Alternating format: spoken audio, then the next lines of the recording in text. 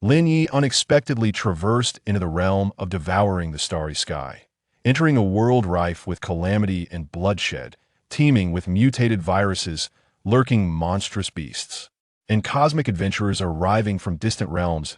In this perilous world, strength is the only foundation for survival. Harnessing powerful attribute enhancements and supreme insight, Lin Ye surpassed the likes of Hong and Thor, establishing the Xinhui Martial Academy and rising to the esteemed position of the first speaker of the war god palace. In the subsequent eons, across the primal universe, the vast seas of 3,000 universes, the origin continent, and numerous primordial worlds, his legend echoed in every corner. Chapter 1. The Era of Cataclysms. The night was as dark as ink. The moonlight shone bright and pure, cascading onto the earth like a silken ribbon. Boom! On the moonlit wasteland, a colossal black python, measuring 15 meters in length, crashed heavily to the ground, causing the earth to tremble. Its body was marred by ghastly scars, and at this moment, the serpent was on the brink of death. The surrounding soil was stained crimson with its blood. In the depths of the shadowy night, a young man clad in a black combat suit, bearing a slender scabbard on his back, leaped down from a massive rock.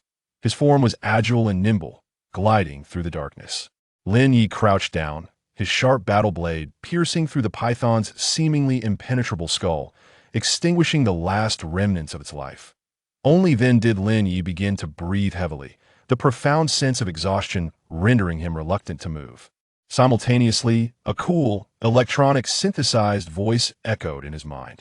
You have slain a high-level B soldier, earning 5 attribute points. Upon hearing this familiar electronic notification, Lin Ye maintained his composure and commanded within his mind, "Panel, allocate points." Buzz, a sensation akin to electricity, surged through him, rapidly coursing throughout his entire being. Soon after, a wave of newfound strength flowed effortlessly within him, invigorating his essence. The feeling of power swiftly subsided. Then he softly called out in his mind, "Open the information panel. Name, Lin Ye Advanced Warrior. Attribute points, 0. Agility, micro-level proficiency, 55100. Strength, 4,250 kilograms. Speed, 62.5 milliseconds.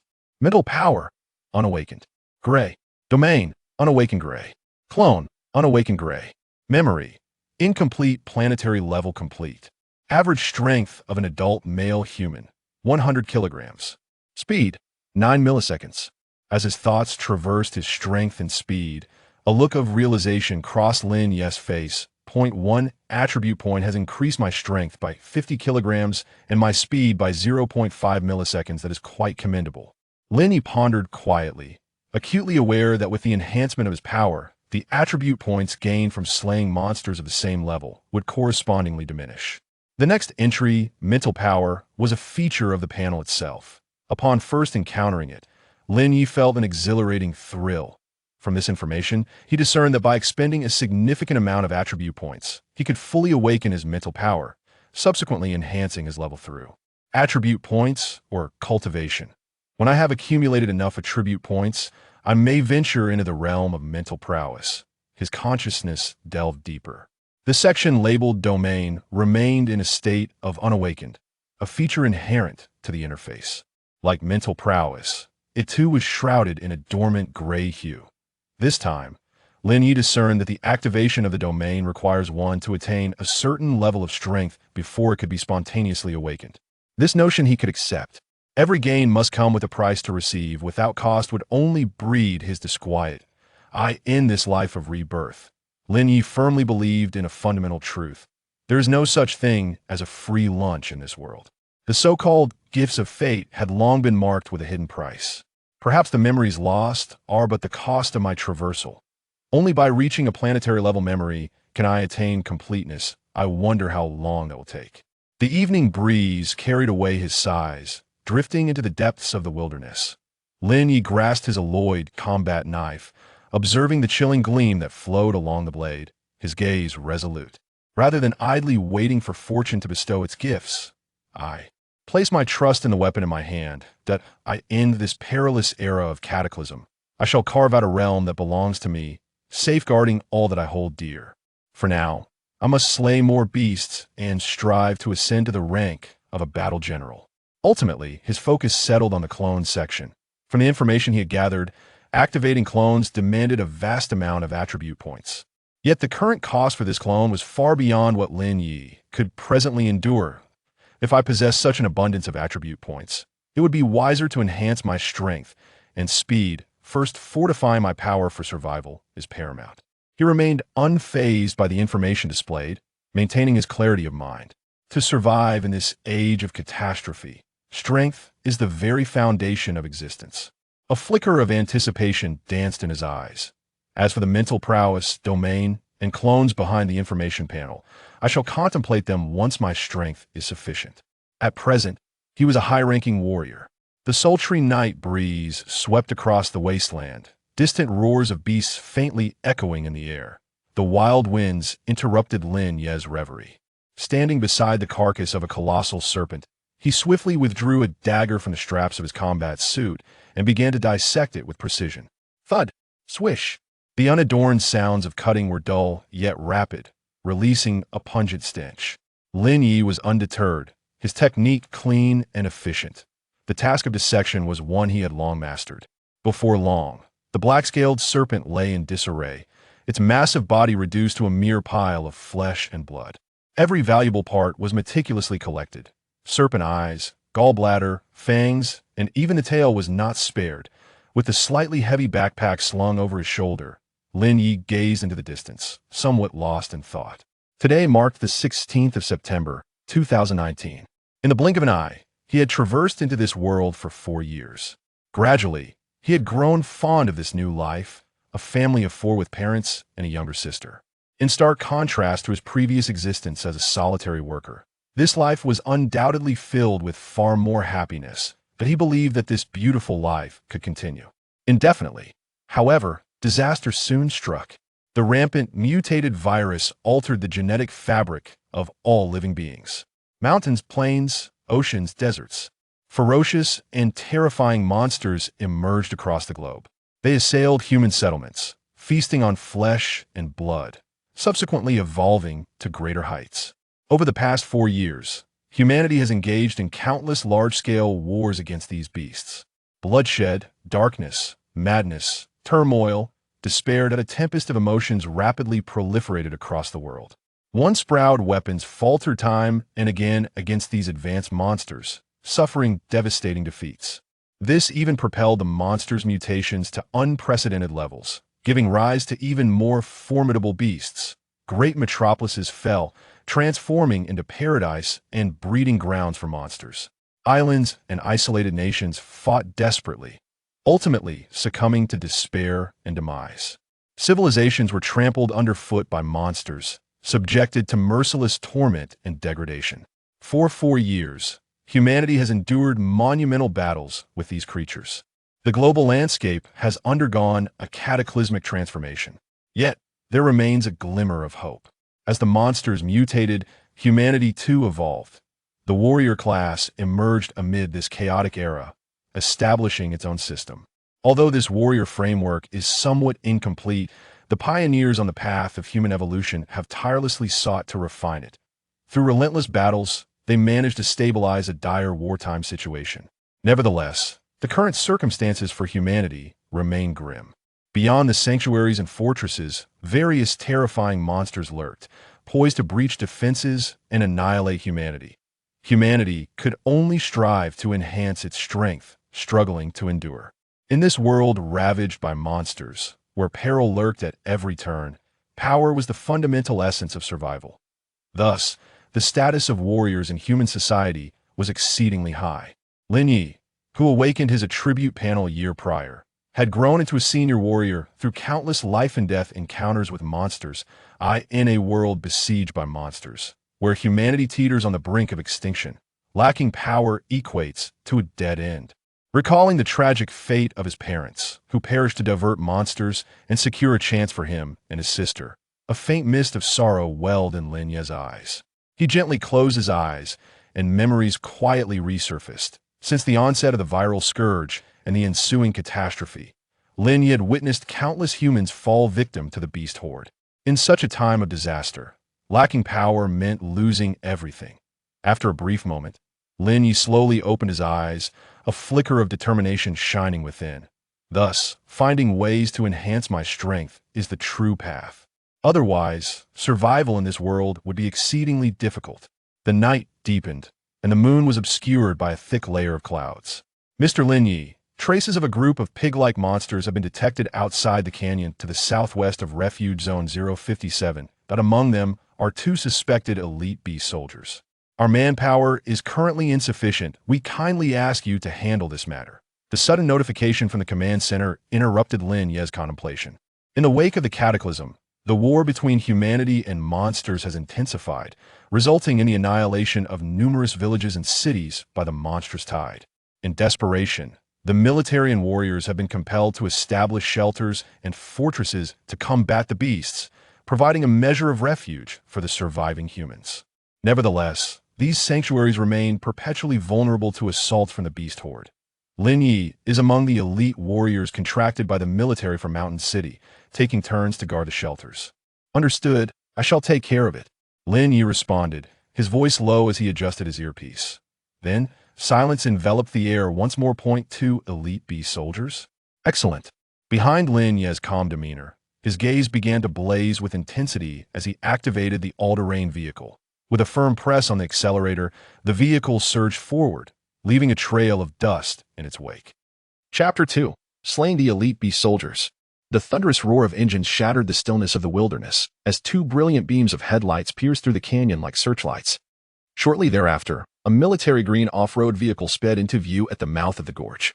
With a screech, it came to an abrupt halt, tires grinding fiercely against the ground. Once the vehicle steadied, Lin Ye grasped the edge of the door and leaped out. The national highway beneath him lay in ruins, a desolate stretch that extended to the horizon. Scattered along this forlorn road were countless wrecked cars, trucks, and buses, rusted to mere skeletons, a veritable graveyard of automobiles. The remnants of vehicles and the thick black stains of blood told a silent, harrowing tale of past brutality. Perched atop a sturdy banyan tree, Lin Ye retrieved his infrared binoculars, meticulously scanning the distant wasteland. Approximately 2,000 meters from the gorge, a horde of grotesque, pig-like monsters, each as formidable as a heavily armored tank, congregated in a mass, seemingly engaged in a feast. Lin Ye's gaze sharpened as he discerned something unusual. Surrounding these beasts lay a patch of dark, blood-soaked earth, littered with shattered bones, remnants of flesh, torn military uniforms, and undetonated grenades. Under the moonlight, the crimson hue was particularly striking. Damn it! Upon witnessing this scene, Lin Ye pressed one hand against his knife sheath, veins bulging with pin-up fury.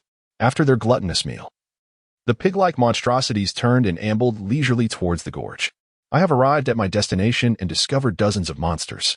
However, the reconnaissance soldiers have all perished, he murmured into his earpiece.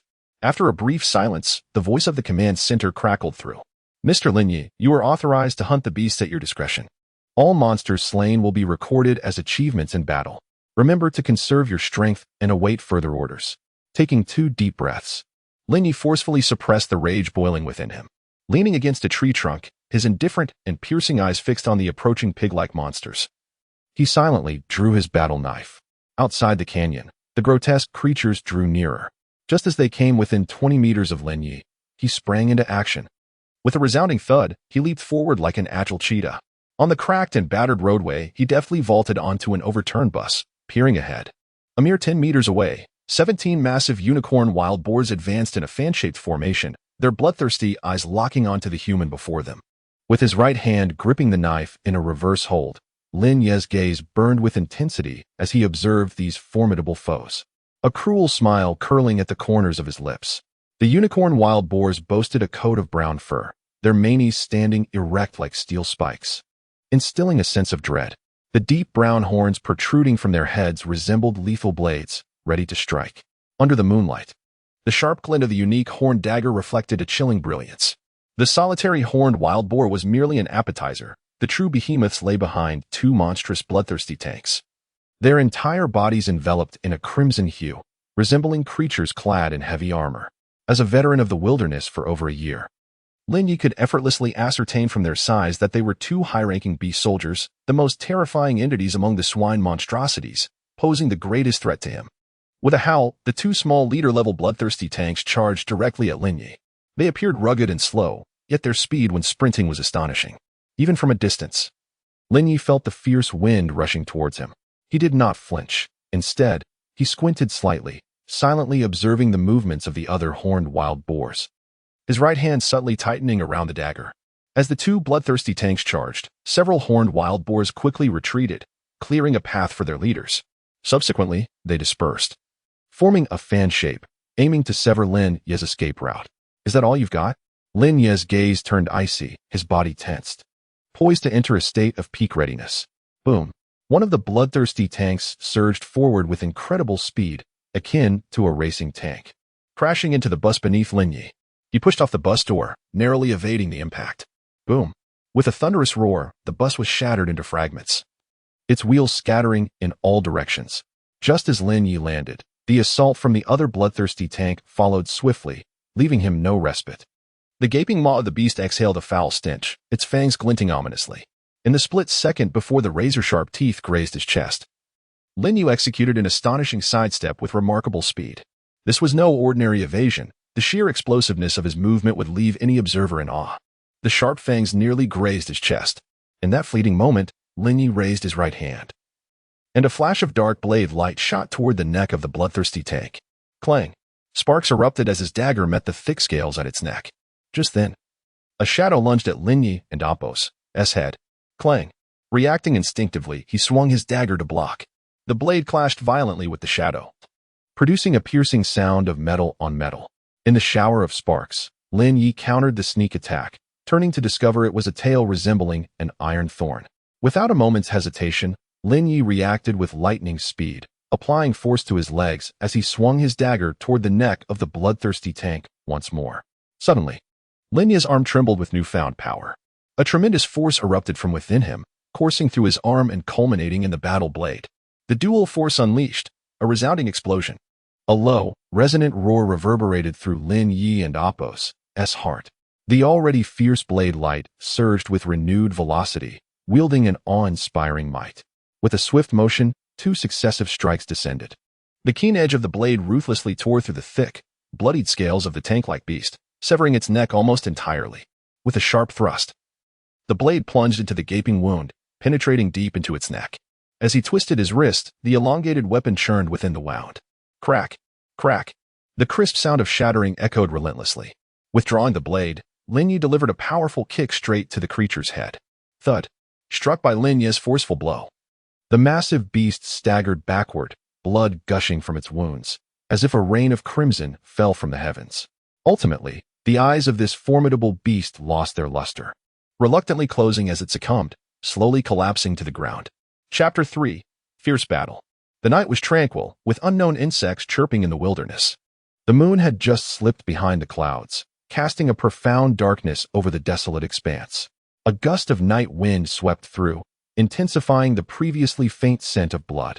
Outside the canyon, Lin Ye quietly observed the massive carcass of the bloodthirsty tank collapse, exhaling heavily. Blood flowed steadily from its wounds, staining the surrounding wasteland crimson. You have slain a high-level beast soldier, earning 5 attribute points. Treading upon the viscous blood while the electronic notification resonated in his ears, he remained unperturbed beside the corpse of the wild boar monster. In his line of sight, the form of a second bloodthirsty tank rapidly enlarged, exuding an aura of fury and ferocity. At that moment, the bloodthirsty tank resembled the front of a train, bearing down on him with immense pressure, intent on shattering him to pieces. Yet, unexpectedly, Lin Ye did not flinch or evade. Instead, he executed a simple maneuver. He pushed off the ground with his right foot, curling his body into a ball-like shape midair, causing the second bloodthirsty tank to miss its charge. A roar of frustration erupted from the creature as it swung its head and charged again in anger. Unsurprisingly, it failed once more.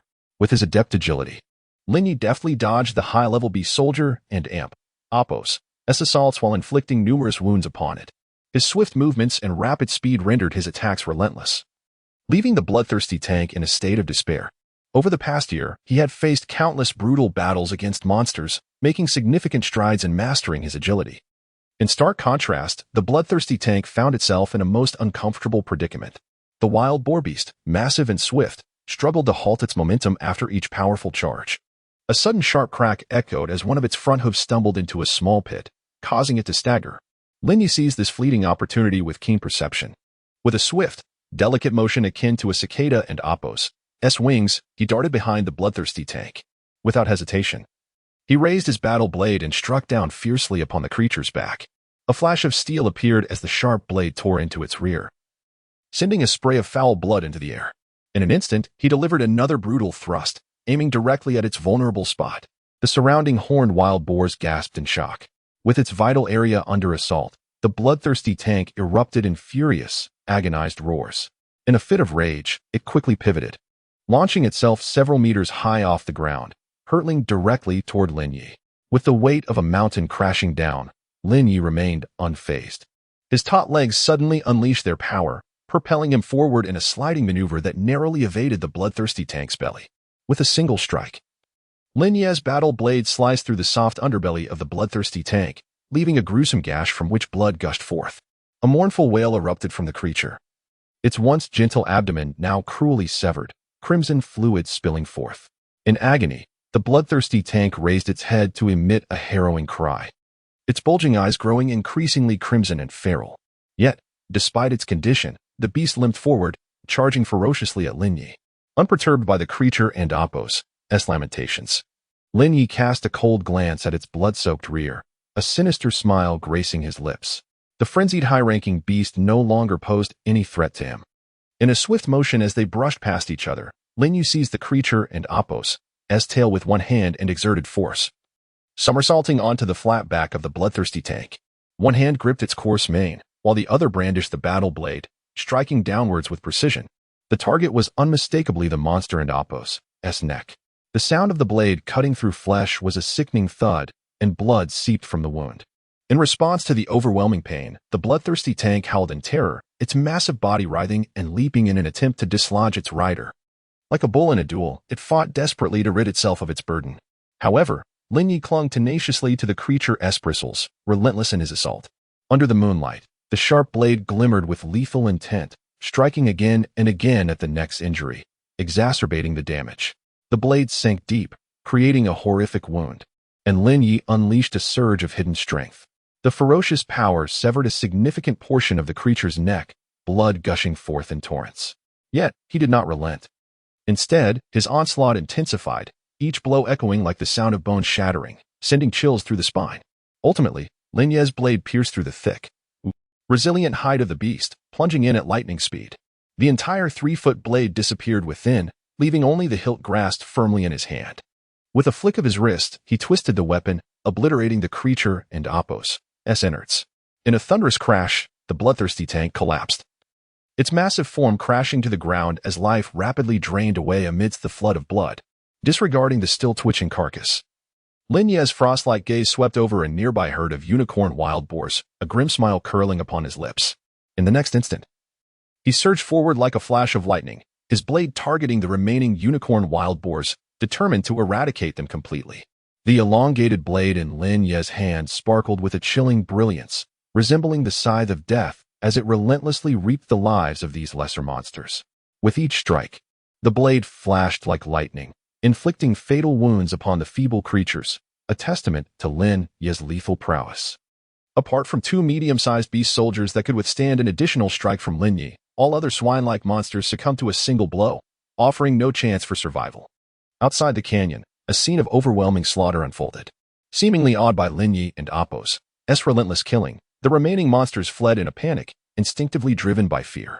With a swift stroke, he severed the head of a junior beast soldier, his gaze swiftly scanning the surroundings. Witnessing this spectacle, Lin Ye moved with agility, pursuing one frantic creature after another. Each monster he caught up with perished within mere seconds, their death swift and decisive. Behind him, a pool of crimson blood spread across the ground, the scent of carnage thickening in the air. Lin Ye's strikes were precise and unyielding. Each swing of his blade targeted the vital points of the horned wild boars. With the combination of his fierce swordsmanship and nimble movements, he cleared the fleeing swine-like monsters in less than 5 minutes, leaving none to tell the tale. Chapter 4. Enhancement. Upon vanquishing the horde of beasts, Lin Ye wiped the sweat from his brow and exhaled a sigh of contentment. He raised his hand to gently cleanse the blood from the blade of his war knife before returning it to the scabbard on his back. From a distance, Lin Ye appeared almost like a statue, standing resolutely amidst the desolate expanse, unyielding to the caress of the night breeze. His features were sharply defined, his visage strikingly handsome, with his breaths measured and tranquil, devoid of the ragged gasps one would expect after a fierce battle. His eyes, cold as distant stars, remained steadfast, ever vigilant to the movements around him. His tall and slender frame was accentuated by the moonlight, rendering him exceptionally gallant. It was hard to fathom that this young man, who had just eradicated a throng of monstrous foes, was merely a 17-year-old boy. Simultaneously, a series of frigid electronic alerts resonated within his mind. Eliminated 2 advanced beast soldiers.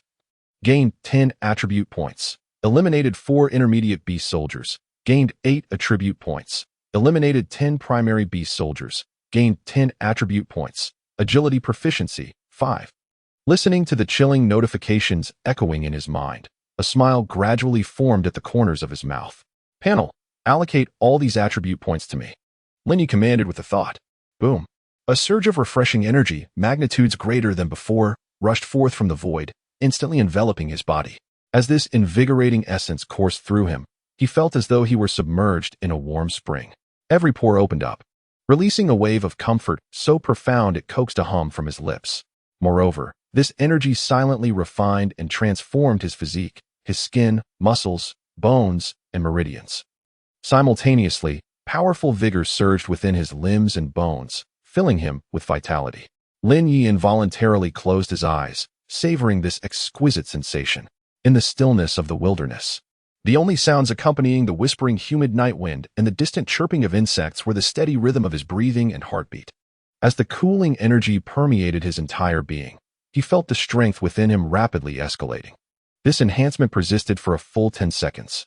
Only when the last trace of the cooling essence flowed into his body did this feeling of augmentation gradually dissipate. He opened his eyes and gazed at the information panel. Name, Lin Ye, Advanced Warrior. Attribute points, 0. Agility, subtle level, proficiency, 6100, strength, 5650 kilograms, speed, 76. 5 ms, mental force, not activated, gray, domain, not activated, gray, clone, not activated, gray. This enhancement was indeed substantial.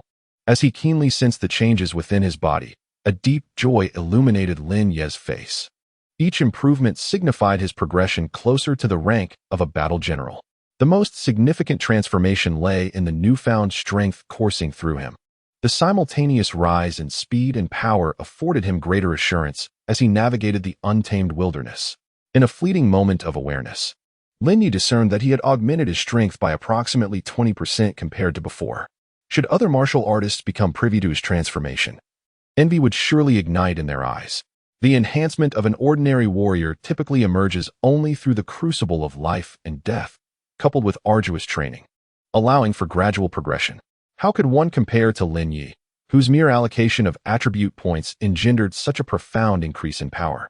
If he were to confront the 2 high-ranking beast soldiers again, the encounter would undoubtedly be less troublesome. His gaze flickered over the now cooling, colossal cadavers. In this perilous age, rife with lurking dangers and monstrous creatures, strength is paramount.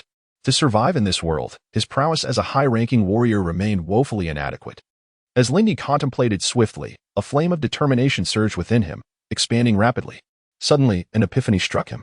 He scanned the scattered, diminutive monsters that barely qualified as beast soldiers and shook his head gently.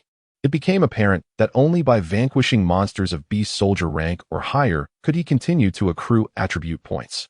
With a silent sigh of resignation, Lin Ye hastened towards the blood-stained ground he had previously traversed. The brown stains and shattered bone fragments were glaringly vivid under the moonlight. He unsheathed his military shovel, deftly excavating a pit, 1 meter in width and depth. In a matter of moments, he interred the shattered bones and remnants within, creating a modest grave upon the desolate landscape. Lighting a Huiyuan King cigarette, he knelt and gently placed it before the newly formed mound. Though I do not know your names, I recognize you as heroes. I shall remember. Your vengeance has been avenged. He bowed deeply before the grave. The night breeze caressed him, causing the flickering lights before the grave to dance amid the oppressive darkness, reminiscent of humanity's uncertain future. In this age of rampant monstrosities, Every soldier who valiantly fought against these beasts deserves reverence. In life or death, they are heroes of humankind. Straightening his posture, Lin Ye gazed into the dimly lit expanse of the wilderness, his eyes glimmering with resolve. In this world plagued by beasts and fraught with peril, death was ever lurking nearby. In the early days of his journey, he too had been a member of the human exodus, witnessing countless lives extinguished by monsters and experiencing the sheer terror of being pursued. It was only after being rescued by a martial artist that he grasped a combat knife and fought fiercely against the beasts, gradually growing stronger. Even now, as a martial artist, he could not predict when he would meet his end in battle. All he could do was strive relentlessly to strengthen himself, again and again. Only through such determination could he safeguard all that he cherished. After casting a final, profound glance at the newly erected grave, he resumed his tasks. He hurried over to the carcasses of the two bloodthirsty tanks and began to dissect them with practiced ease. 15 minutes later, he had gathered the vital materials from the two monsters and commenced dissecting the remains of other beast soldiers. In this era of scarcity and relentless peril, resourcefulness was essential. Whether it be the flesh, fur, or bones of the beasts, each serves as a vital resource. After completing this task, he trotted over to the canyon and retrieved the off-road vehicle he had previously prepared. With a resounding thud, he tossed the remains of several swine-like monsters into the truck bed, contemplating further exploration of the surroundings. At that moment, a notification crackled through his earpiece from the command center. Mr. Lin Ye, 15 kilometers from Shelter 057, we have detected another group of wolf-like monsters. We kindly request your assistance in eliminating them. Upon hearing this, he lifted his gaze towards the path ahead. In the profound darkness of night, only the humid, whistling winds passed by him. He had always been unyielding in the face of monsters. With swift precision, he loaded the monster materials onto the vehicle and continued driving towards the designated location. Chapter 5. The Onslaught. The moonlight was dim. At this moment, approximately 13 kilometers from shelter number 057, Lin Ye stood upon a small hill, scanning the surroundings for the monstrous creatures as per the commands from the command center. Accompanied by the humid night breeze, distant howls of wolves echoed through the air. With remarkable vision, Lin Ye discerned shadows approaching slowly from the southwest. He raised the infrared binoculars he had prepared and focused his gaze. Within his line of sight, a pack of gray wolves, each the size of a horse, was ominously advancing towards the shelter, numbering around 40. Judging by their size, 3 were high-ranking beast soldiers, while 17 or 18 were of lower to mid-tier strength. The remainder comprised lesser monsters. Regrettably, there were no silver moon giant wolves among them. Otherwise, the materials would have been even more valuable. Lin Ye sighed quietly, swiftly dismissing his unrealistic thoughts. It is well known that the silver moon giant wolf, even among wolf-type monsters, occupies a pyramid-like status, renowned for its cunning and solitary nature. It is referred to as the hunter by martial artists. Since the onset of the war between humans and monsters, the weakest silver moon giant wolves discovered have all been of high-ranking beast soldier caliber. Although the price of silver moon giant wolves is steep, they remain beyond the reach of ordinary warriors. As Lin Ye swept his gaze, he made another discovery. Not only in the southwest, but also to the north and east, traces of wolf-type monsters were emerging. The total number of monsters across the 3 directions approached 70. If they were to converge, it would pose a significant challenge. Lin Ye furrowed his brow, his attention drawn to the southwestern direction where the monster numbers were most concentrated. A sudden thought flickered through his mind, causing his expression to shift. If monsters were present here, what about elsewhere? He activated his earpiece, speaking in a low voice. Command center. I have detected around 70 wolf-type monsters in my vicinity. Please investigate other directions around the shelter immediately. I suspect there are additional wolf-type monsters lurking nearby. Understood, Mr. Lin Ye. You only need to maintain your position. Mr. Lin Ye, what you've encountered are merely a few solitary wolf-type monsters. The Iron Dragon Army has fortified defenses in other areas of the shelter. Please rest assured and prioritize your safety. If outmatched, retreat at once. Over and out. Lin Ye switched off the earpiece, his gaze growing increasingly frigid as he fixed it upon the wolf pack. With a swift motion, he unsheathed his battle knife. Descending quietly from the hillside at a measured pace, he aimed to eliminate the wolf-type monsters in the southwest first, averting the peril of being surrounded on 3 fronts. A shadow darted across the wilderness, drawing ever closer to the wolf pack's location. 3,000 meters, 2,000 meters, 1,000 meters, 800 meters. As he neared 500 meters, Lin Ye suddenly slowed his pace.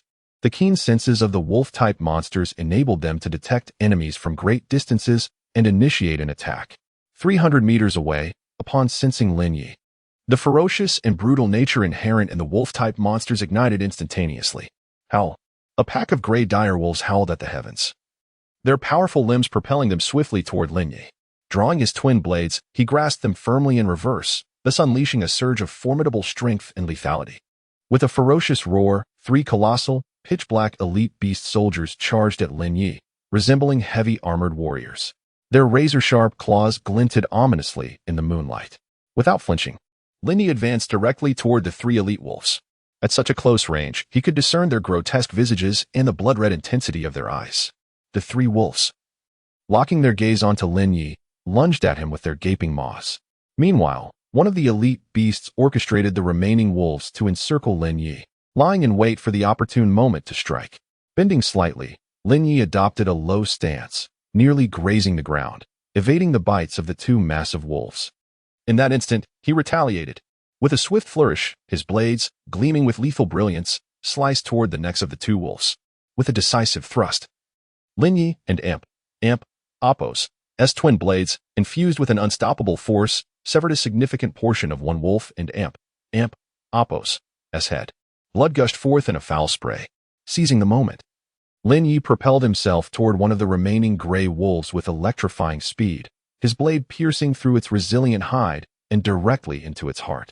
With his current prowess, even a bloodthirsty tank with superior defenses could not withstand his assault. As the elite beast convulsed and collapsed, Lin Ye replicated his lethal maneuver, dispatching the other severely wounded wolf. In the blink of an eye, only one elite beast soldier remained. After eliminating the 2 wolves, Lin Ye swiftly pivoted to confront the final elite beast. Employing his signature razor-sharp attacks, he rapidly dispatched the lead wolf. It is important to note that each elite beast soldier poses a considerable threat to an ordinary warrior. Those capable of consistently slaying monsters of equal rank possess formidable combat prowess. Thus, to annihilate elite beast soldiers with such ease signifies Lin Ye and Appo's status as a supreme warrior among fighters. With the 3 elite beasts vanquished, the remaining direwolves no longer instilled fear. Lin Ye, however, harbored no intention of sparing them, for each of these beasts represented valuable attribute points. The slaughter commenced. Accompanied by anguished howls, one by one, the direwolves fell behind Lin Ye. What began as an assault by over 30 direwolves transformed into a solitary massacre orchestrated by Lin Ye.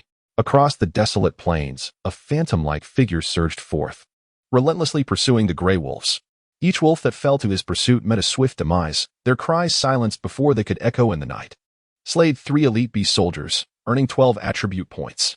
Slayed 7 intermediate beast soldiers, earning 7 attribute points. Slayed 10 low-level beast soldiers, earning 1 attribute point. Proficiency in agility, level 5. As the chilling electronic sounds echoed, Lin Ye stood upon the blood-soaked wasteland, a fleeting look of bewilderment flickering in his eyes.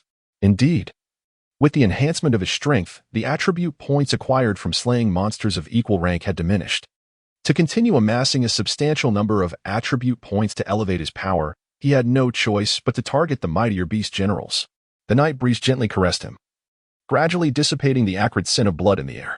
Casting a glance back at the grave he had just visited, Lin Ye felt his desire for strength surge within him like a wildfire in spring. Exhaling deeply, he raised his gaze to the dimly lit starry sky, a sudden smile of relief gracing his lips. Slaying the pack of direwolves had granted him 20 attribute points and 5 proficiency points in agility.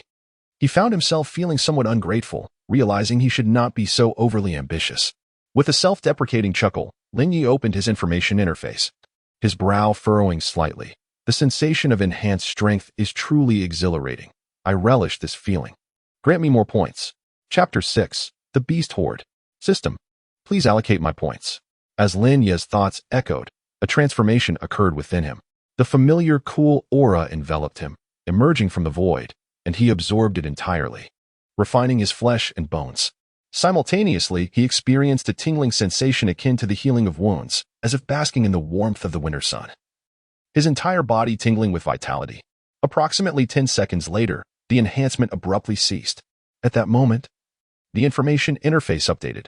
Name, Lin Ye, high-level warrior. Attribute points, 0, agility, Subtle level, proficiency 7100, strength 6650, 1000 kg, speed 86.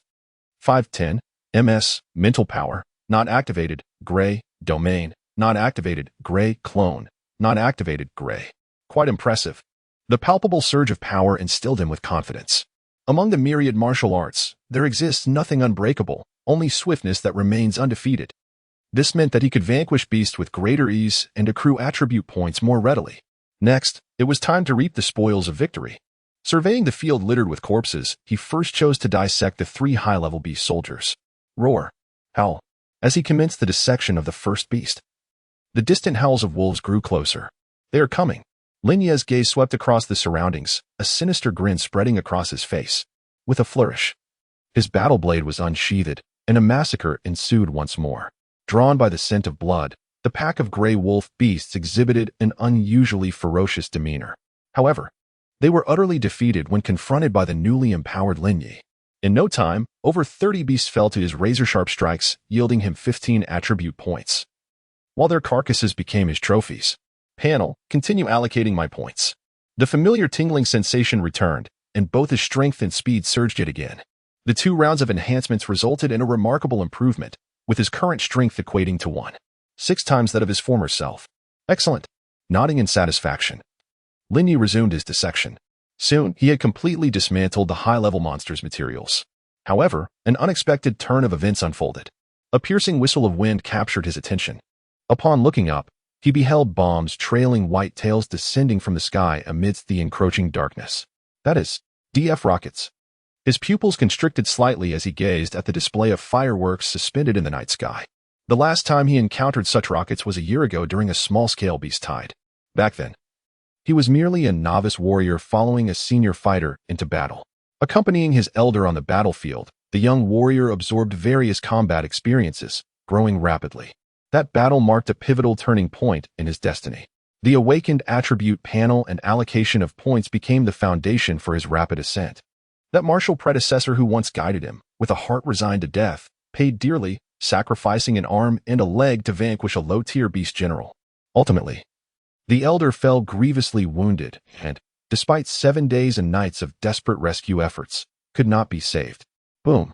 Although this belonged to the DF series of ultra-small rockets, its power was indeed formidable, with an extensive coverage area conducive to striking smaller beast hordes. Just a single one, even with his current high-tier warrior physique, could shatter him to pieces. Boom, boom, boom. Flames erupted, and smoke billowed. From such a distance, Lin Ye could feel the earth tremble beneath him. The area engulfed in fire must have been where the troops clashed with the beast horde. He contacted the command center, inquiring whether there were any military forces engaged in battle in the 0023 zone. Without hesitation, he directly dialed into the command channel.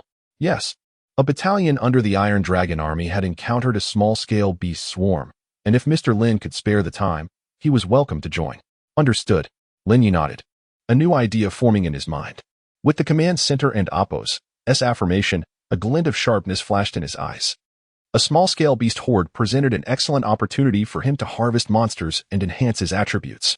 With this thought solidified, Lin Ye hesitated not for a moment. Thud, thud, thud. The ground quaked, and dust swirled into the air. In the dim night, thousands of wolf-like beasts surged from the jungles and hills, charging recklessly towards the steel defenses erected by the independent regiment. Boom, boom, boom. Missiles, trailing white smoke, plummeted into the surging tide of beasts. The deafening booms of massive explosions reverberated, with sparks and smoke blanketing the battlefield. Surrounding each enormous crater lay the twisted remnants of the fallen beasts. The acrid scent of charred flesh wafted from the unrecognizable remains. Accompanied by the precise strikes of DF-1's first wave, the charge of the beast horde was momentarily disrupted. But the remaining creatures quickly regrouped, still surging forward with madness. Open fire. From the heights of the defensive positions, the commander issued the order to attack. Thud, thud, thud. Rat-a-tat-tat. In an instant, the entire defensive line resembled a war beast awakened from slumber. Heavy machine guns, howitzers, rapid-fire cannons. A torrential barrage of firepower reaped the lives of the fearless wolf-like monsters. Howl, roar, howl, whimper. The speed of the beast charge was swift, yet the casualties were even greater. The lethal line of death woven by missiles and heavy artillery inflicted tremendous losses upon the horde. Swathes of low-tier beasts were obliterated just 2 to 3,000 meters from the defensive line. Smoke billowed, and the flames illuminating the night were particularly blinding. Surrounding the perimeter, towering watchtowers already constructed loomed, their massive searchlights sweeping across the wilderness, exposing the movements of these creatures. Beneath the bright lights, high-tier beast soldiers stealthily concealed themselves within the throngs of beasts. They crouched low and advanced, suddenly springing forth as they neared the defensive positions, accelerating with fervor. Soon, a few elusive foes broke through the line of fire, charging towards the nearby defense with relentless determination. This scene was keenly observed by the watchers and strategists positioned throughout the fortifications. A stream of intelligence was swiftly gathered and delivered to the regimental commander, awaiting his orders. He instructed the snipers to utilize armor-piercing rounds to specifically target these formidable beast soldiers. Even if they could not be eliminated, they must be rendered less effective in battle. He also directed DF-1 to pay special attention to the mid to high-ranking beast generals within the tide of monsters, ensuring their participation would not inflict catastrophic damage upon our defenses. As for the lower-ranking beast generals, they could be dealt with once they approached. Chapter 7. Blood and Fire. At 2 o'clock in the morning, amidst the stillness of the night, 8 massive searchlights illuminated vast stretches of wilderness. A torrent of brilliant steel surged forth like an inverted galaxy, relentlessly cascading towards the horde of beasts. The cacophony of explosions, gunfire, roars, and anguished cries intertwined in a grand symphony, echoing continuously across the desolate expanse. At the highest point of the battlefield, atop a pre-constructed watchtower, reconnaissance soldiers peered through infrared binoculars, intently monitoring the unfolding situation and relaying real-time reports. They prepared specialized alloy armor-piercing rounds, focusing on the elite beast soldiers and the primary beast commanders. A middle-aged man, resembling an officer, furrowed his brow as he observed the relentless tide of beasts surging forward.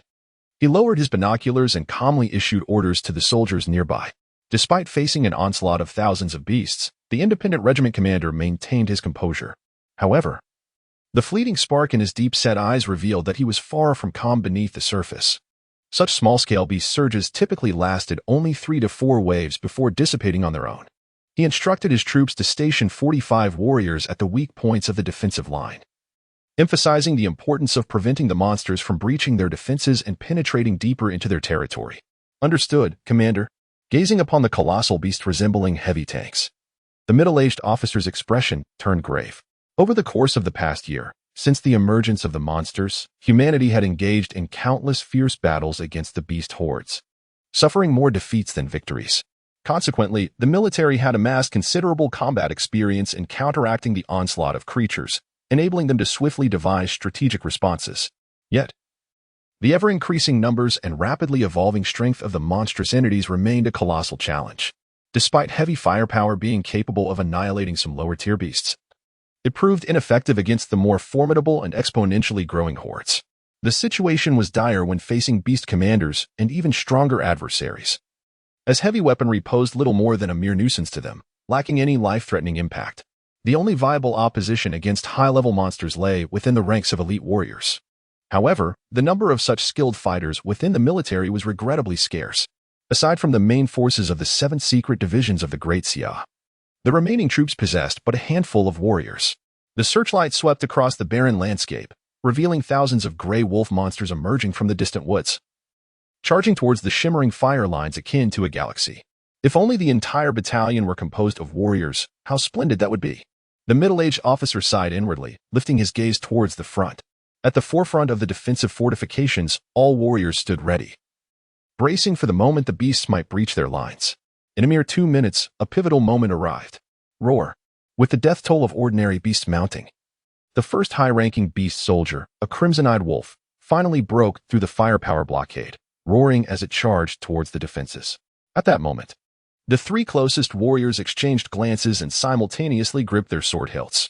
The blades slowly emerged from their sheaths, glinting with a chilling radiance. Then, the 3 surged forth together, and the battle between warriors and monsters was poised to erupt. On the battle-scarred field, the cacophony of countless monstrous roars intertwined to form a resounding anthem of assault. Numerous beasts charged desperately toward the front lines, seeking to breach humanity's defenses and unleash a massacre. Yet, after leaving behind a trail of corpses, only a scant few monsters managed to survive and approach the embattled positions. When the first beast lunged at the defensive line, It was met by the sharp blades wielded by three intermediate warriors. The fierce battle was imminent. Two human fighters swiftly maneuvered, launching simultaneous attacks to tactically restrain the formidable beast. Even elite warriors of the same rank found it prudent to avoid the direct assault of such high-ranking beast soldiers. Thus, these two intermediate warriors were compelled to join forces. The third warrior seized the opportunity to identify the creature's vulnerabilities in order to deliver a fatal blow. At that very moment, in two other vulnerable sections of the line, another high-ranking beast soldier had infiltrated the human defenses. Suddenly, a deep and resonant sound reverberated through the air. As one colossal wolf-like monster stepped into the fray, its body stiffened, and it toppled backward. The warriors, poised to engage in combat, were momentarily taken aback when they beheld the fist-sized hole in the creature and Appos' skull, realizing it had been struck down by an armor-piercing round. Before they could exhale in relief, the other high-ranking beast soldier commenced its rampage. With no warriors to defend this sector, the nearest soldiers rushed forward to confront the threat. For Iron Dragon soldiers exchanged resolute glances, each recognizing the determination reflected in the others and Appos' eyes. Together, they stepped forward, intent on halting the charge of the rampaging wolf-like monster. Despite their extraordinary strength and commendable teamwork, they were as helpless as a mantis attempting to stop a chariot when faced with the frenzied colossal wolf. Three warriors were instantly flung aside. The remaining soldier found his combat attire pierced by the creature's razor-sharp claws, resulting in a fatal wound.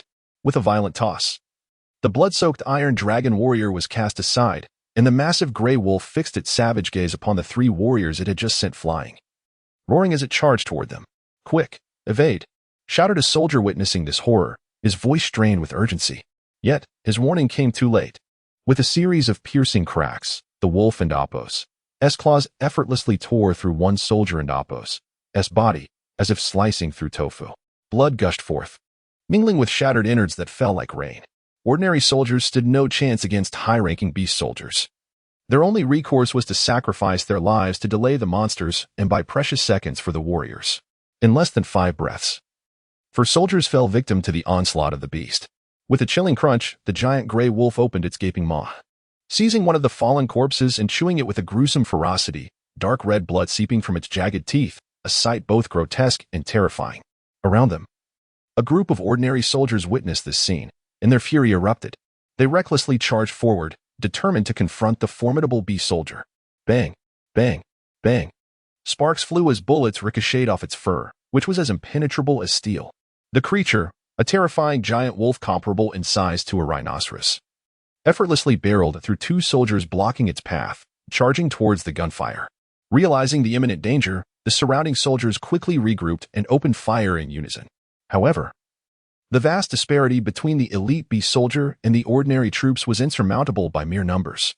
Soon, the onslaught of warriors was systematically dismantled.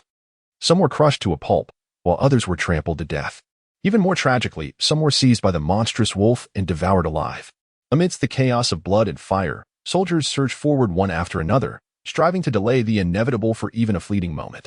This stronghold was swiftly stained crimson, littered with dismembered limbs and shattered remains. Chapter 8. Assistance. The clash between humanity and monsters has always been a matter of life and death. Even when confronted by the grotesque and ferocious giant wolf, not a single warrior faltered. Instead, they charged with unwavering bravery, hurling themselves at an adversary that seemed insurmountable. Within a mere 2 minutes, over 10 rigorously trained Iron Dragon soldiers perished on the battlefield. Each of them, a paragon of 10 warriors in combat, found their strength little more than a fleeting advantage against the monstrous foe. Howl. After vanquishing its enemy, the beast lifted its enormous and hideous head, roaring defiantly into the sky, its crimson eyes scanning the surroundings in search of new prey. As the bloodthirsty giant wolf surged forward once more, tearing apart the defenses, several Iron Dragon soldiers exchanged glances before rushing in, attempting to buy time for their fellow combatants. Just in time, Lin Ye arrived, penetrating the battlefield with astonishing speed, positioning himself before the frenzied high-tier beast soldier. In this narrow confrontation, he met the giant wolf with his razor-sharp blade. Gur, the massive gray wolf, upon noticing the sudden appearance of the human warrior, unleashed a fetid breath from its cavernous maw, its blood-red eyes fixated upon him.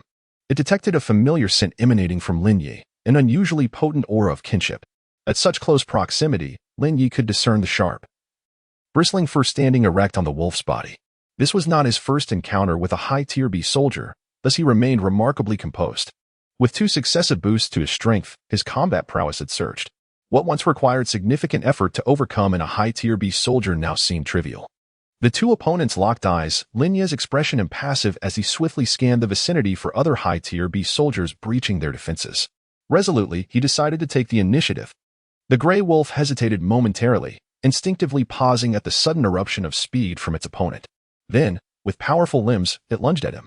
In that fleeting moment of distraction, Lin Ye darted forward like a flash of lightning. His blade, akin to a bolt of thunder, pierced through the thick fur of the beast. Howl! The gray wolf emitted a terrifying scream, reeling from the unexpected injury. Yet, Lin Ye vaulted over the massive body of the wolf. In midair, his murderous intent erupted. The blade descended with lethal precision, a streak of sharp light aimed at the creature's neck. Bang! Lin Ye drew another blade, executing a swift strike at the same vulnerable spot. His accumulated battle experience had revealed the weaknesses of wolf-like monsters, the neck and abdomen. The dull thud of impact resonated as grotesque wounds appeared on the gray wolf's neck, with a gushing torrent of putrid blood. The staggering gray wolf faced Lin Ye and Appos' relentless assault once more. Piercing through the resilient wolf's skin, he drove the blade deep into its heart. As he twisted his wrist, he mercilessly shattered the creature's heart. Withdrawing his weapon, he beheld the colossal form of the wolf crumple to the ground, convulsing uncontrollably. In the blink of an eye, a high-ranking beast soldier was dispatched by Lin Ye. A chilling notification echoed in his mind, announcing the acquisition of 4 attribute points. His gaze fell upon the blood-soaked ground littered with dismembered remains, his eyes growing increasingly cold and fierce, reminiscent of a ferocious beast slowly awakening from slumber. At this juncture, he was indifferent to the number of attribute points. Every bit of assistance mattered. Lin Ye's frost-like eyes turned towards the nearby battlefield, his brow furrowing slightly. There, 3 warriors were clearly struggling against a formidable high-ranking beast soldier. Surrounding them, several smaller creatures lurked, ready to pounce at any moment. A crisis was imminent. Witnessing this scene, he hesitated no longer. His figure flickered as he rushed to their aid. In that moment, the 3 warriors formed a triangular formation, encircling the high-ranking beast soldier to prevent it from wreaking further havoc. Each bore wounds of varying severity, particularly the middle-aged warrior at the forefront, who, as a senior fighter, had absorbed much of the gray wolf's wrath and assaults, leaving him gravely injured. This time, I will take the lead. You 2 should aim for the creature's eyes, belly, and neck. Those areas are less protected, the middle-aged warrior uttered, suppressing the blood that surged within him. Understood. Both fellow warriors nodded in agreement. They were acutely aware that even among high-ranking fighters, facing the powerful and resilient gray wolf would put them at a disadvantage, especially in a defensive battle where brute strength prevailed. They had no choice but to fight with everything they had. Boom. Just as he braced himself for a fierce clash with the beast, a sudden flash blinded him. Crash. A heavy kick sent the gray wolf flying. Lin Ye paid no heed to his slightly numbed right leg. Instead, he closed in with his weapon drawn. Swish, swish. The blade danced through the air. This slender weapon, barely 3 feet long, became extraordinarily agile in his hands. Each swing carved deep, horrific gashes into the gray wolf's flesh. Howl. The high-ranking beast soldier felt as if it were being torn apart, unable to suppress its anguished cries. In the face of Lin Ye's onslaught, its only recourse was impotent rage and mournful howling. Conversely, Lin Ye and Appos' prowess only intensified, seamlessly melding with his weapon. Every strike siphoned away the creature and Appos' vitality. Roar. The suppressed gray wolf emitted a cry of defiance and fury before being pierced through the neck by a decisive strike, slain with precision. This man is astonishing. The middle-aged warrior gazed in disbelief at the young man who had stormed onto the battlefield, his eyes reflecting profound shock. From start to finish, it was Lin Ye's performance that dominated the scene. Even the high-ranking beast soldier, the gray wolf, could not mount a defense. Before this man, it appeared as nothing more than a helpless target. Even in the face of counterattacks, he effortlessly evaded them. Boom. As the gray giant wolf collapsed, a cold electronic voice echoed once more in his mind. 1 high-level beast soldier killed, for attribute points gained. Having slain this rampaging beast, Lin Ye subtly nodded at the 3 warriors, inquiring if they were still able to fight. Covered in blood, the 3 warriors simultaneously nodded with renewed determination. We can still continue. That is reassuring. With that, he ceased any further conversation and resumed his vigilant support at the front line. As he vanquished the intruding monsters, he also rescued one Iron Dragon Army soldier and warrior after another. Chapter 9. The Beast Slayer Part 1. A dazzling blaze erupted into the sky, illuminating half of the wilderness as if it were daylight. The thunderous sounds of explosions resonated through the air, mercilessly melting one wolf-like monster after another, with a barrage of rockets raining down. A massive horde of beasts was engulfed in flames, their wails echoing across the field, resulting in countless casualties.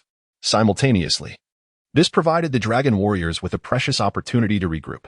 As the beast horde had yet to consolidate, military vehicles arrived at the rear, distributing ammunition and supplies. Snipers eliminated targets with precision, while all warriors formed teams of 3 to swiftly deal with the monsters on the front line. Li Yunfei cast a deep glance towards Lin Ye's position and continued to command. As for this young warrior, let him act freely. Upon his words, the defenders quickly consolidated, gathering in small clusters. The more severely wounded warriors supported each other, forming a unique formation to withstand the beasts. Not a single individual retreated despite their injuries. Their eyes shimmered with an indomitable spirit. This is what it means to be a warrior. In the war between humans and beasts, no warrior of the Great Xia would ever compromise with the monsters or flee. Such actions hold no significance.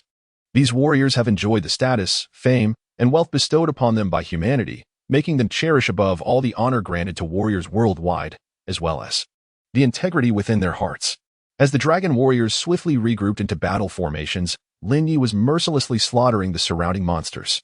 With a swift motion, he withdrew his battle knife from the neck of a beast soldier-level giant wolf, then delivered a powerful punch that sent its approaching companion flying. Blood streamed from its orifices, rendering it unconscious. At the forefront of the battlefield, he continued to seek out other beast soldiers, his tally of kills steadily increasing.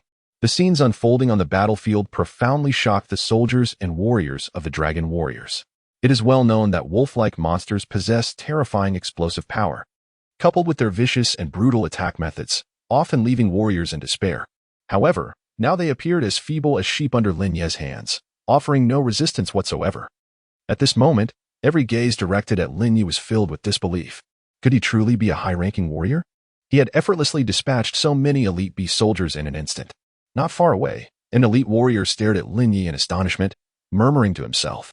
Beside him, his companion nodded slowly. Indeed, the insignia on his arm denotes a high-ranking warrior. Yet, he appears even more formidable than a battle general.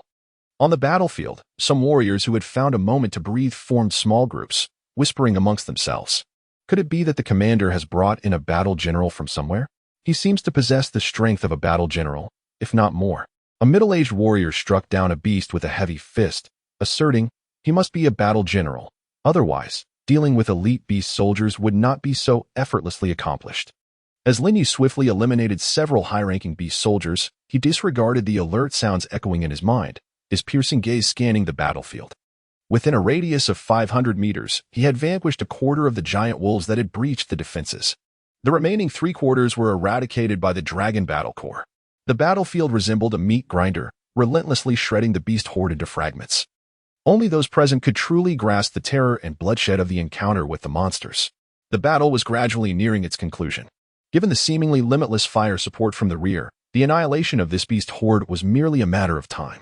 Suddenly, a swift shadow darted through the heavy barrage of fire and came into his line of sight. From a distance, this creature was 2 or 3 times larger than the previous beast soldier. The interwoven hail of fire struck its form, merely eliciting a shower of sparks without inflicting significant harm, indicating its extraordinary defense. It appeared to be a low-ranking beast general. Lin Ye and Appo's eyes narrowed. But a wave of excitement surged within him. System, allocate all attribute points. He silently commanded.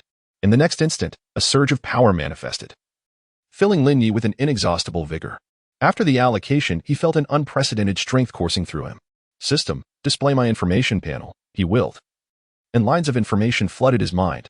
Name, Lin Ye, Junior Battle General. Attribute points, 0. Agility, subtle level, proficiency 7100. Strength, 8,600 kilograms. Speed, 104 ms. Mental force, gray, domain. Unactivated, gray, clones. Unactivated, gray. Excellent. The explosive increase in strength and speed imbued Lin Ye with immense confidence. He gazed at the rampaging gray giant wolf, a fierce battle intent igniting within his eyes. Now that all preparations were complete, Let me test the prowess of this beast general. With the howling wind accompanying him. Lin Ye and Amp, Oppos, gaze sharpened further. The slender, blood-dripping battle knife glimmered ominously under the bright floodlights, aimed directly at the low-ranking beast general. Fight! He roared. His form as light as a feather, rapidly closing the distance in mere moments. Everyone, take care to avoid the warrior while shooting. A communicator urgently alerted all major fire points. Swish, swish, swish. Upon receiving the command, the soldiers of the Dragon Battle Corps adjusted their aim, leaving the battlefield to Lin Ye and the beast general. Thus, one man and one wolf charged at each other, the gap between them diminishing rapidly, until their bodies collided. Yet, the sound of impact did not resonate. Lin Ye's form darted past the side of the gray giant wolf, leaving behind a deep crimson gash on its flank. Having successfully landed a strike, Lin Ye did not pause. Instead, he swiftly retracted and executed 2 more attacks in succession on the beast's form.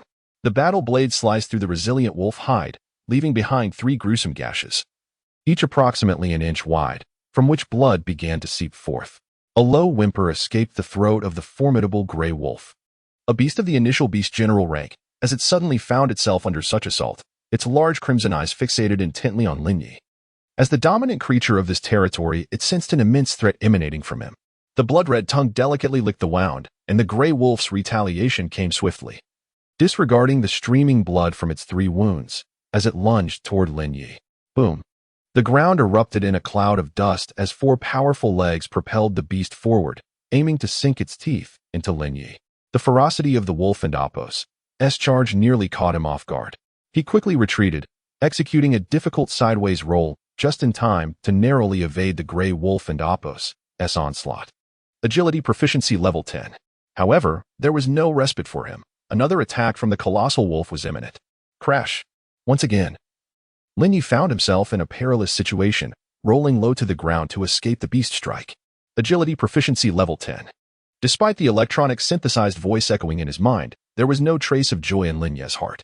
The spot where he had stood moments before had been transformed into a deep crater beneath the wolf and Oppos' razor-sharp claws. Hiss. Witnessing this scene, Lin Ye couldn't help but draw in a sharp breath. A beast general-level creature was indeed a terrifying adversary. Chapter 10, The Beast General, Part 2. The Beast General class monsters are indeed terrifying. Just a glance at the deep pit sent shivers down Lin Ye's spine. Should such an attack land upon him, survival would be a mere hope, with all combat ability stripped away. Had it not been for his exceptional mastery of the subtle movement technique, narrowly evading the assault, the consequences would have been dire. Lin Ye and Oppos' pupils narrowed to the size of pinpoints, fixated on the colossal wolf, poised to unleash its attack. He calculated the chasm between their strengths in his mind. His advantages lay in speed and reflexes. To contest strength against a massive beast would be sheer folly. In contrast, the Beast General class monsters wield a diverse array of attack methods and possess intellect rivaling that of humans. Particularly, cunning and ferocious creatures like wolves stand out among their kind. They excel at exploiting their strengths to target the weaknesses of their foes, seizing opportunities to deliver fatal blows. In that moment, Lin Ye felt a flicker of relief. Had he not previously taken advantage of the beast and Oppos' arrogance, inflicting several wounds, he would have had to engage in a desperate trade of injuries to inflict any significant damage on the beast. It appeared he must seek an opportunity to elevate his technique to the next level. Otherwise, facing more formidable beast generals in the future would likely result in relentless suffering. Lin Ye chuckled to himself internally, while also anticipating the next tier of his subtle movement technique. According to the martial artist system proposed by the world and Oppos' 2 great powers, Hong and Thor, martial artists are classified into 4 ranks: warrior, war general, war god, and beyond war god. Even movement techniques are delineated into 4 tiers: basic, subtle, perfect, and conceptual. Currently, Lin Ye's movement technique resides at the 2nd tier, with only a small distance remaining to reach the 3rd tier of perfection. With a deep exhalation, Lin Ye's gaze fixated on the 3 ghastly wounds. Blood still seeping slowly. The gray wolf seemed oblivious to anything but the adversary before it. In this state of utter concentration, Lin Ye barely managed to evade the beast general and Oppos' assault. This scene, observed by the surrounding martial artists, evoked profound sentiment. The clash between a high-ranking warrior and a lower-tier beast general was a rare sight, even for seasoned soldiers like them. For martial artists, battling monsters of the same rank is already a formidable challenge, let alone engaging one of a higher tier. It would not be surprising if any ordinary high-ranking warrior had already succumbed, becoming a mere ghost beneath the wolf's claws. Truly, the audacity of youth is remarkable. As everyone held their breath for Lin Ye, they secretly hoped he would conjure a miracle, once again evading the giant wolf and Oppos. As strike, Lin Ye gritted his teeth, a glint of determination flickering in his eyes. He searched for the beast's vulnerabilities, the bleeding wounds, the reddened eyes, the resilient neck, and the withered flower. Ultimately, his gaze settled on the gash upon the giant wolf, resolved to further widen the injury. With a steely gaze, Lin Ye propelled himself forward with a push of his foot, resembling an arrow shot from a bow, charging directly at the gray wolf. The closer one is, the more challenging it becomes to evade. At such short distances, an ordinary warrior has little chance of avoiding an attack, let alone executing evasive maneuvers while in motion. Lin Ye surged forward at full speed, his gaze sharp as a blade. Just before colliding with the colossal wolf, his body reacted almost instinctively, sidestepping repeatedly and slightly lowering himself to dodge the whistling claws. What an opportunity! Seizing this fleeting moment, he launched an assault on the enormous gray wolf that had just passed him. In an instant, a powerful gleam of his blade manifested in the air, aimed precisely at the wolf's gaping wound. Kill. The sound of his blade slicing through the tough hide resonated in the air. In terms of speed, humanity may never match the beastly wolf, yet Lin Ye's current advantage lay in his strength. Thus, he unleashed his full power, channeling it into his weapon. With successive strikes, he inflicted significant wounds on the wolf, hastening its bleeding. A mournful howl echoed as the massive shadow surged upward once more. Lin Ye, with acute focus, dodged again.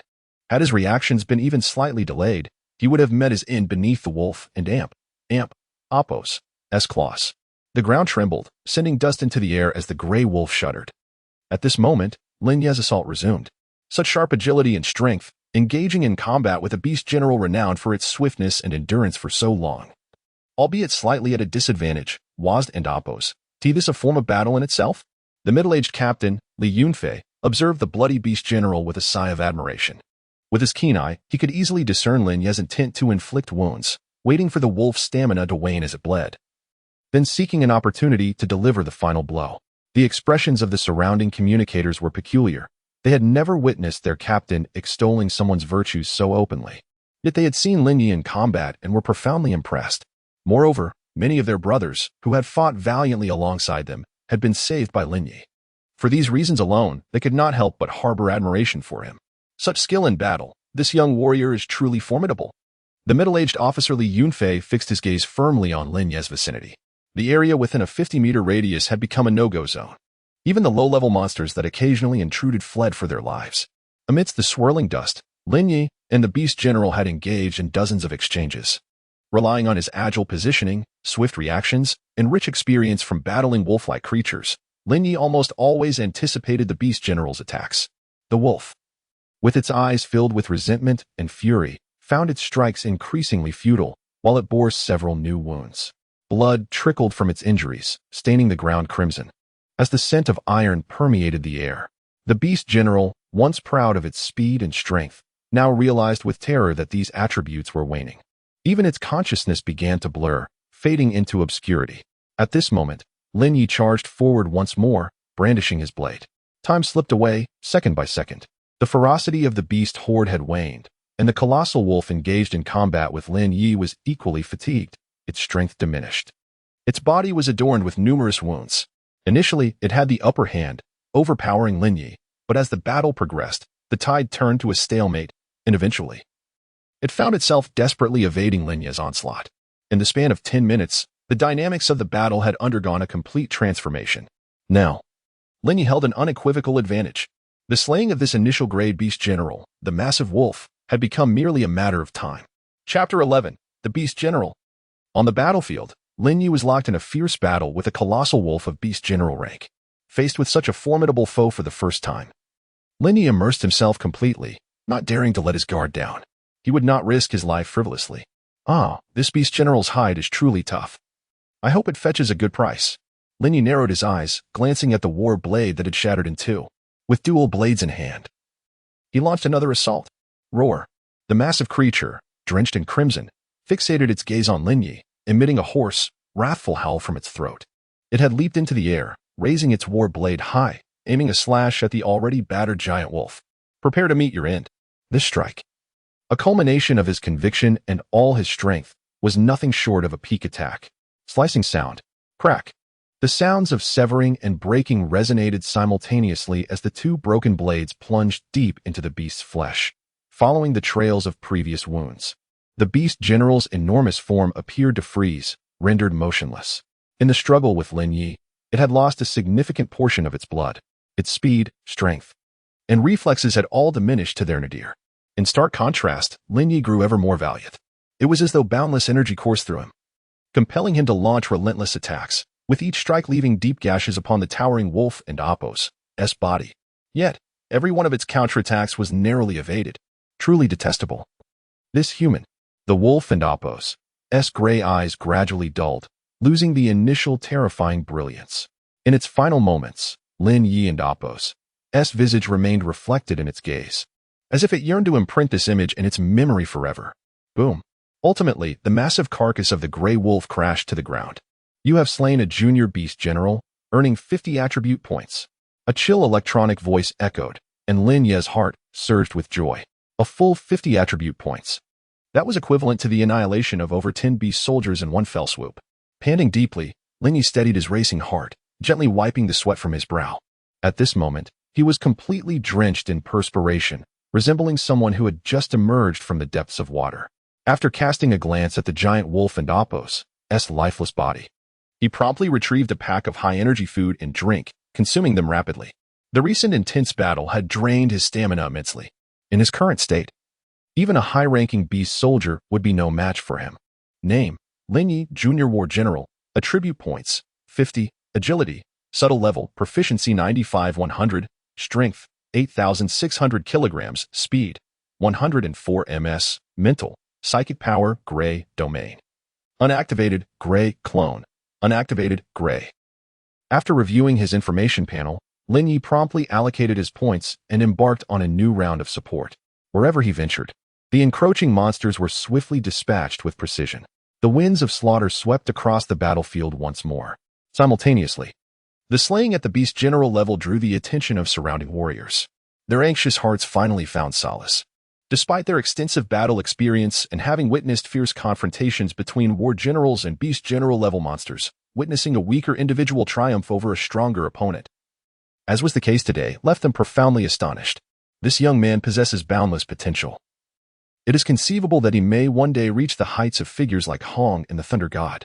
Speaking of these two esteemed entities at the pinnacle of martial prowess, he revealed a deep sense of reverence and envy. When might our great Xia military also boast such a master, thereby justifying the countless sacrifices made by our brothers in the fight against monsters over the years? Another warrior, supported by his comrade, gazed at Lin Ye with eyes shimmering with brilliance, as if beholding a rising star in the martial realm. On the watchtower, Li Yunfei lowered his binoculars. He must find a way to recruit this individual. He is a warrior on par with a war general, and at such a young age. His future achievements are bound to be extraordinary.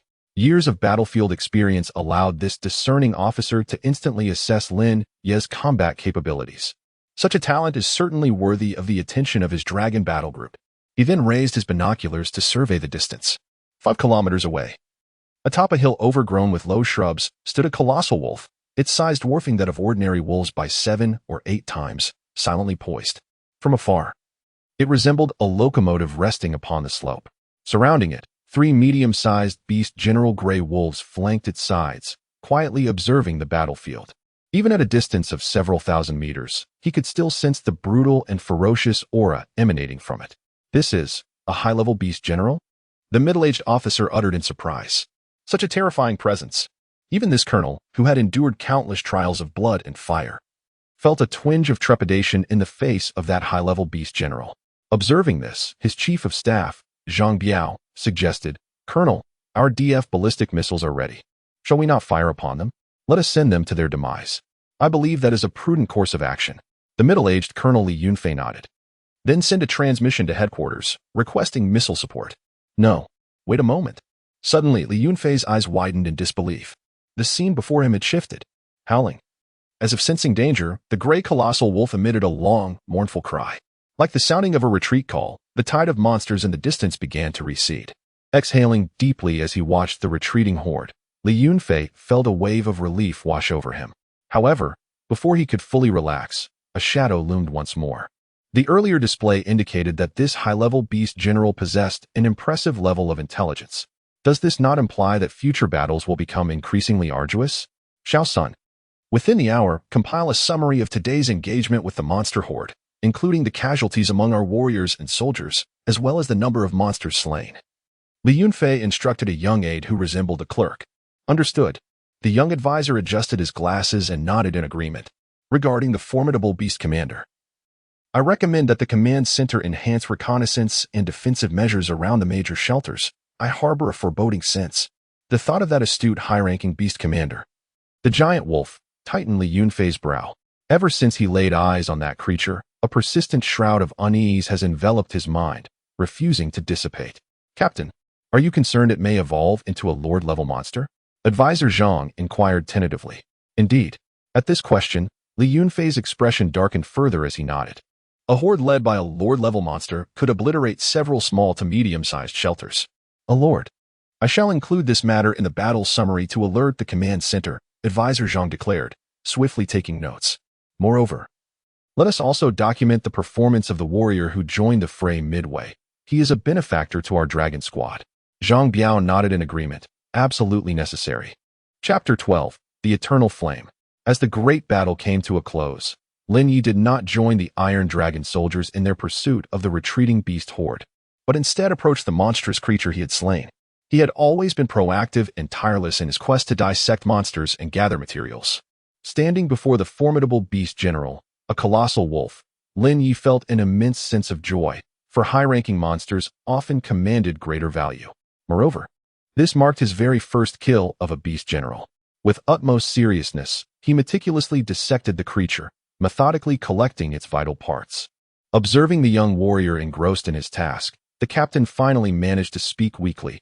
Thank you. Not at all, and Oppos, that's my duty, Lin Ye replied, glancing up at the bloodied soldier. You should hurry and seek treatment. There and Oppos, that's no reason to linger here. Care for a smoke? Thanks, but no? The captain fumbled in his pocket, retrieving a blood-stained, crumpled cigarette pack. Tilting his head, he struggled to extract a single cigarette, his hand slick with blood, causing the cigarette to become tainted as he placed it in his mouth. Coughing violently, he suddenly expelled blood that splattered onto the ground alongside the cigarette. Here. Lin Ye picked up the cigarette, lit it, and handed it back. Thank you. The captain accepted it, nodding gratefully as he held the cigarette at the corner of his mouth, gazing at the pale light of dawn creeping across the horizon. A glimmer of gratitude in his eyes. I thought I would never see the sun rise again. I did not expect you to arrive. Lin Ye furrowed his brow slightly, pausing before inquiring, what is your name? I am, Lu Gang. The captain introduced himself, managing a smile despite the blood staining his teeth. Lu Gang, a spirit as resilient as steel. Lin Ye exclaimed with a grin. Indeed, your name reflects your character. You possess a tenacity that is both fierce and unwavering. Even in such grave condition, you choose to converse with me rather than seek treatment. At this, Lu Gang sheepishly scratched his head, trembling as he turned slightly. Gesturing to a nearby area, there lay a collection of bodies draped in white cloth. He weakly tapped his chest. If it were not for my brothers, I would not be here to share these moments with you. This place feels uneasy. You cannot imagine how elated they were to witness your slaying of so many high-ranking beast soldiers before they fell. It is unfortunate they could not express their gratitude in person. Cough. He was suddenly seized by a fit of violent coughing, thick blood spilling from his mouth onto his clothing and the ground. Watching the crimson droplets fall, Lin Ye fell into silence once again. He glanced at the expanse of white cloth nearby, ultimately deciding against further persuasion. May I have a cigarette? Lin Ye suddenly asked. Eh? The captain was taken aback for a moment. Then, trembling, he produced the crumpled pack once more, handing Lin Ye a cigarette. Lin Ye accepted it, lit it, and offered it to Captain Lu Gang. He gazed at the white cloth, his expression turning serious. Captain Lu Gang, I would appreciate it if you could convey my regards to them on behalf of Lin Ye. They're exemplary, embodying the honor of the great Xia soldiers who defend their territory against foes. Even if they return to the earth, they are worthy of our admiration. After speaking, Lin Ye extracted a tooth from the mouth of a beast general-level giant wolf. Not just the fallen warriors, but you too are remarkable. Go and seek treatment. Lin Ye's gaze subtly swept over Lu Gang's arm as he spoke candidly. Indeed. Lu Gang nodded solemnly upon hearing his words, then rendered a military salute to Lin Ye before turning to leave. The presence of such warriors is truly a blessing for the people of Great Xia. Watching Lu Gang depart with a limp, Lin Ye could not help but exclaim, with such a spirit passed down. No matter how vast and terrifying the beast tide may be, it shall not lead to our demise. May the flame of resilience endure, never to be extinguished. Once Lin Ye had gathered the materials from the beast, another figure appeared beside him. It was the middle-aged military officer, Commander Li Yunfei of the Dragon Battle Regiment, who oversaw the entire operation. I am Li Yunfei, the commander of this defensive unit. I appreciate your assistance. Without you, we would have certainly incurred significant losses. Greetings. Commander Li. I am Lin Ye, Lin Ye replied, maintaining an even demeanor. There is no need for excessive gratitude. All the beasts I have slain will be duly recorded by the military, and appropriate rewards will be provided. Our Dragon Battle Regiment is in need of a vice commander. I wonder if you have any thoughts on this. Are you trying to recruit me? Lin Ye was momentarily taken aback, silently reflecting. To offer the position of vice commander, they must be willing to invest significantly. However, he reluctantly shrugged and declined Li Yunfei and Appo's as kind offer. Joining the military would likely restrict his potential and growth. From his perspective, becoming a free mercenary was the most prudent choice. He did not wish to dwell on future matters. For now, he simply aimed to slay beasts and grow stronger, using the materials obtained to sustain himself until his sister recovered from her illness. Until then, he would not consider joining any faction. With thoughts swirling in his mind, Lin Ye soon solidified his resolution. At that moment, his gaze fell upon a button before him, revealing a knowing smile. Li Yunfei's lips curled slightly. Ah. It is a hunting detection device specifically designed for martial artists. Once he finished speaking, Lin Ye slowly shook his head. Thank you for your kind offer, Commander. But I am currently employed by the Southern Shore Military District, and I do not intend to join the military at this time. Li Yunfei. The shift in the commander's emotions was perceptibly noted. He looked at Li Yunfei and slowly spoke. Whenever I decide to join, I hope you will not hold it against me. Naturally, who would disdain a powerful martial artist brimming with potential such as yourself? Li Yunfei replied. However, there is one matter that must be clarified, Lin Ye added. Please, Mr. Lin Ye, proceed.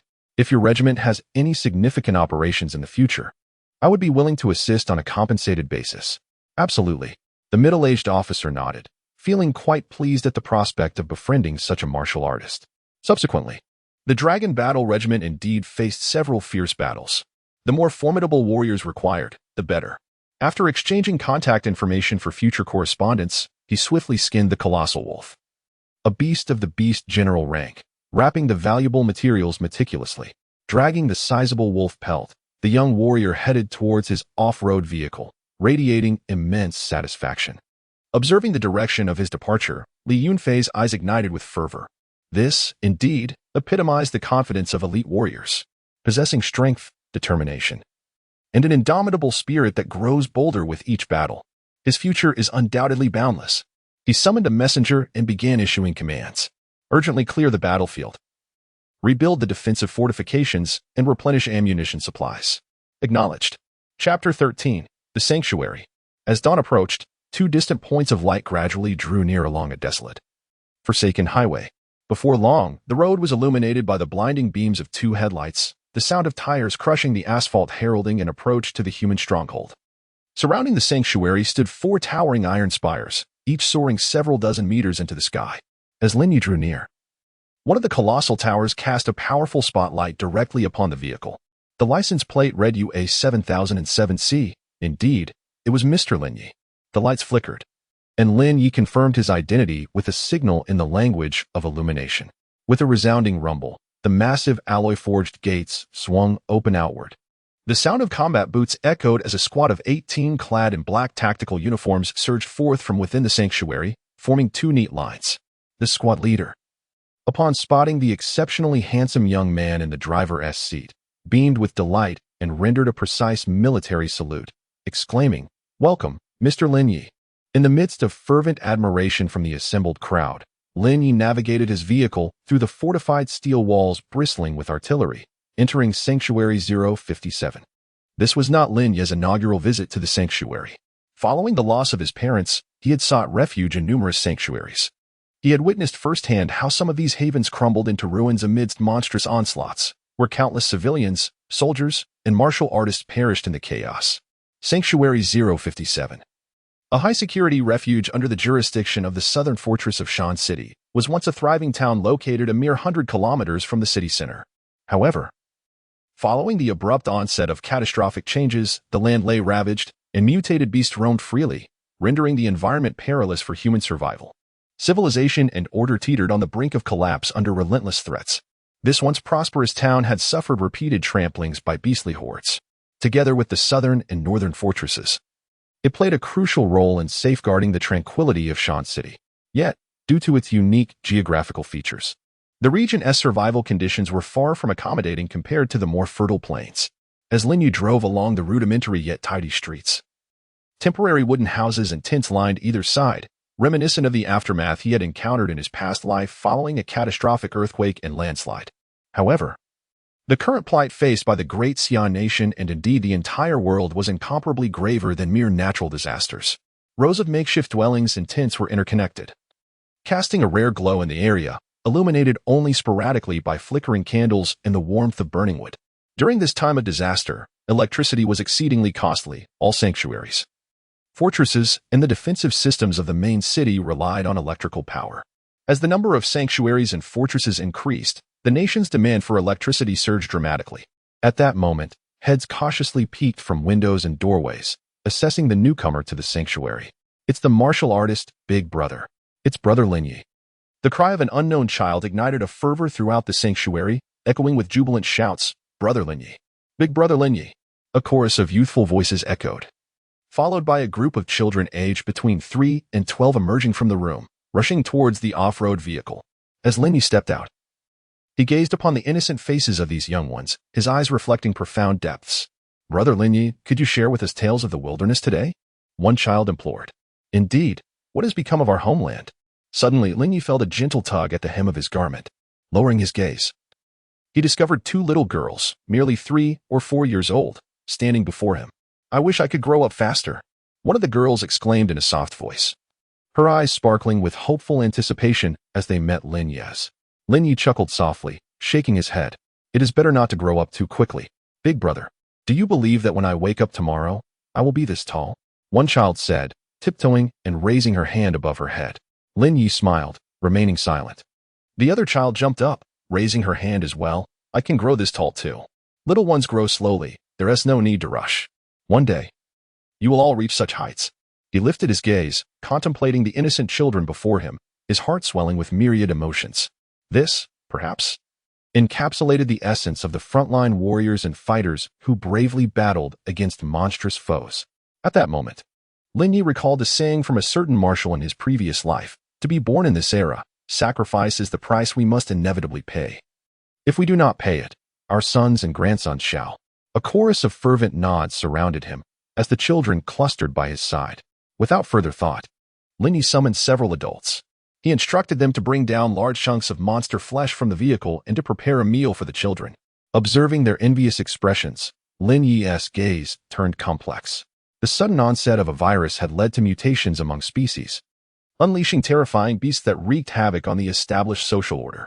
Children, who should have been frolicking freely in school and learning joyfully, were now forced to reside in shelters, resembling refugees, burdened with worry day in and day out.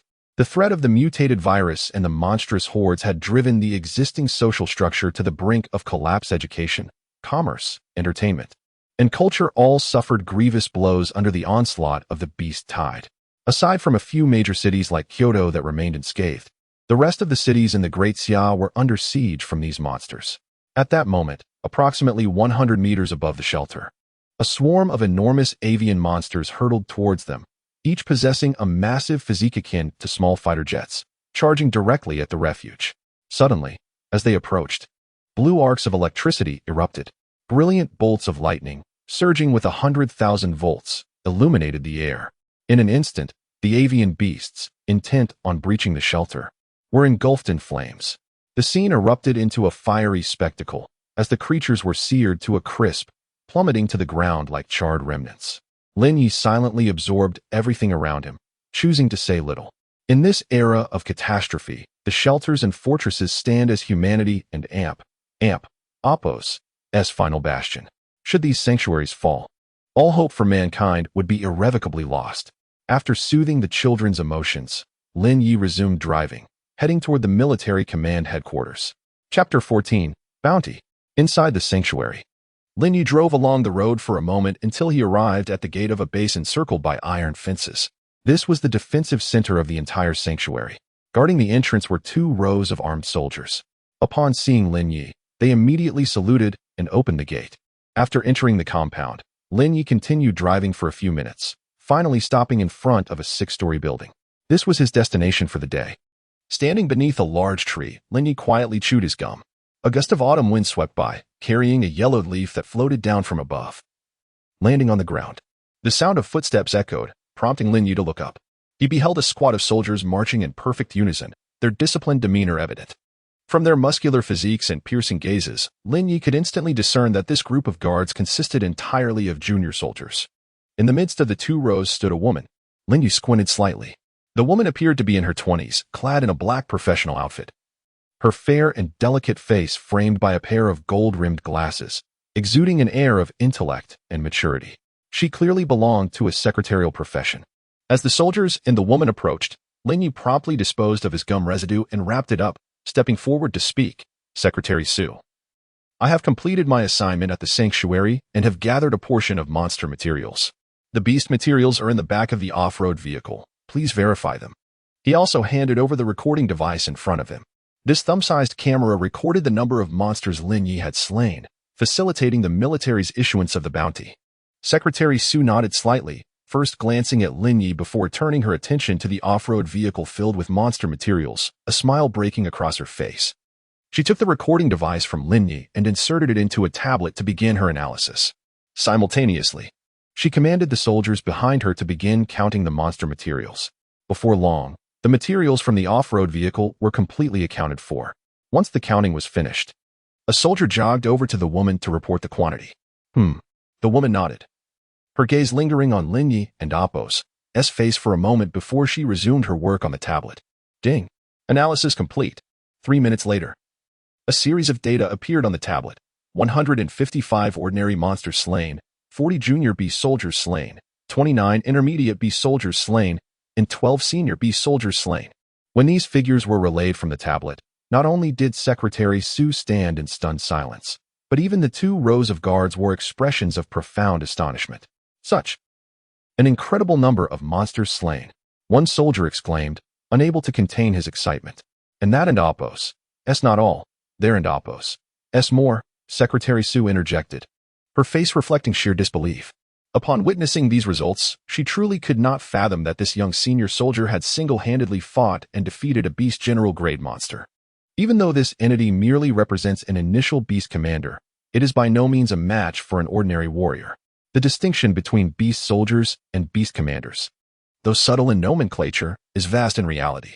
The announcement of slaying a low-tier beast commander sent a shockwave through all the guards. Suddenly, their gazes towards Lin Ye were filled with excitement and reverence. Despite being just a warrior, he had vanquished a beast commander, thus his prowess. Mr. Lin Ye, I wonder if you would be willing to trade the materials you retained with us in the military. We are prepared to offer a handsome price. Certainly. Lin Ye smiled faintly, saying little more. Agreed then. Secretary Su nodded, exchanging a knowing smile with Lin Ye. Now, could you please calculate the bounty for the monster slain and the employment fee? Lin Ye inquired, looking at the young secretary. I was just about to inform you. Secretary Su replied. According to military valuation, it amounts to approximately 400,000. Additionally, for the beast soldiers you dispatched. The calculations are as follows. The bounty for ordinary monsters is 500 each, totaling 77,000. For low-tier beast soldiers, 2,000 each, summing to 80,000.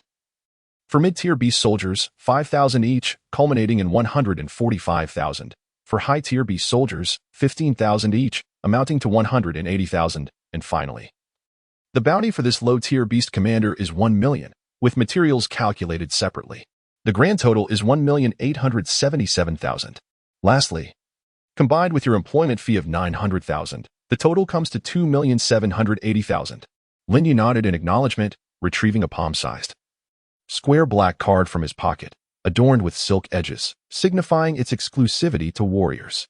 Secretary Su took the card, swiped it on the POS machine, and returned it to Lin Ye.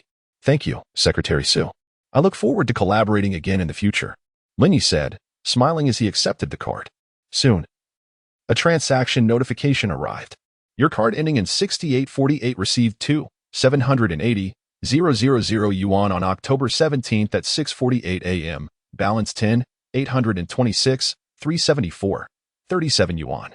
Ah, a pleasant collaboration, Lin Ye remarked, a smile gracing his brow as he reviewed the balance.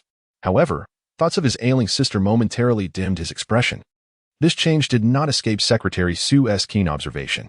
Mr. Lin, should you choose to join our military, your income could far exceed this modest sum. After all, the highest authority of our shelter has great expectations of you, Secretary Su stated earnestly, regarding Lin Ye with intensity. The highest authority? Is it General Xu Yong? Lin Ye inquired, casting a glance at the bright-eyed young secretary. Indeed, it is General Su. He is not only the head of the shelter, but also the Supreme Commander of Shanxing City. Supreme Commander of Shanxing City? Lin Ye was taken aback, scrutinizing the young secretary once more. Yes, Secretary Su affirmed with a nod, leaving the matter open for interpretation.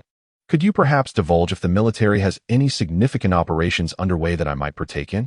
Lin Ye's curiosity was piqued.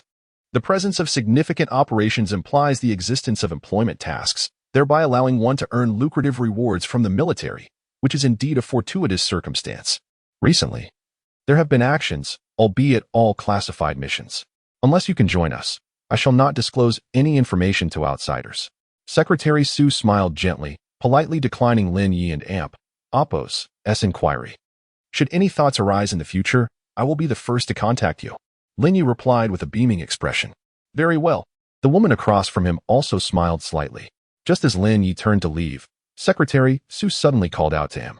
Mr. Lin Ye, please wait a moment. I would like you to accompany me. There is something of great importance I need to discuss with you. After contemplating for a moment, he ultimately acquiesced. Let us proceed.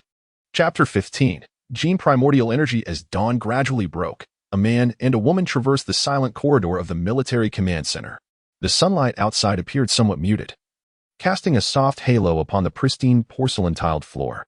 Lin Ye followed Secretary Su closely, ambling down the tranquil hallway, inquiring, Secretary Su, may I ask where we are headed? 3 minutes later, the pair arrived at a spacious martial arts training hall. Upon hearing this question, a contemplative expression graced Lin Ye's face. Since our first collaboration on February 16th, it has been precisely 8 months. Indeed, 8 months had elapsed. Secretary Su wore an expression of nostalgia as she turned her head, seemingly speaking to herself. Back then, you were merely a junior warrior, weren't you? Yes, Lin Ye replied softly, choosing not to elaborate further.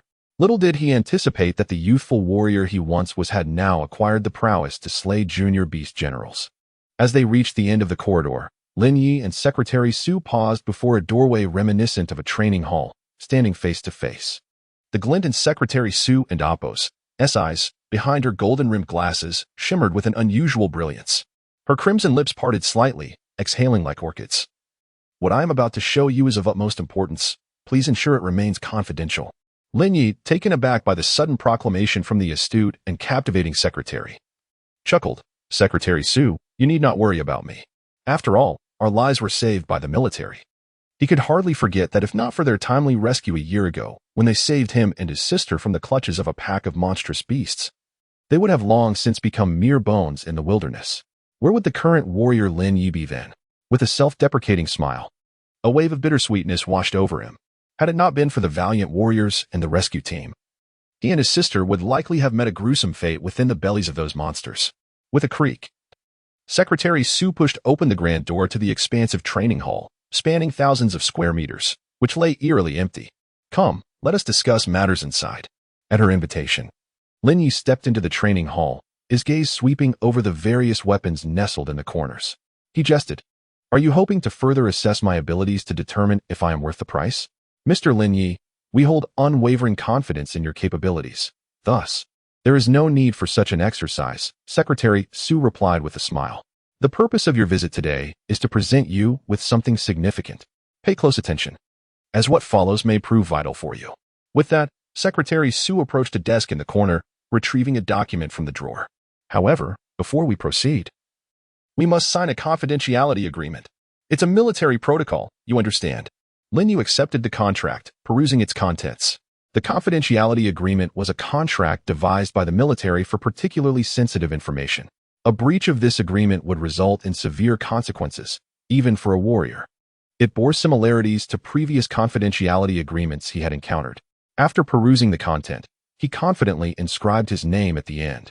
Excellent. Secretary Su remarked with a smile as she observed Lin Ye and Appo's unwavering decision. The forthcoming information is sure to astonish you.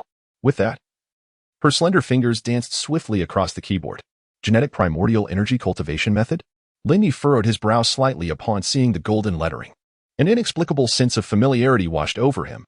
He recalled having encountered discussions regarding the genetic primordial energy cultivation method and the art of guidance on the martial artist forum. However, the initial poster had merely brushed over the notion that this method could enhance a martial artist and Appo's physical attributes and prowess. At that time, having already tasted the sweetness of attribute allocation, Lin Ye had dismissed such posts as trivial. Little did he anticipate that mere months later, Secretary Su would bring up this matter with such gravity, compelling him to pay closer attention. Indeed, it is the genetic primordial energy cultivation method. Secretary Su spoke softly. Yet this iteration has been significantly revamped to markedly accelerate the cultivation process. She paused momentarily before continuing. This latest method is the Appo's 5 Hearts to the Heavens cultivation method, and Appo's, developed by the world and Appo's, as 3 formidable figures, and Appo's, Hong and Appo's, and Appo's, Thor and Appo's. Anjia in conjunction with the ancient martial arts system of the Great Xia and the principles of yin and yang, tailored for martial artists seeking rapid improvement. Mr. Lin Ye, as a martial artist, you must be aware of the shortcomings of the original genetic primordial energy cultivation method, correct? Lin Ye remained silent, leading Su Qi to assume his tacit agreement. Therefore, I now represent the military in bestowing this new cultivation method upon you. Su Qi's demeanor shifted to one of utmost seriousness. I hope you can swiftly absorb the energies of the cosmos, enhancing your cells, flesh, bones, and meridians to a more formidable level, aiding humanity in vanquishing beasts. I implore you. With that, Su Qi bowed deeply before Lin Ye. There's no need for such formality. Lin Ye was somewhat taken aback by her sudden gesture. As he raised his gaze, he was momentarily blinded by a flash of white. Su Qi and Appo's long legs were accentuated beneath her professional skirt, and as Lin Ye and Appo's eyes traveled upwards, he was captivated by the graceful curve of her neck. Since your military is so generous, I too shall make a promise, should Lin Ye seek to align himself with a faction in the future. The military will be my foremost consideration. It is a promise. Lin Ye's voice resonated with a powerful vigor, embodying a man's fortitude. In the mountainous city of September, the sun remained fierce, a beam of sunlight streaming through the window and illuminating Lin Ye, rendering the entire training hall ever more radiant. The youth, standing in the light, exuded a warmth akin to jade, imbued with an indescribable air of martial prowess. Su Qi observed all of this, feeling her cheeks warm slightly. The existence of genetic primordial energy is humanity's reliance on optimizing genes and aspiring towards higher evolutionary tiers. Now, with the advent of a superior cultivation method, it heralds a significant boon for martial artists. Likewise, for Lin Ye, attempting to cultivate the genetic primal energy was a novel experience, one that filled him with anticipation. Secretary Su, since you have provided the method for cultivating the genetic primal energy, then the guiding technique. Lin Ye remarked with a smile, his composure unwavering. In truth, my guiding technique is not particularly effective either. The guiding technique will also be given to you. Thank you. The Beautiful Su.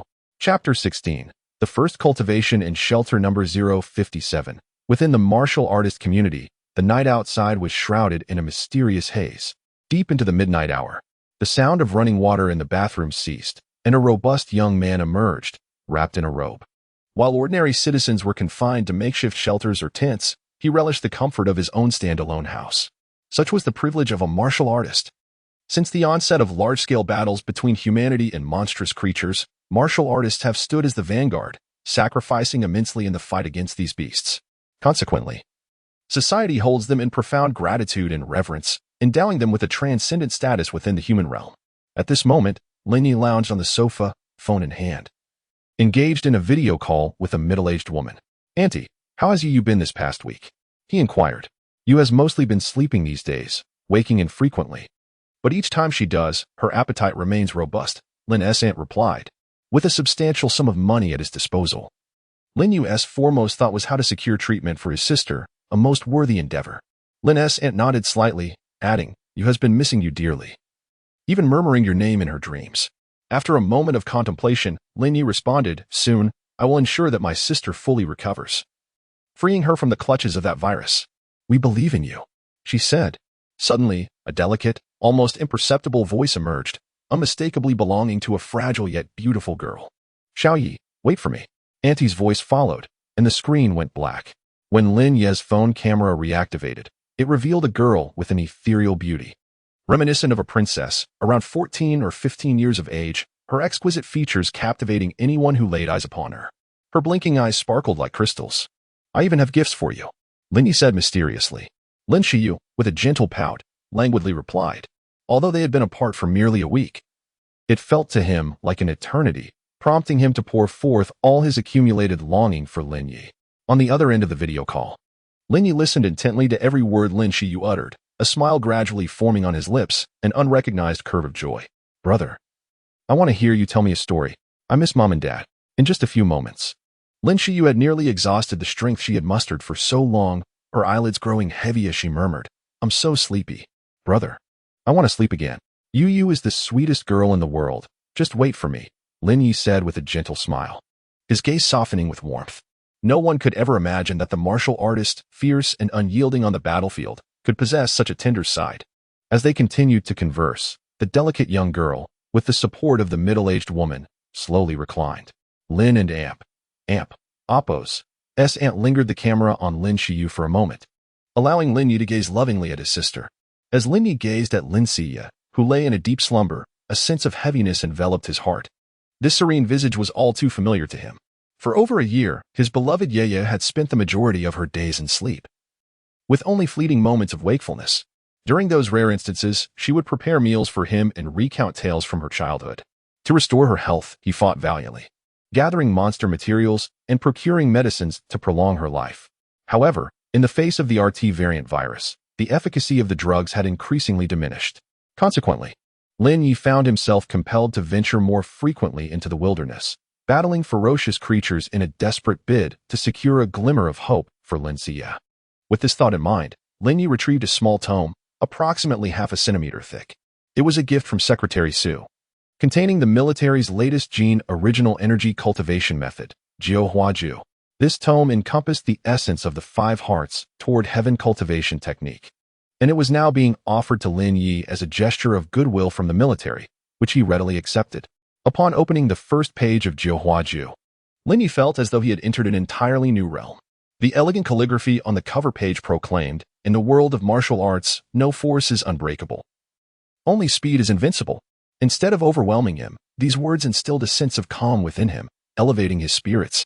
The essence of Jiuhuaju was to cultivate the mind and spirit, transforming the energies of the universe into one and Appo's own gene original energy, allowing for rapid enhancement of strength. As he read further, he was struck by awe.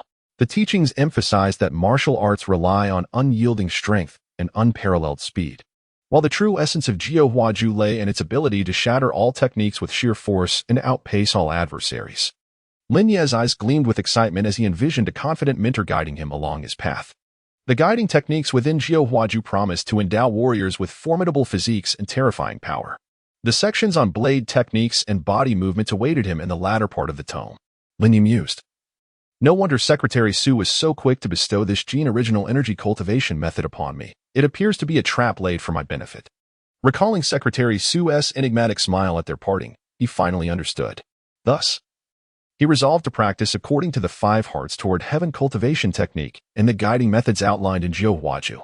Taking a deep breath, he quelled all other thoughts, striving for tranquility. This marked the first occasion he would engage in the cultivation of gene original energy. Following the instructions in the text, Lin Ye adjusted his breathing and began to attune himself to the cosmic energies. In the stillness, his breath gradually steadied, and his mind quickly found peace. Relaxing his body, he allowed his 5 hearts to naturally ascend towards the heavens, his heart as tranquil as a mirror. As an elite warrior, he possessed excellent self-control. In that moment, he assumed a Taoist-seated position, palms facing upward, and soon fell into complete silence. His breathing became almost imperceptible. 10 minutes passed, half an hour, an hour. For a full 2 hours, he endeavored to perceive the cosmic energies drifting through the space around him. Yet, ultimately, he found himself empty-handed. Something felt amiss. Why was there not a single sensation? A sense of unease began to stir within Lin Ye. Yet he chose to remain calm and composed. Making another attempt. Half an hour passed, yet he still felt nothing. Opening his eyes, he sprang to his feet like a carp leaping from the water. It is said that an ordinary genius can perceive the cosmic energy after just 1 day of cultivation. However, for those lacking in talent, the duration required remains uncertain. Am I truly destined to take 1.5 years to sense the cosmic energy? How could he possibly accept such a notion? Instead, he resolved to employ a heightened sense of awareness to discover a method for perceiving the cosmic energy. This seems feasible. A sudden thought flashed through Lin Ye's mind, which he grasped firmly and set into motion. Chapter 17, Rapid Advancement. Display my information, Lin Ye commanded. As the thought settled, a screen materialized in his mind. Name: Lin Ye, Junior Battle General. Attribute points: 87. Agility, subtle level, proficiency 95-100. Strength, 8,600 kilograms. Speed, 104 ms. Mentality, psychic, gray. Domain, inactive, gray. Clone, inactive, gray. Lin Ye briefly surveyed his data, fully aware of his progress. Aside from the last 3 gray fields, his strength and speed had experienced remarkable breakthroughs during this wilderness expedition, having swiftly ascended from a novice beast general to a high-ranked warrior. His strength now rivaled that of a junior battle general. Lin Ye glanced at the combat suit hanging on the wall. The privileges required for martial artist forums and other related matters varied significantly. There was a clear distinction in authority between warriors and battle generals, and the gap between battle generals and war gods was immense. Nevertheless, Lin Ye chose to primarily focus on comprehending cosmic energy and cultivating genetic primal energy for the time being. Other matters could wait for later system. Grant me an additional attribute point. With a single thought, a refreshing aura descended from above, only to vanish almost instantaneously. Lin Ye barely had time to experience it before it slipped away, leaving behind a slight enhancement in his strength and speed. In that moment, he resembled a gambler unwilling to concede, continuously adding points, yearning to further sense the cosmic energy. Add another one. Give me more. More. As Lin Ye and Appos, as thoughts flowed. Attribute points transformed into a cool essence, nourishing his entire being. This energy enhanced his cells, meridians, and even his flesh and skin, rendering them more resilient. With closed eyes, Lin Ye endeavored to attune himself to the familiar energy surrounding him. His breathing steadied, and his mind became tranquil, approaching a state of conscious clarity.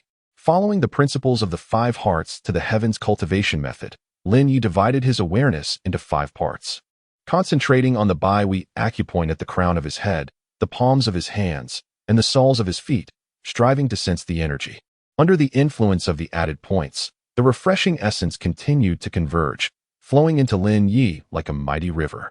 As he meticulously felt the energy brought by the points and sought to connect with the cosmic energy beyond, he caught a fleeting glimpse of that familiar aura. With each point added, the essence became increasingly distinct, not derived from the attribute points, but an ethereal, ancient presence seemingly emerging from the void. This sensation was exquisite. As the night deepened, Lin Ye continued to imbue himself with an increasing number of attributes. Finally, as the last 5 attribute points transformed into a refreshing aura, he sensed a familiar essence permeating the surrounding space, gradually flowing into his body through the Bai acupoint atop his head. Not only that, but even the palms of his hands and the soles of his feet began to experience the same gentle influx of energy, akin to the steady drip of an intravenous infusion. Absorbing cosmic energy, attribute point 0. 5. Absorbing cosmic energy, attribute point 0. 5. Absorbing cosmic energy, attribute point 0. 5. With each trickle of this cool essence entering his body, a series of electronic notifications echoed in Lin Ye's mind. It was a success. A wave of joy surged within him as this indescribably profound energy enveloped him. However, he found the pace of this natural absorption of cosmic energy unsatisfactory. He yearned for acceleration. Focusing his mind and expelling the air within, he embraced the void, allowing the dissolution of barriers, the birth of illusions, and the clarity of the ethereal. He silently recited the incantation of the Jiu Huaju, swiftly adjusting his internal state. As the mantra resonated, The doubts that had lingered in his heart transformed into clarity. Simultaneously, Lin Ye felt a wave of ease wash over his body and spirit, as if he had gradually merged with the vast universe, freely absorbing its energies. Recognizing the transformation within himself, Lin Ye concentrated his consciousness on the palms of his hands, the soles of his feet, and the Baihui acupoint atop his head. Following this, thoughts of absorbing cosmic energy radiated forth, directed towards the 5 vital points. In no time, the energy surged through the soles of his feet, palms, and Baihui acupoint, dramatically increasing the speed of cosmic energy absorption. What began as a mere infusion rapidly expanded into a torrent, with cosmic energy flowing into Lin Ye and Appo's body incessantly, absorbing cosmic energy. Attribute point 10, his eyes shimmered with brilliance, and his breath quickened slightly. It had truly succeeded. The rate at which his attribute points were increasing was unprecedented. Lin Ye felt an overwhelming excitement within. He had not anticipated that along with his transmigration, the system would enable him to gain attribute points not only from slaying monsters but also from cultivation. This was simply marvelous. As the attribute points continued to rise, a subtle smile graced Lin Ye's lips. Absorbing cosmic energy, attribute point 10. Absorbing cosmic energy, attribute point 10. Absorbing cosmic energy. Attribute point 10. Although most of the absorbed cosmic energy transformed into attribute points, a small portion was retained within Lin Ye's body, optimizing his genes, meridians, bones, and flesh from the inside out. Throughout this process, Lin Ye's physique was gradually and systematically enhanced. In the silent room, only the rhythmic sound of Lin Ye's steady breathing and heartbeat could be heard. In a state of absolute tranquility, Lin Ye keenly sensed that every cell in his body was enveloped in a breath of refreshing energy, undergoing a gradual transformation. Outside the window, the night deepened. The sky was shrouded in a somber darkness, devoid of any glimmer of starlight. A delicate veil of mist rose from the earth, gradually thickening, enveloping the entire sanctuary like a prison. Chapter 18. The Flickering Flames. In accordance with the guidance of the Jiuhuaju, Lin Ye diligently refined his genetic primordial energy, witnessing a significant acceleration in his absorption of cosmic energies. Concurrently, in the desolate wilderness, 400 kilometers away from Shelter 057, a formidable pack of 40 massive silver moon giant wolves charged recklessly across the barren expanse, their movements creating a cacophony of wind. Thick clouds shrouded the moon, casting a pall over the land. Under the oppressive darkness of night, these colossal wolves surged forward like shadows in pursuit of an unseen quarry.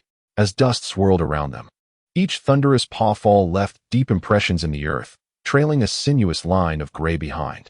Were Lin Ye present, he would undoubtedly observe that each silver moon giant wolf was of a size far greater than the one he had previously vanquished, measuring at least 1 to 4 times larger. The weakest among them was already at the initial beast general level. Meanwhile, 5 kilometers ahead of the wolf pack, the silhouettes of 3 men and 1 woman raced through the night. However, this elite team seemed beleaguered, their spirits diminished and far from their peak prowess. Both men and women bore various wounds, droplets of blood dripping steadily onto the ground. Once formidable mid-level battle generals, they now fled in a state of disarray, bloodied and desperate as the relentless pursuit of the beast general wolves pressed upon them. With their stamina rapidly depleting, their speed dwindled, drawing the wolves ever closer. Yet, despite their dire circumstances, they remained undeterred. With every passing second, they exerted every ounce of strength to propel themselves forward, refusing to yield or falter. They traversed the wasteland, navigated through thickets, and leapt over hills, the 4 warriors racing through the seemingly boundless depths of the night. "What shall we do now?" one frail warrior exclaimed as he tore a strip from his clothing to bind his bleeding arm, gritting his teeth. "At this rate, we shall inevitably be encircled by these beasts. The darkness may cloak their forms, but it could not conceal the scent of blood that wafted through the air." Following this scent, the silver moon wolves were able to track their prey unerringly across the wilderness. Their targets were likely the human shelters at 057 and 070, and perhaps even the South Bank Fortress after an assault on the shelters. This formidable tide of beasts, led by 3 Lord-level monsters, would spell disaster for Mountain City. "We must not allow such a tragedy to unfold," declared the oldest member of the team, a bald battle general whose words resonated with resolve. He was a towering figure, wielding a massive iron hammer on his back, reminiscent of a blacksmith. Cough, cough, cough, cough, cough. The female warrior remained silent. In truth, They understood all too well that these silver moon giant wolves, possessing intelligence akin to that of humans, would never permit any of them to escape alive. Their continued flight was attributable not only to the desperate sacrifices made by their comrades, but also to the wolves' lingering desire to toy with their prey. In unison, the four individuals cast their eyes upon the shattered communication device, their thoughts inevitably drifting to the valiant comrades ensnared in the relentless siege, resisting to the bitter end. A profound sorrow and indignation surged within each heart. Truly, the Silver Moon Wolf Pack, which had birthed 2 intermediate and 1 novice lord, had chosen to lure their foes into a trap, lying in wait with strategic patience. Most alarmingly, these beast generals had deliberately sabotaged the communication equipment of the human warriors during the fray, taunting them with cunning tricks. Such intelligence was indeed beyond the capabilities of ordinary creatures. As the distance between the pursuers and the hunted diminished, the echoes of excited howls became increasingly audible. On a small hill, the group paused momentarily.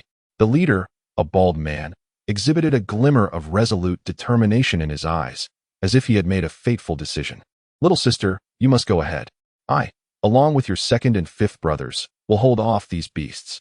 I refuse. If we are to die, let us die together. I have already lost our eldest and 4th brothers. I cannot bear to lose you as well." The 3rd brother's furious roar resonated in the air. "Still not leaving? Do you wish to perish here alongside us, only to see the shelters and fortresses fall to the beast tide?" A chilling howl from afar, though distant, was sufficiently clear to send shivers down their spines. At that moment, the weary and frail man could scarcely muster the strength to breathe. He reached out to the woman, his voice barely a whisper. "Little sister, run. As long as you survive, our blade team will endure. Hurry. Don't mind us. Flee." In that fleeting silence, the female warrior cast a profound glance at her 3 brothers before swiftly turning away. Behind her, the bald warrior's final words echoed, "Little sister, do not perish. Live, for me and all our fallen brothers." The thundering footfalls of the wolf pack drew ever nearer, their howls closing in with alarming proximity. "Brothers, are we afraid?" The one-armed warrior, the 5th brother, asked with a chilling, yet exhilarating smile. On the hillside, 3 silhouettes stood resolutely against the oncoming beast tide, resembling an unyielding fortress. "Fear? Do you think these brutes will spare us?" The bald leader spat a mouthful of blood, his gaze hardening with resolve. He planted his massive iron hammer into the ground, embodying the spirit of a lone guardian standing against a myriad of foes, determined to take down as many beasts as possible, even in death.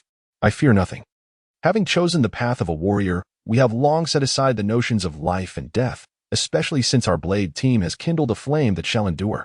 It is merely unfortunate." The emaciated man tenderly polished his battle knife, as if cherishing a new bride. As night descended, the blade glimmered with a dull, dark sheen, emanating a chilling aura of murderous intent. "Ha ha." The trio's hearty laughter wafted through the wind.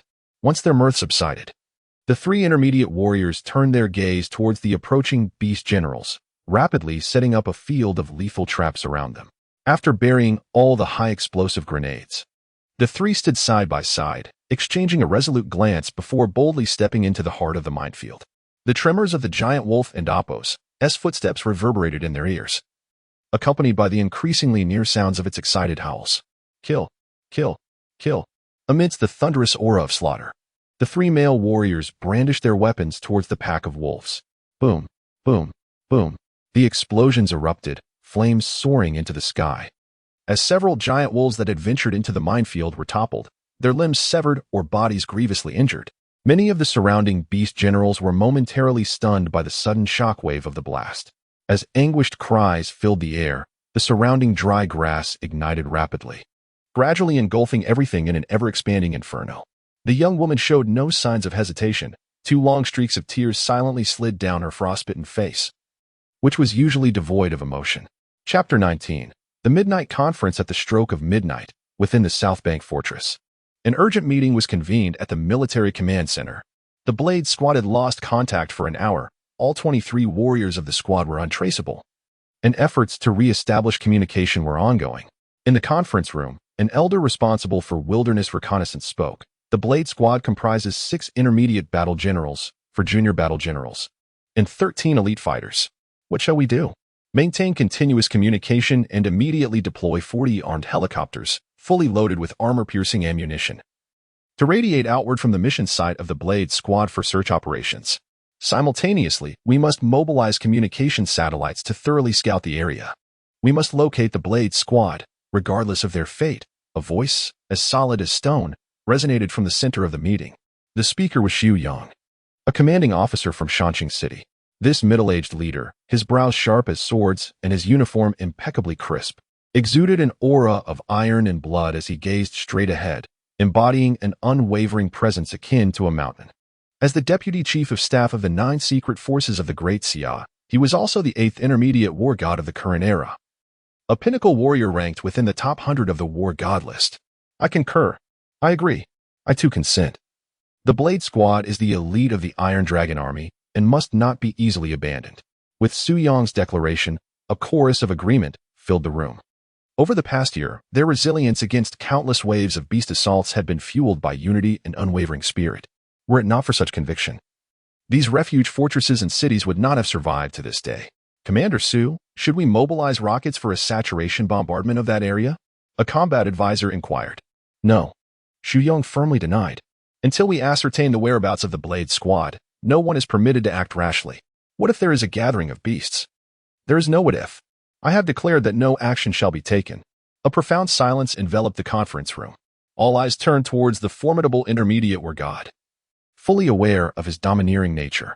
Not to mention, the Blade Squad was comprised of elite warriors personally trained by Xu Yang. Under any circumstances of uncertainty regarding life or death, he would never hastily resort to bombardment. Should we not deploy reconnaissance and bombing aircraft for intelligence gathering? That is unnecessary. Simply deploy my personal aircraft. We shall depart in 1 hour. Xu Yang replied coldly. He surveyed the operational screen before him, mentally preparing for the worst. No. That area is suspected to harbor Lord-level beasts. You cannot take such risks, an advisor cautioned. Xu Yang furrowed his brow slightly and retorted. Am I not the highest commander of Shanxing City? Or are you? As the atmosphere descended into silence once more, Xu Yang spoke again. The Silver Moon Giant Wolf is merely at the initial stage of intermediate Lord level. Its strength is not significantly superior to mine. I merely need to be wary of the surrounding beasts, and I shall encounter no issues. Furthermore, the area in question lies a mere few hundred kilometers from Shelter Null. 057, and given my speed, I could arrive expeditiously. Commander Su, I shall accompany you. A resonant and vigorous female voice echoed within the conference room. Everyone turned their gaze upward to discover that it was the female warrior seated to the left of Xu Yang who had spoken. Mu Bingao, one of the 17 initial grade warriors of the Great Xia. Roused from her slumber in the dead of night, she had only time to don a trench coat, beneath which she wore a thin white V-neck t-shirt that accentuated her already ample figure magnificently. Her discerning gaze swept across the assembly, her full, rosy lips parting slightly. With both Commander Su and myself embarking on this reconnaissance, what concerns could you possibly harbor? Upon her declaration, a collective sigh of relief was palpable among the attendees. However, Bingao, you must remain behind to command the overall situation. Xu Yang shook his head, dismissing Mu Bingao's suggestion.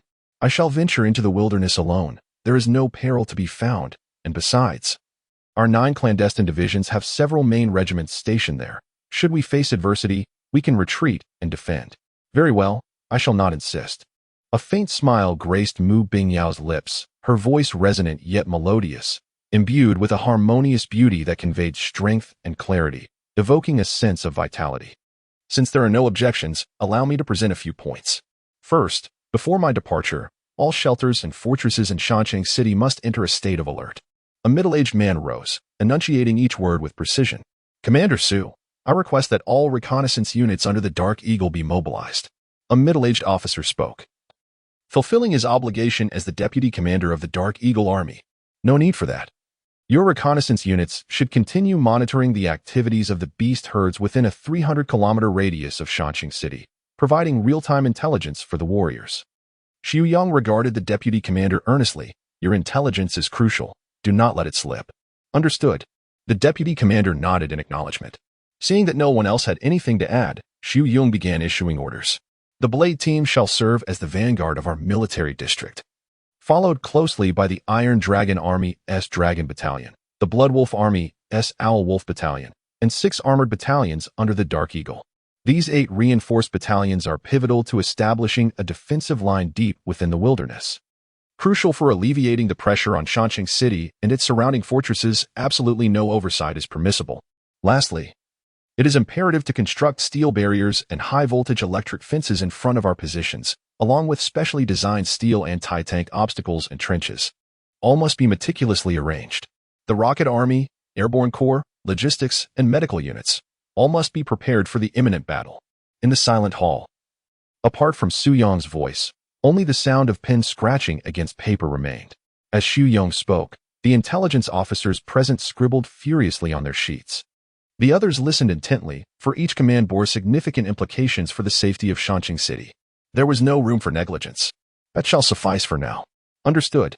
The officers promptly took their leave. A somber atmosphere enveloped the hall. Everyone gazed intently at Xu Yong in silence. After discussing the matters concerning the Blade team, let us now address some other pressing issues. With that, all attendees raised their heads, fixated on Xu Yong. Shan, you may start, he beckoned. Under Xu Yong and Appo's scrutinizing gaze, Director Chi of the Shan City Intelligence Department rose to his feet, clutching a black folder filled with the latest intelligence. According to reports, traces of Lord-level monsters have been discovered in the mountains bordering Shan City and Yi Province. This is not an isolated incident. Similar signs have also emerged along the borders with Sichuan, Yunnan, and Guizhou provinces. The deputy commander of the Night Mercenary Corps, Long Wang, alongside strategist Chen Xian, is currently engaged in exterminating monsters in the wilderness with a contingent of 106 warriors, soon to arrive at the South Bank Fortress. Furthermore, General Ma Qifeng of the capital garrison is in communication with the 8 military districts of the Great Xia, preparing to amass troops for a second counteroffensive against the demon capital, seemingly in anticipation of establishing a base city thereafter. Chapter 20. The martial artist forum. The following morning, sunlight filtered through the curtains, illuminating Lin Ye and Appo's face. Slowly, he opened his eyes and, upon sensing the changes within his body, a subtle smile graced his lips. An invigorating vitality enveloped him, imparting an indescribable sense of comfort, igniting an irresistible urge to engage in combat. After a night spent cultivating genetic primal energy, a continuous stream of cosmic energy flowed into his being, absorbed by the countless mitochondria within his cells, transforming into a peculiar form of power. This energy was promptly assimilated by the cells, stimulating a gradual alteration of the genetic blueprint and accelerating the rate of cellular division. Throughout the night, his body underwent a remarkable evolution. Every aspect, from flesh and skin to meridians and bones, was significantly enhanced. This transformation was not merely a boost in physical prowess, but an optimization of his genes and an evolution of life itself. According to the principles of the Jiuhua Ju, a human being exists in a state of hunger from the moment of birth, with the first absorption of cosmic energy being the most substantial, resulting in the most rapid enhancement of strength. How much have I improved this time? Lin Ye could sense a profound transformation coursing through him. Standing before the full-length mirror, he scrutinized his reflection. After a night of diligent practice, he seemed to have gained a few centimeters in height. Simultaneously, his muscles appeared denser than the previous night, and his weight had increased. Fixating on his image in the mirror, a smirk tugged at the corners of his mouth. He was nearly taken aback by the allure of his own visage. How handsome! In the reflection, his skin had taken on a more pristine and supple quality, reminiscent of an infant's, so delicate that it seemed to glisten with moisture. Even if Yin Zhu were present, he would likely feel a sense of inadequacy. At 17, the changes in his physique had bestowed upon him a blend of masculine vigor and youthful elegance. His eyes sparkled with clarity, akin to flawless jade, with a profound radiance flowing within, adding to his charm. Lin Ye examined his body, clenching his fists to feel the immense power contained within. A confident smile emerged on his face, born of his newfound strength. Should he encounter that initial tier beast general, the colossal wolf, he would possess the utmost assurance in swiftly vanquishing it. System, display my interface. Name, Lin Ye, Intermediate Martial General. Attribute points, 378. Movement, subtle level, proficiency, 95-100. Strength, 860,019,200 kilograms. Speed, 98. 5,149. 5 ms. Mental power. Activatable. Domain. Not activated gray. Clone. Not activated gray. Gazing at the amplified strength and speed, he initially felt elated, followed by a wave of perplexity. The extent of his physical and speed enhancements appeared incongruous with the adjustments he had made the previous night. Why was that? Lin Ye pondered, momentarily engulfed in confusion. Could it be a consequence of cultivating genetic primal energy? Lin Ye was struck by a sudden realization. It was highly likely that his body had undergone a subtle transformation while he was cultivating the gene origin energy. This change could adequately account for the abnormal enhancement in both strength and speed. Perhaps this was the unexpected boon brought about by his inaugural practice of gene origin energy. With this thought, a joyous smile graced Lin Ye and Appo's face. He rose to his feet, extending his arms wide, reveling in the euphoria of his newfound abilities. His awareness flickered across the 378 attribute points, a slight smirk forming at the corners of his mouth, before settling on the line labeled Spirit. Spirit, psychic energy. A brief moment of perception revealed to Lin Ye that his current attribute points were indeed sufficient to activate the psychic energy. However, it required 300 attribute points for activation. In simpler terms, if Lin Ye allocated these points to strength and speed, he would achieve an enhancement of 15,000 kg in strength and a velocity of 150 ms. Should he augment his current physical constitution with these points, he would directly attain the prowess of a high-level battle general. Yet, the advantages brought about by activating the psychic energy piqued Lin Ye and Appo's curiosity. Should he allocate points or activate the psychic energy? Strengthen through allocation. Activate the psychic energy. Allocate. Activate. With his head bowed, Lin Ye fell into deep contemplation. He had only heard of the existence of psychic energy, but was utterly oblivious to its intricacies.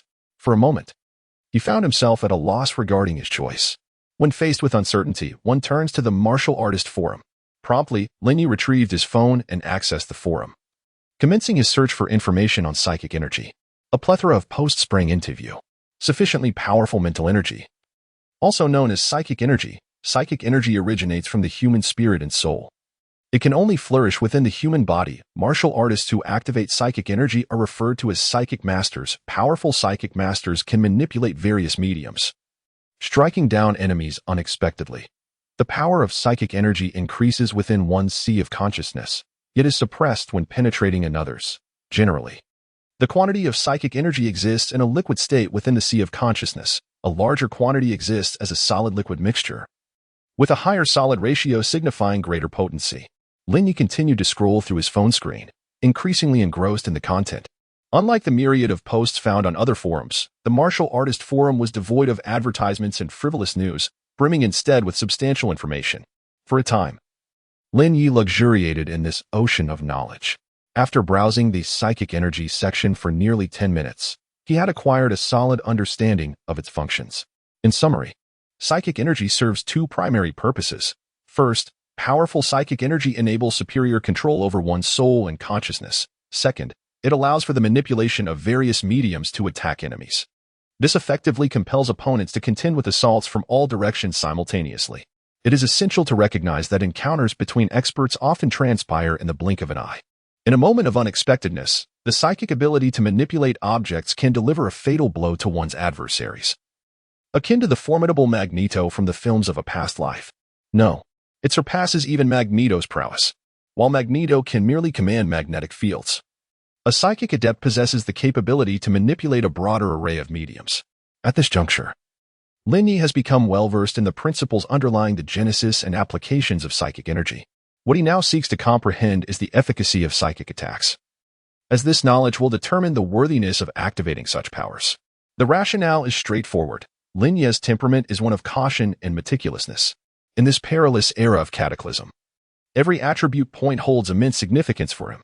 A mere fraction of a difference could lead to severe injury or even demise at the hands of a monster, leaving no room for recklessness. After pondering for a moment, Lin Ye found himself puzzled. Consequently, he began to search for the practical effects of psychic energy on the martial artist forum. Chapter 21. Activate the power of the mind. A search for keywords related to the practical application of mental power yields a plethora of posts springing forth onto the screen. However, this time, each post is accompanied by videos and illustrated texts for easier comprehension. Lin Ye squints slightly, selecting one of the top trending videos. The screen reveals a dilapidated auto repair shop, abandoned for an indeterminate length of time, with wrecked vehicles haphazardly strewn about. At the center of this chaotic scene stands a gaunt man clad in a gray robe. He proceeds to demonstrate the ordinary manipulation of mental power. As subtitles appear, the man slowly rotates his body, directing his gaze at the scattered vehicles.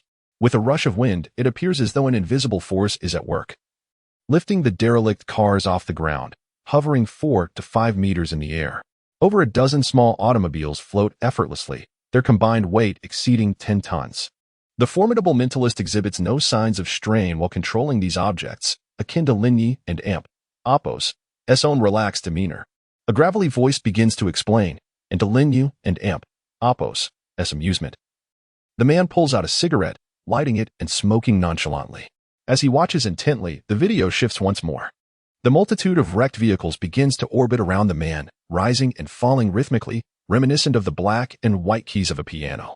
As if a piece of music has concluded, all the cars return to their original positions, precisely as they were before. At this juncture, Lin Ye's anticipation for mental power surged to new heights. It must be activated. This thought spread wildly in his mind like spring grass. What has been showcased thus far is merely the most basic control of objects by a mentalist. What is to follow will present a true demonstration of offensive capability. The man's raspy voice resonates once more, and the scene abruptly shifts. A gray concrete wall appears at the center of the video. The man now wields a war blade with his mental power, aiming it directly at the wall. With arms crossed and a calm expression, the gaunt figure emanates an aura of formidable intimidation, his eyes flashing with a fierce brilliance. Whoosh! The sound of slicing air is followed by a dull, penetrating thud. With a resounding crash, the solid steel wall is pierced, creating a gaping hole. Clearly, the demonstration is far from over. The man continues his assault. Whoosh, whoosh, whoosh. Bang, bang, bang. It resembles a relentless barrage of armor-piercing rounds, leaving the wall riddled with shockingly large openings. What terrifying mental power! Lin Ye gazes at the grotesque gash, envisioning those war blades striking at monstrous foes, imagining his own attributes soaring. If he were to activate his mental power, would that not mean he could vanquish even more beasts? Lin Ye finds himself enchanted by this exhilarating thought. In the video, the voice of the man narrating once again echoed. Previously, he had controlled a single battle knife to attack, and now he was able to increase the number of weapons. At some point, the man hurled several battle knives. In a similar manner, these knives, under the powerful control of his mental force, hovered before the steel city wall, commencing attacks akin to those before.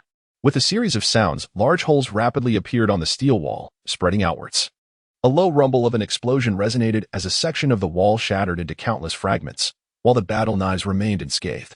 Taking a deep breath, Lin Ye turned off the video, suppressing the stirrings of excitement and disbelief within him. He made a resolute decision. I choose to activate my mental force. System. Allocate my points. Lin Ye focused his consciousness on the second column labeled mental force. Instantly, the attribute points on the panel diminished rapidly, like sand slipping through a funnel. Simultaneously, an immense cool sensation surged, more powerful than ever before, flooding Lin Ye and Oppo's mind like a torrential wave.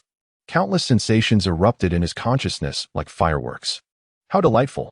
Lin Ye let out a contented sigh, feeling the subtle rumblings within his mind, akin to the sound of crashing waves against a shore. Soon after, he sensed his mental power expanding wildly. The vast coolness continuously infused into his consciousness, enhancing a portion of his mental strength. The speed of this enhancement was unprecedented, surpassing Lin Ye's imagination, sharpening his taste, sight, smell. His thoughts and awareness became extraordinarily lucid, as if he had entered an indescribably wondrous realm. A glimmer of anticipation appeared in Lin Ye's eyes as he sat cross-legged, centering his mind and allowing this cool essence to permeate his thoughts, expanding his mental force. On the panel, as the attribute points dwindled significantly, an ever-increasing flow of coolness rushed eagerly into Lin Ye's consciousness. In a sudden moment, Lin Ye's soul experienced an abrupt shudder. Then, to his astonishment, he discovered that his awareness had entered a miraculous place. This mysterious realm was vast and boundless, resembling a desolate gray continent. What is this? Lin Ye gazed at the scene before him, utterly astonished. Above this gray land, streams of crimson energy cascaded like a galaxy, continuously flowing into it. Simultaneously, the gray terrain expanded as this crimson energy merged with it. Could this crimson energy be the mental force derived from my attribute points? Lin Ye realized that the streams of blood-red energy were indeed transformed from the attribute points he was so familiar with. Thus, this gray continent must represent my mental force. The gray continent represents the solidified essence of mental energy, while the crimson currents are transformed from attribute points into the same energy. My mental force resides within my mind. Could it be? Lin Ye suddenly grasped this notion. Could it be that this place is my consciousness? Or, in the terminology of a martial artist, is this my sea of awareness? Lin Ye distinctly felt that as the expanse of the continent expanded, his spirit was concurrently growing stronger. How wondrous and profoundly comforting. This was the first time he had encountered such a scene, leaving him utterly astonished. Just as Lin Ye was immersed in this experience, a sudden flash of crimson light erupted from the very center of the gray continent. Immediately following, the crimson currents that had previously cascaded around the gray earth seemed to respond to a call, surging towards the source of the radiant glow. Chapter 22. The Blood Red Tower. Within the realm of consciousness, an unexpected anomaly arose. The crimson currents descending from the heavens seemed to respond to an unseen summons, surging forth with fervor. Lin Ye furrowed his brow slightly. His awareness followed the ethereal essence, swiftly converging upon the heart of the continent. As the sanguine radiance flickered erratically, the crimson currents continued to gather, coalescing into a towering form. Under the influence of his perception, a shadow of a blood-red tower gradually ascended, situated at the very center of the earth. On the ancient gray continent, a magnificent blood-red tower materialized, yet it appeared entirely natural, as if it had always belonged to this landscape. Lin Ye experienced an illusion. This blood-red tower was the very core of the continent, reigning over its domain with the majesty of an emperor. Observing with a mix of curiosity and uncertainty, he discerned that the tower comprised 12 levels. However, aside from the first level, which exhibited faint signs of solidity, the remaining 11 levels felt ethereal, as if they existed in a realm of illusion. Simultaneously, the crimson currents continued to flow into the structure, with the majority accumulating at the first level, steadily consolidating its foundation. A smaller portion, however, permeated into the gray earth, expanding its territory. Lin Ye marveled inwardly at the wonder of his own consciousness, feeling an irresistible pull toward the blood-red tower. In an instant, his awareness was engulfed within the first level of the tower. What a delightful sensation! There was no discomfort. Instead, he felt a profound sense of ease emanating from his consciousness. As he entered the first level of this blood-red tower to observe, a sudden transformation occurred. Boom! A torrent of formidable psychic energy erupted from the small tower, sweeping outward across the continent with boundless force. At that very moment, a subtle crimson luminescence enveloped Lin Ye, imperceptible to the ordinary eye. Above him, as the crimson light flickered, the silhouette of a blood-red tower gradually emerged, rotating slowly. A faint shadow of crimson descended in tandem with the tower and Appo's rotation, gradually enveloping Lin Ye entirely. Around him, wisps of cosmic energy seemed to be drawn toward him, converging with an irresistible pull. Absorbing cosmic energy, attribute points 2, absorbing cosmic energy, attribute points 2, absorbing cosmic energy, attribute points 2. At this moment, however, Lin Ye was fully immersed in his consciousness, captivated by the blood-red tower, oblivious to other changes. Upon entering the first level, he was surrounded by swirling crimson mist, which quickened his heartbeat. The psychic force within this first level of the tower was astonishingly potent. If wielded in combat against external entities, it would be immensely powerful. Lin Ye slowly opened his eyes, his heart already trembling with awe. The instant his awareness had entered the blood-red tower, he had fully grasped control over this magnificent structure birthed within his consciousness. With just a thought, he could wield the immense psychic power of the first level of the blood-red tower at will. Similarly, Lin Ye discovered that this gray continent and the crimson tower were seemingly one entity, both capable of absorbing cosmic energy from the external universe and transforming it into mental power.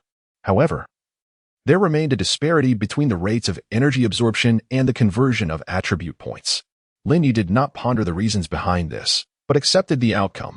Having activated his mental power, he now possessed a formidable trump card.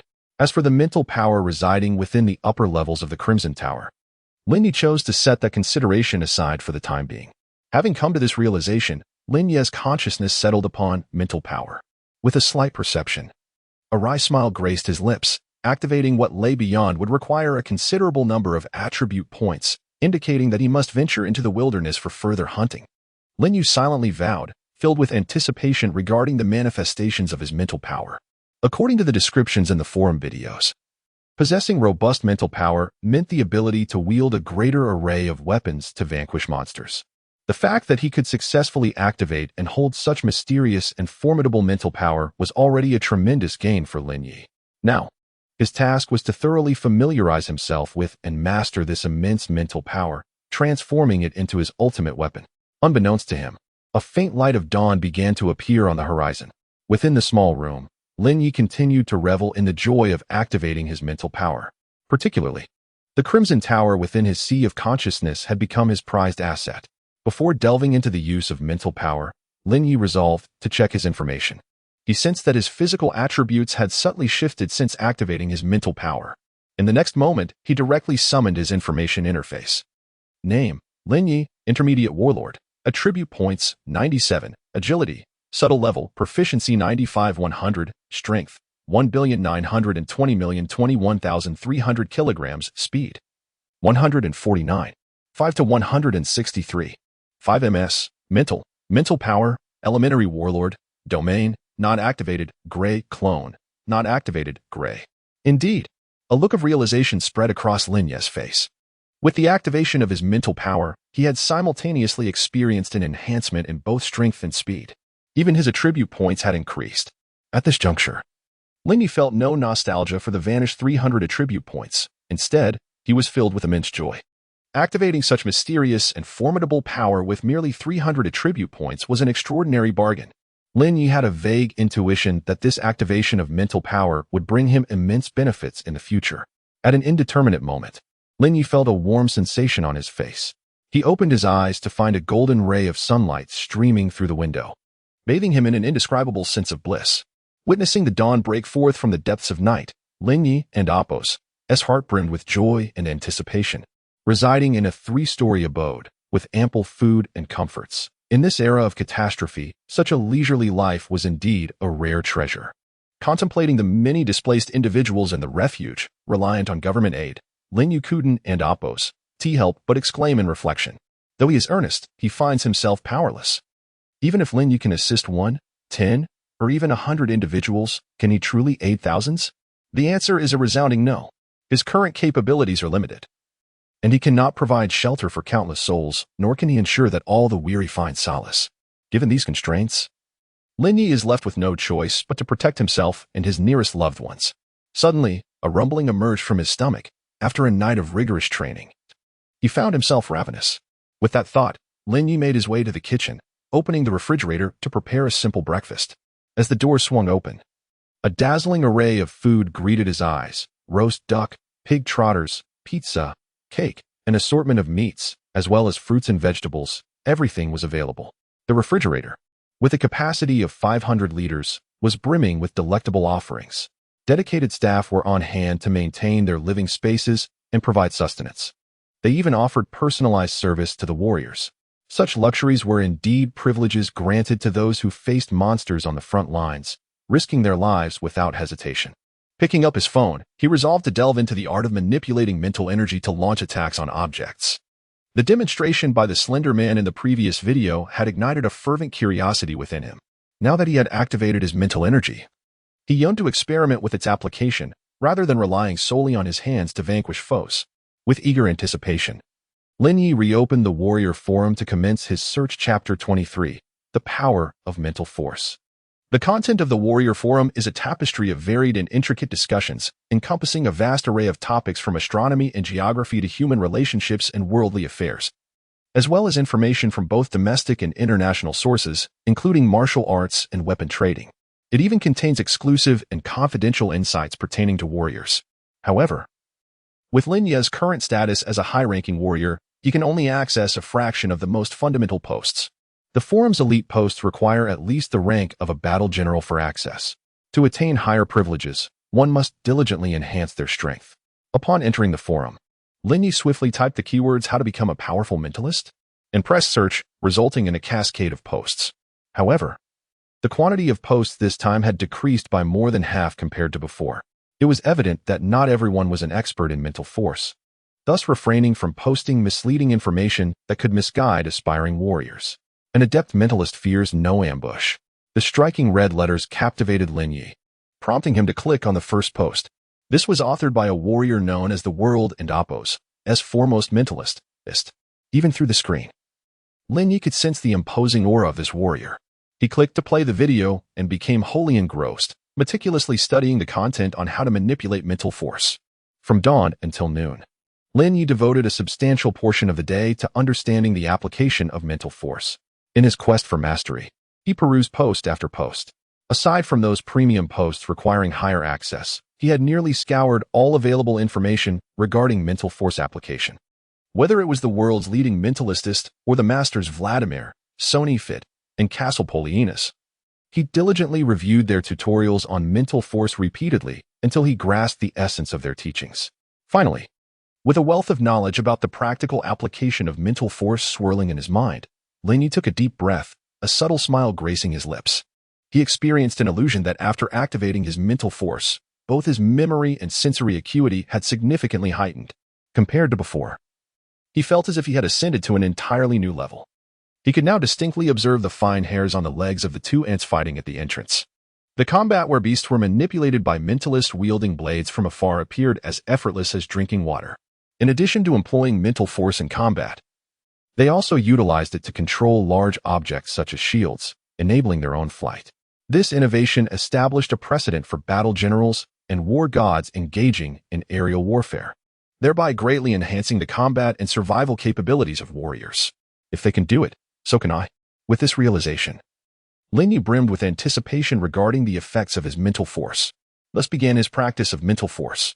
In his room, he commenced training, lifting various items such as chairs, sofas, televisions, and even the refrigerator and solid wood bed with ease. The 10-ton off-road vehicle laden with monster materials was effortlessly raised by Lin Ye. At times, Lin Ye would whimsically attempt to levitate using his mental telekinesis, only to meet with failure. It became evident that mental telekinesis could not be exerted upon living beings.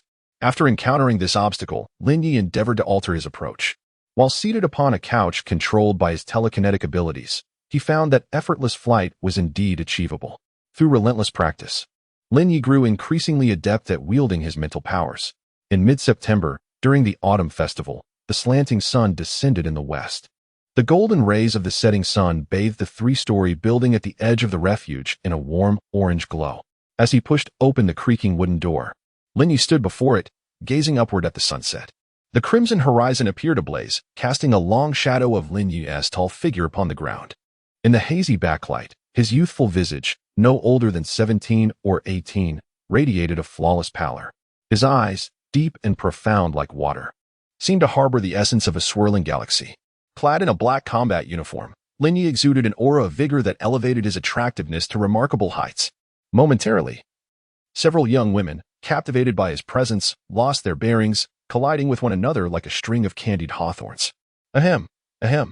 Confronted with such attention, Lin Ye coughed lightly before hastening his pace.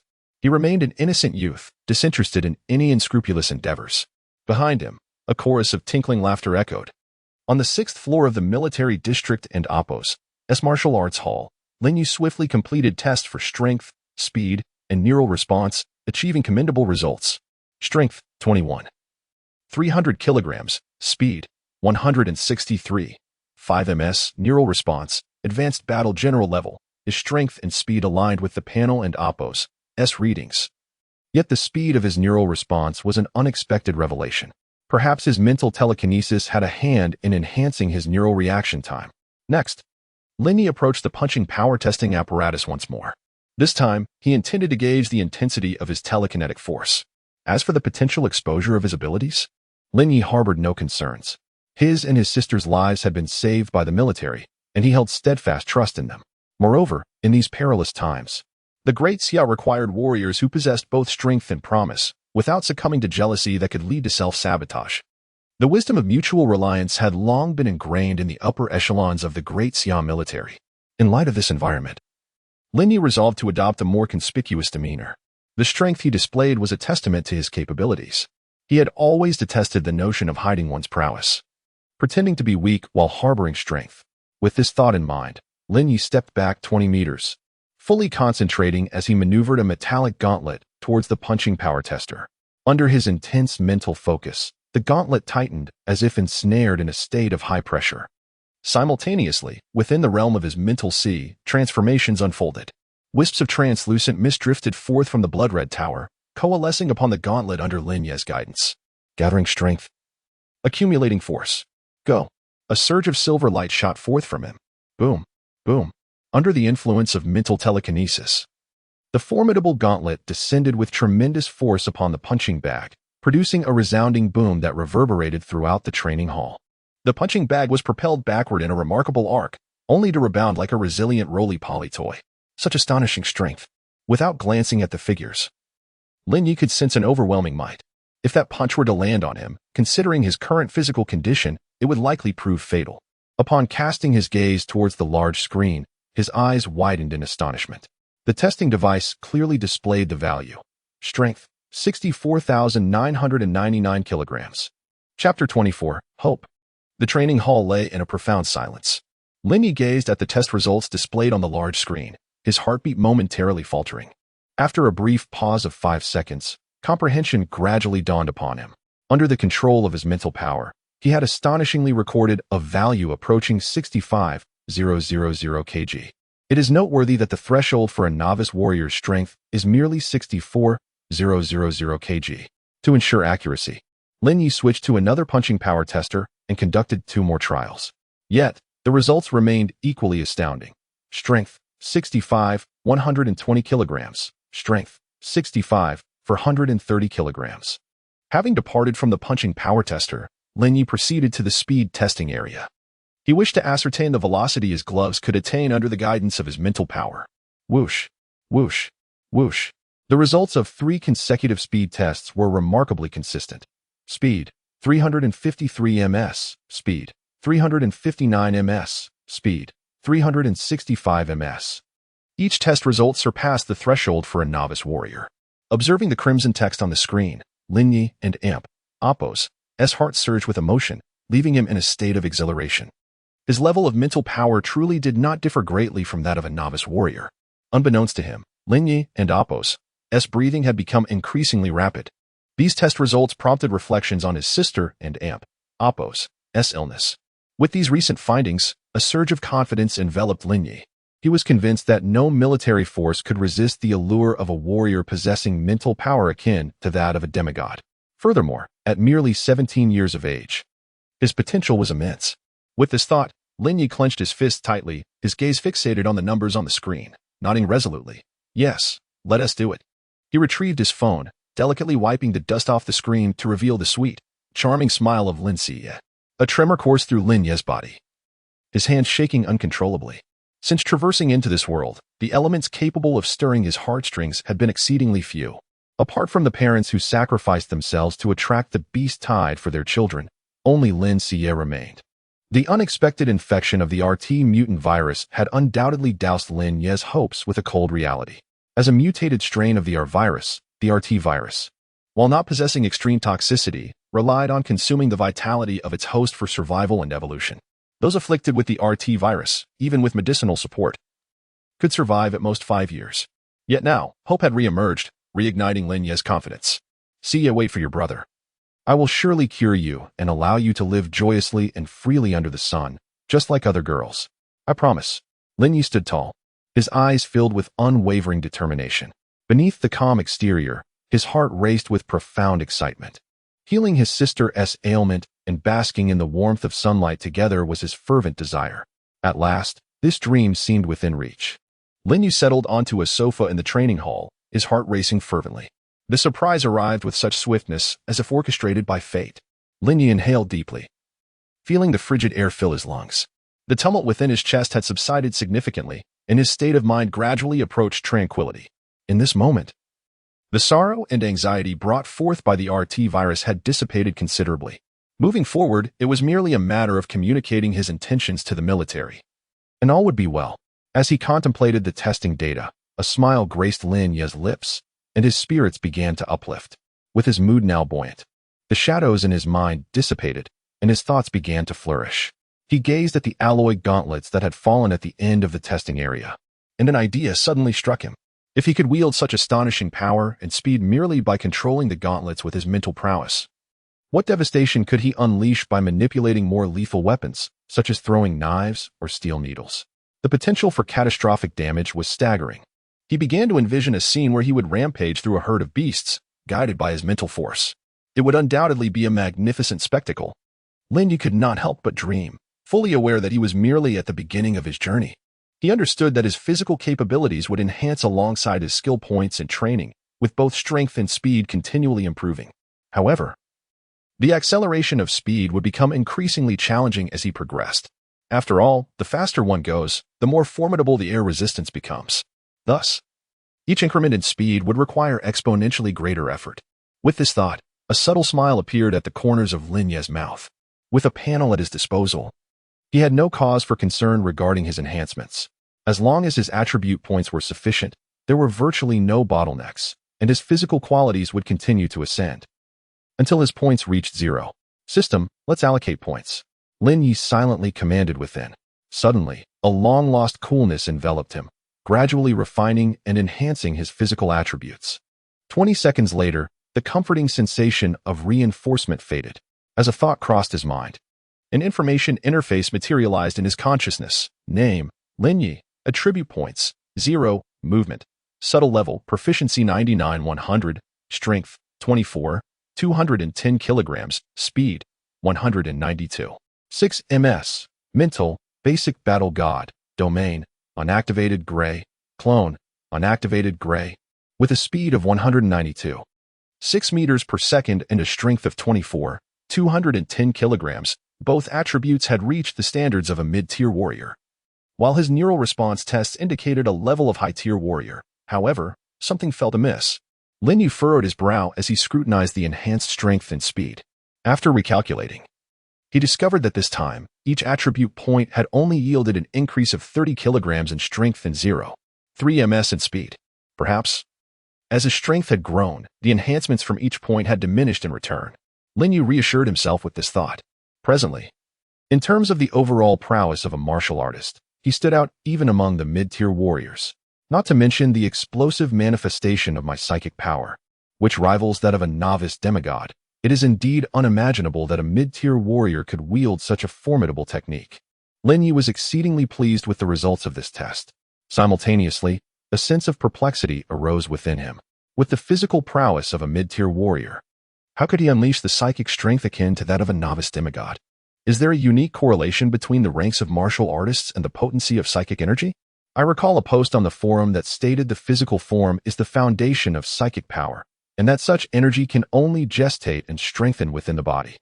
This implies that my current physical capabilities can only sustain this level of psychic energy. With these myriad questions swirling in his mind, Lin Ye retrieved his phone and opened the martial artist forum.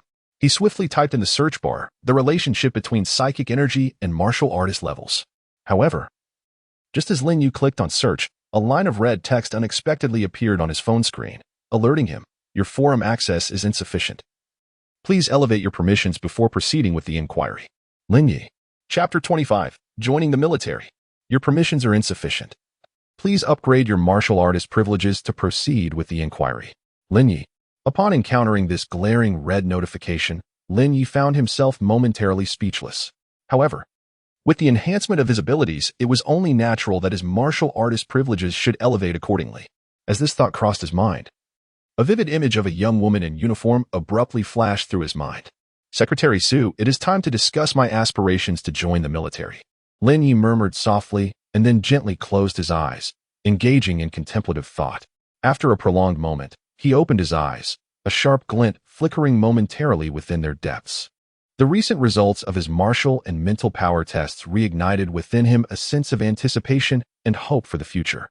The remnants of past emotions intertwined with the pulsations of his heart, which was awakening from a profound stillness. If he was not mistaken, Lin Ye was confident that Secretary Su and the military behind her would find it impossible to refuse him. Gazing out at the sunset gradually disappearing beyond the horizon, the orange flames reflected in his obsidian eyes. Standing beside the floor-to-ceiling window, he retrieved a business card and, filled with expectation, dialed the contact number listed for Secretary Su. Meanwhile, in the monitoring room on the 7th floor of the training hall, Secretary Su Qi, dressed in casual white attire, leisurely sipped her coffee while observing the large screen. Hundreds of surveillance cameras were strategically placed to cover every corner of the shelter. As a secretary for the military, she occasionally found herself assigned to other tasks, and today happened to be her shift at the military training hall. A vibration? Where did that come from? Su Chi's coffee trembled slightly in her hand, sending ripples cascading through the cup. With her keen hearing, she quickly pinpointed the source of the commotion to the training hall on the 6th floor. Setting her coffee aside, Su Chi's long, graceful fingers danced swiftly across the keyboard. She magnified the view of the punch strength testing area repeatedly. When she finally discerned the scene depicted on the screen, her mouth fell slightly agape, her face a picture of astonishment as she beheld the young man in the frame. No, her gaze was fixed intently on the testing screen above Lin Ye's head, where a row of bright red digits displayed his punch strength test result, 64,999 kilograms. How is that possible? Seemingly unable to believe her own eyes, she removed her gold-rimmed glasses and widened her beautiful eyes, scrutinizing the screen intently. Indeed, it read 64,999 kilograms. How could he be so formidable? The last time she saw him, he was merely a senior warrior. Before Su Chi could fully process this, her attention shifted to the punching target before Lin Ye. At that moment, the young man stood there, arms crossed, nonchalantly observing the front. Was he testing his punch strength without using his hands? Could it be that he was employing mental power? A flurry of questions sprouted in Su Chi and Appo's mind, each more bewildering than the last. Soon after, Lin Yu's subsequent test results appeared on the screen, crystal clear. Strength, 65,120 kilograms. Strength, 65,430 kilograms. Su Chi. In that instant, she was utterly astonished beyond measure. Upon confirming that Lin Ye was indeed utilizing psychic powers, the secretary could not help but fixate the camera on him, her beautiful eyes reflecting his tall figure, radiating an extraordinary brilliance. At that moment, Su Chi and Appo's gaze upon Lin Ye resembled that of one observing a humanoid behemoth. Could it be that he possessed a terrifying strength comparable to that of a low-tier war god? Was he truly a mere 17-year-old martial artist?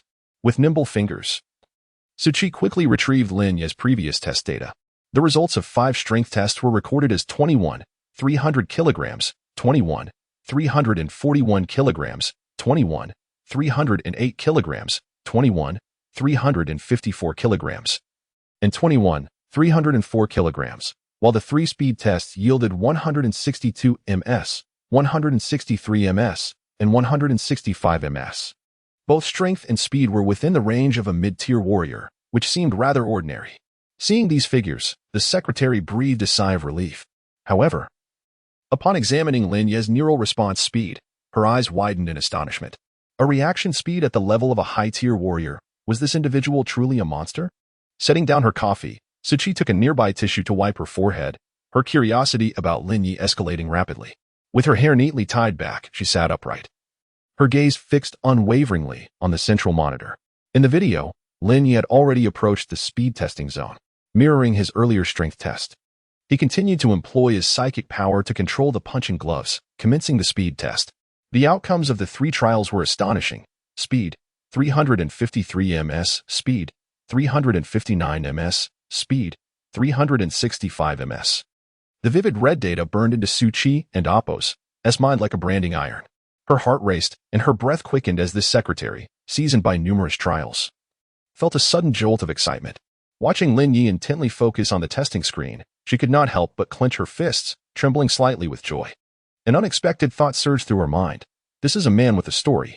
Just as Su Chi wished to observe more of this humanoid beast, her phone began to ring. The melodious tones of a song filled the air. You say you are a bit hard to pursue, wanting me to retreat in the face of difficulty. Gifts need not be the most expensive, just the falling leaves of the champs, Lysias. She pulled out her phone, glancing at the unfamiliar caller ID, her brows furrowing slightly. After 5 seconds, she pressed the answer button. Hello, this is Su Chi speaking. Hello. Secretary Su. This is Lin Ye. I have something I wish to discuss with you. May I inquire when you are available? The cool voice on the other end was undoubtedly Lin Ye. Su Chi looked up at the young man on the screen, who was on the call, and without a moment's hesitation replied, I am available at any time. Is there something you wish to discuss? If convenient, you may share it with me now. Actually, I have come to a decision regarding your suggestion. Leaning against a sturdy tree provides shade. Having a formidable force is indeed more advantageous for my growth. Therefore, I have decided to join the military. Upon hearing this, Suchi felt her heartbeat momentarily falter. You intend to join the military? She inquired incredulously. Indeed, however. It is best to discuss the particulars in person, as I come with conditions, not merely to join without reason. Lin Ye's voice resonated with steady strength, his deep breaths soothing to the ear. Understood, I am available at any time. Suchi gazed at the screen, where Lin Ye's face was illuminated with a cheerful smile. His emotions seemed to stir something within her, causing the corners of her mouth to curve into an involuntary smile. In that case, let us meet tonight at 7 at Endapos, Huawei-ju. Endapos, excellent. Lin Ye concluded the call, leaving Suchi in a state of astonished contemplation. She had never anticipated that she would encounter a talent like Lin Ye so fortuitously. This surprise had come rather abruptly, a 17-year-old mid-tier warrior. Alongside a mentalist on par with a primary tier god of war, this was a tremendous stroke of luck. All thanks to my efforts. Once I secure Lin Ye, let us see how the old man will continue to criticize me for being unproductive. As if recalling certain promises, a mischievous grin spread across Suchi's face. Her hands resting confidently on her hips, resembling a proud little peacock. Ha. Within the monitoring room, a melodious peal of laughter echoed. However, as Suchi regained her composure and glanced at the wall clock, her expression shifted to one of alarm. It's already 6:20. Chapter 26. Conditions. At the refuge base, Huai-J, Lin Ye had reserved a private room in advance and was now waiting in the lobby. As the most upscale restaurant in this human enclave, its decor was strikingly understated, devoid of ostentation. In two simple words, it could be described as elegant and tranquil. The cuisine here was predominantly Chinese. Indeed, Huai-J catered exclusively to martial artists and soldiers, turning away even the wealthiest of patrons without hesitation. Those valiant heroes fighting on the front lines for humanity's survival deserved such indulgence. As for ordinary people, they lacked both the means and the privilege to savor the delights of Huai-J, merely passing by from a distance. In this era of calamity, food was alarmingly scarce, let alone such luxurious consumption. The restaurant was not devoid of patrons. Most were scattered throughout the space. Lin Ye found a seat beside a grand door and awaited Secretary Su with eager anticipation. Suddenly, his gaze brightened. A strikingly beautiful young woman entered, instantly capturing Lin Ye's attention. Approaching the Mid-Autumn Festival, yet summer's warmth lingered. The young woman wore a short skirt that accentuated her captivating legs, her fair skin and elongated, graceful limbs easily drawing admiration. The evening sun and Apos' soft glow streamed through the glass, illuminating her silhouette with a gentle radiance.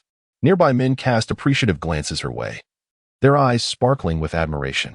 Upon entering, the beautiful woman surveyed the lobby with her obsidian eyes, her long lashes resembling the feathers of a rare bird. Finally, her gaze landed on Lin Ye, and she smiled, saying, "Mr. Lin, hello. I apologize for keeping you waiting." Her delicate brows arched slightly, and her voice held a hint of huskiness. "You are Secretary Su?" Lin Ye observed the striking young woman before him. Her exquisitely sculpted features complemented by the cool, muted tones of her attire, exuding an air of mature elegance. For a moment, he found it difficult to reconcile her with the meticulous Secretary Su he had envisioned. "Indeed, I am Suchi." The beautiful woman met Lin Ye's gaze, raising an eyebrow teasingly. "It seems that you, Mr. Lin, are prone to forgetfulness." Lin Ye responded with an awkward smile, realizing the truth in the adage that glasses conceal the beauty of a woman. He then led Suchi to the private room. As soon as they entered, Suchi gathered her long hair into a ponytail, elevating her appearance several notches. She transformed from a mature woman into a radiant young girl, her demeanor now vibrant and warm, in stark contrast to her earlier aloofness. Lin Ye and Secretary Su sat facing each other, observing the Secretary and Apos' drastically altered aura. Lin Ye steadied his thoughts and addressed her directly. "Shall we begin?" "Certainly." Suchi nodded lightly, her beautiful eyes fixed on Lin Ye, a flicker of curiosity crossing her mind. It seemed that in just one day, this young martial artist had become significantly more handsome. The Secretary Suchi left a profound impression on every martial artist she had encountered. At this moment, Lin Ye appeared to be a markedly different individual compared to their previous meeting days ago. Suchi's gaze swept over his fair complexion and physique.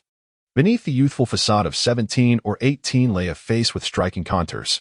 His eyes sparkled like stars, and the casual smile perpetually gracing his lips, combined with the glimmering light in his gaze, imbued him with an inexplicable allure. particularly captivating for someone like Su Qi, a young woman with an appreciation for aesthetics.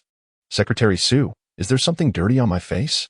Lin Ye inquired, a hint of confusion in his tone. Su Qi felt a rush of warmth to her ears at that moment. However, as she observed the almost imperceptible smile playing at the corners of Lin Ye and Appo's mouth, she quickly realized, Mr. Lin, you. All right, I was merely jesting. Let us move on to serious matters. Lin Ye reined in his smile and, with a grave demeanor, stated, I summoned you today primarily for two matters.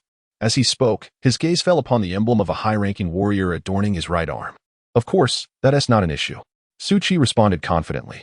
Additionally, I require an upgrade to the martial artist forum and Appo's privileges. As you are aware, warriors at the soldier level have limited access to pertinent information, Lin Ye continued. Indeed, I am well aware. That too is manageable, Su Qi replied, fully comprehending Lin Ye and Appo's intent. The existence of the martial artist forum was of paramount importance for both novice warriors and formidable champions alike.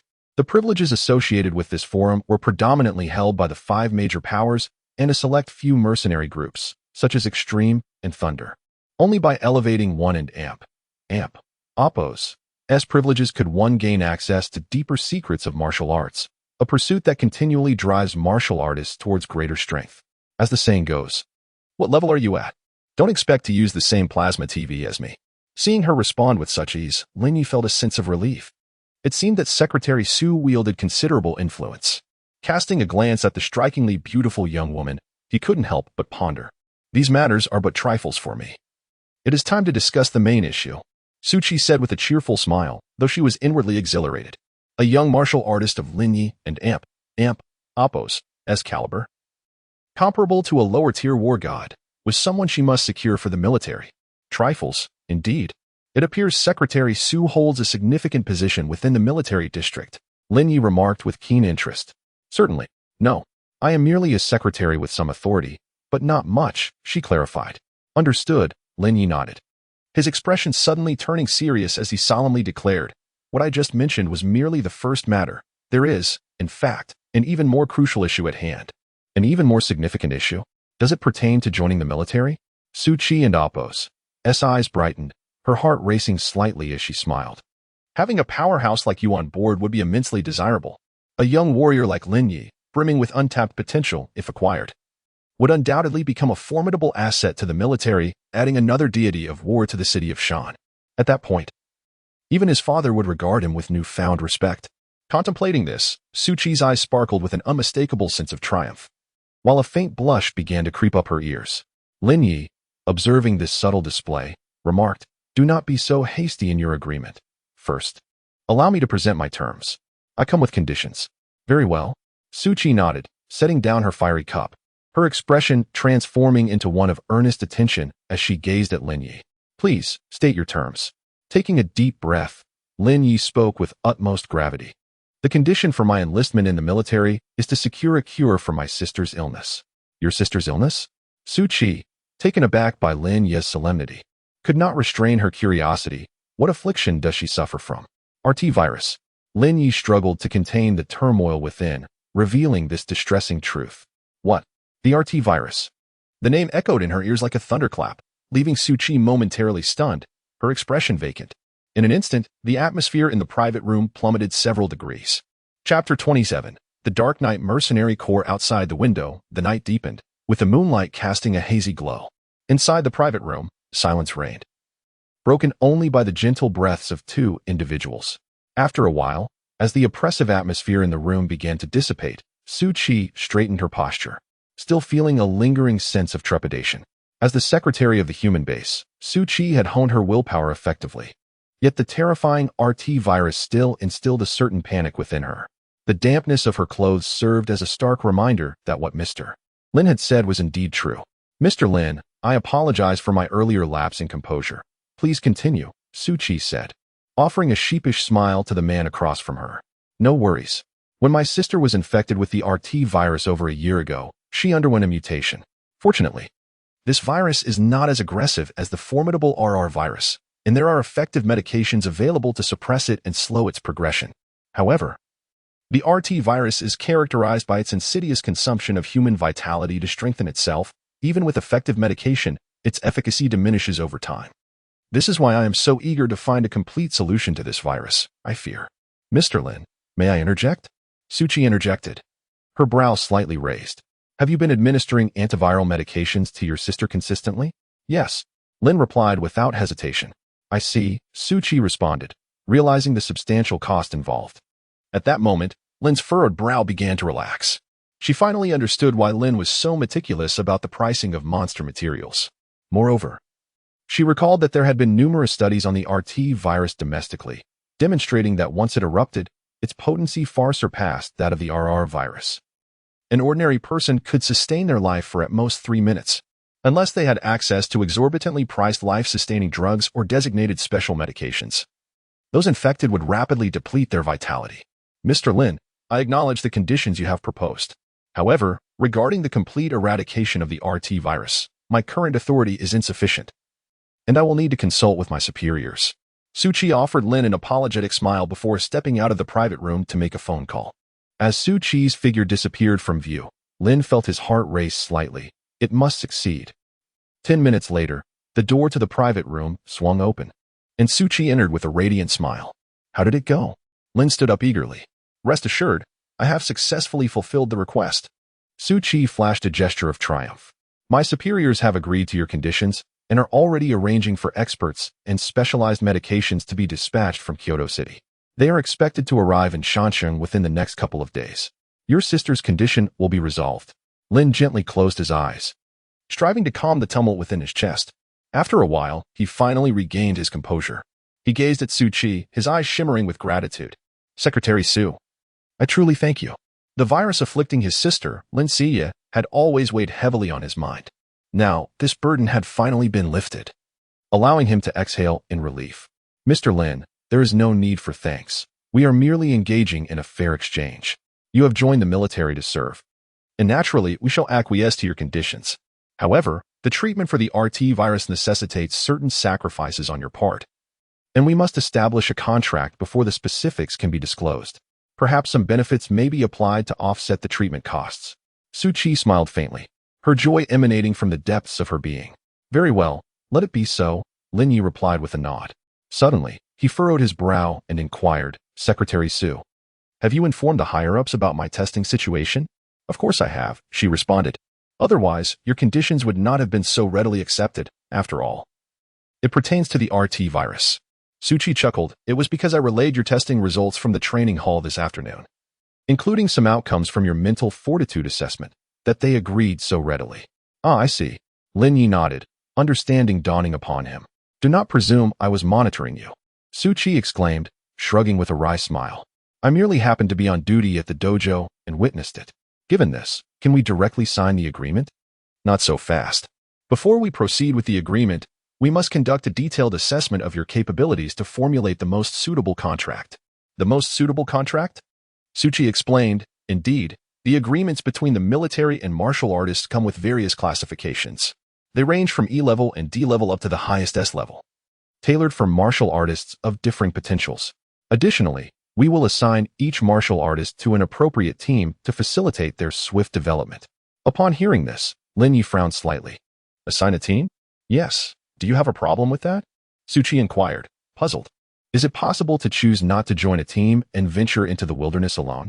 At Lin Ye and Appo's words, Suchi raised an eyebrow, a contemplative expression crossing her face. After a moment and Appo's thought, she nodded at Lin Ye. Of course, but the risks are substantial. The military has its considerations. Typically, we do not permit martial artists of intermediate rank or below to wander alone. You are aware that the surrounding wilderness is rife with monsters. One could easily fall into an ambush at any moment. Remember, every martial artist is a beacon of hope in the future for the military and humanity. Since we have reached an understanding, shall we dine? Suchi suggested, her eyes sparkling with enthusiasm. After a hearty meal, you should rest well tonight. Formal testing will commence tomorrow morning. Very well, Lin Ye agreed, nodding cheerfully as he summoned the waiter to bring forth the dishes. As night enveloped the surroundings, the sky loomed dark and overcast, shrouded in mist, obscuring any glimmer of starlight. It was late, Yet the restaurant remained bustling with patrons. Lin Ye and Su Qi exited the establishment, engaged in light-hearted conversation. Having resolved matters concerning his sister, he felt as though the clouds above him had dispersed, leaving him with a profound sense of ease. Suddenly, a low rumble of engines echoed through the air. Lin Ye instinctively looked up, only to behold a line of sleek black armored vehicles coming to a gradual halt. The robust steel doors, crafted with precision, refract little light under the illumination, instead exuding a subtle cold glow. As the doors creaked open, a tall figure clad in a black combat uniform emerged, followed by a formidable assembly of 50 to 60 individuals, forming a dense, ominous circle. They stood in eerie silence, and to Lin Ye's eyes, they were not merely people, but a pack of ferocious beasts with bared fangs, poised to unleash violence at any moment, or perhaps they resembled grim reapers, wielding scythes ready to harvest lives in the shroud of night. Each individual radiated an overwhelming aura of murderous intent, a sensation Lin Ye perceived with acute clarity. Having often traversed the wilderness and battled monstrous entities, he was well acquainted with the essence of killing intent. Yet, the intensity of the malevolence emanating from these individuals surpassed his own by several-fold, akin to blood-soaked warriors emerging from mountains of corpses and seas of blood. Among this cadre, at the very least, all were mid-tier battle generals, with many being high-ranking ones. Particularly, the imposing black-clad figure at the forefront exuded an immense sense of threat, a warrior of divine prowess. While Lin Ye felt a surge of trepidation, he also noted that these black-clad fighters wore insignias adorned with dark golden patterns on their uniforms. The center of the insignia bore the words Dark Knight, rendered in crimson, reminiscent of the color of blood. Dark Knight, Dark Knight. Lin Ye's mind raced to recall this name. Suddenly, his brow furrowed slightly as realization dawned upon him. It is the Dark Knight Mercenary Corps. Chapter 28. The Assessment. At the entrance of Wawajan, Lin Ye scrutinized the group of black-clad warriors, who were equally observing the young martial artist before them. They displayed no hint of disdain, on the contrary. They nodded in acknowledgement, exuding a sense of deadly intent without being overbearing. This demeanor instantly won Lin Ye and Appos as favor. After exchanging simple greetings, the warriors stood in place, seemingly awaiting the leader and Appos, as command. A palpable aura of solemnity emanated from them, reminiscent of a rigorously disciplined army. Chi, it has been quite some time. At this moment, a tall and handsome man stepped forward, addressing Su Qi, who appeared to want to hide behind Lin Ye. He smiled and said, "Your brother Qin Xian is not some fearsome beast. There is no need to be so afraid." Lin Ye responded, "I am not hiding from you. I merely indulged a bit too much earlier and needed a moment to rest." Su Qi defended herself. She then blinked her bright eyes and glanced behind the warrior named Qin, inquisitively asking, "Brother Qin Xian, where is the Dragon King? Surely, your knight brigade is not limited to just this number." "Haraha, you've caught me. Quite clever." Qin Xian laughed, then became serious, saying, "Your uncle Long discovered a large group of beast general-level ironclad dragons and some silver moon giant wolves in the 7023 area. He is currently leading some of our brothers, collaborating with a mechanized battalion under the Dark Eagle Army to eliminate the threat." Qin Xian looked at Su Qi and continued, "As for us, we will first rest at the safe base to gather supplies and will enter the wilderness tomorrow to rendezvous with them. Chi, you might have heard that we've been fighting our way here from the southwest fortress for over a month." "Oh, I see." Su Qi nodded, then inquired, "I have heard mention of it. Did you have a secret mission while fighting your way here?" "Confidential." Qin Xian glanced at Lin Ye as he spoke. Meanwhile, Lin Ye attentively absorbed everything, his brow slightly furrowing. The Knight Brigade and Appos' journey from the southwest fortress to Shanxing appeared even more formidable than rumored. However, recalling that the lowest among them were mid-tier warriors, he felt a sense of relief. A team of such formidable strength and cohesive cooperation, under the guidance of a powerful war god, could typically pass through ordinary beast packs without provocation. Qin Xian noticed Lin Ye's subtle change in expression and jested, "Young brother, are you here to court Chi today? But it seems your current strength is not quite sufficient." Lin Ye replied, "Uncle Chun, Mr. Lin Ye is here to discuss serious matters with me today, not for a date." Su Qi retorted, her cheeks flushed with indignation. "Oh, right. Not a date, but rather a secret meeting." Qin Xian pressed on, eliciting hearty laughter from the surrounding warriors. "Ha." Having settled down, Qin Xian encouraged his companion to engage in a heartfelt conversation with his boyfriend, emphasizing the need for a hearty meal and a well-deserved respite after their arduous days spent in the wilderness. With that, he and a multitude of martial warriors strode into the dining hall. "Curse that Uncle Chun, we may never meet again," Su Chi exclaimed, her expression brimming with indignation. Observing the formidable presence of the warriors, Lin Ye wore a contemplative look. "Don't take it seriously, they are merely jesting," Su Chi hastily reassured. Noticing Lin Ye's unease, Lin Ye shrugged nonchalantly. "I didn't take it to heart." "Well then, rest early so you can perform well in tomorrow's test." "Absolutely." With that, the two parted ways. Inside the sanctuary, an eerie silence enveloped the atmosphere. After a brief refreshment, Lin Ye donned a pristine white training outfit and made his way to the practice hall. He sought to inquire about the Dark Knight Mercenary Corps on the Martial Artist Forum, only to be informed once more that his access rights had yet to be elevated. A faint smile of resignation crossed Lin Ye's lips as he initiated a video call with his aunt. Upon confirming his sister's well-being, he felt a wave of relief wash over him. As long as he could successfully pass the assessment and await the arrival of experts and medication from the capital, his sister's ailment would soon be resolved. "Yeah, you will soon be able to stand again." After ending the call, Lin Ye embarked on another round of training. Seated cross-legged in the hall, he silently recited the Jiuhuaju mental technique, concentrating deeply and expelling the air within his body. Emptiness is the path to dissolution. Existence is but an illusion, and illusions are void and clear. Gathering the essence, he sought to harness the energies of the universe. With each syllable of the incantation uttered, Lin Ye swiftly adjusted his internal state. His breathing steadied, and his mind became serene. 5 streams of consciousness converged at the soles of his feet, palms, and the Bai point atop his head, initiating the absorption of cosmic energy. Absorbing cosmic energy. Attribute points 5. Absorbing cosmic energy, attribute points 5. Absorbing cosmic energy, attribute points 5. As the synthetic sounds echoed in his mind, Lin Ye's training in genetic primordial energy flourished. The following dawn, Lin Ye stood on the balcony, embraced by the morning breeze. The horizon shimmered a deep blue, heralding the break of day. In the dimness of twilight, only a few lingering stars remained before the dawn. At the 4 corners of the sanctuary, searchlights tirelessly illuminated the surrounding grounds, having worked throughout the night without fatigue. Troops of armed soldiers and martial artists patrolled relentlessly. After a night of cultivation, Lin Ye felt a significant enhancement in his physical condition, prompting him to summon the system interface. Name: Lin Ye, Intermediate Warrior. Attribute points: 175. Movement, subtle level, proficiency 95. 100. Strength, 24. 210 kilograms. Speed, 192. 6 ms. Spirit, mental force, elementary battle god. Domain, non-activated, gray, clone, non-activated, gray. Although the number of attribute points paled in comparison to his initial experience with genetic primordial energy, Lin Ye accepted it with grace. System, continue allocating points. Without further ado, he began to enhance his attributes. Today and Appo's assessment is of utmost importance. He must unleash his peak performance to secure a more advanced contract. A refreshing breeze enveloped him, sending a delightful tingling sensation through his bones, almost causing him to exclaim with pleasure, "This time, I shall give it my all." Lin Ye slowly inhaled the crisp morning air, suppressing the intensifying excitement within him, a faint smile gracing his lips. As the feeling of enhancement gradually faded, Lin Ye donned a fitted white martial attire and strode purposefully towards the military district and Appo's training hall.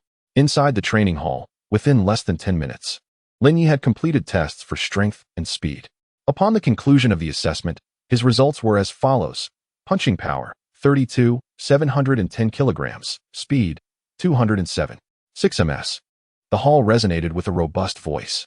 A man clad in a black robe with white hair, holding a blue folder, smiled at Lin Ye and remarked, "You are the most talented young martial artist I have ever encountered." Lin Ye chuckled modestly, replying, "Thank you for your kind words, Master Shui. I am but a novice and still have much to learn from esteemed predecessors like yourself." "Ha ha ha, your words bring me joy, but your humility is misplaced," the white-haired man said, patting Lin Ye on the shoulder, his tone grave. "In this era, where monsters wreak havoc in humanity and Appo's path appears bleak, humility is certainly not a virtue.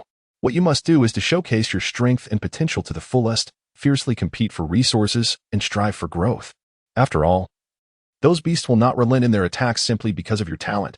You must transform from a prodigy into a powerhouse in the shortest time possible." Understood. Lin Ye felt a stirring within him.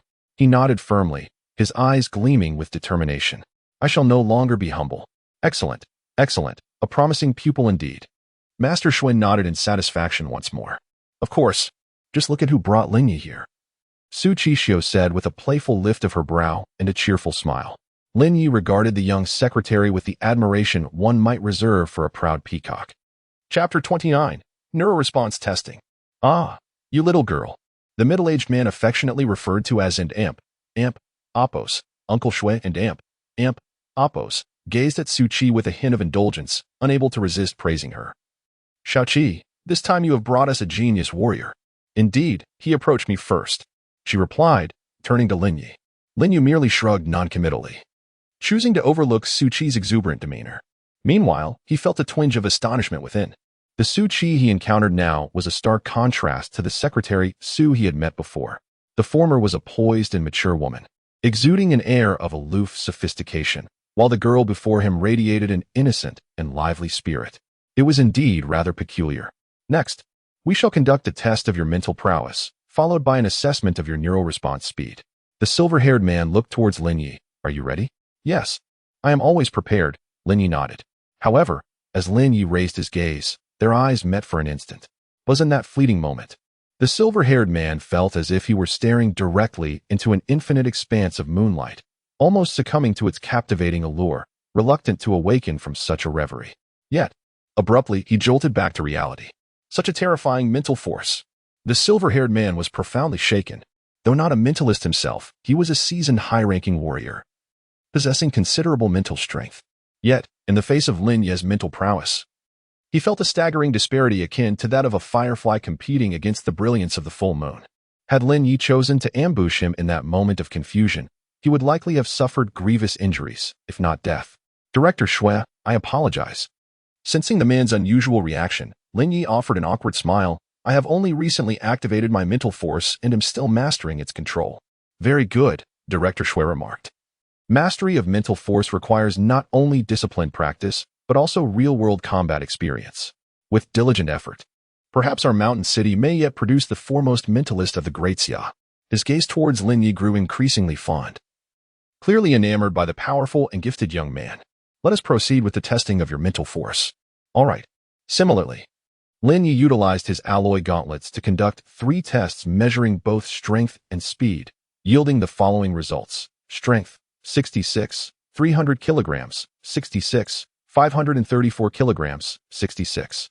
618 kilograms speed, 369 ms, 362 ms, 365 ms. The middle-aged Director Shui and Su Qi exchanged astonished glances, both recognizing the shock reflected in each other and Appos' eyes. Despite their prior preparations, the reality of such results was overwhelming. Their gazes fixated on Lin Ye, as if he were a marvel to behold. Su Qi, in particular, was rendered utterly speechless.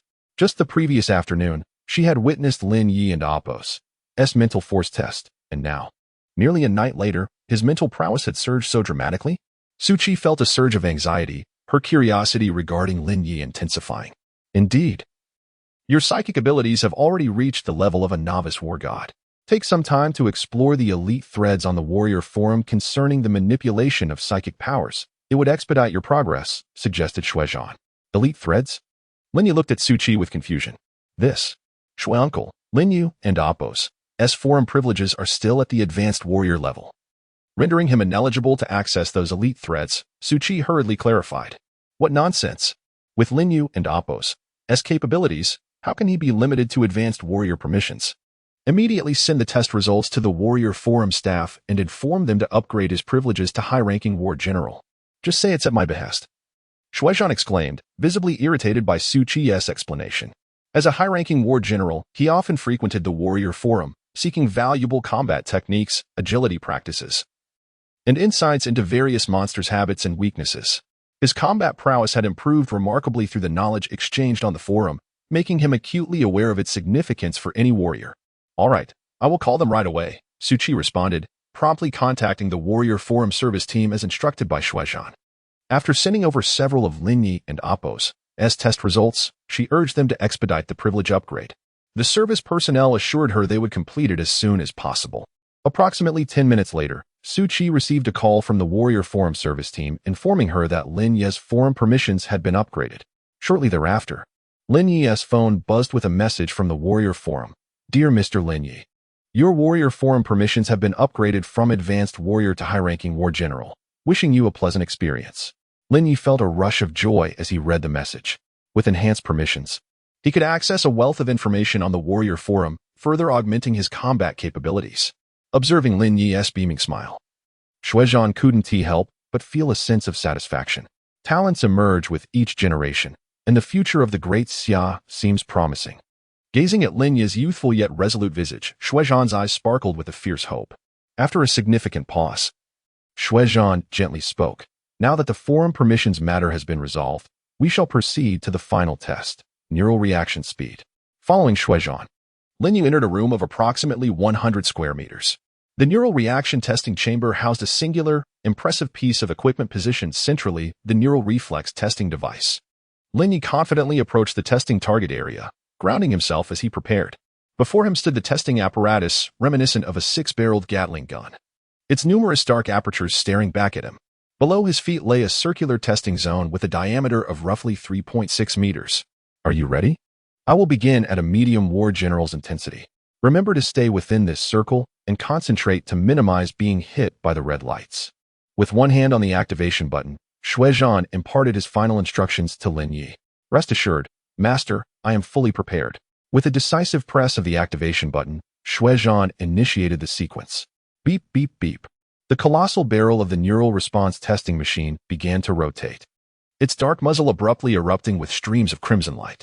These beams, varying in velocity, erratically shot towards Lin Ye, who remained tranquil, his gaze as serene as still waters.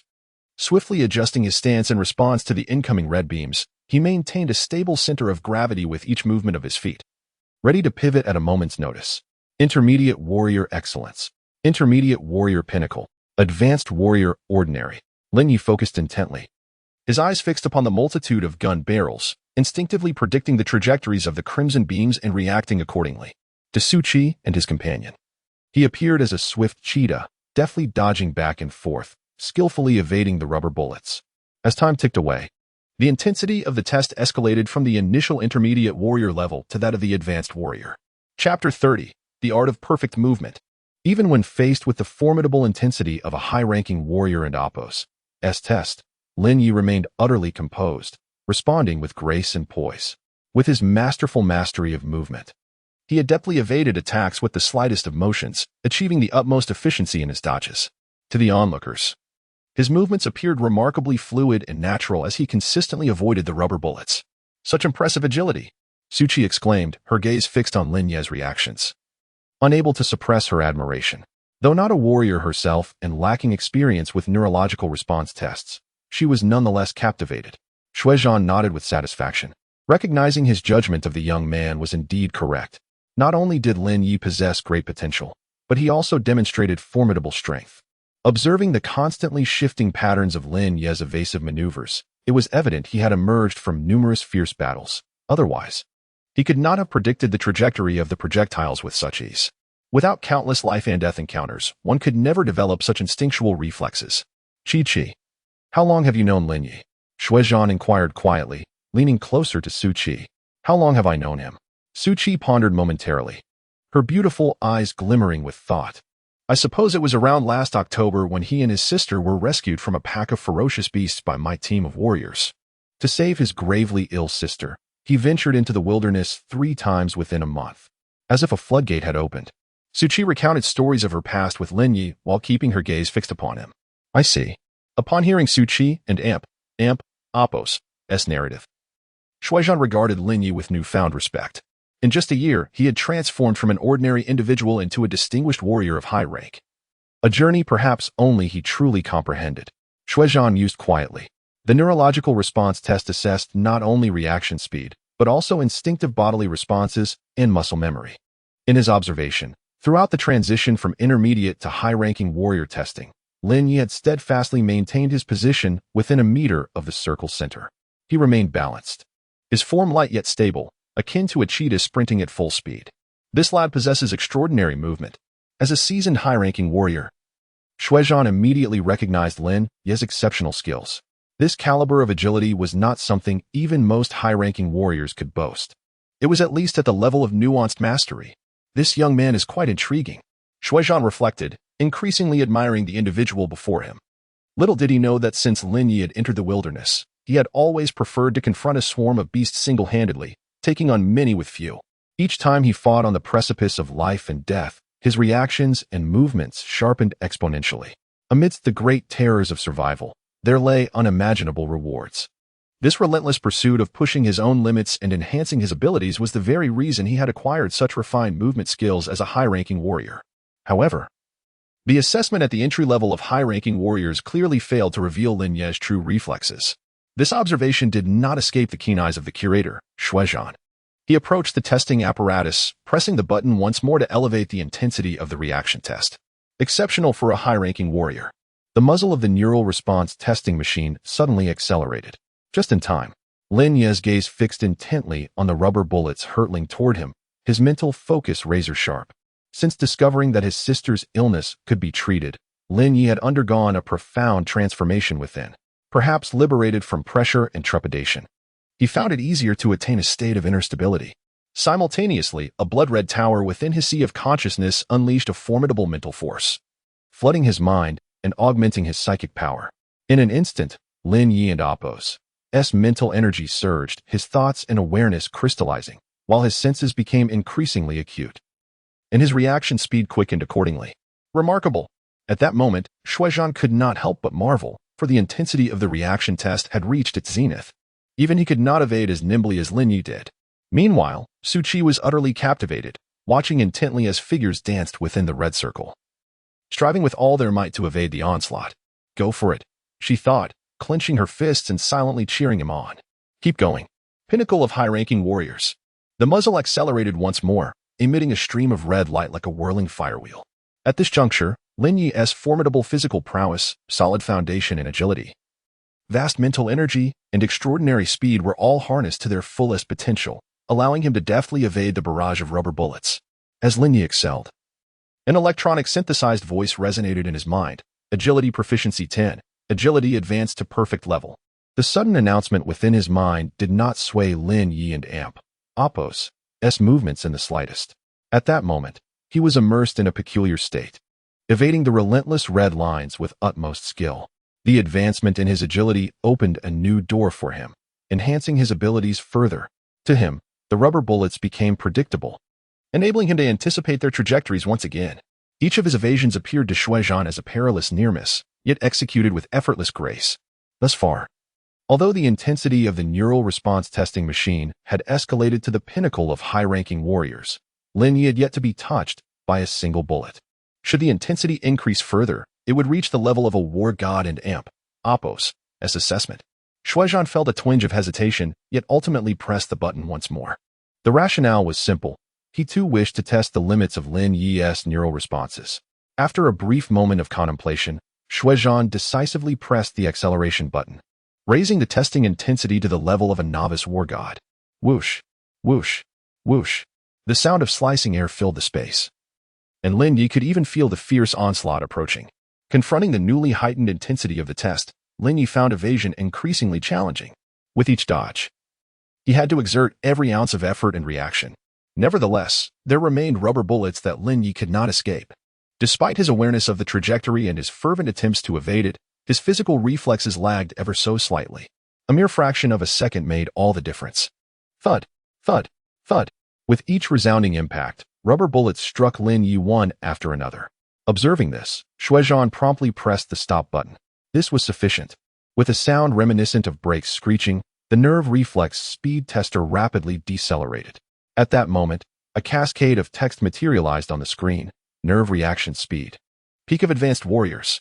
Chapter 31. The Catastrophic Beast Tide, New York Falls. On a bright morning at 9 o'clock in the Great Xia time zone, the atmosphere within Shelter 057 was radiant, mirroring Lin Ye's elated spirit. His neural response speed had reached the pinnacle of elite warriors. As Lin Ye gazed at the vivid crimson data on the testing screen, a satisfied smile crept upon his lips. The results aligned closely with his expectations. This time, Lin Ye's most significant achievement was the leap from subtle level agility to perfect level agility. In comparison to subtle level, perfect level agility offered superior effectiveness. It allowed for the optimal utilization of any object in the surrounding environment, enabling the most precise evasions. This advancement would provide Lin Ye with immeasurable advantages in future battles. Furthermore, this enhancement in agility instilled in him a profound confidence. When confronting higher-tier monsters, he could rely on his superior agility and speed to amass a significant number of attribute points, thus entering a virtuous cycle of strength enhancement. He yearned to venture into the wilderness once more. The thought of having achieved perfect level agility filled Lin Ye with an uncontrollable excitement.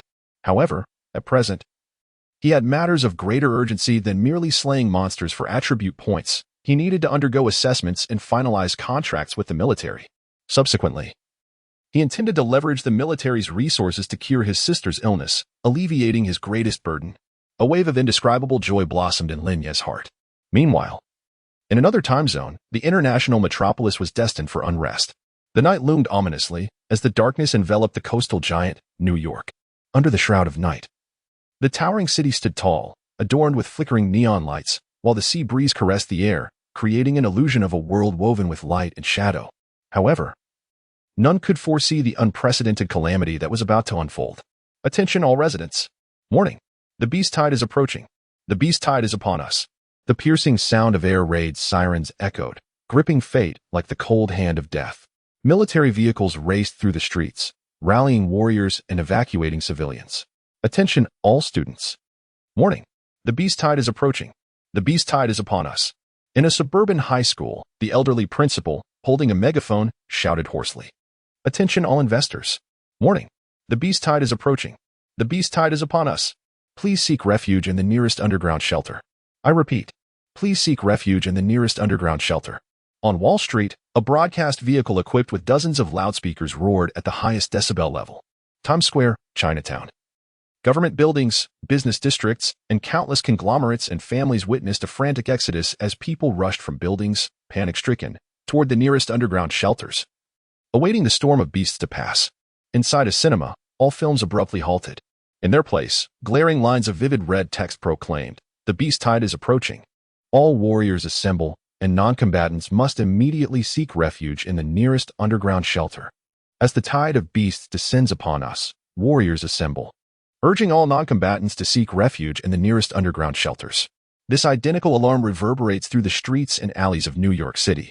The entire metropolis is engulfed by a cacophony of piercing sirens that rend the air. Along the shores of New York Harbor, the closest point to the Pacific, colossal military bases have been erected to thwart the monstrous entities from invading the inland territories. Within one such military observation post, a lone male warrior gazes out at the ocean, his eyes filled with a deep contemplation. Is it another beast tide? I wonder about the magnitude of this onslaught. Regardless of its scale, we are equipped with an arsenal of coastal defense artillery, missiles, rockets, laser munitions, incendiaries. No matter how many monsters approach, they will be in vain. Suddenly, a distant roar reverberates across the horizon, merging with the night. Shadows of indistinct forms begin to materialize beneath the cloak of darkness. The beast tide has arrived. The seemingly endless sea of beasts advances step by step towards the human stronghold.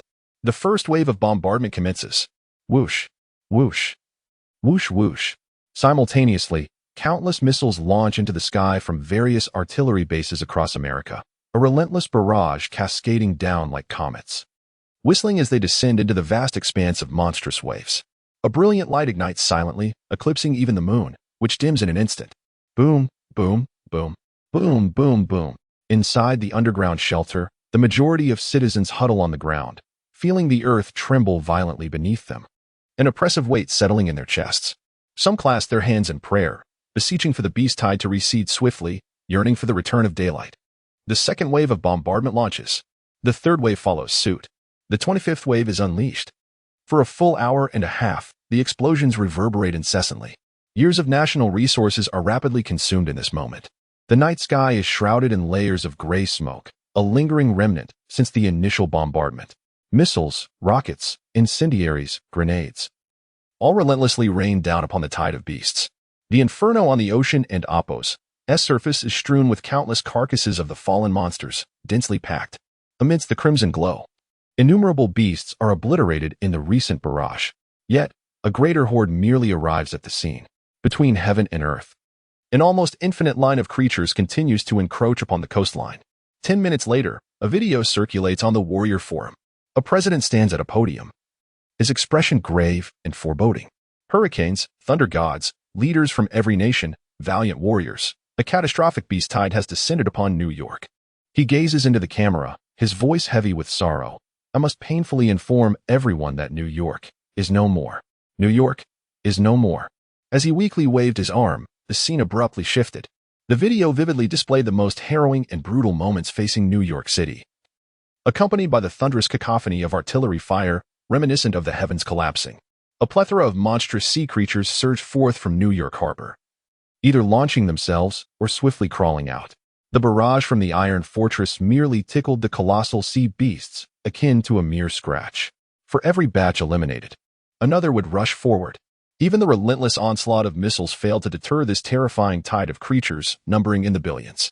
A massive beast, adorned with sharp horns, crashed through a steel fortress, mercilessly slaughtering the warriors and soldiers within. Simultaneously, hundreds of such titanic creatures emerged across the Iron Serpent, fearlessly colliding with the fortifications. Behind them, an unyielding swarm of sea monsters followed closely, seemingly inexhaustible. They surged over the first line of defense, madly charging toward the various defensive positions scattered throughout the city. Chapter 32, Transformation of the Mindset. Within the scene, countless sea monsters crawled over the ruins of a once mighty fortress, surging wildly toward the city. A dark mass beyond count. Among them, the most numerous were the aquatic beasts.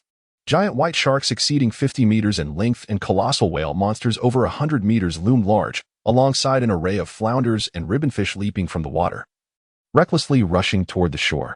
Boom, boom, boom.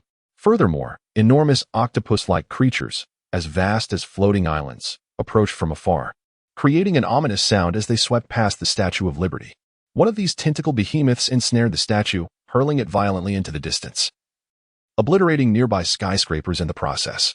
In the blurred imagery, a gargantuan, blood-red wolf-like monster suddenly emerged, its massive wings, as strong as steel, slicing through the air, severing high-rise buildings with ease.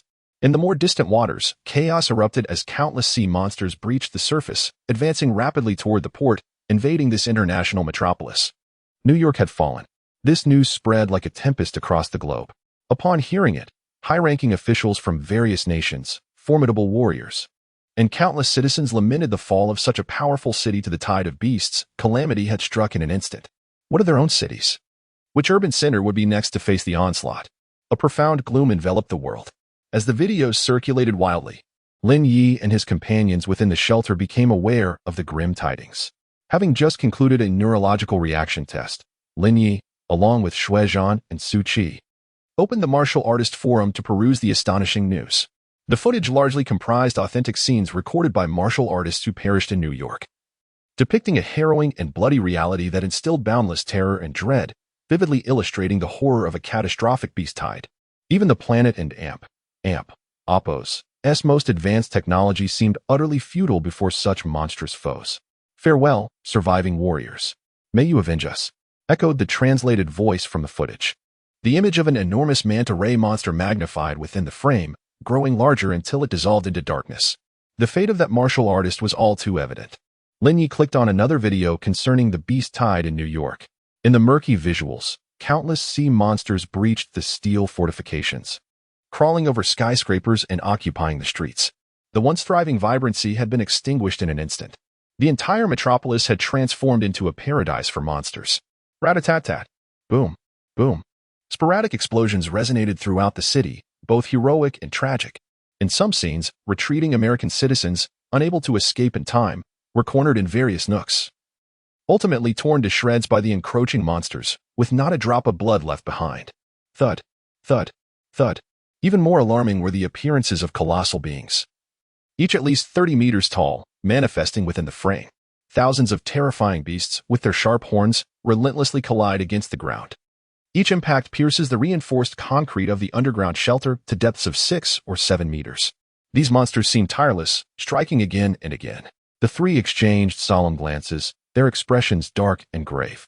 The entire testing hall was enveloped in an eerie silence. In the nerve response testing chamber, an unsettling stillness descended.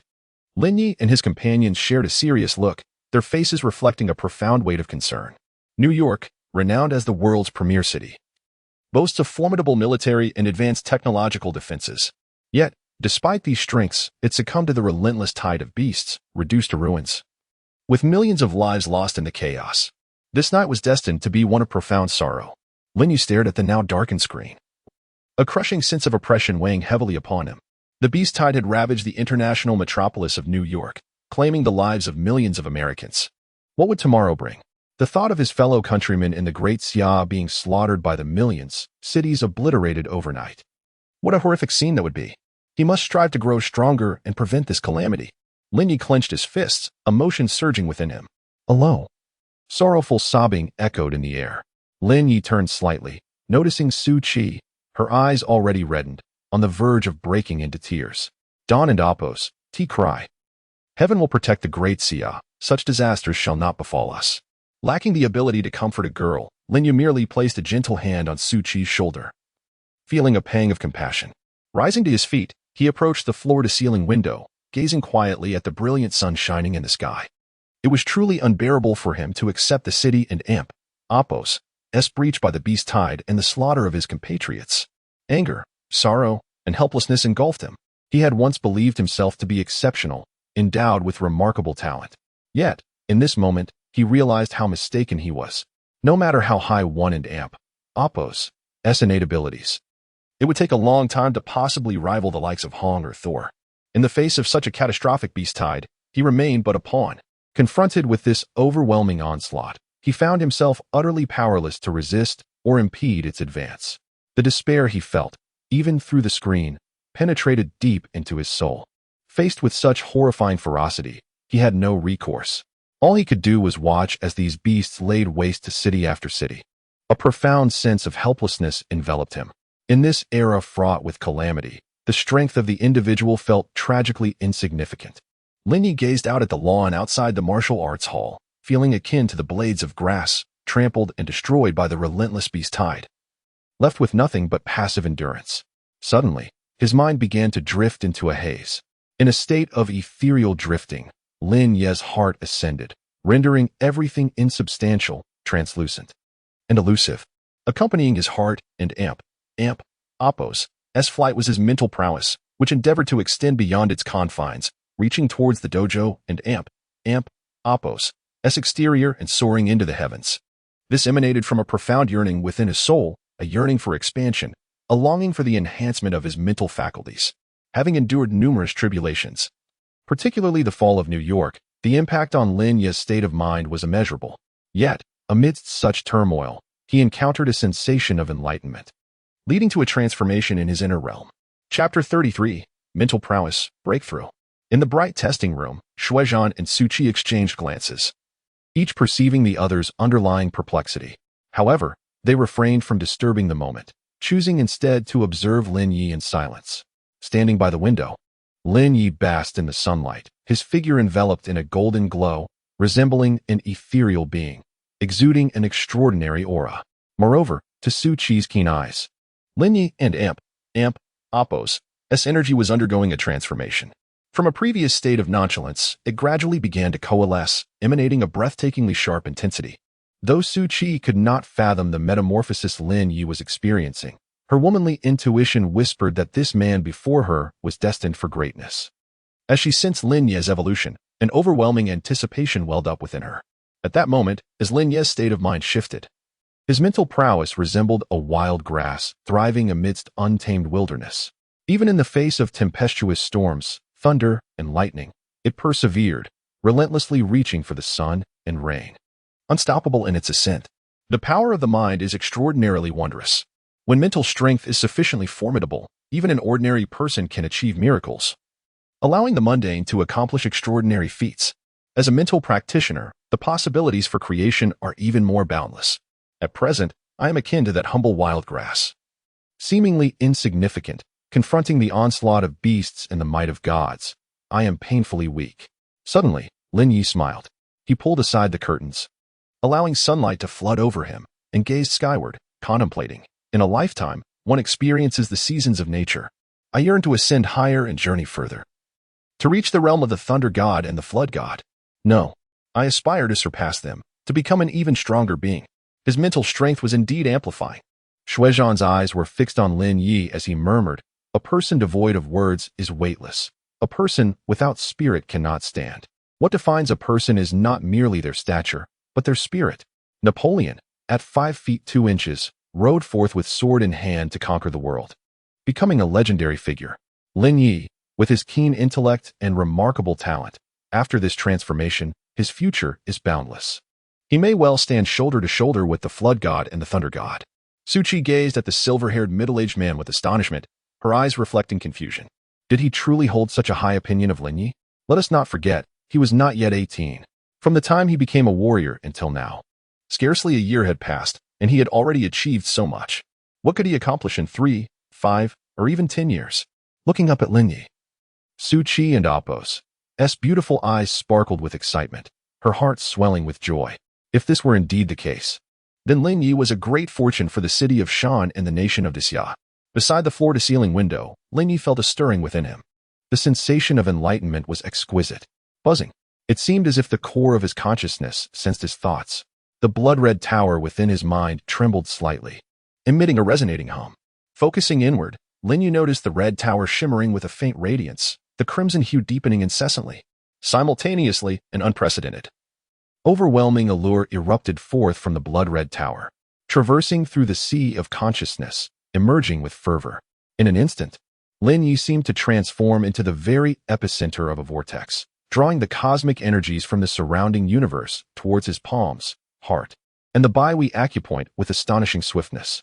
At this moment, he could effortlessly perceive wisps of cosmic energy continuously infiltrating from the external world, ultimately absorbed in their entirety by the blood-red tower, transmuted into mental prowess. Gradually, the hue of the tower deepened. Simultaneously, the crimson edifice incessantly emanated waves of mental energy that surged into the sea of consciousness. Lin Ye felt his awareness enveloped in comfort, instinctively closing his eyes.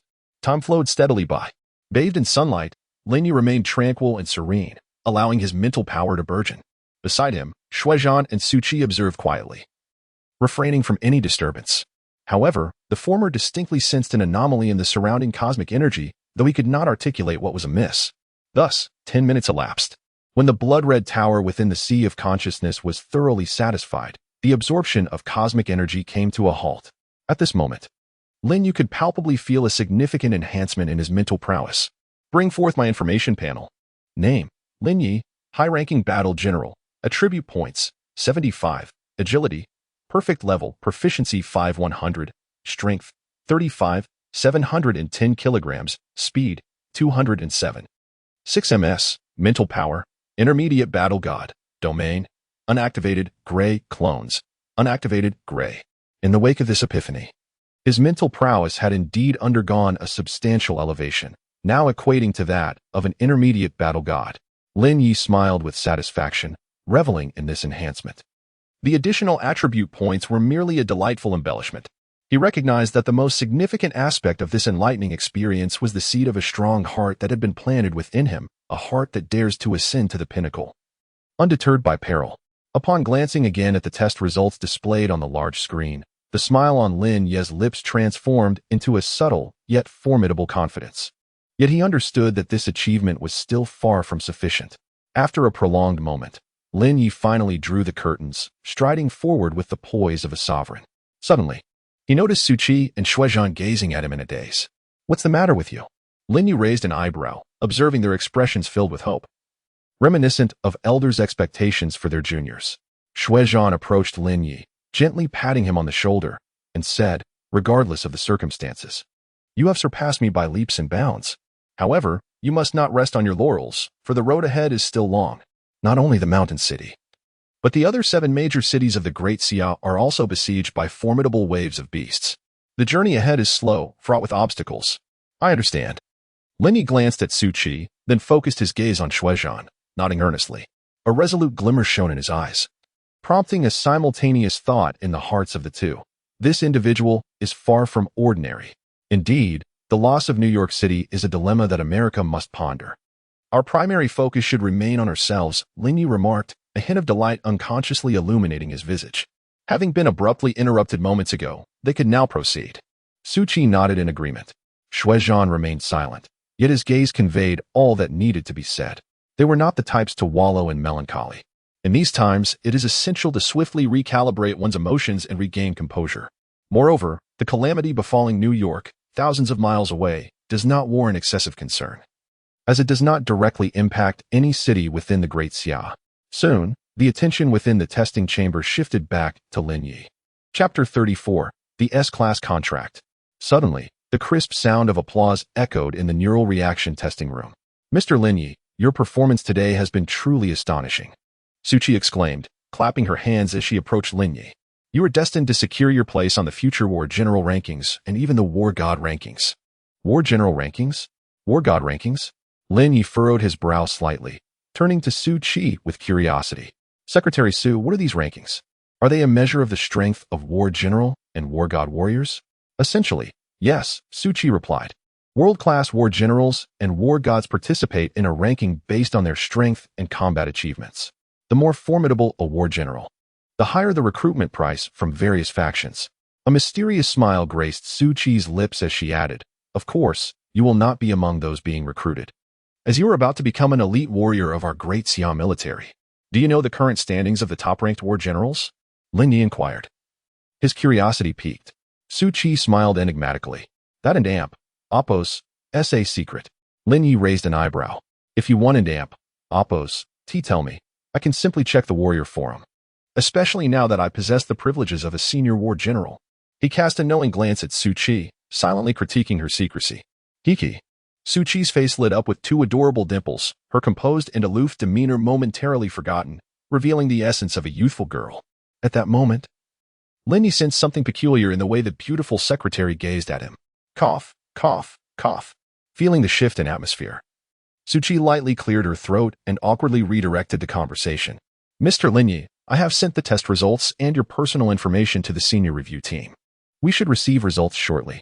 Let us wait in the adjacent room. All right. Lin Ye nodded non-committally, and the three of them departed the neural testing room, making their way to the neighboring conference room. After approximately 5 minutes, a man in military uniform entered, carrying a notebook and a black dossier.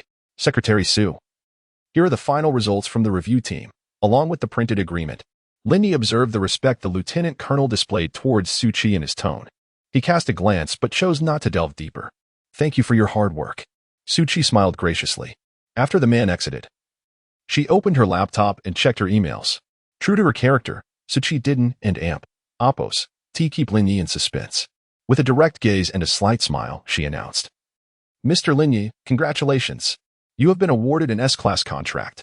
Although Lin Ye had anticipated this outcome, a smile spread across his face as he replied, Thank you. Congratulations. Lin Ye, an S-Class contract is a rare honor in all of Great Xia, awarded only to a select few war gods. I never imagined someone of your age would achieve this. Truly, heroes emerge from the youth, and the new generation surpasses the old. Xue Zhan laughed heartily, his brow brimming with joy.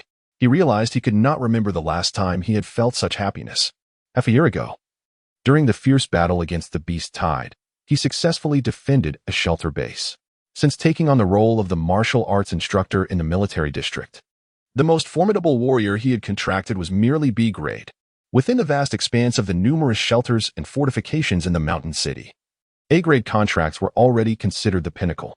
Today, however, he found himself a witness to the emergence of an S-grade prodigious warrior. From the assessment to the signing, he was present throughout the entire process. It felt akin to accompanying an Olympic champion as they advanced from the preliminaries to the finals, ultimately clinching victory. For a moment, even someone as steadfast as Xue Zhan could not suppress the mist forming in his eyes. He closed his eyes, dispelling the emotion with a mere shift of his gaze, and then quietly observed Lin Ye, this extraordinary martial artist. Mr. Lin Ye, please take a seat and review this agreement, Su Qi said cautiously. Opening the document pouch and presenting the contract to Lin Ye accepted the agreement and sat down on a nearby chair, quietly perusing it under the sunlight filtering through the window. Engaging with such a confidential S-grade contract for the first time, Lin Ye approached it with utmost seriousness. The contract contained numerous clauses, mostly pertaining to the welfare and regulations for warriors.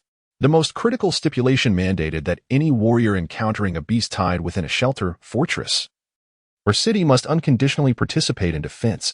Any cowardice in the face of battle would be dealt with the utmost severity. I could never be a deserter. Lin Ye mused inwardly, harboring an irreconcilable enmity with the beasts. As he meticulously reviewed each clause, his gaze ultimately settled on the final 2 pages detailing the benefits. Herein lay the specific advantages designated for high-ranking battle generals under the S-grade agreement. In summary, high-ranking battle generals were entitled to a complete set of advanced combat attire provided by the military, the full version of Jiuhuaju, 500 million huaxia coins, 1 million contribution points, the rank of colonel, an annual salary of 10 million, high-limit interest-free loans, insurance, exclusive transportation conveniences, housing in any city without price restrictions, and the right to use vehicles, among other privileges. The contract for high-ranking battle generals even included a provision for special occasions to summon helicopters or fighter jets for transport.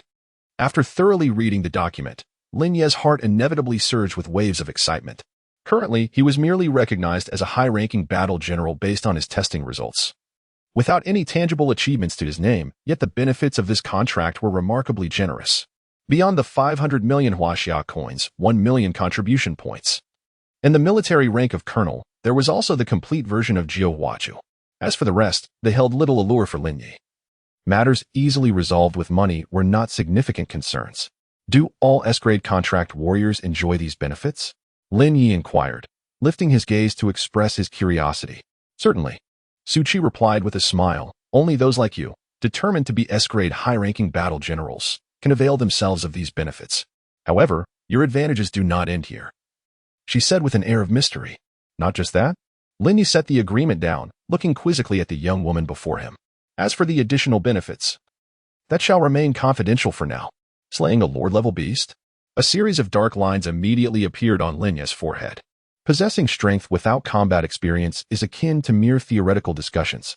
After all, every lord-level monster has emerged from a sea of corpses and blood, not merely raised like pet animals in a zoo. Furthermore, the intelligence of these lord-level beasts rivals that of humans, and their physical resilience and destructive combat capabilities are utterly terrifying. Even a demigod of the same rank must proceed with utmost caution when facing them. I understand now.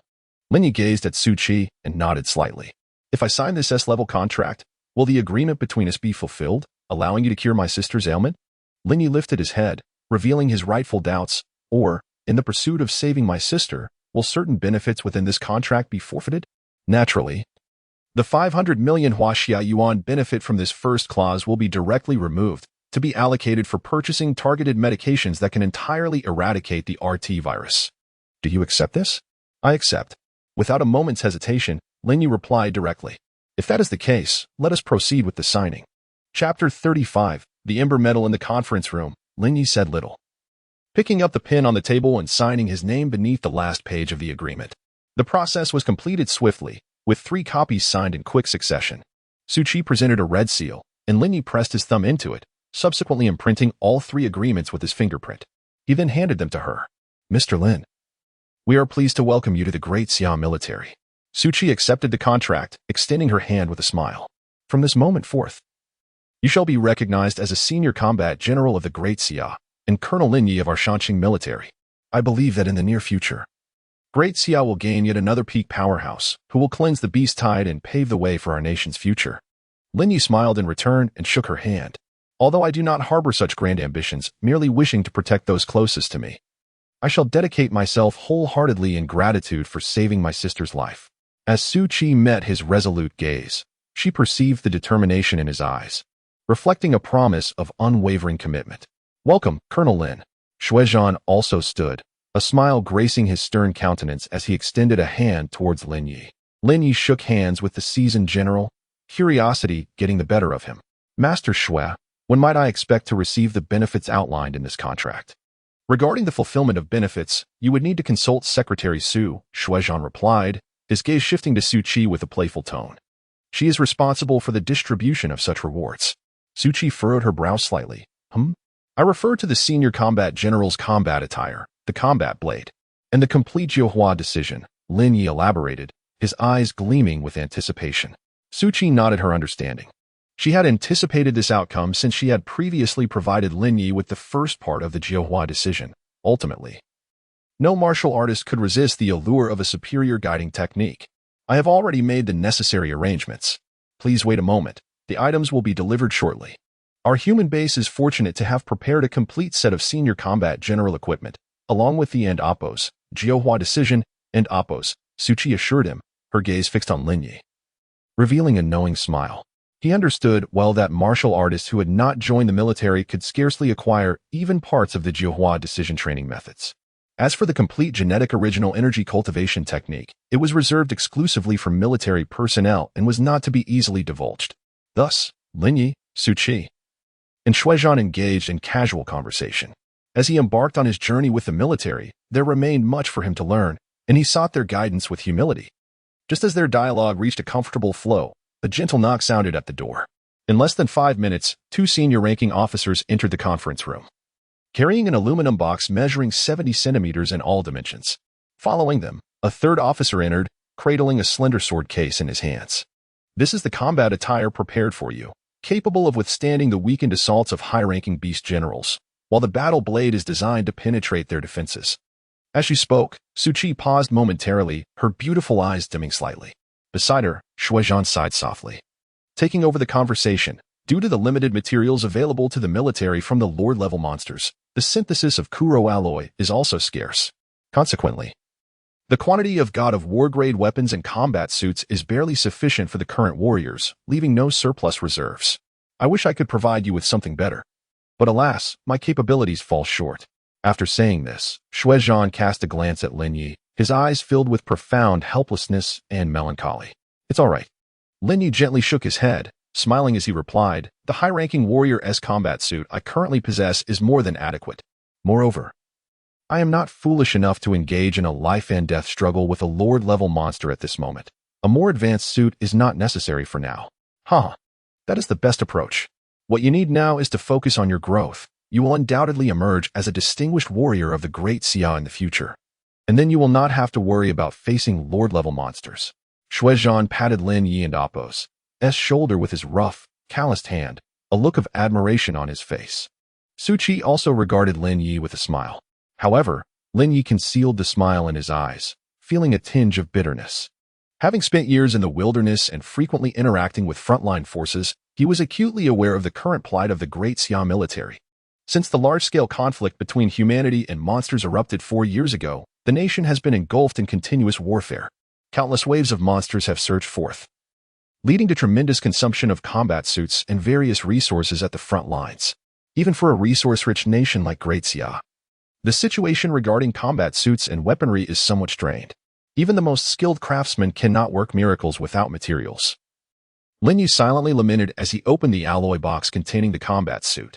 The first item that caught his eye was a small silver box, roughly the size of a palm, positioned at the center of the box. Yes, but not entirely. Shuizhan spoke calmly. The fire seeds, embers, kindling, and raging flames correspond to the warrior, or general, god of war, and the transcendent god of war respectively. He proceeded to explain to Lin Ye earnestly. Once you press the switch, it will spring open, and the tip of the needle is coated with a substance known as Endamp, Oppos, divine invoker, Endamp, Oppos. This drug, once injected into the body, will temporarily ignite all of a person and Oppos as potential, causing their strength to surge to terrifying levels. Shuizhan added in a hushed tone. Images of tragic scenes flashing through his mind where individuals had sacrificed their flesh and blood to fend off monsters and protect their homeland. Meanwhile, Lin Ye listened intently to Shuizhan and Oppos' words, his gaze gradually deepening. Chapter 36. The Warrior at the Pinnacle of the Pyramid in the Conference Room. Lin Ye turned to Secretary Su and inquired, what is the unboxing password? The password is 757, she replied, her voice smooth and cold, akin to the skin of a woman. Understood. Lin Ye nodded slightly, then directed his gaze towards Shuizhan, asking, does this serial number signify that I am the 757th warrior to join the military of the Great Xia? Indeed. Shuizhan affirmed without hesitation.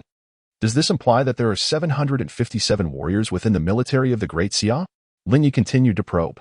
However, as he posed this question, Shuizhan and Oppos' expression gradually darkened. Counting you and the fallen predecessors, the military of the Great Xia has indeed had a total of 757 warriors. It symbolizes not only honor, but also a sense of belonging for the warriors. In this tumultuous era fraught with peril, those of lesser strength can only grasp the singular opportunity of overcoming the strong through such extreme measures. Presently, there are merely around 500 surviving warriors in the Great Xia military, and this number continues to dwindle. As he spoke, Shuizhan's voice trailed off. I am aware, Lin Ye replied, understanding the gravity of the situation. With the accelerating mutation of the monsters, increasingly powerful beasts were forming hordes that relentlessly assaulted human bases. In such dire circumstances, it was these warriors and soldiers who stepped forth, unflinching in the face of death against the monsters. As the backbone of humanity, the warriors often bore the brunt of the dangers. Why doesn't the military recruit more warriors? A question suddenly surged in Lin Ye's mind. Shuizhan exchanged a glance with Su Qi, both sighing in resignation. Because the Extreme Mercenary Corps and the Thunder Mercenary Corps are recruiting warriors on a global scale, offering higher compensation and better conditions. Thus, many formidable individuals are drawn to these two factions. Most warriors do not share your willingness to join the military. In this year of calamity, many warriors prioritize their own survival. Lin Ye was momentarily at a loss for words. Suddenly, a thought flashed through his mind, and he spoke. What if the state were to forcibly intervene and compete with the Extreme and Thunder Mercenary Corps for elite warriors? Yet, in this contest, the masters of the Extreme and Thunder Mercenary Corps stood atop the pinnacle of the pyramid. In their presence, the state seemingly held no significance. Even our Great Xia and Appo's foremost warrior, Jia Yi, would not stand a chance against the likes of Hong or the Thunder God. In this era, without strength, there exists no semblance of deterrence. Listening to Shuizhan's words, Lin Ye's expression grew increasingly somber. He recalled a predecessor's words, dignity resides solely on the edge of the sword. If only the Great Xia possessed a superlative warrior to rival the likes of Hong and the Thunder God, we would not find ourselves in this predicament. Beside him, Su Qi and Appo's fair visage was also marred by a sense of helplessness.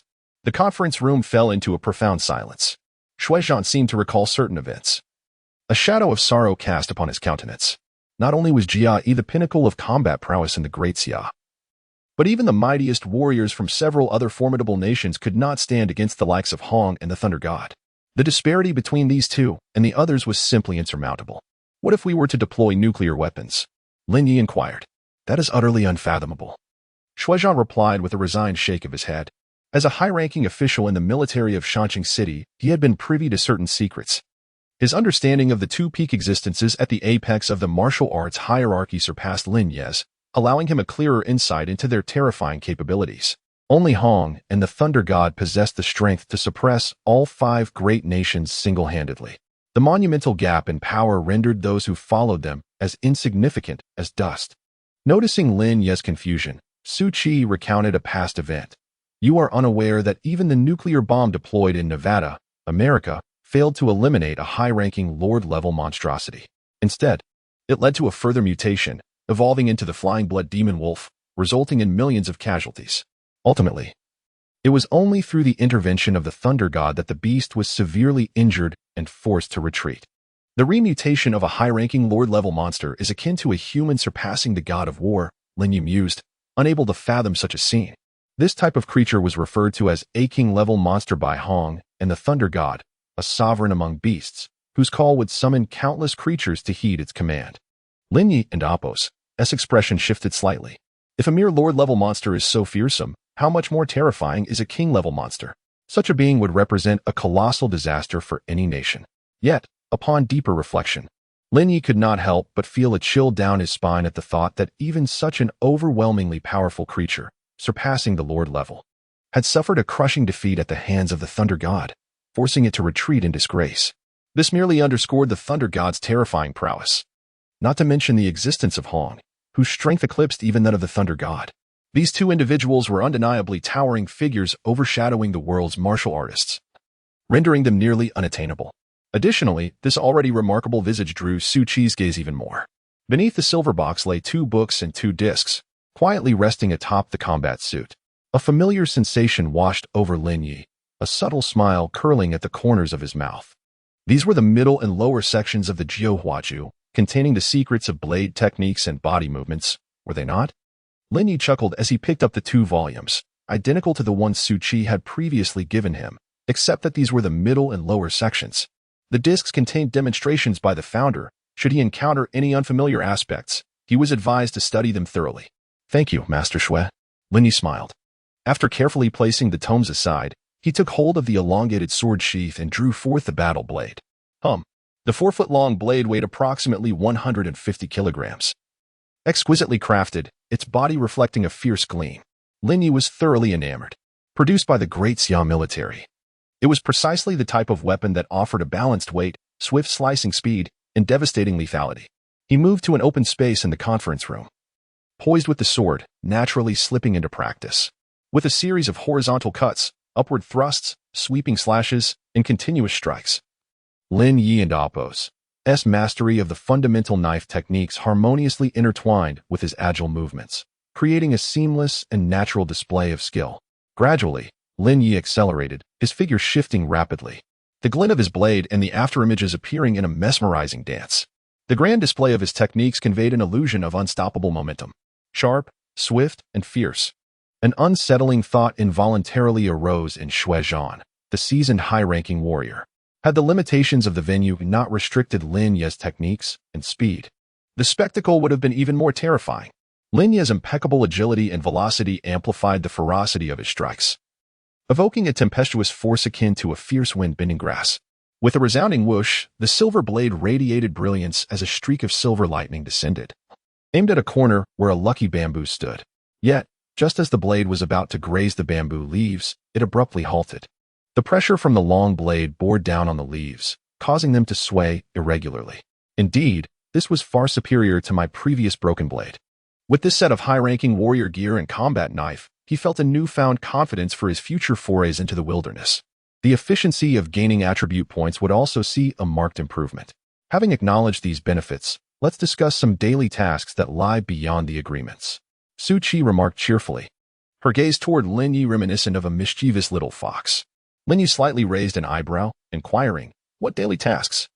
Chapter 37, The Lord of Flood and Thunder, Part 1. Over the islands of Indonesia, renowned for their numerous active volcanoes and intense battle rages, explosions reverberate as waves of fire surge skyward, transforming into frenzied fire dragons that roar towards the man clad in black. The battered black dragon, its scales erect and brimming with ferocity, witnesses the eruption of volcanoes in a 10-mile radius. Amidst the seething sea of flames, the black dragon soars, its massive tail, longer than its own body, descends with ferocious force.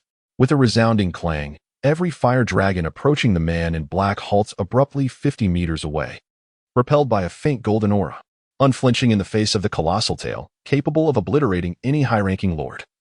The man merely thrusts forth his gun with the might of thunder. With a sharp crack, the weapon pierces the dragon's tail effortlessly. In a swift motion, he sends the gargantuan beast, exceeding 100 meters in size, crashing to the ground, raising a cloud of dust. On the trembling earth, a massive pit emerges. Suddenly, the long gun is hurled forth, and time appears to freeze at that moment. No sound of breaking air accompanies its flight. Only a silver streak carves through the space, directly penetrating the center of the black dragon's head, embedding itself deep into the earth. 10 kilometers away from the battlefield, within the cockpit of a sky-blue fighter jet. Four figures observe this terrifying spectacle in silence. Each of them is clad in battle attire emblazoned with the words Extreme, the 4 formidable warriors under Hong, Beast, Ice Mountain, Enchantress, and Yahan. The Black Flame Dragon King has finally been vanquished by our leader, exclaimed the robust beast, sporting a bushy beard, his voice filled with admiration. Our leader truly lives up to the title of the strongest warrior in the Extreme Mercenary Corps. Long live the leader. Long live.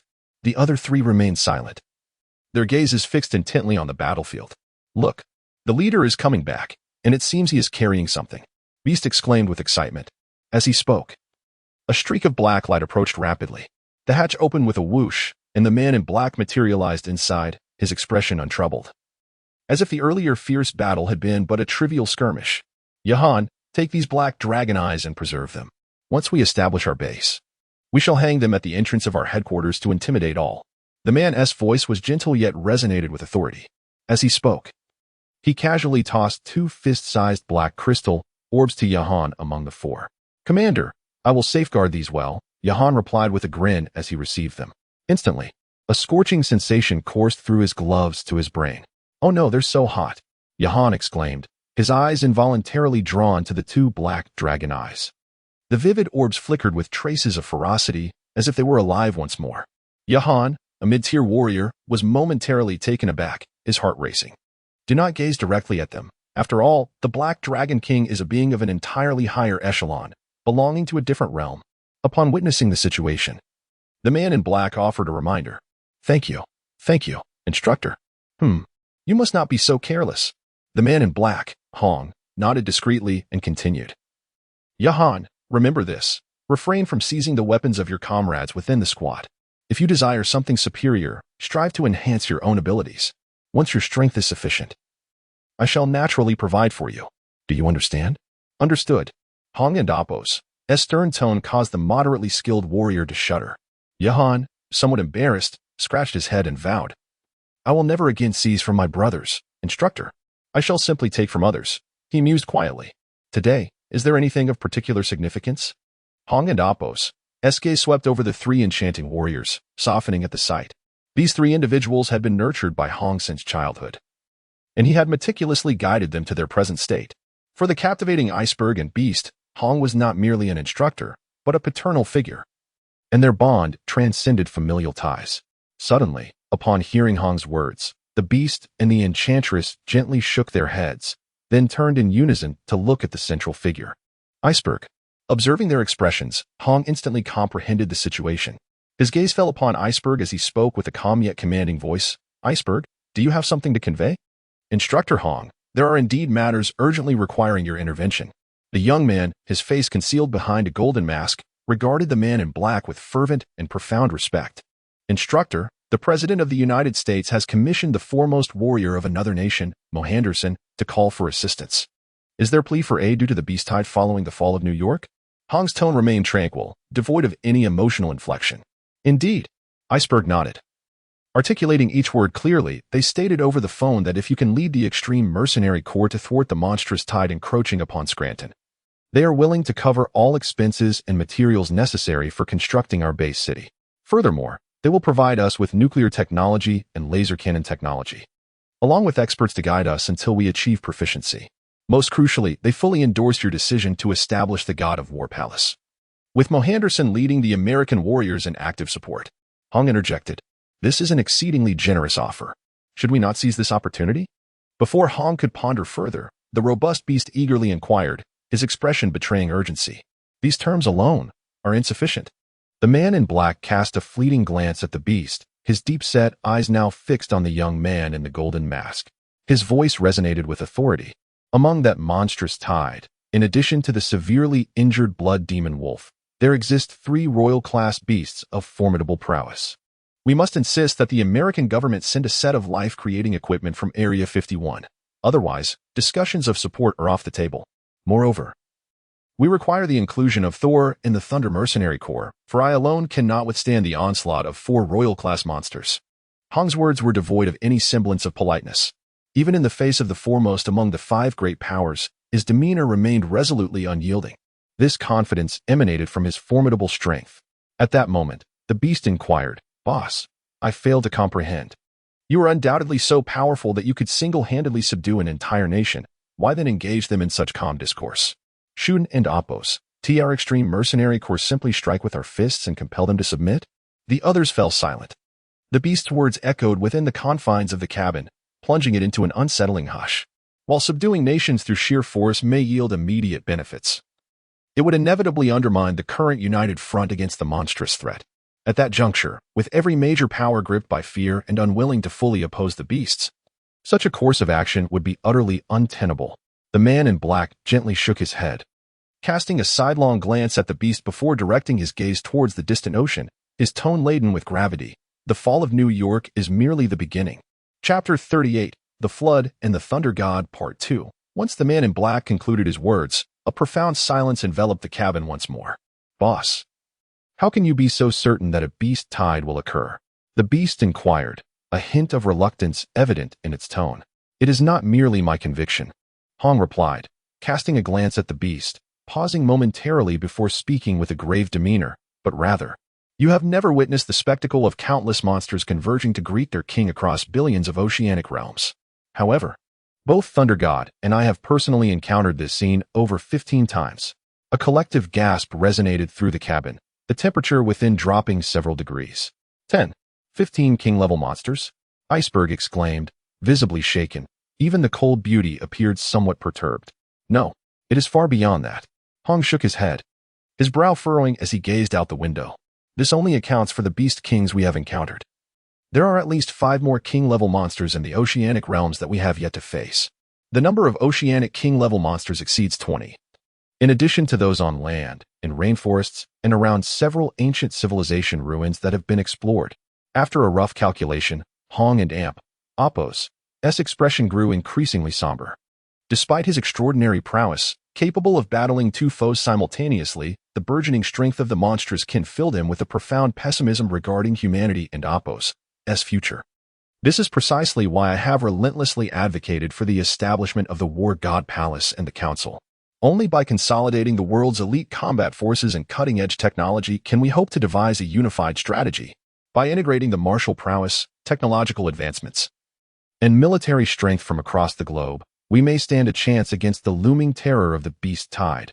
Otherwise, the outlook for humanity is exceedingly bleak. Since the onset of hostilities between humanity and the beasts, the sheer number of oceanic monsters has surged, and their rate of mutation and enhancement accelerates at an alarming pace, rendering them inscrutable. No one can predict when they might initiate a beast tide, unleashing catastrophic repercussions upon humanity. If we do not unite steadfastly, we will inevitably fall, one by one. Furthermore, the current number of beast kings across the globe is staggering. Even if Thunder God and I join forces and expend all our might, we cannot eradicate them. Instead, we risk ensnaring ourselves in perilous circumstances. More critically, these beast kings are exceedingly cunning, commanding countless lower-tier monsters, making eradication nearly impossible. Upon hearing these words, Iceberg and his companions could not help but feel a shadow of despair settle over them. As the most elite gathering of warriors in the world, the Extreme Mercenary Corps frequently engages in battles against beast tides. Their deep understanding of the monsters and Appo's evolution and mutation speeds instilled a profound sense of dread within them. These creatures, already governed by the law of the jungle, have become increasingly ferocious and bloodthirsty due to the mutations wrought by the RR virus. Initially, humanity faced merely the overwhelming numbers of low-tier monsters, and their chances of victory were somewhat plausible. However, with the acceleration of monster mutations, the frequency and quantity of high-tier monsters within the horde have surged. Their destructive potential is exponentially greater than that of ordinary beasts, with high-tier monsters leading the charge. They are capable of tearing apart one human defense line after another. After conquering cities, not only do they devour the flesh and blood of humanity to achieve further mutations, but they also transform the destroyed cities into nests, thereby giving rise to an abundance of monsters. If one were to encapsulate the beast tide in a single phrase, it would be war nourishes war. In stark contrast, humanity finds itself continuously retreating behind ever-shrinking defenses, suffering repeated, harrowing defeats. Any rare victory is often attributed to the intervention of peak warriors such as Hong and Thor. Do you know what the Octopus Beast King and other royal monsters have been doing since the fall of New York? Suddenly, the previously silent and enchanting figure spoke. Her voice was icy, conveying a sense of distance. The royal monsters have been engaged in nothing but consumption, amassing the energy required for their next evolution. The man in black stated coldly, a glint of ferocity flashing in his eyes. Over the past year, he had clashed numerous times with the royal monsters of the ocean and was well acquainted with their habits and evolutionary paths. By consuming an entire city of humans, they harness the abundant life force contained within human flesh to facilitate rapid breakthroughs, accelerating their ascension to higher tiers. Perhaps after the Beast King, the emergence of royal-grade monsters would follow. With a low sigh, Hong's gaze fluctuated unpredictably. His words left the 4 warriors deeply shaken. Though they had witnessed grand spectacles before, they were still profoundly moved. A faint shadow of gloom lingered in their minds, refusing to dissipate. After a prolonged silence, it was Hong who finally shattered the oppressive atmosphere. Is there anything else? Commander, the Eastern Battle God, Masakayu, has sent a telegram seeking assistance. She is willing to lead the entire Eastern elite forces to join our extreme mercenary corps, but she has one condition. Iceberg looked at the man in black, appearing hesitant to continue. Misakayu? Does she wish for my aid against the royal grade deep-sea demon whale? Indeed. However, it is quite a challenge. The difficulty in defeating the deep-sea demon whale king is exceedingly high. At most, I could assist them in driving it away once, and thereafter, they must fend for themselves. The leader of the extreme mercenary corps had never held any fondness for that nation. Yet, certain decisions were unavoidable. After all, the predicament he faced was a battle for survival between humanity and the monstrous races. Should the monster calamity come to an end and the Eastern nations still exist, he would mind administering a thorough correction to that self-righteous country. However, clearly, the time was not ripe. Having addressed the pleas from the United States in the East, Iceberg then revealed another significant piece of news. Boss, the strongest warrior of the Daxia, Xinhui, has sent a message inviting us to assist in the counter-offensive battle against the Demon City 3 months from now. As for the conditions, we can propose whatever we wish, Iceberg articulated, still somewhat bewildered upon receiving this news. While nations around the globe were focused on defending against the beast tide to avert national extinction, one of the 5 great powers, Daxia, was contemplating a counter-offensive against the oceanic monsters. Truly remarkable. What is their rationale for initiating this counter-offensive battle? After a moment of contemplation, Hong inquired in confusion. It is said that this measure is intended to slow the advance of the sea monsters along the river, thereby buying time for the establishment of the human defense base. The Ice Mountain recounted all that it knew. The man in black nodded thoughtfully, turning to face the cabin window, his expression contemplative. After a brief pause, he addressed the gathered individuals with unwavering resolve. We, along with the Xinhui Martial Academy, are determined to assist in this endeavor. As for the conditions, first and foremost, we require the support of the Great Xia in establishing and joining the God of War Palace. Furthermore, I need at least 100 ancient martial arts texts from the Great Xia. Other matters can be discussed later. With that, Hong stood with hands clasped behind his back, his mind drifting to some long-buried memories. Very well, I will contact them immediately. Inside the cabin, the Ice Mountain crew began to bustle about. Meanwhile, Hong stood alone by the window, silently observing the shifting clouds outside. At that moment, Ice Mountain spoke up. Chief, what shall we do about the Black Flame Dragon King? We cannot afford to let it go to waste. Instructor, the energy within this dragon's flesh can spawn numerous Lord-level monsters. We cannot simply abandon it. Let us do this. He replied, send the location of this monster's remains to the United States and let them devise a means to retrieve it. However, the Extreme Mercenary Corps will claim 80% of whatever is produced. Understood.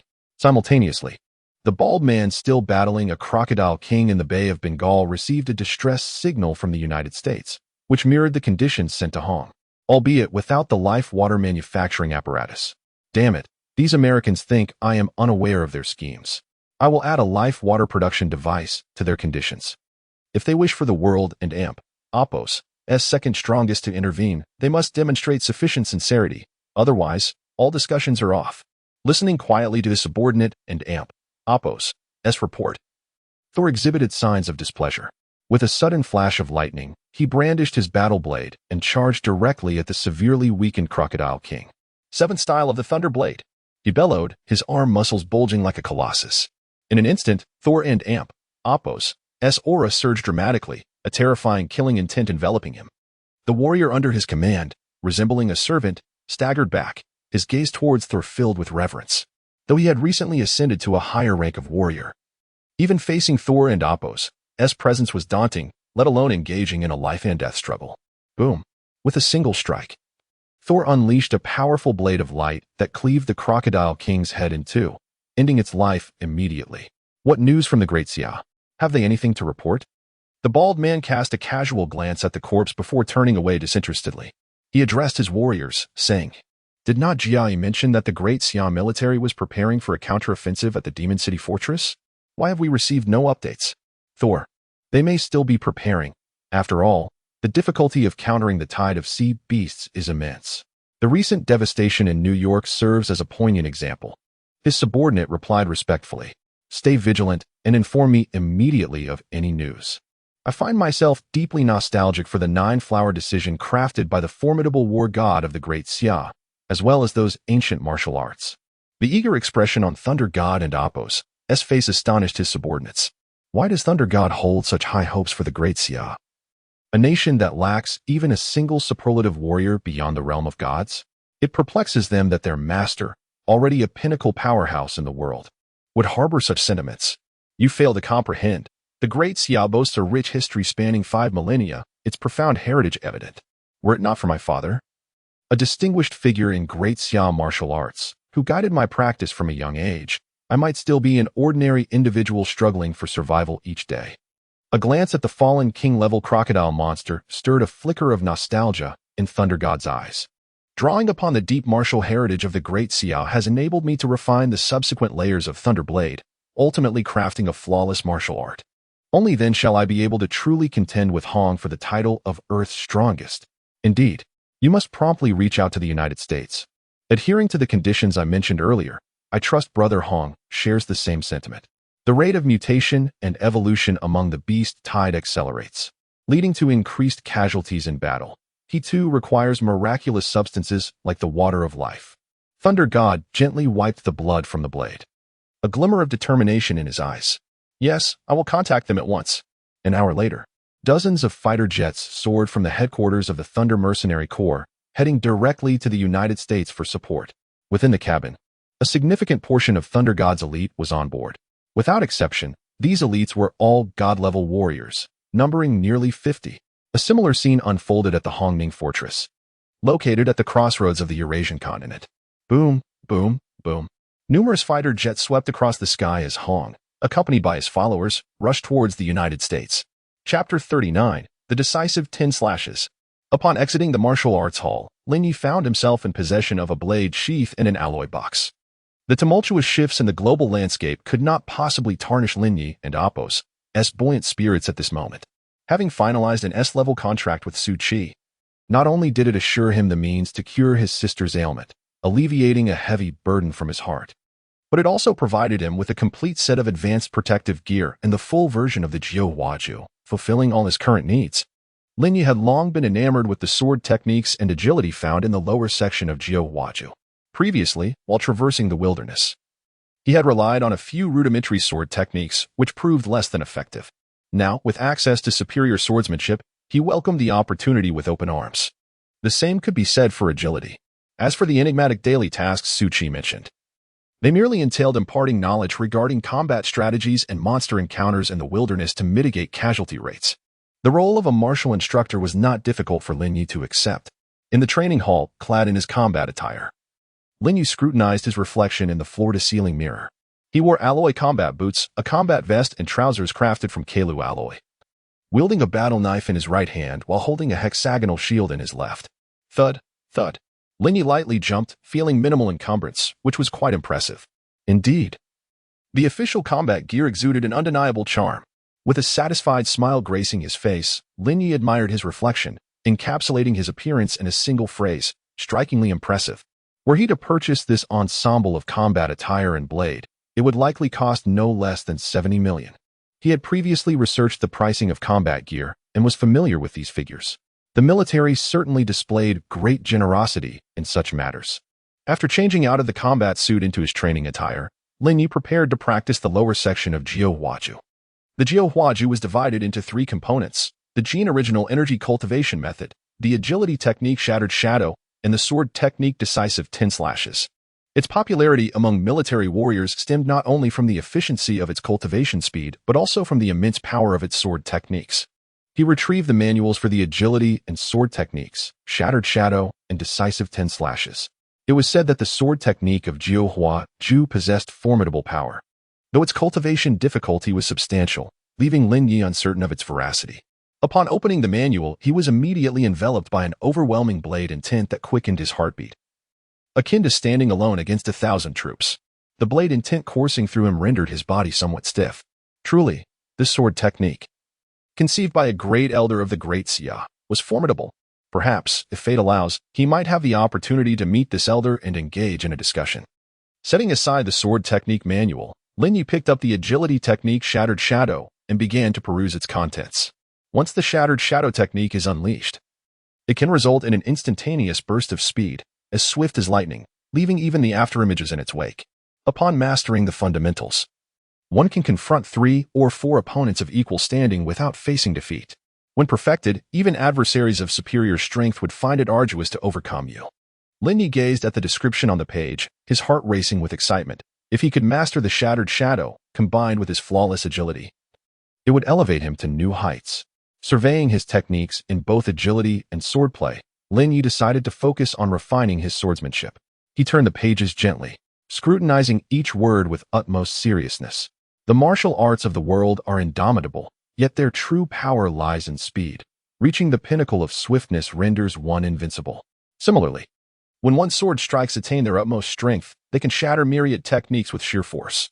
The elegant characters danced before Lin Ye and Appo's eyes as he absorbed the wisdom passed down by the ancestors of the great Xia through the 10 absolute strikes, whose core principles can be distilled into 3 words: swift, precise, and fierce.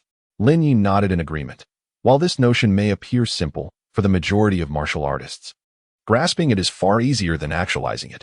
As he turned the pages, his comprehension of the 10 absolute strikes deepened.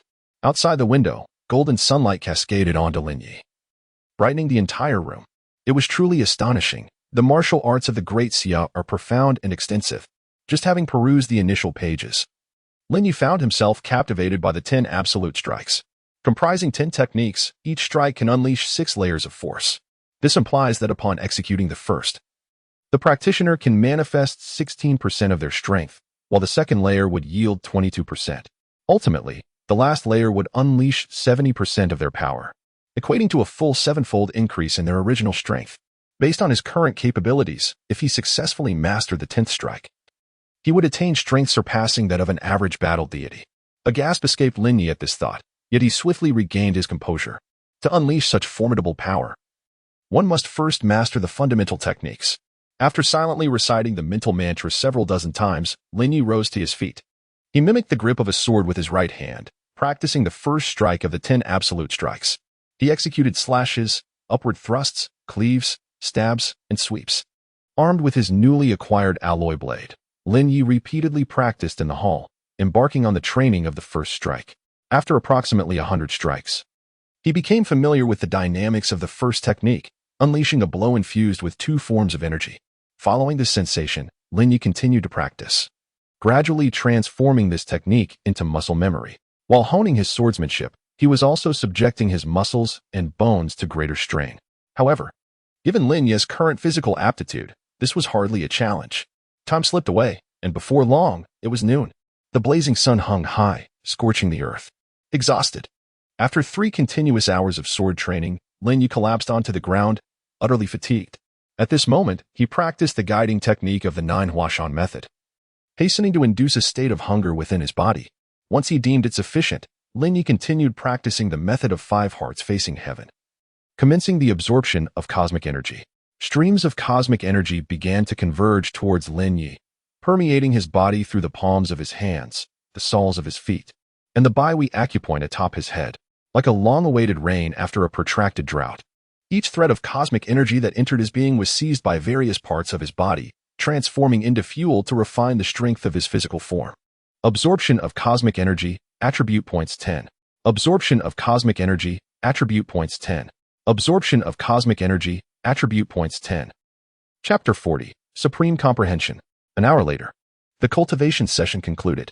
At this moment, Lin Ye sensed that his body had reached a saturation point in absorbing cosmic energy. Panel, augment my attributes. Lin Ye's consciousness swept across his information panel, and a crooked smile akin to that of a mischievous dragon graced his lips. With a heart full of mirth, he allocated all the attribute points he had just acquired, along with those previously accumulated, in one decisive action. Buzz.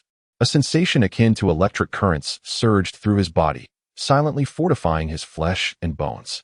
Lin Ye involuntarily closed his eyes, quietly savoring this exquisite feeling of invigoration. As the wave of enhancement gradually subsided, he opened his eyes and summoned the interface with a thought. Name, Lin Ye, Advanced War General. Attribute points, 0. Movement, perfect level, proficiency 5100. Strength, 42,098 kilograms. Speed, 250. 6 ms. Mentality, medium God of War level. Domain, not activated, gray. Clones, not activated, gray. At last, I have elevated my power. I can now truly be considered an authentic advanced war general. Lin Ye felt a surge of joy and glanced again at the speed interface, his smile deepening. After completing the allocation, he resumed his practice of 10 cuts of absolute silence. Huff, huff. Standing in the center of the hall, Lin Ye wielded his battle knife, executing successive strikes with piercing brilliance. With every swing, he infused an element of latent power into the blade's might. For it is within this concealed force that the true essence of 10 cuts of absolute silence lies.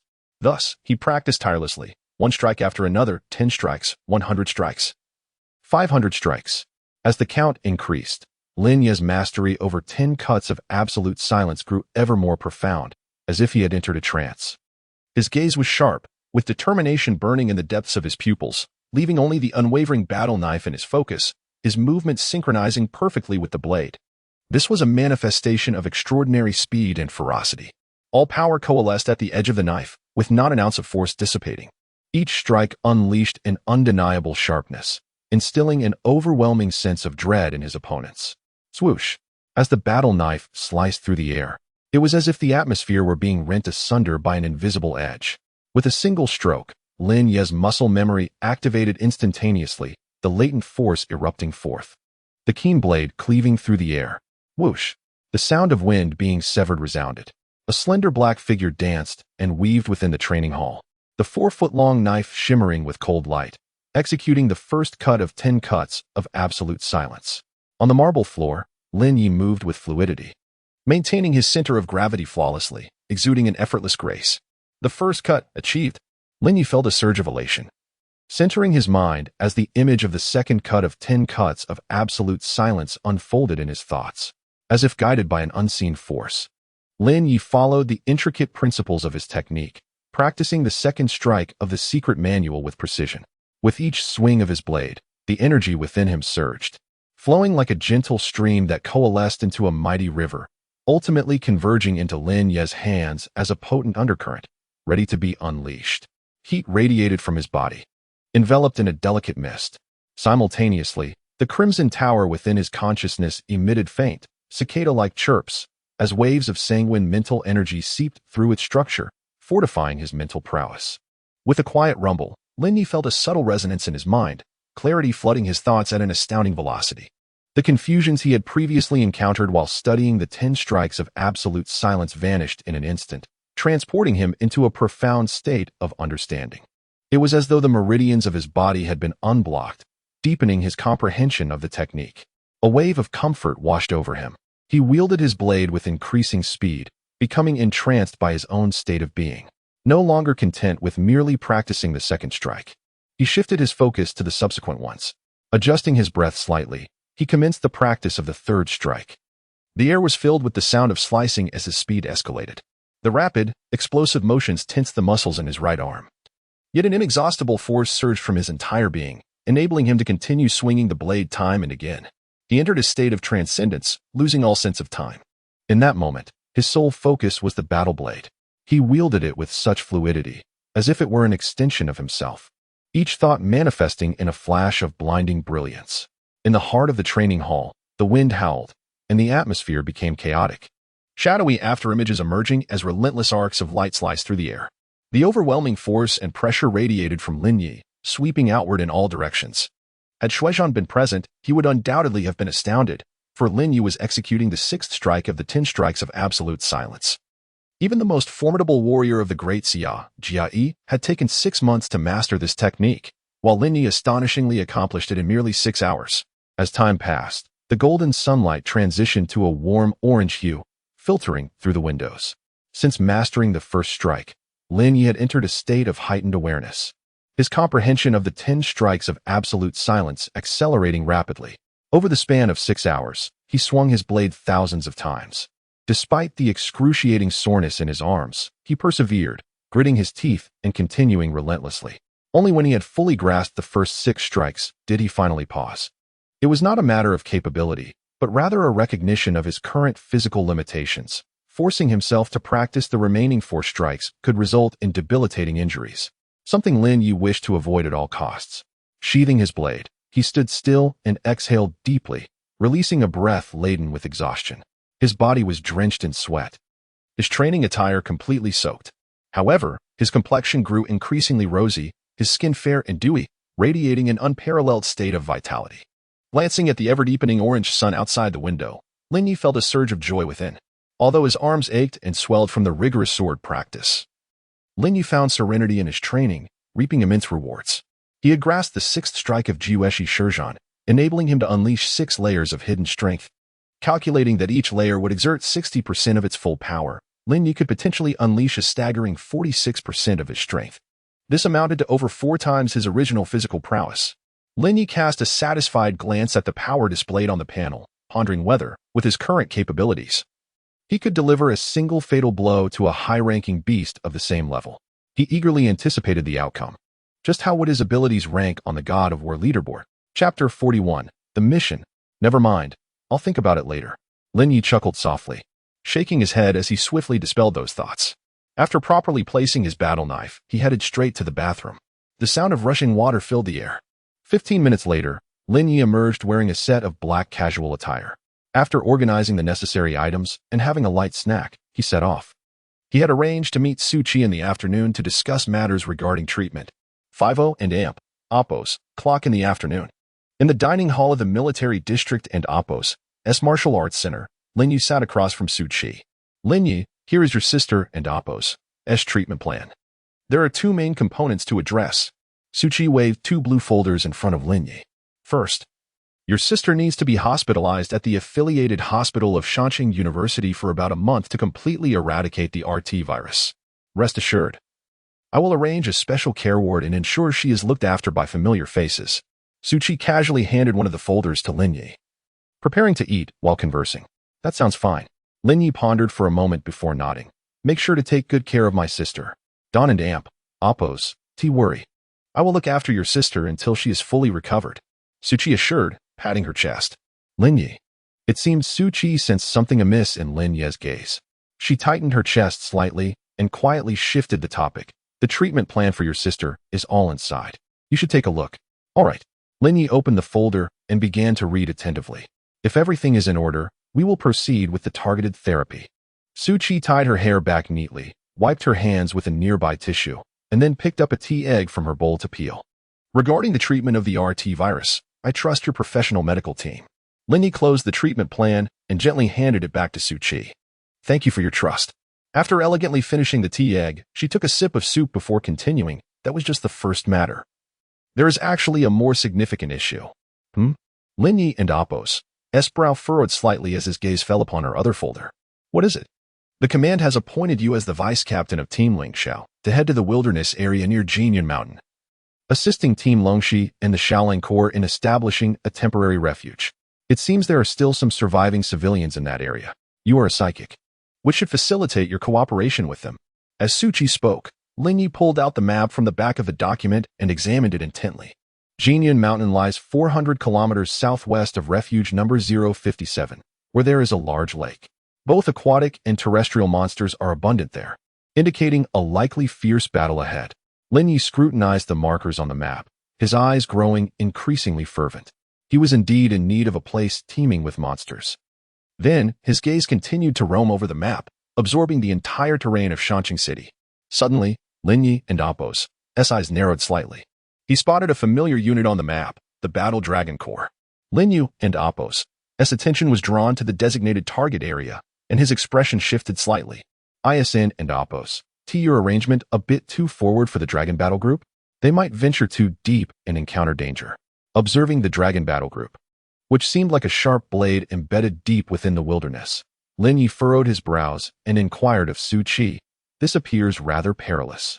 A closer inspection of the hills where the Dragon Battle Group was stationed revealed that the nearest refuge was a daunting 300 kilometers away.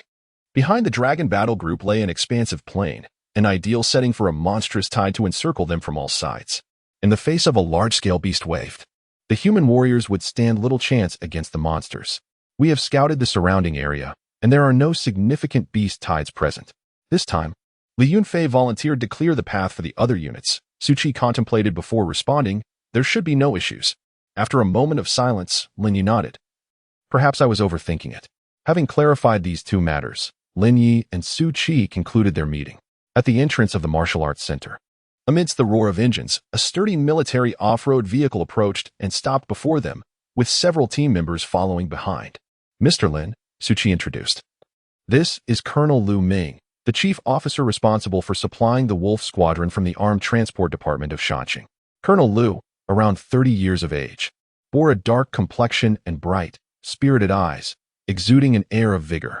Upon seeing Lin Ye, he immediately saluted, addressing him, Colonel Lin. I appreciate your assistance for the upcoming expedition into the wilderness.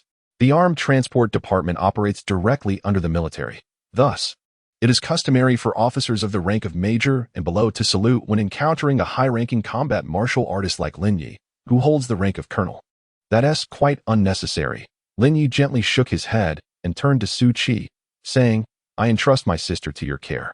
Rest assured, I will take good care of her. Secretary Su replied confidently, patting his chest. Thank you. Lin Ye acknowledged with a slight salute, then glanced behind Colonel Lu. Noticing the absence of any martial artists, I heard their captain would be joining us here, as if summoned by his words. A sleek white SUV pulled up at the hospital entrance. The door opened, and a tall middle-aged man stepped out, striding confidently toward them. He appeared to be no older than 35, with thick, raven-black hair and a calm demeanor that inspired a sense of security. This was Lin Ye and Appo's immediate impression of Qi Ling. Mr. Lin. Qi Ling smiled as he approached. I am Qi Ling, and on behalf of all the team members, I welcome you to our Lingxiao team. Greetings, Captain Qi. Lin Ye nodded modestly. Miss Su, Qi Ling turned his attention to Su Qi, smiling. Thank you for bringing such a skilled individual to our team. Just doing my part. A smile of pride adorned Su Qi's face. Qi Ling nodded and gestured to Lin Ye to enter the vehicle, saying, If Mr. Lin has no objections, we shall depart now. Lin Ye acknowledged with a nod, his gaze lingering on Su Qi's face, choosing not to elaborate further. Subsequently, he opened the door and entered the white SUV, led by the off-road vehicle. They departed from the location. Best of luck. I await your good news. Su Qi watched as the white vehicle vanished at the end of the street, her eyes brimming with anticipation before she turned to leave. Inside the car, Lin Ye gazed out at the retreating cityscape and suddenly inquired, Captain Qi, I have reviewed the data on the Lingxiao squad and noted that you have 2 high-ranking warriors, 3 mid-ranking warriors, and 3 low-ranking warriors, correct? Indeed, Qi Ling replied. Both the deputy captain and I are high-ranking warriors. However, he sustained severe injuries during the Beast-Tide defense and is currently only at mid-ranking warrior strength. He sighed softly and continued, the remaining 6 members are also nursing minor wounds and are not at their peak fighting capacity. This mission to support the Longxi team and the Xiaolang group is rather urgent. I understand, Lin Ye nodded slightly. However, with your presence as a high-ranking warrior, this expedition into the wilderness should proceed with greater success. Qi Ling smiled and handed Lin Ye a cup of tea, continuing. The records indicate that you are also a mentalist? Haha, that is excellent, Qi Ling said, his expression brightening as he looked at Lin Ye. From now on, the deputy captain and I will lead the charge while you cover any gaps in our formation. Certainly, Lin Ye replied with a smile, readily accepting the task. Chapter 42. Re-entering the wilderness. 15 minutes later. As for Lu Ming, after making contact with Lin Ye, he promptly began arranging the transportation of supplies. This martial arts school is owned by Vice Captain Yang Xiao. Upon disembarking, Qi Ling introduced to Lin Ye. This is where we typically train and reside, and it will also be open to the public to attract affluent individuals aspiring to become martial artists. The profits will be converted into contribution points for the military. Contribution points? At Qi Ling's reminder, Lin Ye suddenly recalled that he possessed 1 million contribution points and inquired, how can one utilize these contribution points? In essence, contribution points serve as currency within the military's marketplace, the largest trading platform in the Great Xia. As long as one has contribution points, they can purchase items from the official store. It is rumored that the Extreme Mercenary Corps and the Thunder Mercenary Corps also have their own marketplaces. As Qi Ling spoke, he retrieved his phone and showcased the official trading platform known as Light of Civilization to Lin Ye. What is your serial number? 757. Lin Ye replied. Qi Ling nodded. I am 132. I joined slightly earlier than you. As they walked, Lin Ye downloaded the Light of Civilization app on his newly acquired phone and opened it. A user notice and terms of use appeared before him. After perusing the document, he noted that most items sold by the official store could be purchased with contribution points. However, contribution points themselves cannot be traded. They can only be acquired through monster materials or currency. After a brief exploration, Lin Ye discovered that the platform offered an extensive array of products, ranging from basic combat suits and battle blades to various cultivation techniques and traditional martial arts, as well as news. It even included heavy weaponry such as aircraft, cannons, and tanks. What is this? While scrolling through, Lin Ye suddenly gazed in astonishment at a particular item on the platform, exclaiming, "It's merely a flying dagger." Yet it costs 200,000 contribution points. His S-Class contract only amounted to 1 million contribution points in total, sufficient to purchase merely 5 such high-grade flying daggers. You are likely looking at a flying dagger capable of dealing with high-ranking beast generals, aren't you? Qiling squinted and inquired. Indeed. Lin Ye opened the item details and whispered, "This flying dagger can slay high-ranking beast generals and can barely penetrate the defenses of lord-level monsters. Such high-grade flying daggers are likely crafted from crow alloy, developed using materials from lord-level monsters." Qiling turned to Lin Ye and posed another question. "I am quite curious. How many contribution points did your contract grant you?" "You don't know?" Lin Ye asked, puzzled. "My clearance level is insufficient. Many details regarding you are classified." Qiling shrugged helplessly. "I don't and oppose to even know the current level of your mental power." He gazed out at the increasingly profound night, as if speaking to himself. "You are a genius under the attention of the higher-ups. This is merely a temporary transition for you." Lin Ye remained silent, unsure of what to say. For Qiling and Oppos, S words were indeed the truth. In this world rife with calamity, gifted martial artists of remarkable prowess are invariably afforded special attention. Within the confines of the vehicle, an abrupt silence enveloped the atmosphere. Lin Ye contemplated the 2 types of flying daggers available on the trading platform, finding himself at an impasse. This scene did not escape the notice of Captain Qiling, who, with a knowing smile, suggested, "If you intend to make a purchase, I would advise you to acquire 2 high-grade flying daggers and the rest at a lower tier." "Why?" Lin Ye inquired. "Because in combat, one must strike with the element of surprise, by utilizing your mental prowess to manipulate the lower-grade daggers to feign an attack. You can incapacitate your adversary before delivering a decisive blow," Qiling explained. Lin Ye nodded thoughtfully, envisioning this scenario vividly in his mind. "This is wisdom gleaned from my former deputy captain, who was a valiant warrior." Suddenly, Qiling chuckled, a laugh that resonated with sincerity. "Of course. This is merely a suggestion. You may choose to acquire all high-grade daggers if you prefer." Qiling added cheerfully. "I shall heed your counsel," Lin Ye affirmed, placing his trust in the insights born of the sacrifices made by his predecessors. After a series of transactions, Lin Ye expended his entire million contribution points, successfully obtaining 2 daggers capable of confronting high-ranking beast generals, along with 12 lower-tier daggers. He designated the delivery location at the small Team S Martial Arts Hall and subsequently entered alongside Qiling ascending the elevator. The 2 arrived at the training hall on the 5th floor. Before they even crossed the threshold, the sounds of wind cutting through the air reached their ears. "Lin Ye, come and meet your comrades." Qiling beckoned, a smile gracing Lin Ye and Oppos' face. Inside the training hall, several warriors clad in dark green short-sleeved shirts were engaged in combat training. They wielded various weapons, long spears, battle blades, and even wolf-toothed clubs. 2 individuals, however, stood aside on the fringes, chatting casually. Upon noticing Lin Ye and his companion and Oppos' arrival, the 2 rose promptly. Simultaneously, the combatants ceased their training and gathered around. "Allow me to introduce our newly appointed deputy captain of the Lingxiao team, Lin Ye," Qiling announced with a grin, adding mysteriously, "He is not only a high-ranking warrior but also a formidable mentalist." This proclamation was met with an enthusiastic reception from the team members, who approached Lin Ye to extend their greetings. After exchanging pleasantries, Lin Ye shared a brief overview of his background. His recent appointment as deputy captain was somewhat unexpected, nonetheless. He had no intention of meddling in the team's organization. As they conversed, he learned about another deputy, Yang Xiao, who was initially a high-ranking warrior but had not fully recovered from a prior injury. Now possessing the combat capabilities of a mid-tier warrior and excelling in dual-wielding and hand-to-hand combat.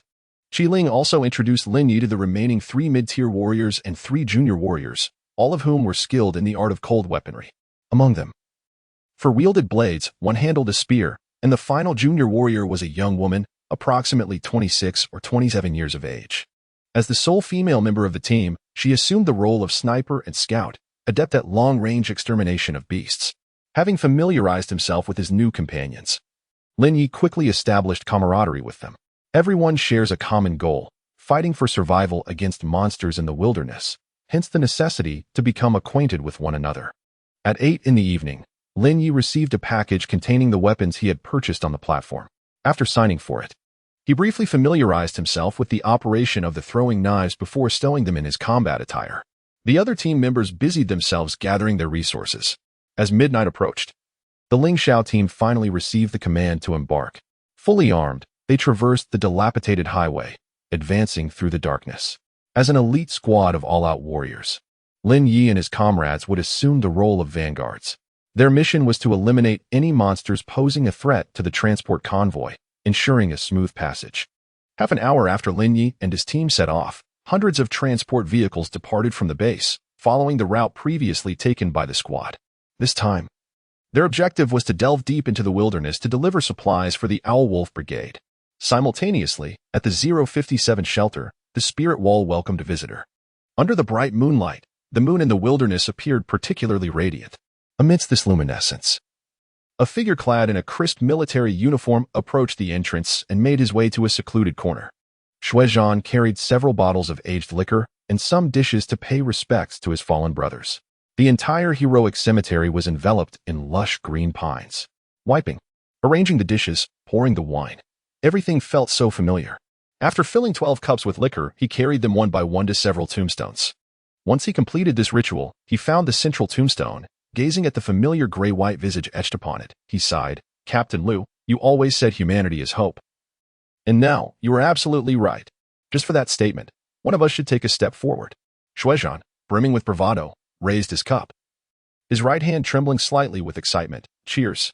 The fiery liquid coursed down his throat, transforming into a searing warmth, and a mist began to rise in his eyes. He fixed his gaze on the familiar figure on the tombstone, his voice slightly hoarse. "Just today, we signed a 17-year-old high-ranking warrior. I can see that this youth is no ordinary talent. His future growth is boundless. Given time, he will undoubtedly become the pinnacle warrior of the Great Xia." The more Shuizhan spoke, the more fervently animated he became, almost dancing with exhilaration. In this moment, he appeared more enthusiastic than ever about becoming a warrior himself. Not only that, but he was also a primary war god-level psychic master, the kind of formidable warrior capable of wielding weapons to swiftly vanquish monsters. I found myself pondering. If I were to fall in battle someday, could I inscribe his serial number on our monument? Would that not serve as a testament to the rise of the Great Xia's peak warriors? Ha! Glancing at the tombstone, Shuizhan burst into laughter. However, as his laughter faded, silence enveloped him. A gentle breeze caressed the quiet spirit wall, and the surrounding pines swayed softly. As if the captain heard Shuizhan and Appo's lament and responded in silence. "Captain, why didn't you let me stay and fight alongside you? I have now ascended to the rank of a high-level war general, having vanquished 40 beast generals and 1,063 beast soldiers. Yet, this is still far from sufficient.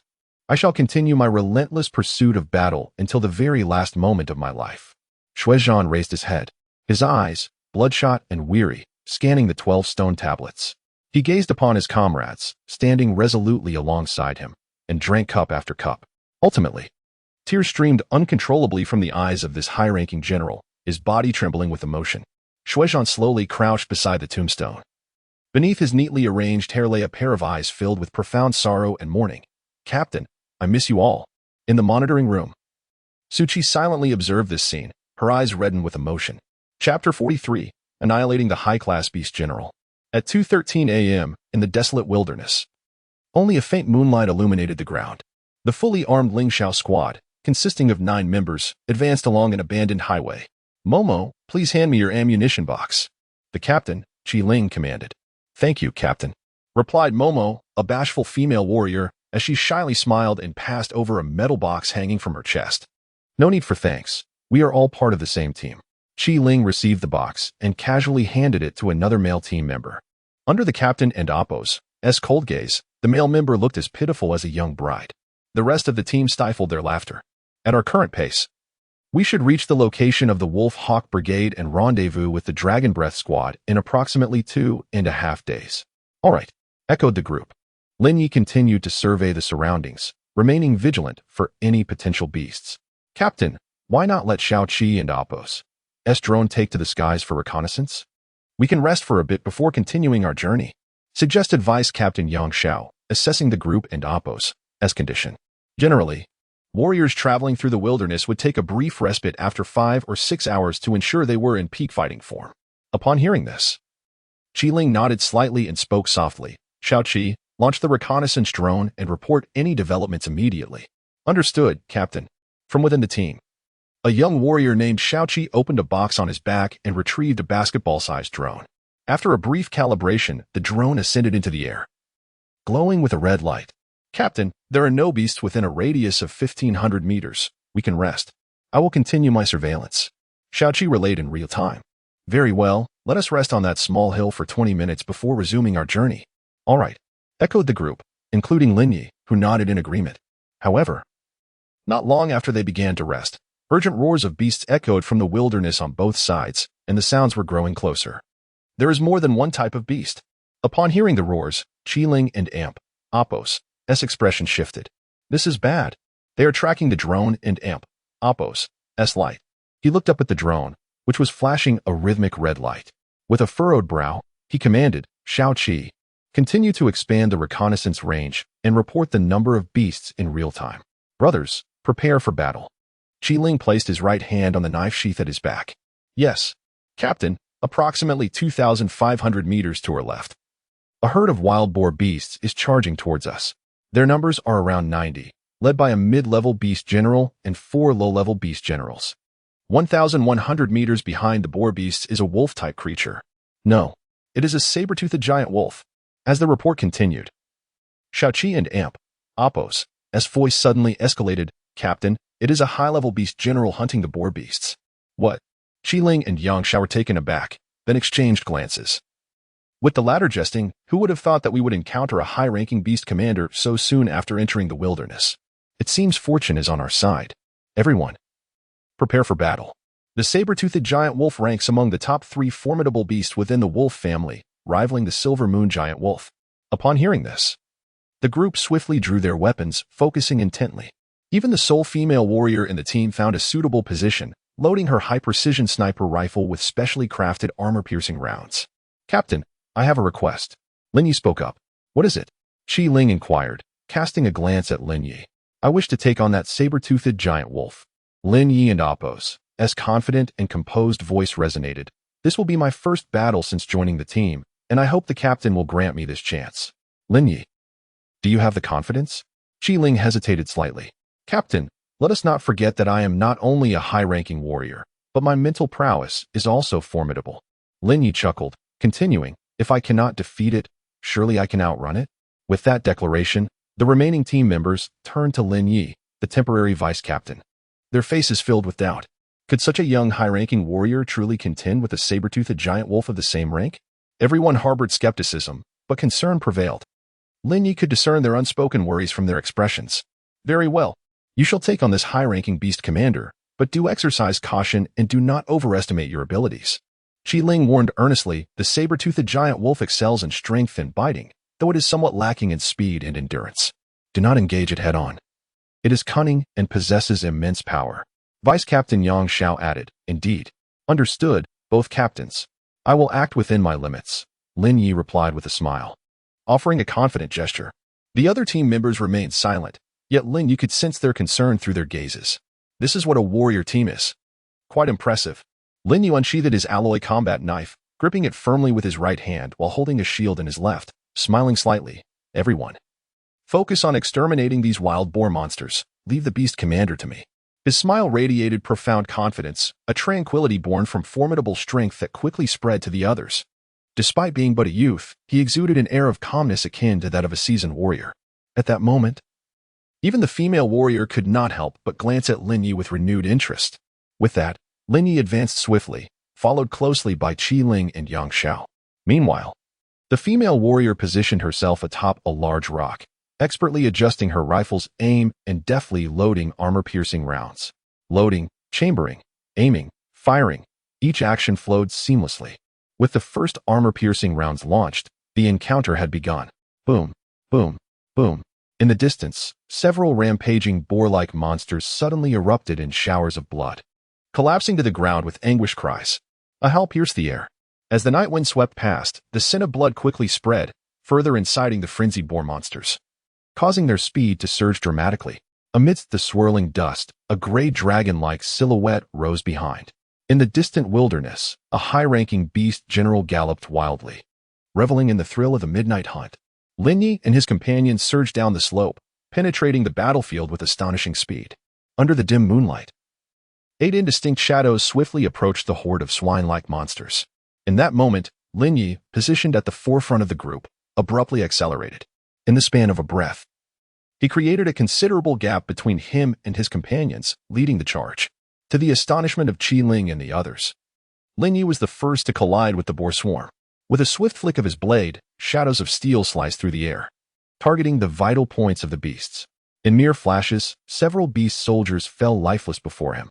With a blood-soaked path carved through the horde, Lin Ye surged forward once more, his sights set on the distant high-ranking beast general. As his companions collided with the remaining foes, they pressed onward. The speed of this high-ranking beast general was evidently several times greater than that of the one Lin Ye had previously slain. In close proximity, Lin Ye locked his gaze upon its crimson eyes and struck decisively. With a powerful thrust of his arm, imbued with dual-layered dark energy, Lin Ye and Apos' battle blade sliced toward the neck of the saber-toothed giant wolf. The wolf instinctively opened its jaws, attempting to block the attack with its formidable teeth. However, Lin Ye and Apos' technique was far swifter than its reflexes.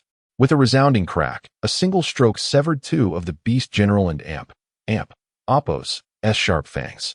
Lin Ye squinted, propelling himself to top speed, effortlessly dodging the wolf and Apos' claw strike, while simultaneously bringing his shield crashing down upon the creature and Apos' head. The hexagonal shield, forged from crow alloy, proved steadfast as it struck the immense wolf's skull, causing stars to dance in its vision. Lin Ye spun around, unleashing a flurry of strikes upon the beast. In an instant, numerous grotesque wounds marred the giant wolf's massive form, leaving it in utter disarray. Undeterred, the wolf, despite its shattered fangs, leaped gracefully, its feet barely touching the ground. The wolf's razor-sharp claws swiped at Lin Ye, but only managed to tear through his afterimage. At that moment, Lin Ye had already taken to the air. As he soared above the giant wolf, a fierce arc of his blade descended. With a single stroke, the blade pierced through the wolf and Apos' resilient hide, burying deep into its flesh, blood erupting forth. The successful strike severely impaired the saber-toothed giant wolf and Apos' mobility. Lin Ye's keen mental acuity detected this shift. Seizing the opportunity, he drove his right leg down with tremendous force onto the wolf's back. The impact reverberated through the beast, causing it to stumble as it lost its balance, collapsing face-first to the ground. Lin Ye did not squander this chance.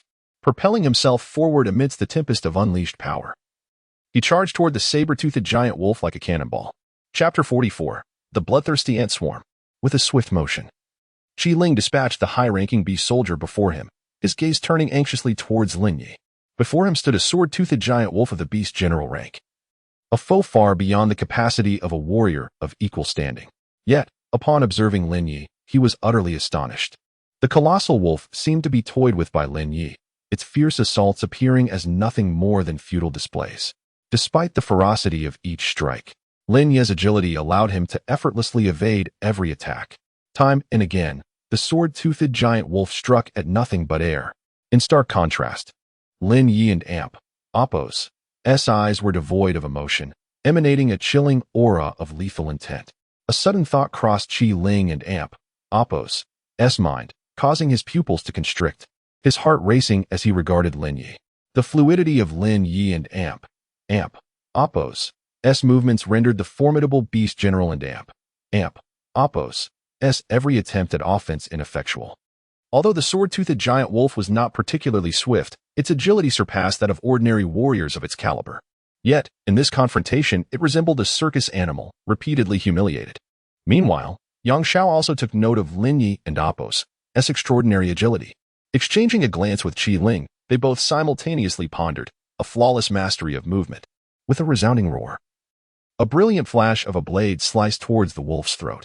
The third slash of absolute silence. Lin Ye and Apos' eyes sparkled with intensity as his body unleashed a series of 3 explosive movements. 3 distinct forces coalesced into a dark energy, culminating in a powerful strike. The blade cleaved through the air, accompanied by a sharp, whistling sound, delivering a blow that rivaled that of a novice war god, propelled by Lin Ye and Apos' astonishing speed. In an instant, the chilling light of the blade vanished, aimed directly at the wolf and Apos' vital point. In a moment of life and death, the high-ranking beast general instinctively turned its head, attempting to evade the strike. However, Lin Ye's blade was not something one could simply avoid. With a sickening thud, blood erupted as Lin Ye's weapon plunged deep into the wolf's neck. With a twist of his wrist, he extinguished its final flicker of life. Accompanied by a series of bone-crunching sounds that sent shivers through one's very core, the massive creature collapsed to the ground. You have slain a high-ranking beast general, earning 200 attribute points. Panel, add those points. Lin Ye thought to himself, casting a glance at the fading life force of the giant wolf. In the next moment, the 200 attribute points transformed into an enhancement of 4,000 kilograms in strength and an increase of 40 ms in speed, further augmenting Lin Ye and Apos' prowess. Meanwhile, the fallen sword-toothed giant wolf glared at Lin Ye with fierce resentment, its eyes reflecting a profound unwillingness. It had merely ventured out to hunt in the night, unaware it would encounter such a formidable human, a calamity from the heavens. The massive wolf's head drooped weakly, dark crimson blood seeping from its maw. Gradually, its eyes turned to a dull gray.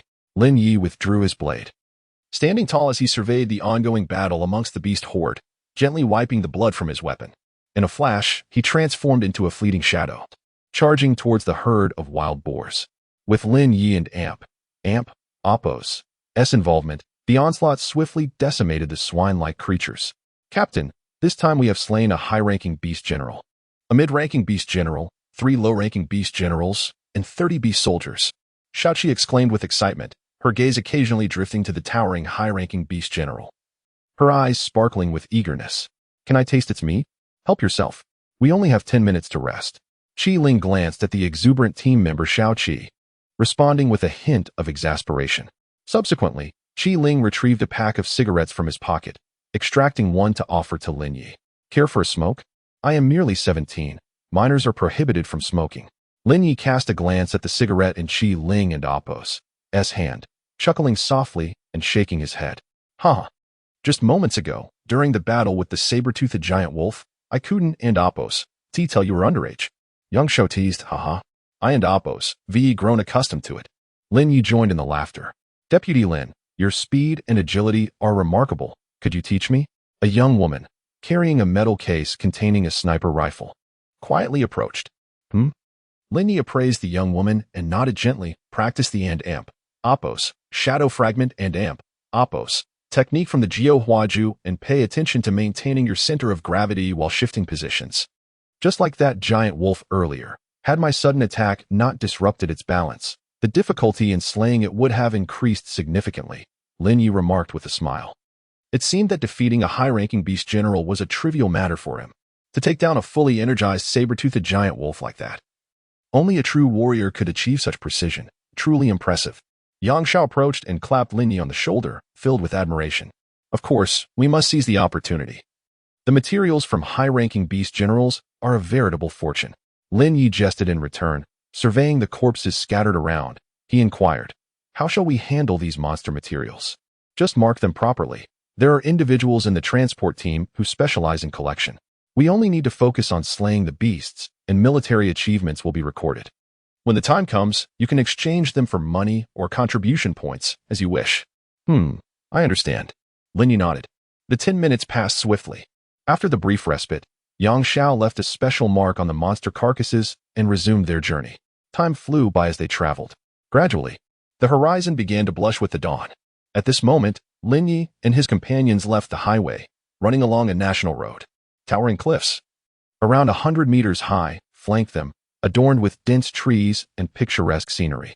In the valley, a national road ran alongside a gentle stream, the worn asphalt silently narrating its storied past. Were it not for the lurking beasts, this would surely be a prime tourist destination.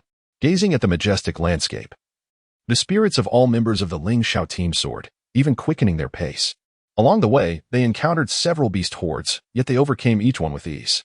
Naturally, the one who exerted the most effort was Lin Ye, the newly appointed deputy captain. For a fleeting moment, They even experienced the illusion that following Lin Ye made slaying beasts significantly easier. With each beast general they felled, their military achievements accumulated steadily, including the two captains.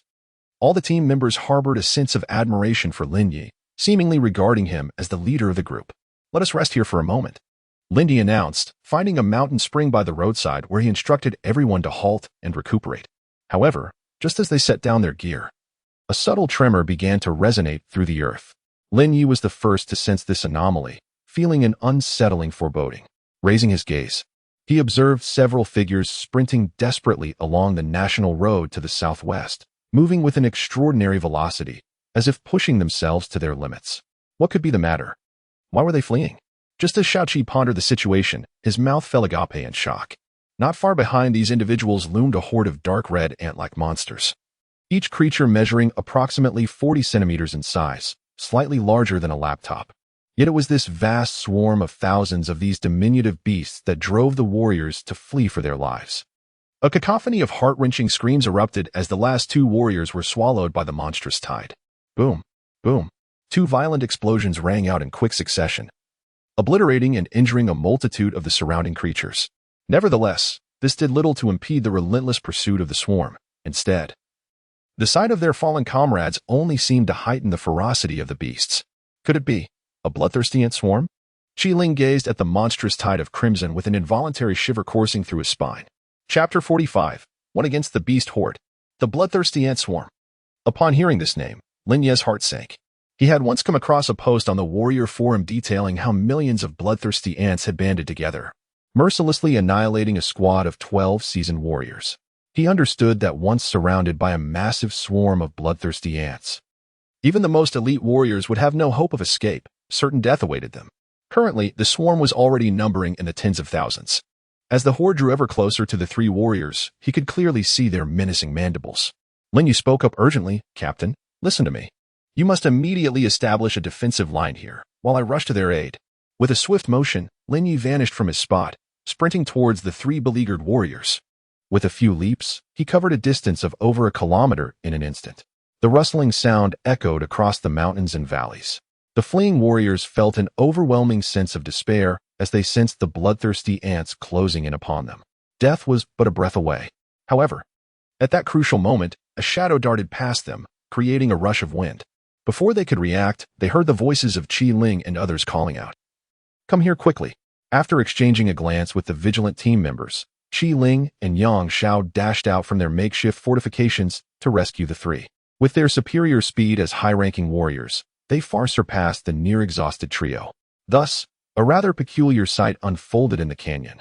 Two elite warriors carrying three beleaguered fighters, racing ahead of the beast tide. MOMO, when you unleash the MG3 Monster Slayer, be sure to keep the gun pointed away from Deputy Captain Lin Ye. Yang Xiao reminded pointedly. "No problem, I and Oppos, V got it covered, Captain," MOMO replied with assurance. Facing the dense swarm of bloodthirsty ants, Lin Ye remained composed, sensing their overwhelming hunger for consumption. "Then let us engage in battle." Lin Ye and Oppos' eyes sparkled with determination as he gripped his battle blade firmly, charging straight into the heart of the swarm. The slaughter was imminent. Crack, crack. With a swift motion, two arcs of blinding blade light erupted from Lin Ye and Oppos' hands. Two bloodthirsty ants, each the size of a calf, were instantly cleaved in half, letting out a couple of shrill cries before succumbing to death. Subsequently, Lin Ye kicked one of them over, its massive body rolling backwards with a fierce momentum, crushing and injuring numerous bloodthirsty ants in its wake. Seizing the opportunity, Lin Ye propelled himself off the ground, soaring high into the swarm like a graceful crane, plunging deeper among the ants. Witnessing the intrusion of a human, the swarm became increasingly frenzied, with even the giant ants that had been pursuing the three warriors converging upon Lin Ye, intent on encircling him and crushing him to death. Thud, thud. 10 flying knives sprang forth from various parts of Lin Ye's combat attire, transforming into a dazzling array of streaks of light encircling him. In close proximity, the surrounding giant ants had no time to evade and were swiftly bisected. As if a hemispherical silver barrier had been conjured, it rapidly expanded from the center of Lin Ye, mercilessly annihilating all the colossal ants that dared to approach. Soon, the ground beside him was strewn with the carcasses of these giant ants. In the distance, The other members of the Ling Xiao team looked on in awe at the spectacle. Is this truly the extent of Captain Lin and Apos' power? Xiaoqi could not help but exclaim, his mental prowess is utterly terrifying. It resembles the art of sword control. Our team is indeed fortunate. Beside them, 3 martial artists who had narrowly escaped their fate stared blankly at the scene, their mouths agape as if they could swallow a goose egg. The bloodthirsty ant swarm that had just pursued them had been reduced to mere lambs to the slaughter before this young warrior. What level of mental master is this brother? One of the rescued martial artists glanced at Qi Ling. The 3 stood in silence. Within Lin Ye's vicinity, the carnage was relentless. Ants continued to swarm towards him, with numerous ordinary bloodthirsty magic ants charging fearlessly to their doom, only to be shattered under a hail of flying daggers. Meanwhile, the beast general level ants stealthily concealed themselves among the horde, retreating with a low crouch. Swish, swish. With a mere flick of his gaze, a dagger shot forth like a bolt of lightning. Several red giant ants leaping from the cliffside towards Lin Ye were instantly torn asunder. His gaze was cold and unyielding as he leaped amid the swarm, leaving a trail of severed limbs in his wake. With each rise and fall, his battle blade claimed multiple giant ants, as though he were slicing through vegetables. Each casual strike from this high-ranking warrior was enough to heavily injure, if not slay, even a mid-tier beast general. As for these giant ants of the beast soldier level, the entire swarm was firmly suppressed beneath Lin Ye's blade. With a thunderous crash, he crushed a bloodthirsty magic ant beneath his foot, reducing it to a gruesome mess. Using the momentum, he soared once more towards a few larger giant magic ants. The air was filled with the sound of slicing blades as he skillfully wielded 10 flying daggers with both hands. In that moment, Lin Ye transformed into a veritable meat grinder, relentlessly harvesting the bloodthirsty ants surrounding him. Just moments ago, they had gleefully hunted the martial artists. Now, they faced a tragic demise at Lin Ye's hands. Against these monstrous beings, Lin Ye showed no mercy. His immense mental power radiated outward, encompassing a radius of 70 to 80 meters, allowing him to perceive the situation of the majority of the ant horde. Among so many bloodthirsty magic ants, there were barely 40 at the beast soldier level. Oh, there was even a fledgling beast general attempting to flee. A sinister smile crept across Lin Ye's lips as he immediately launched towards the fleeing beast general. His movement caused the bloodthirsty magic ant to tremble, and it began to frantically scurry up the cliff with its 6 legs. I and Apos, V found you. Can you escape? Lin Ye and Apos' murderous intent surged. Scaling the cliff, he drew ever closer to the beast general. With a full-speed burst, his speed, far surpassing that of a high-ranking warrior, became glaringly evident. It was clear, before him stood merely a fledgling beast general, and not even 2 levels higher could hope to evade him. Buzz, buzz. Sensing the chilling intent to kill from behind, the astute ant queen was thrown into a state of panic, her 6 legs moving with remarkable speed. A peculiar wave of energy emanated from the beast general level ant queen, causing the ant swarm below to descend into madness. The queen, under attack, could not allow her subjects to perish without intervention. Ultimately, the only result was an accumulation of corpses around Lin Ye. With a swift thrust, Lin Ye pierced the head of the beast general-sized giant ant, delivering a fatal blow. After vanquishing the formidable giant ant, Lin Ye gazed upon the remaining multitude of giant ants, and once more, fierce flames ignited in his eyes. Surrounding him were 10 flying knives, swirling around him like a tempest, each moment capable of cleaving numerous bloodthirsty magic ants in twain. Lin Ye moved with astonishing speed, as light as a feather. Wherever he passed, he inflicted tremendous casualties upon the bloodthirsty ant horde. In a mere span of 10 seconds, thousands of bloodthirsty magic ants fell to his relentless assault, his killing pace likened to that of a monstrous harvester. At this moment, Lin Ye also grasped the immense power of his mental force. Under his mental command, he wielded the 10 flying knives with minimal effort, executing precise strikes with ease. He even felt a burgeoning capability to control even more knives. Chaos swiftly spread through the ant swarm. With the sound of rapid gunfire echoing, waves of bloodthirsty magic ants collapsed onto the ground. Simultaneously, from a distance, the Ling Xiao team charged towards Lin Ye. Captain Ling, we have arrived, shouted Xiaoqi, leading the charge with a beaming smile, as if he had just received his wages. Behind him, Qi Ling, Yang Xiao, and other warriors surged forward, brimming with battle spirit, ready to engage the now disordered bloodthirsty ant swarm. Even the 3 warriors who had been pursued joined in, seeking vengeance upon the bloodthirsty horde. Chapter 46, Dragon and Apos' Breath. Within the valley, the battle had concluded, with humanity achieving a resounding victory. At the heart of the battlefield stood several towering figures, akin to Mount Tai. Gazing upon the countless corpses of the bloodthirsty ants surrounding them, Qi Ling and his companions found themselves momentarily dazed. This marked the first occasion in their year-old team's existence where they had slain such a multitude of beasts, a feat that could only be described as terrifying. The vast majority of these kills were attributed to Lin Ye's exceptional prowess. Despite the combined efforts of the 8 warriors from the Ling Xiao team not matching Lin Ye's efficiency, they had nonetheless contributed to the overall success. As they beheld the massive carcass of the beast general ant in the distance, Yang Zhao's face flickered with hesitation, as if grappling with an internal conflict. After a considerable pause, he turned to Lin Ye and inquired, "Lin Ye, could you share the level of your mental prowess?" Swish. This question immediately captivated the attention of the others. Their gazes converged upon Lin Ye, their eyes alight with anticipation. Particularly the 3 warriors who had narrowly escaped death regarded this formidable mentalist with reverence. Had it not been for his timely intervention, they might have been reduced to mere fragments of bone. My mental prowess level? Upon hearing the question, Lin Ye raised an eyebrow slightly. It is merely 1 tier above your martial rank. 1 tier above your martial rank. Qi Ling's expression shifted, and he spoke in a low voice. An initial battle god-level mentalist. Lin Ye nodded, correct. Now is not the time to dwell on my rank. The appearance of the beast horde indicates that greater dangers lie ahead. He paused, surveying the group with a serious demeanor. Therefore, we must remain vigilant and cannot afford to be careless. The others nodded in agreement. The sea of corpses serving as a grim reminder that their journey would not be without peril. Had Lin Ye not been present today, the Ling Xiao team would have undoubtedly suffered greatly if faced with such a swarm of bloodthirsty ants alone. Lin Ye turned to the 3 tattered warriors, inquiring, "If you choose to continue with us, you must be prepared to confront the beasts that lie ahead. I require nothing more than a battle knife. I shall follow you," declared the strongest among them, an initial battle general, as he discarded his cigarette, but, his gaze resolute. Our team suffered significant losses from the ironclad dragon's assault, and even our captain has been gravely injured. Later, we encountered the swarm of bloodthirsty ants, and our severely wounded brothers remained behind to fend them off. I share a vendetta against these monsters. I shall fight them with all my might. The other 2 higher-ranking warriors echoed this sentiment, their faces burning with righteous indignation.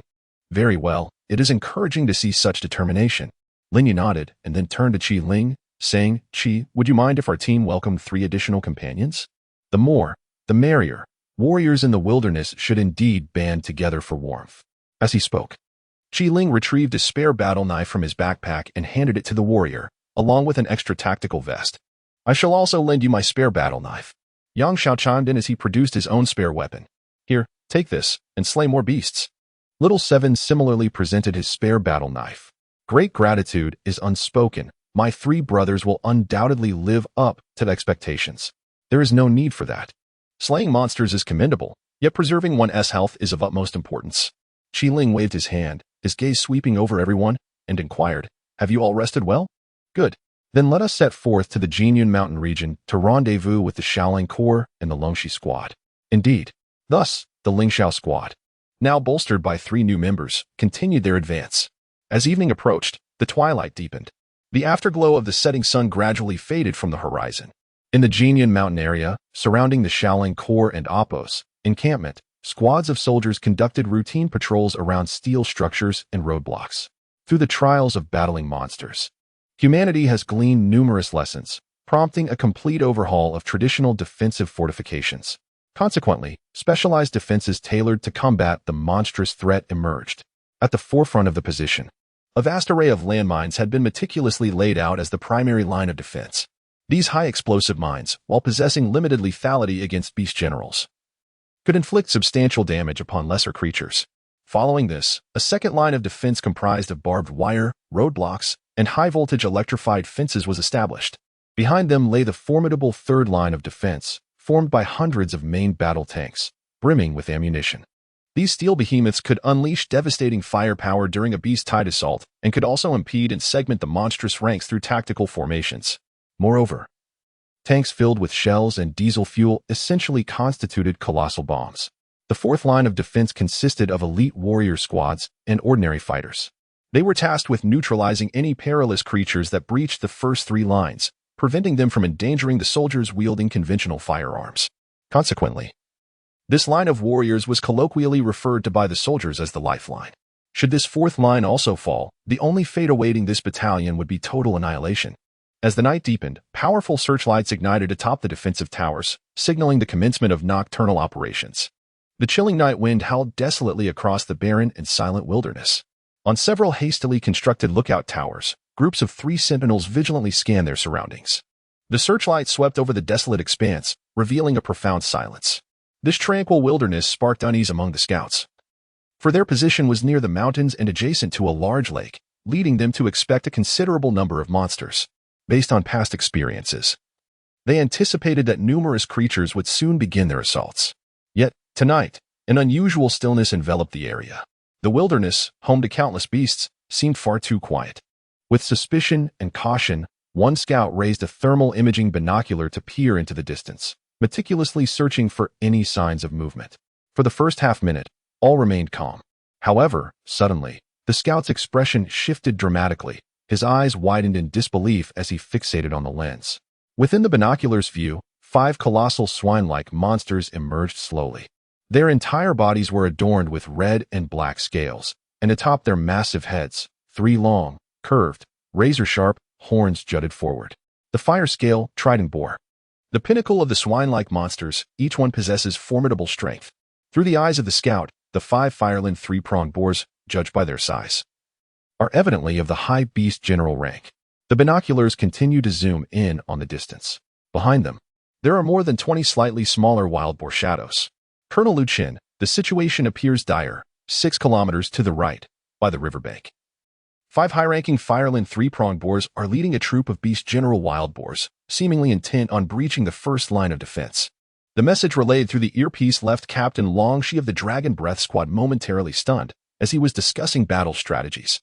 The same news reached the ears of Jia Wangqiang, the leader of the Owl Wolf Brigade. The two exchanged a glance, silently reaching a mutual understanding to engage. Dragon Breath Squad. Captain Lu Qin gently adjusted his earpiece and declared in a solemn tone, "Deploy immediately. Engage. Thank you for your hard work. I will await your triumphant return." Captain Jia Wangqiang saluted Lu Qin with a solemn military gesture. He then picked up a metal spear from the corner and turned to leave. Watching the departing figure, Jia Wangqiang felt an unusual sense of calm. It was simple. The name Dragon Breath Squad was a source of reassurance. As the most elite warrior squad in Shancheng City and one of the 6 dragon squads of Daxia, the minimum requirement for members is to be of intermediate battle general rank. Yet, these 29 battle generals have repeatedly raised the banner of Dragon Breath with their blood and lives in fierce battles against the beast tide. As a popular saying in Shancheng goes, the roster of Dragon Breath members may change with each battle, but the flag of Dragon Breath shall never fade. Ha ha, Li Yunfei. You could never have imagined this, could you? Looking at his chief of staff beside him, Jia Wangqiang couldn't help but boast. This rascal surpasses me in every aspect. Yet here I am, with the chance to fight alongside Dragon Breath. Even if I were to perish here, it would be worth it. The chief of staff yawned.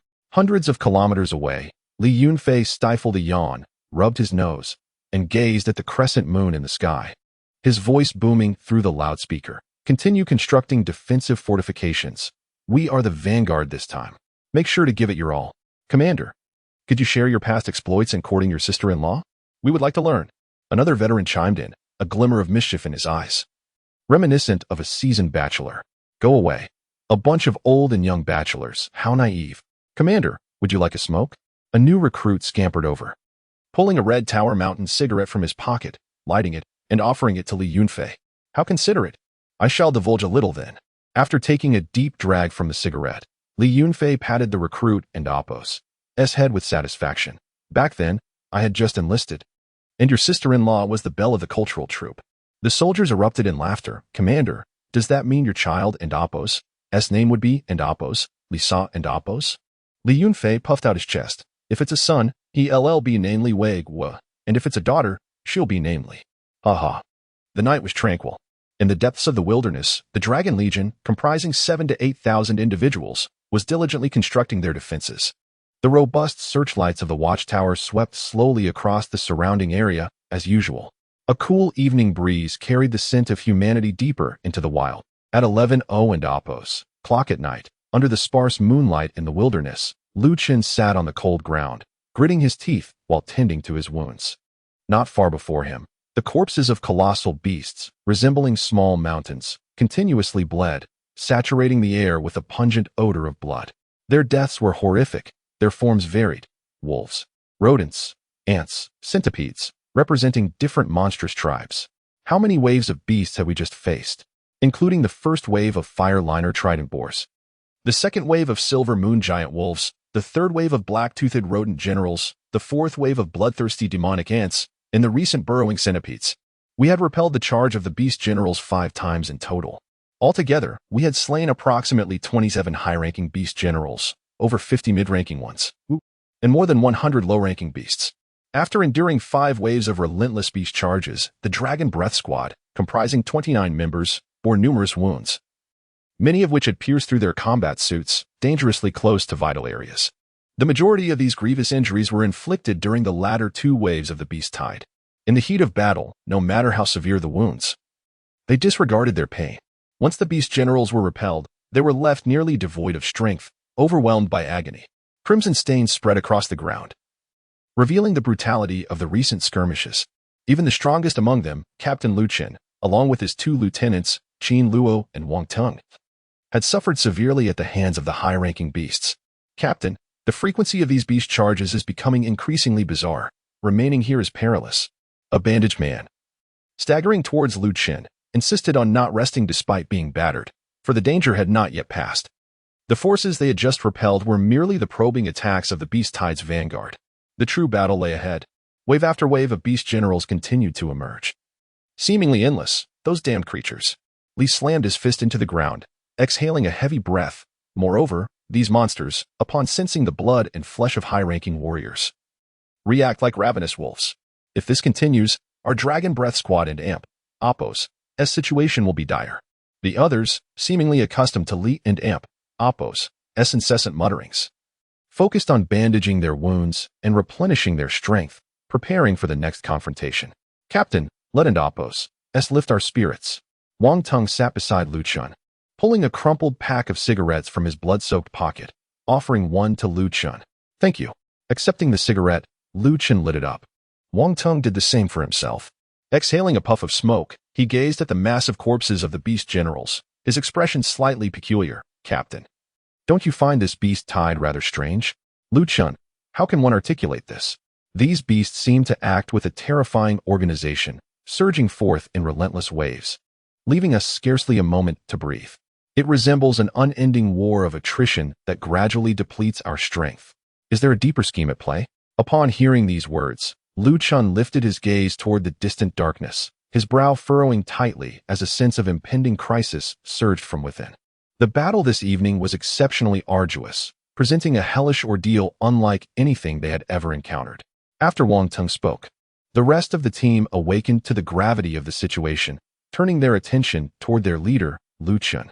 The recent onslaught of beast generals, coming in wave after wave, clearly exhibited a distinct order. It was evident that the higher-ranking beast generals lacked such control, as the charging horde included a considerable number of advanced beast generals. However, if there were monsters among them possessing such intelligence and commanding ability, it could only be the Lord-level beasts. Yet, the vanguard of those creatures had already been thoroughly intimidated by our assaults. I believe they will not act recklessly in the short term. Wang Teng added. Lu Chen turned his gaze toward the 3 defensive lines not far behind him, where the Xianglong Corps had established their position.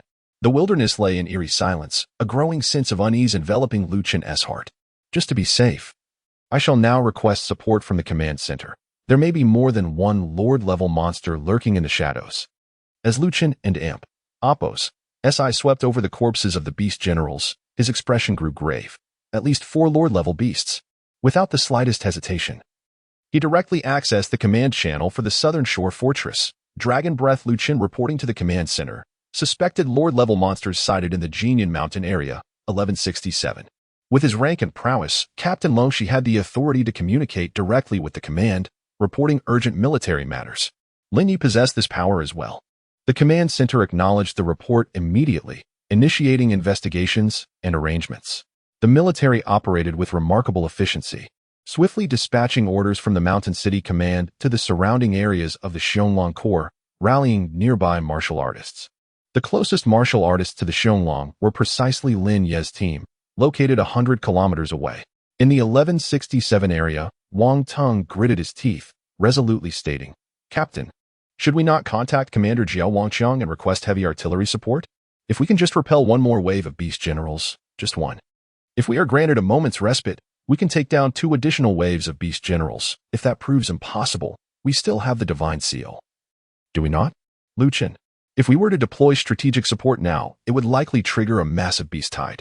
Moreover, our new batch of ammunition and supplies is still en route. The time is not yet ripe." "Very well. Contact Commander Jia and ensure that all weaponry is prepared and ready for immediate action to counter any potential contingencies, wherever Lord-level beasts are present." Tranquility is a mere illusion. A glimmer of fierce determination flickered in Lu Chun and Apos' eyes. Shortly after the report of suspected Lord-level monsters reached the command center, once again, shadows swiftly coalesced in the distant wilderness, heralding the arrival of the 6th wave of beast generals. "Captain, those wretched creatures are upon us again," Li Wang exclaimed. His teeth clenched as he gazed into the distance. Lu Qin gradually rose to his feet, grasping the spear beside him, his gaze sweeping over the comrades who had emerged together from the mountain of corpses and the sea of blood. Though their wrists were sprained and their injuries varied, their eyes shone with unwavering resolve, devoid of any trace of fear or trepidation. "Very well, let us engage these monsters once more. Let us determine our fate, even unto death." With a decisive step forward, Lu Qin's spear glinted coldly in the night. The remaining team members followed suit, forming into squads of 4, readying themselves for battle. Dragon's breath. Charge. As they took their first step, their hearts bore the solemn conviction of impending sacrifice. They existed to protect the great Xia. Should the beasts attempt to breach the rear lines and shelters, they would fight to the death without hesitation. Full speed ahead, to support the Wolf Brigade. Following the orders, Qi Ling immediately commanded. Yes, the Ling Xiao team echoed in unison, swiftly accelerating their march. Simultaneously, atop a small hill over 170 kilometers from the Wolf Brigade, the Long Knife team, engaged in dissecting monster materials, received a distress signal. Without hesitation, all 17 members abandoned their spoils and activated their full-speed march. In times of peril, unity prevails. Only through such solidarity can humanity endure in this dark age overrun by monsters. Chapter 48, The Fierce Tiger Battles in the Wild, Part 1. The night was cool as water, enveloped in profound silence. The cacophony of battle gradually subsided, as the 6th wave of beastly onslaught was ultimately quelled by the valiant efforts of the Dragon Breath Squad. A faint hue of dawn began to illuminate the horizon. At the forefront of the battlefield, Lu Qin, dragging his heavy iron spear, hoarsely called out, "Count. 1, 2, 3. 17. Upon hearing the number 17, even the resilient captain of the Dragon Breath Squad stumbled momentarily. Suppressing his inner grief and rage, he continued to issue orders. After speaking, Lu Qin gently lifted one of his squad members with his remaining left arm, his heart weighed down with sorrow. During the recent wave of beasts, they had encountered an unprecedented crisis. 12 high-ranking beast general-level tiger hounds, accompanied by over 60 mid-level beasts in a fierce charge, had nearly devastated them. Had the Dragon Breath Squad been in their prime, they would have faced this formidable group without a trace of fear. However, after enduring 5 grueling battles, their strength had diminished to a mere 2 or 3/10. This nearly exhausted Dragon Breath Squad was no match for the pack of beast general-level tiger hounds. Even he had lost an arm in the fray. As the surviving members of the Dragon Breath Squad maneuvered past the main tank formation, Lu Qin ordered a halt for rest. He leaned against a massive boulder, lighting a blood-stained cigarette, and inhaled heavily. "Captain, Vice Captain, they have also fallen." A somber voice broke the silence, and Lu Qin's hand trembled violently, extinguishing the cigarette stub with force. "Farewell, Xiao Wan." Kneeling beside Wang Teng, Lu Qin gently wiped his comrade's cheek with his remaining left arm, gazing sorrowfully at this companion who had fought by his side for 4 years. In that moment, Wang Ting and Apos' pale face bore a faint smile. Deep, ghastly wounds exposed bone, a harrowing sight, with blood nearly drained from his body. In the battles against the monstrous foes, he had always been fearless, charging bravely to the forefront. Lu Qin then picked up Wang Teng and Apos' dagger and sheathed it within his combat attire. Now, with only one arm left, his ability to wield a firearm was severely compromised. He found the blade's swiftness more effective. Returning to the boulder, Lu Qin, like the other members of the Dragon Breath Squad, silently tended to his wounds. He also repositioned his Emberino, 17 foot, to a more accessible place for his left hand. After completing these tasks, he lifted his gaze toward the sky, where the first light of dawn began to emerge, patiently awaiting the next wave of beasts. Everyone inspected their gear, discarding excess weight, preparing for battle. Upon reaching the position of the Owl Wolf Brigade, Qi Ling removed the knife sheath. Wielding a combat blade in each hand, Lin Ye also drew his sword, gripping it in reverse. Good. We shall support the Dragon Breath Squad. MOMO. You go to the Owl Wolf Brigade headquarters to inform Commander Jia Wangxiang that we, the Ling Xiao, have arrived. Yang Xiao intercepted the female warrior preparing to charge. Speaking softly, after your report, choose a suitable sniping position to provide us with long-range support. Understood. MOMO nodded resolutely, sprinting towards the Owl Wolf Brigade headquarters. Continuing onward, a group of individuals armed with blades circumvented the fortifications, weaving through thickets, weeds, and loose stones, racing towards the third defensive line. Broken blades, blood, corpses, and the remaining members of the Dragon Breath Squad, quietly recuperating. How should we position ourselves? Yang Xiao inquired. Maintain the original formation, Qi Ling replied. Casting a glance at the chaotic battlefield, his voice solemn. The three newcomers will follow Deputy Yang. Lin Ye, your inclusion in the squad would stifle your strengths, so you may operate independently. As they sprinted, Qi Ling stole a glance at Lin Ye and spoke. In his early days as a junior warrior, he had heard tales of the illustrious Dragon Breath. Little did he expect to fight alongside them now, a profound sensation swelling within Lin Ye's heart. Before long, the warriors of the Ling Xiao squad had already encountered the Dragon Breath. United by a common goal, words were unnecessary. A mere exchange of glances sufficed for mutual understanding. Captain Liu, the 7th wave of beast generals, is approaching. A voice from a Dragon Breath member rang out. Following the death of his comrade, he had taken up the role of observer, monitoring the movements of the monsters on the battlefield in real time. Captain, a group of Cyclopean lizards is approaching. Led by a 9-headed elite beast general, flanked by nearly 40 beast generals, devoid of beast soldier ranks. MOMO's voice echoed through the Ling Xiao squad's channel. Lin Ye raised his gaze ahead, where, through the thin mist, a colossal group was swiftly advancing. What a fortuitous arrival. Lin Ye felt a surge of excitement within. Despite having vanquished numerous weaker monsters previously, they had yielded only a meager handful of attribute points, leaving him somewhat dissatisfied. But now, formidable foes were at hand. Understood. Qi Ling nodded slightly, his expression growing grave. Faced with such ferocity so soon after their arrival, it was no wonder the Dragon Breath Squad had suffered so greatly. Yet within Qi Ling and Appo's eyes flickered a spark of exhilaration. He exchanged a glance with Lin Ye, witnessing the burgeoning combat spirit igniting within him. This time, I shall take the lead in the assault. You all will handle any oversights. His voice exuded confidence and composure, as though the multitude of beast generals posed no threat.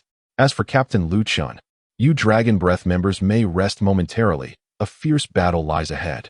Lin Ye directed his gaze towards the one-armed captain of Dragon Breath, his tone deep and resolute. However, the latter merely furrowed his brow, shaking his head. Dragon Breath will not hide behind others. With that, he leaned on his sword, slowly rising with the support of a massive rock. His gaze was steadfast, his clear eyes reflecting a glimmer of unwillingness and hatred. The other members of Dragon Breath, equally tenacious, struggled to their feet, arming themselves with their weapons. Though battered and bruised, the fighting spirit burned fiercely within each of them. This sight drew the attention of everyone in the Ling Xiao squad. So this is Dragon Breath. Indeed formidable. Lin Ye absorbed every moment. In that case, let us see how much we can seize for ourselves. A confident smile graced his face. As for the former, this wave of beasts is undoubtedly a generous offering of attribute points, and he would not let this opportunity slip away. Team Qi, Team Yang, let us advance.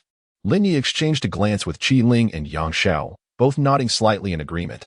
Everything was understood without words. Whoosh! Lin Ye suddenly propelled himself off the ground, causing a thunderous crack that reverberated through the earth, unable to withstand the immense pressure. The power of a high-ranking warrior erupted entirely, propelling him forward like a cannonball. The slaughter has officially commenced. Chapter 49. The Fierce Tiger Battles in the Wilderness, Part 2. As dawn approached, the sun began to rise on the horizon. The 7th wave of beast generals was still over 3,000 meters away from the front line. Lin Ye was the first to charge ahead, galloping at the forefront.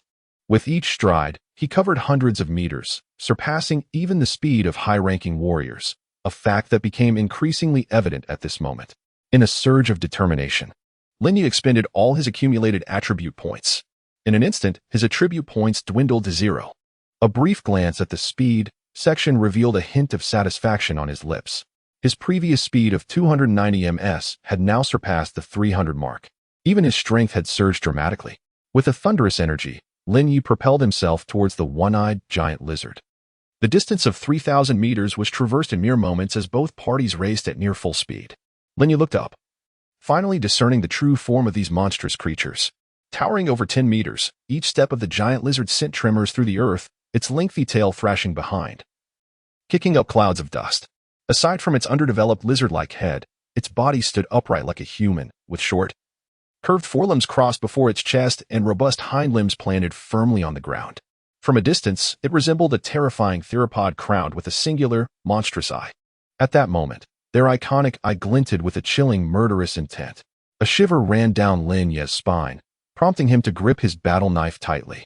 As the two forces were on the verge of a direct confrontation, Lin Ye unleashed a surge of mental energy. With a whoosh, 10 flying daggers erupted from various parts of his combat attire, transforming into streaks of light as they hurtled toward the nearest beast general. At such a close range, the full force of Lin Ye and Apos' mental energy propelled each dagger to exceed the speed of sound. Combined with the lizard and Apos' own velocity, these daggers effortlessly pierced the skulls of the 8 foremost beast generals. In an instant, 8 beast general grade one-eyed lizards fell, 2 of which were high-ranking generals. The entire event unfolded so swiftly that even Qi Ling and Yang Xiao, both high-ranking warriors themselves, were taken aback. With a thunderous crash, the colossal creatures collapsed, causing a subtle tremor in the ground. The sight was terrifying. Though it was not the first time Qi Ling had witnessed Lin Ye wielding mental energy, he was still profoundly shaken. The difference between instantaneously slaying a high-ranking beast general and dispatching ordinary creatures was monumental. For a moment, the Ling Xiao squad was deeply awestruck by the scene. They halted their advance, wary of distracting Lin Ye. Meanwhile, Lin Ye had already slipped into the gap created by the flying daggers, encircling the beast generals. Alone, he confronted all the one-eyed lizards. Reminiscent of his previous slaughter of the ant swarm, a nauseating stench assailed him, prompting Lin Ye to hold his breath, his eyes glinting with determination. Surrounded by 10 bloodied flying daggers that darted around him with astonishing speed, it appeared that the recent display of lethal prowess had instilled fear in the remaining beast generals. Seizing the moment of distraction among the one-eyed giant lizards, Lin Ye launched the first assault, targeting the nearest high-ranking beast general. In an instant, Lin Ye transformed into a fleeting shadow, charging directly at the designated giant lizard. The beast roared ferociously, its massive form hurtling towards Lin Ye, claws glinting ominously in the sunlight. With a deft twist of his body, Lin Ye evaded the lizard and Apos' claw strike, simultaneously reversing his wrist to deliver an upward slash with his battle blade, aiming for the creature and Apos' vital points. The one-eyed giant lizard instinctively attempted to evade the attack, but Lin Ye narrowed his eyes, denying it that opportunity. Absolute silence 10 strikes, third strike. Lin Ye's latent power surged forth, igniting countless cells within him to unleash a torrent of strength. 3 waves of concealed energy merged into his blade, dramatically amplifying its speed and power. The blade plunged deeply into the throat of the high-ranking beast general, followed by a gruesome sound of flesh being severed.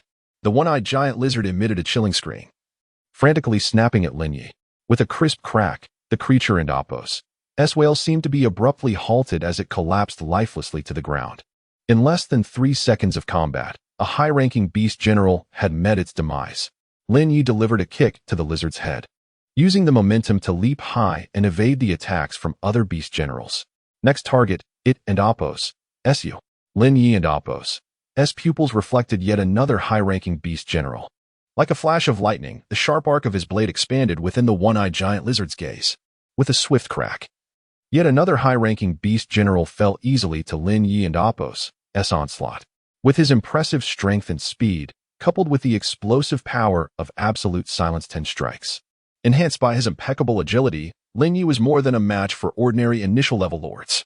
Not to mention, his mental prowess had reached a formidable intermediate warrior level, more than sufficient to handle these beast generals. Remarkably, he had yet to unleash the full power of the 6th strike. relying solely on his advantages in power and speed to dispatch two high-ranking beast generals. His unparalleled agility allowed Lin Ye to navigate effortlessly among the throngs of beast generals, his movements becoming increasingly elusive and spectral. Each time a giant lizard's attack neared him, he would deftly evade with an unconventional motion, without exception. On the battlefield, Lin Ye moved with wild abandon, akin to a fierce tiger unleashed upon the wilderness, wreaking havoc in all directions. Faced with the flying daggers he skillfully controlled, initial and intermediate beast generals fell at a mere touch. Even high-ranking warriors, if caught off guard, could only trade injuries for survival, desperately avoiding fatal strikes. Yet, they ultimately succumbed to Lin Ye's precise follow-up attacks. Whoosh, whoosh, whoosh. The flying daggers tore through the air, piercing the skulls of one beast general after another. Lin Ye and Apos' blade struck like a bolt of lightning, his form ghostly and agile. His perfectly timed evasions drove the giant lizards into a frenzy as their attacks went astray. They gaped with wide mouths, their putrid stench wafting through the air, inducing nausea from afar. Lin Ye held his breath, his mind commanding a high-grade flying knife to arc gracefully through the air, ultimately piercing through the back of the 7th high-grade beast general's skull. Yet, his assault did not end there. The knife executed another arc and swiftly targeted the singular eye of another high-grade beast general. With a sickening sound, the knife penetrated the eye and traversed the entirety of its head. In an instant, two previously vibrant high-grade giant lizards lay lifeless beneath Lin Ye's blade. The 6th and 7th high-grade beast generals had perished. He found himself in close proximity to yet another high-grade beast general. The colossal, menacing eye of the lizard fixated on Lin Ye, a flicker of trepidation dancing within its pupil. Battle blade rise. The third strike of the absolute breath, 10 slashes. Lin Ye and Apos' arm trembled violently.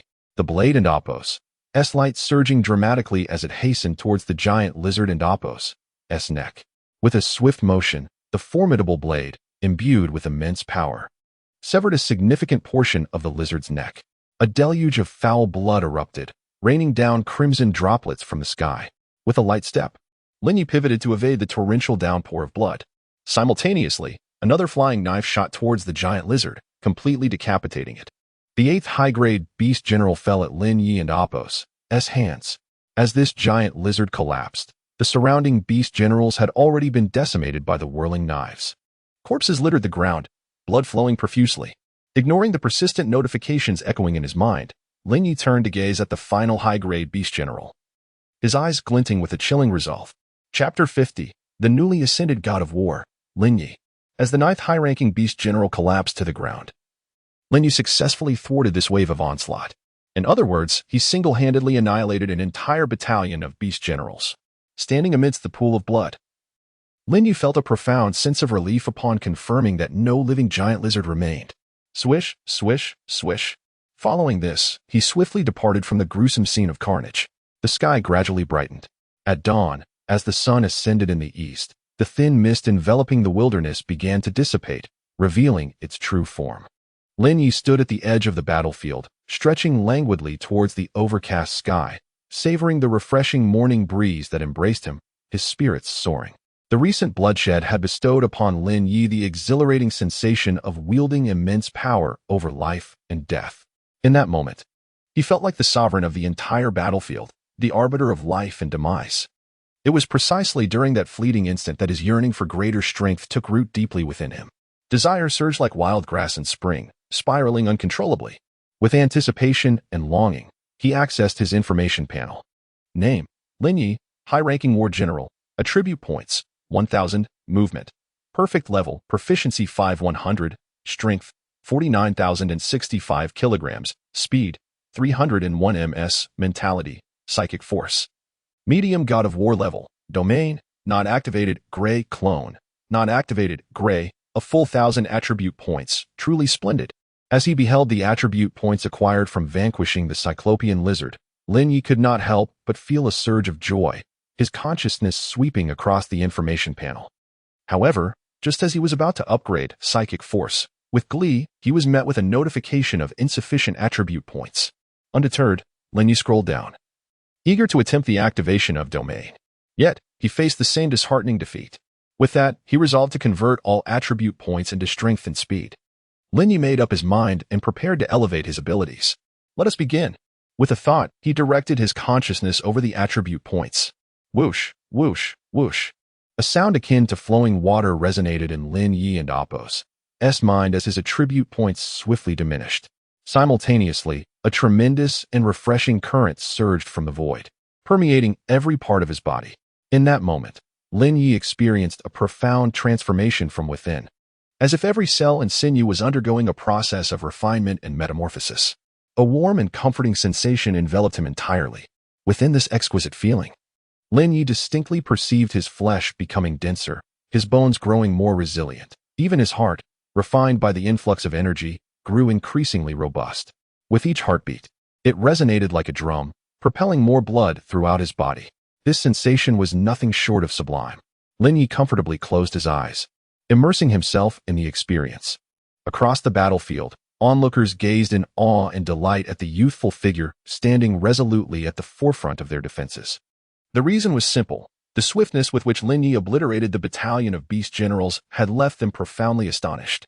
Simultaneously, their gazes towards Lin Ye underwent a subtle transformation, akin to observing a humanoid Tyrannosaurus Rex. After all, to effortlessly annihilate opponents of the same rank is a terror that ranks among the upper echelons of the entire battle rankings. Not to mention, he achieved this against an elite beast general, mere steps away from the lord level. Yet, Lin Ye so effortlessly dispatched a horde of beasts comprising 9 high-ranking generals. The sheer horror of his prowess left onlookers astounded. Where did this remarkable individual emerge from? Lu Chen rolled up the empty sleeve of his right arm, his curiosity towards Lin Ye intensifying. Until now, he had never heard of such a figure in Mountain City. Yet, he had suddenly appeared. At that moment, Lu Chen cast an envious glance towards the Lingxiao team. Seemingly aware of his gaze, Qi Ling turned and met Lu Chen and Appo's eyes. In their shared glance, a hint of pride curled at the corners of Qi Ling's mouth. Lu Chen, he averted his gaze, looking at Lin Ye with a sense of gratitude. Were it not for his unexpected emergence, his dragon breath brethren would surely have suffered further losses from this wave of beast generals. This kindness, Lu Chen would remember. Let us continue to rest and recuperate, Lu Chen declared with a strong voice, showing no signs of sorrow despite his wounded arm. He settled into a drier spot, quietly observing Lin Ye. The other team members followed suit. In less than a minute, Lin Ye had swept through the entire beast general horde, embodying the spirit of a hero slaying a tyrant. This terrifying feat not only astonished the Dragon Breath team, but also opened the eyes of the soldiers from the Xionglang regiment stationed nearby. Beasts could be slain in such a manner? All the soldiers were momentarily taken aback. In previous defensive battles, a single high-ranking beast soldier could pursue and eliminate numerous warriors. Yet now, this young martial artist had single-handedly annihilated an entire horde of beast generals, all while surrounded by dozens of them without sustaining a single attack. This was indeed remarkably uplifting. Especially after the Dragon Breath team had suffered heavy losses, many soldiers felt a lingering sorrow enveloping their hearts. Ah, what a splendid place this battlefield is. On the command post high ground, Jia Wangxiang set down his binoculars, a satisfied smile gracing his lips. Immediately gather information on this young martial artist. Yes, Captain, his name is Lin Ye, an elite warrior recruited by the headquarters, classified as a high-ranking general. As for his mental prowess and other details, our clearance is insufficient for further inquiries, the intelligence department head murmured. Oh. Upon hearing this, Jia Wangxiang first furrowed his brow, then relaxed. Forget it. No need for further investigation. After all, he is our comrade, regardless of his origins. After witnessing Lin Ye's overwhelming lethality, the gloom that had shrouded Jia Wangxiang's heart dissipated entirely. In high spirits, he declared, once the battle concludes, I shall personally share a drink with him. A full 3 minutes passed before the enhancement finally concluded. Upon revisiting the information, Lin Ye was astonished to discover, name, Lin Ye, realm, initial level battle god, 1-100, movement technique, perfect level, proficiency 5-100, mental power, intermediate battle god, domain, unactivated, gray, clone, unactivated, gray. After this allocation of points, he felt as though he had been reborn, experiencing a profound transformation. The exhilarating sensation brought forth by his surging power was undeniable. Lin Ye slowly opened his eyes, allowing the bright morning light to cascade down upon him, a smile increasingly gracing his lips. He took out his phone and opened WeChat, sending a simple message to Su Qi. Secretary Su, I have become a battle god. Remember to vote. Chapter 51. The Beast Tide approaches. In the autumn, the dazzling sunlight is absent, and one can gaze upward to behold the vast and azure sky. Within the confines of the Defense Center at Shelter 057, in a room on the 7th floor, a young woman adorned with golden-rimmed glasses holds a cup of coffee. Her gaze sweeping over the entirety of the human stronghold through the window and Oppos's light. Her beautiful eyes continue to peer into the distance, seemingly yearning to traverse the rugged mountains to the other side. Deep within her pupils, a slender silhouette gradually emerges. Ding dong. The sound of a message notification from WeChat jolts Suchi from her reverie. Who could possibly be messaging her at such an early hour? She opens the message. Secretary Su, I have become a war god. Remember to increase my pay. What? Suchi is instantly taken aback. It ISN and AMP. Oppos. T until she reads the message several times that she confirms Lin Ye is not jesting. Promptly, she approaches her desk and picks up the phone to dial the command center in Shanqing, reporting on Lin Ye's recent developments at the Jinyun Mountain position. The reason is quite simple. In this era, where monstrous creatures roam freely, power equates to respect. What Lin Ye has just demonstrated is that very principle. Yet, he merely smiles and nods as he walks towards Captain Lu Chen. Lin Ye intends to inquire about some information from this formidable leader of the Dragon Breath team. Facing Lin Ye, a young and skilled martial artist, Lu Chen reveals no hesitation, succinctly conveying all the information accumulated over the past days, including Xu Yong and AMP. Oppos, instructions and matters concerning the Lord of the Silver Moon Giant Wolf. As Lu Chen speaks, Lin Ye and AMP. Oppos, brow furrows increasingly. So, according to your assessment, the group of cyclopean lizards we just encountered was the 7th wave of beast generals? Indeed. Lu Chen, his complexion pale, whispers as his gaze drifts to a nearby area covered with white cloth, his expression tinged with sorrow. They were truly commendable. Lin Ye follows Lu Chen's gaze and states with conviction, Rest well, we are likely to face an unprecedented battle ahead. He fixes his gaze on Lu Chen and adds quietly, Wait. Just as Lin Ye is about to depart, Lu Chen suddenly calls out to him. The one-armed captain articulates some of his uncertainties. How could this be possible? Lin Ye's voice grows grave, a contemplative expression crossing his face. Upon reflection, it indeed feels rather amiss. He has encountered numerous beast tides before, and each time, it was always the lower-tier monsters that charged forth. How could it be that the assault begins with beast generals? This is decidedly unusual, hence I surmise that this beast horde may indeed harbor lord-level monsters. Lu Chen states slowly, yet he shows no signs of trepidation at the thought of such powerful foes.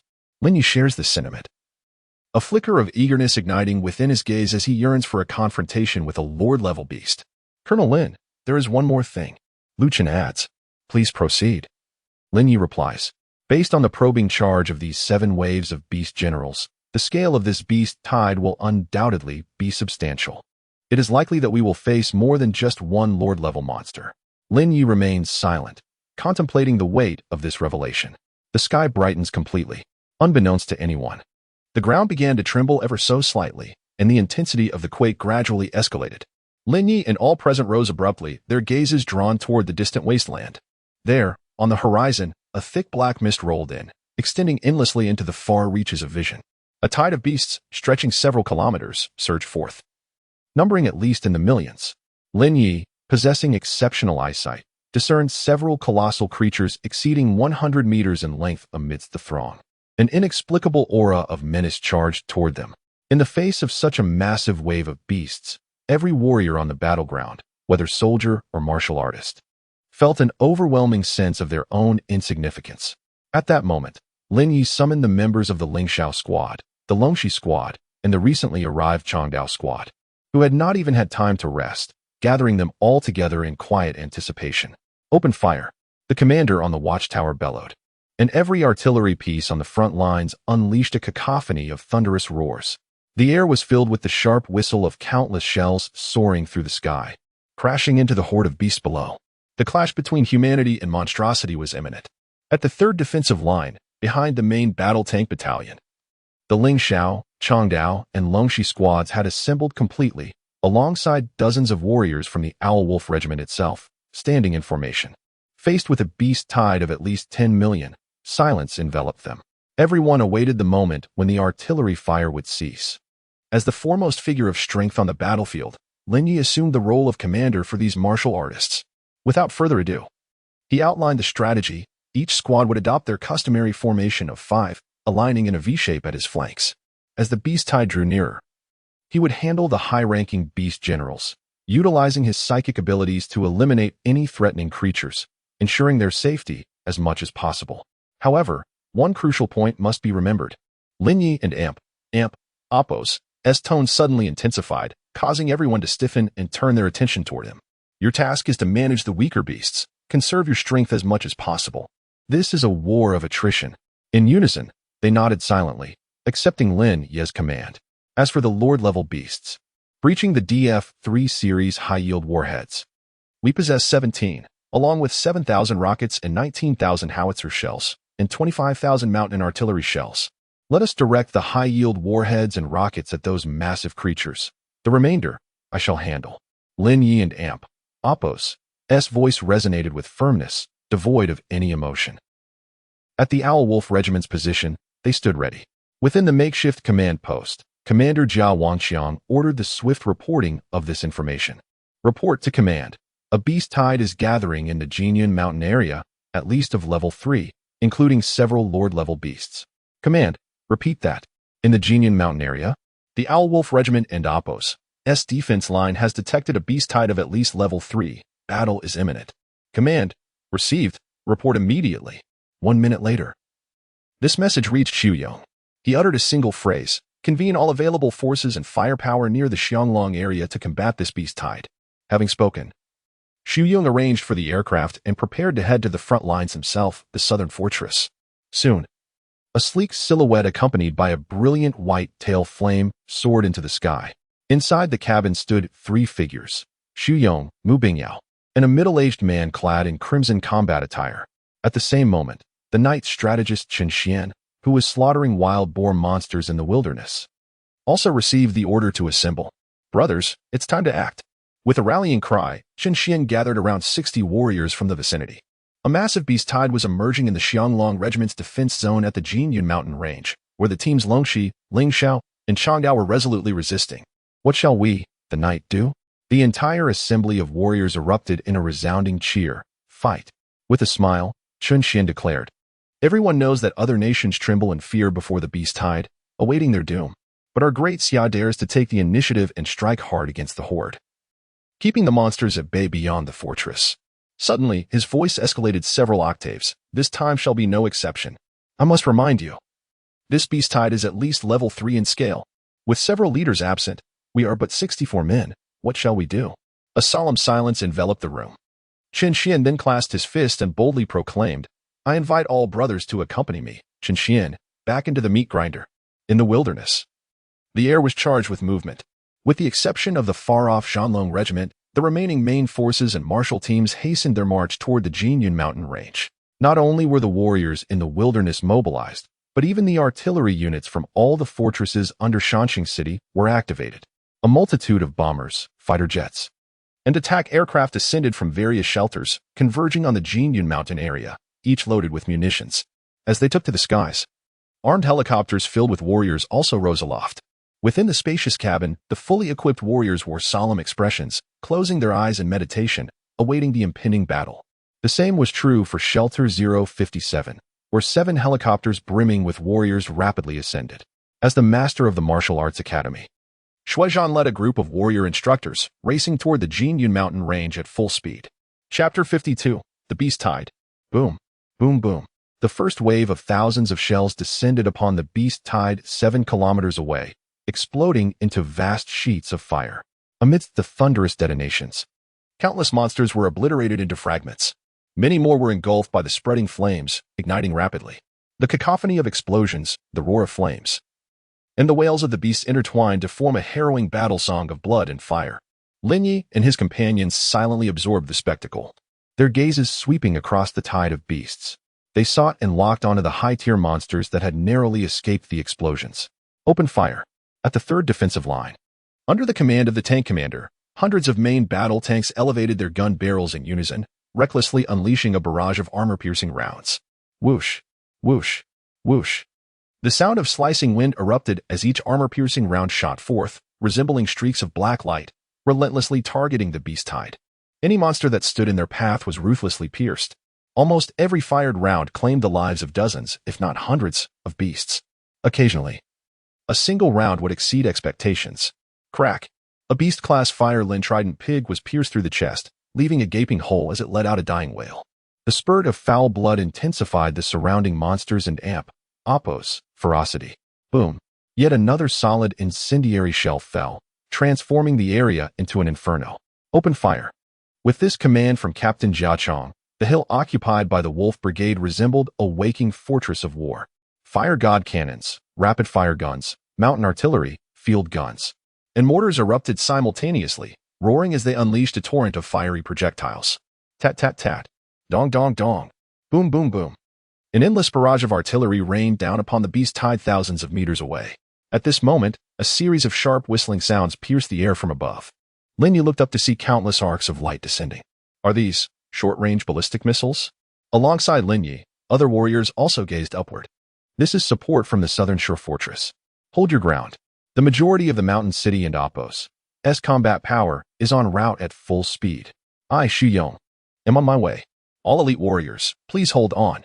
A deep, resounding voice emanated from the earpiece, instantly revitalizing the previously subdued morale due to the beast tide.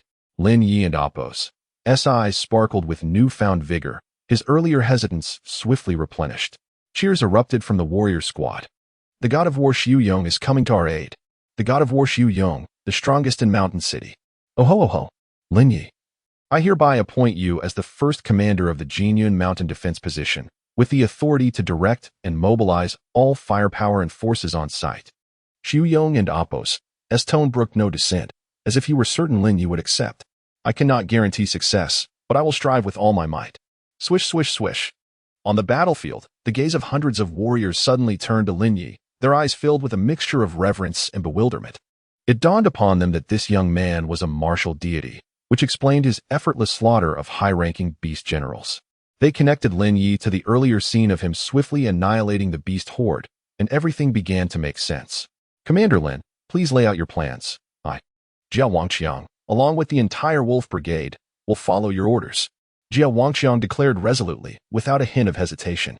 Even if you command us to charge forth, I shall be the first to lead. Lin Ye responded with a calm demeanor. True expressions of loyalty often require no grandiloquent rhetoric. He then instructed the armed transport squad.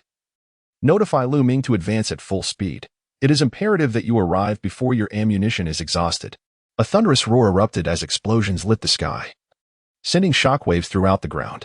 The terrifying heat from the blast instantaneously melted a vast expanse of surrounding monsters, while those farther away ignited from the splatter of debris. A missile shot forth, targeting a colossal beast nearly 30 meters in size, attempting to obliterate it. However, unexpectedly, this gigantic wolf-like creature seemed to possess an innate sense of impending danger. With a sudden burst of strength, it leaped into the air, narrowly evading the epicenter of the explosion. The massive wolf emerged unscathed from the fiery chaos, its fur singed only slightly. Such terrifying speed and defense. With his exceptional eyesight, Lin Ye absorbed every detail. If he were in the same predicament, even if he managed to dodge the core of the explosion, he would undoubtedly suffer significant injuries. He marked this colossal wolf lord as a target that must be intercepted. Otherwise, should it charge forward unimpeded, it would likely spell doom for all the warriors on his side. I must become stronger. A sudden desire welled up within Lin Ye as he fixated on the slowly advancing wolf lord. In his mind and Appo's he envisioned himself battling it with the technique of absolute breath, 10th slash. With his current strength, even with the aid of mental energy, he feared he would gain no advantage against this formidable foe. As he gazed at the wolf lord, a subtle sense of crisis lingered in his heart. Yet, amidst this perilous atmosphere, Lin Ye found an unexpected tranquility. His thoughts and consciousness became clearer as his mind settled. If the 6th slash is insufficient, then I shall employ the 7th slash, the 8th slash. A fervent yearning ignited within him, conjuring an image of the founder of absolute breath, 10th slash executing the 7th slash. This technique, slightly swifter than the 6th slash, moved with the grace of a dragon or serpent, wielding immense power. Each stroke conveyed an overwhelming sense of strength. Why, he pondered, was the difference between the 7th and 6th slashes so pronounced? Although Lin Ye had mastered the 6th slash, which triumphed through speed, the 7th slash, while not particularly fast, exuded an almost terrifying force. It appears as though power is gradually accumulating in the midst of a slow progression. Simultaneously, the voice of the founder resonates in Lin Ye's ears, emphasizing that while the absolute breath 10 slashes is renowned for its strength and speed, even the finest warhorse requires momentum, and the most formidable bow must gather force to unleash its full potential. The same holds true for swordsmanship. Without preparation, one cannot attain the pinnacle of mastery. Suddenly, Lin Ye perceives that the visualization of wielding the sword in his mind has slowed, as if gathering strength. This realization unveils the true essence of the seventh strike. Lin Ye moves.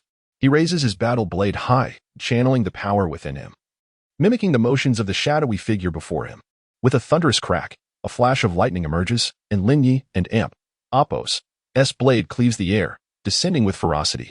The fierce wind howls, and the immense pressure inflicts pain upon the closest Qiling. The seventh strike of the absolute breath has finally been mastered. Amidst the intensifying bombardment of tactical missiles, not all the Lord-level beasts react with the swiftness and resilience of the colossal wolf. A slightly smaller silver moon giant wolf is struck by 3 missiles, leaving its abdomen a gruesome sight, its right forepaw injured, limping alongside the larger wolf.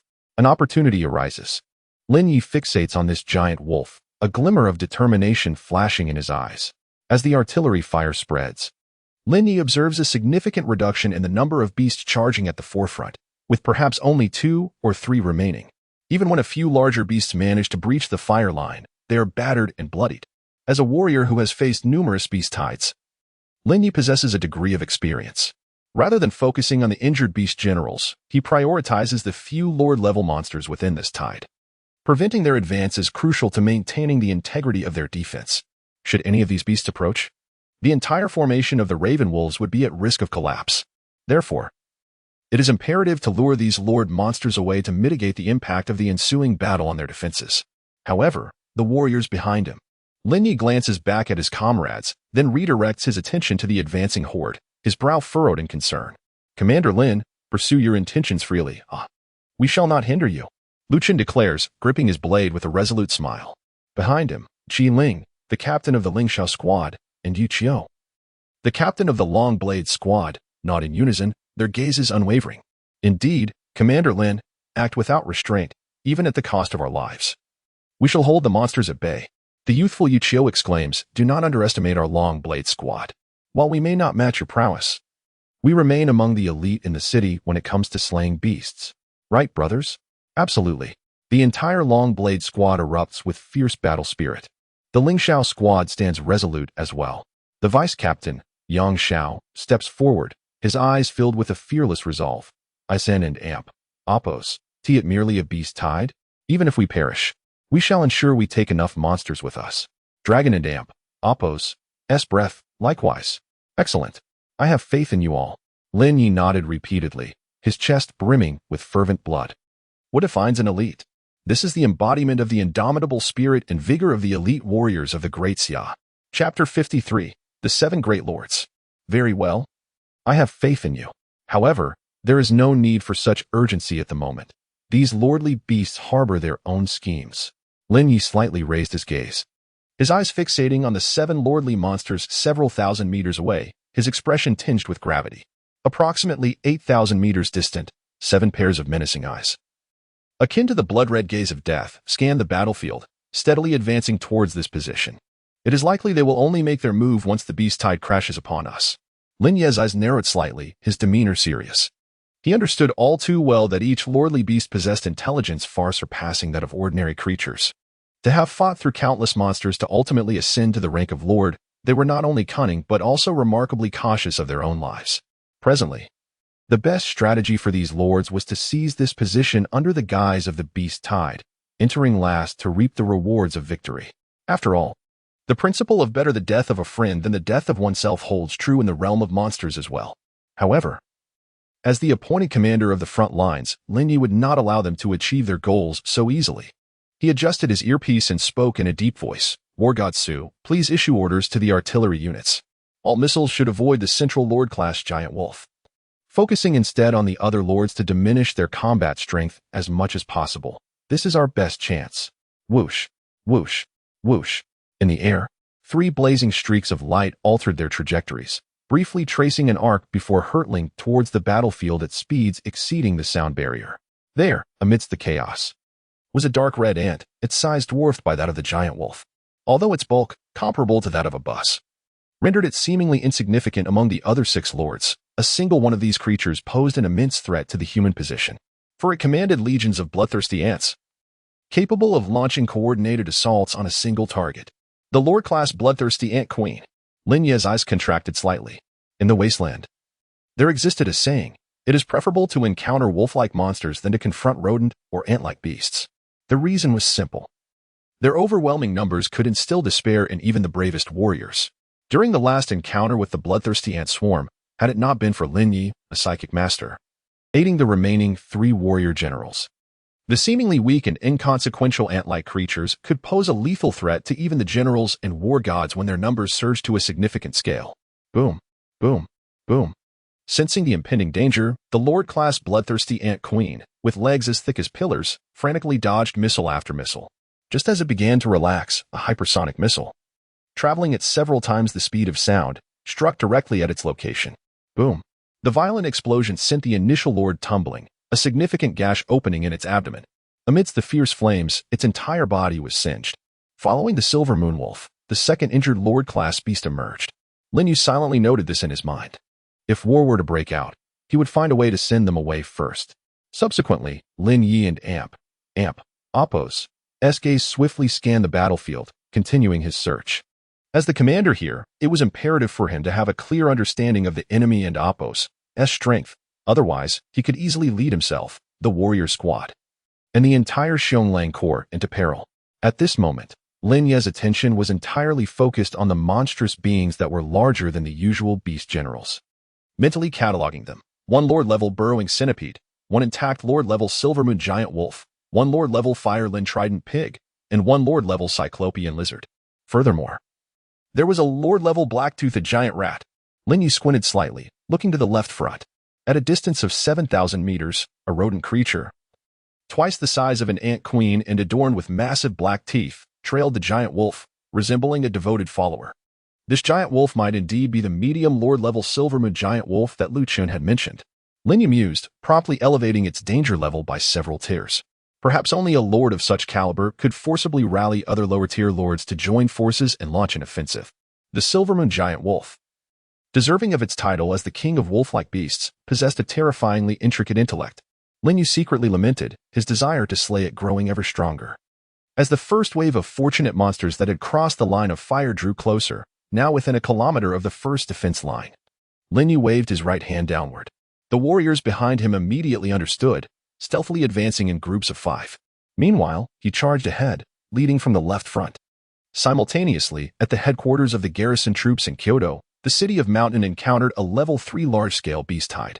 Expressionless, Ma Qingfeng perused the first report and slowly spoke. The report indicated how many lord-level monsters were present. 7. Currently, there were visibly 7 lord-level monsters, estimated to consist of 1 medium lord and 6 lower lords. Should I take the cloud warplane for a visit? Jia, seated in a mahogany chair, suggested. There is no time. This beast tide has gathered far too swiftly, catching us off guard. It's likely that we are already in a state of extreme urgency. The vice leader of the Dark Knight Mercenary Corps, Long Wang, and strategist Jin Xian are currently around Mountain City, notifying them for urgent support, Jia stated. Xu Yong had already informed the 2 war gods of Dark Knight, and even took Mu Bingyao and Huang Xiaoying to the site of the beast tide outbreak for assistance. Jia inquired, "How did Huang Xiaoying end up in Mountain City?" "I don't know." In response, Ma Qifeng merely shook his head, a helpless smile gracing his lips. The title of the plague war god is certainly befitting. Wherever he goes, a beast tide is sure to erupt. Ma Qingfeng intertwined his fingers, resting them on the desk, his eyes narrowing slightly.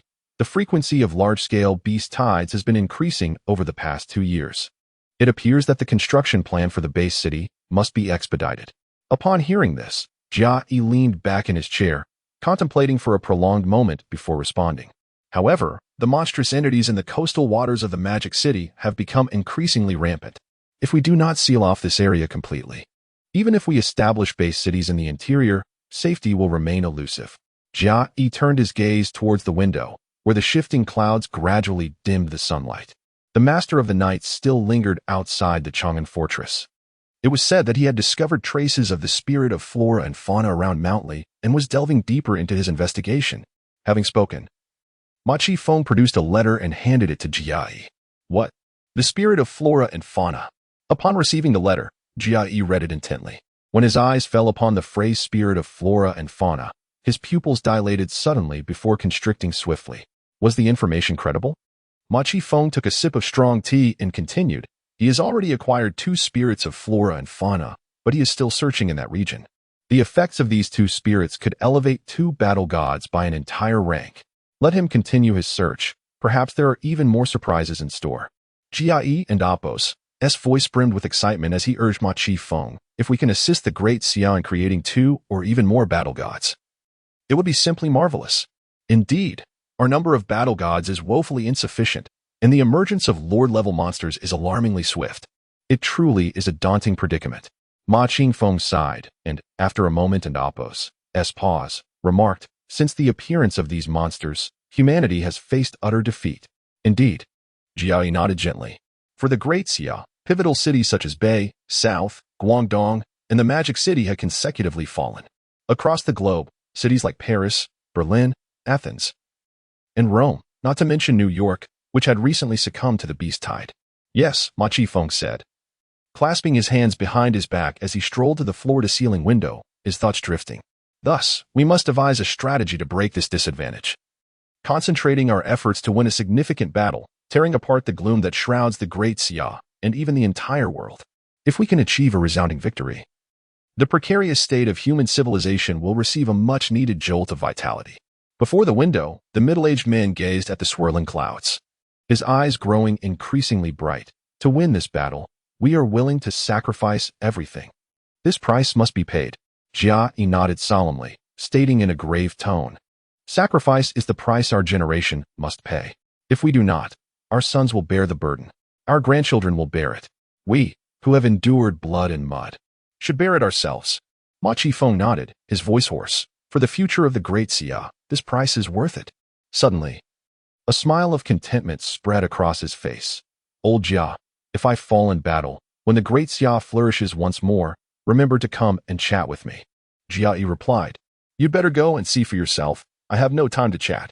Hearing Ma Qifeng's morose words, Jia puffed up in indignation.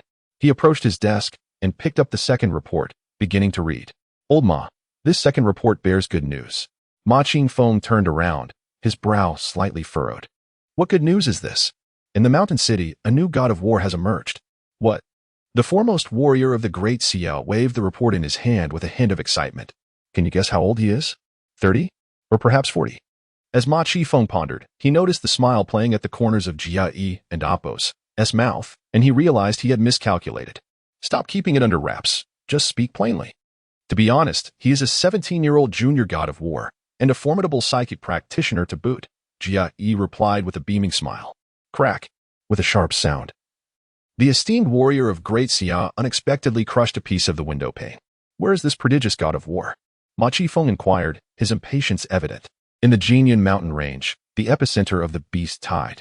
Xu Yong has appointed him as the frontline commander, tasked with repelling the onslaught. Chapter 54, Bloodbath. The artillery fire continues to rain down upon the beast horde. The scouts remain vigilant, closely monitoring the movements of the 7 lords, ready to report any changes at a moment's notice. Amidst the deafening cacophony of cannon fire and the monstrous roars, Lin Ye maintains a remarkably calm demeanor, issuing commands with methodical precision. The reconnaissance team keeps a watchful eye on the beast tide flanking their position, striving to avoid being besieged on 3 fronts. After a series of commands, he leads over 80 valiant warriors, swiftly charging towards the front line. Howl! A resounding roar echoes as numerous ordinary monsters and beast soldiers fall.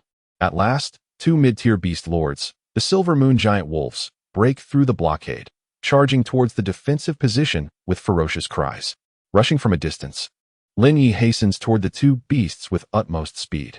With a flourish, a number of flying daggers, under the influence of his mental prowess, hover within a 30-meter radius around him.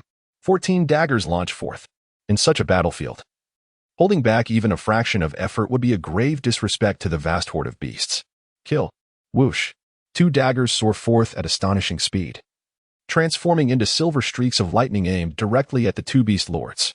The wolves, unable to react to the supersonic onslaught, can only watch in horror as the daggers rapidly magnify in their pupils, before finally piercing through their most resilient skulls. Thud, thud. Two fist-sized gaping wounds appear on their hardened foreheads. The eyes of the silver moon giant wolves, filled with terror, swiftly dim to a shade of gray. Whoosh. Instant kill. As Lin Ye observes the colossal wolves crashing to the ground, he senses a change within himself. He realizes that since his ascension to the status of a war god, his control over the flying daggers has improved by nearly 30%. This is fortuitous. Lin Ye feels a surge of joy within. Simultaneously, his piercing gaze sweeps across the battlefield, remaining alert to other beasts breaching the blockade. The expanse of this battlefield is vast, and the scale of this beast tide is immense. It is evident that they cannot hold the line alone. Lin Ye furrows his brow slightly. For now, he can only exert his utmost effort and leave the rest to fate. Hiss, hiss. It is uncertain whether it is the death of the two beast lords that has incited them or their inherent long legs, but four colossal digging centipedes, each measuring over 10 meters in length and half a meter in girth, break through the fire blockade, charging with reckless abandon. Upon spotting Lin Ye, their front halves rise upright, brandishing over 100 blade-like legs, madly advancing toward him. This is fortuitous. Lin Ye's eyes gleam with intensity, a murderous aura blooming upon his face. Stay close, he commands in a low voice. The speed of his advance escalates once more as he charges headlong into the four ferocious beast lords. At this close range, for daggers shoot forth from the sides of Lin Ye, the sound of slicing air resonating. For streaks of light pierce into the heads of the beast lords, penetrating cleanly through. Thud, thud, thud, thud. All four centipedes, having just breached the blockade, meet their demise. In a mere encounter, Lin Ye swiftly vanquished the four beast generals with a lethal strike. Yet, without a moment's pause, he continued his advance. Lin Ye aimed to drive these formidable beast generals as far from the stronghold as possible. Behind him, all warriors dispersed in groups of 5, resembling the formation of wild geese. Under Lin Ye and Appo's leadership, they charged towards the monsters that had breached the fire blockade. The battlefield initially appeared promising. However, as time progressed, the situation began to deteriorate. Roars, squeaks, hisses. The tide of beasts approached with astonishing speed. A chaotic amalgamation of lesser creatures, ants, rodents, and pigs fearlessly surged forward, relentlessly depleting the ammunition fired upon them.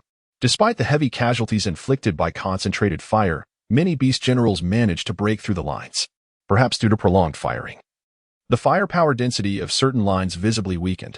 One after another, the black-headed, dirt-faced beast generals erupted from the flames, charging forward in a frenzy. Left side is ours. Right side, we shall take. The two captains of the Lingxiao longsword squad exchanged glances and declared in unison. All right. Without a trace of hesitation, Lin Ye readily acquiesced. In this dire moment, they had no choice but to disperse their forces for defense. Otherwise, allowing these beast generals to infiltrate the stronghold would inevitably lead to a massacre. As the firepower of the blockade diminished, an increasing number of beasts broke through, rapidly closing in on the stronghold. With no alternative, over 70 warriors transitioned from their initial formation of 5 to pairs, spreading out horizontally to obstruct the advancing monsters with their flesh and blood. Yet, their numbers paled in comparison to the surging tide of beasts breaching the lines. Thud, a warrior from the Owl Wolf Brigade, unable to evade in time, was cleaved in two by a beast general and Appo's earth-digging centipede, blood gushing forth. Another warrior charged forward, embracing the beast tightly and triggering the explosives strapped to his body. Boom. In a magnificent burst of light, he sacrificed his life to sever several legs of the beast general. Not far away, a severely injured dragon breath warrior was impaled by a high-ranking beast general, the Firelin Trident Pig, and was violently tossed aside. His body arced through the air like a tattered blood bag before crashing heavily to the ground. Thud. Struggling against dizziness, the warrior staggered to his feet. A gaping wound in his abdomen, blood flowing incessantly. His eyes brimmed with defiance. Had he been at full strength, he would not have been outmatched by this high-ranking beast general. But now, he plunged a needle deep into his left chest, a chilling smile breaking across his face, both cold and exhilarating. Hey, beast, let us descend into hell together. At the moment the divine essence coursed through his veins, the warrior felt an overwhelming tide of pain recede, a surge of unprecedented power welling within him. In that instant, his senses and consciousness sharpened to an extraordinary clarity, his heart pounding like a drum, fast and vigorous. His eyes gleamed with fervor, disregarding the gaping wound in his abdomen. As he gripped his battle blade and charged toward the beast general, the fleeting 3 minutes of power surged by in an instant.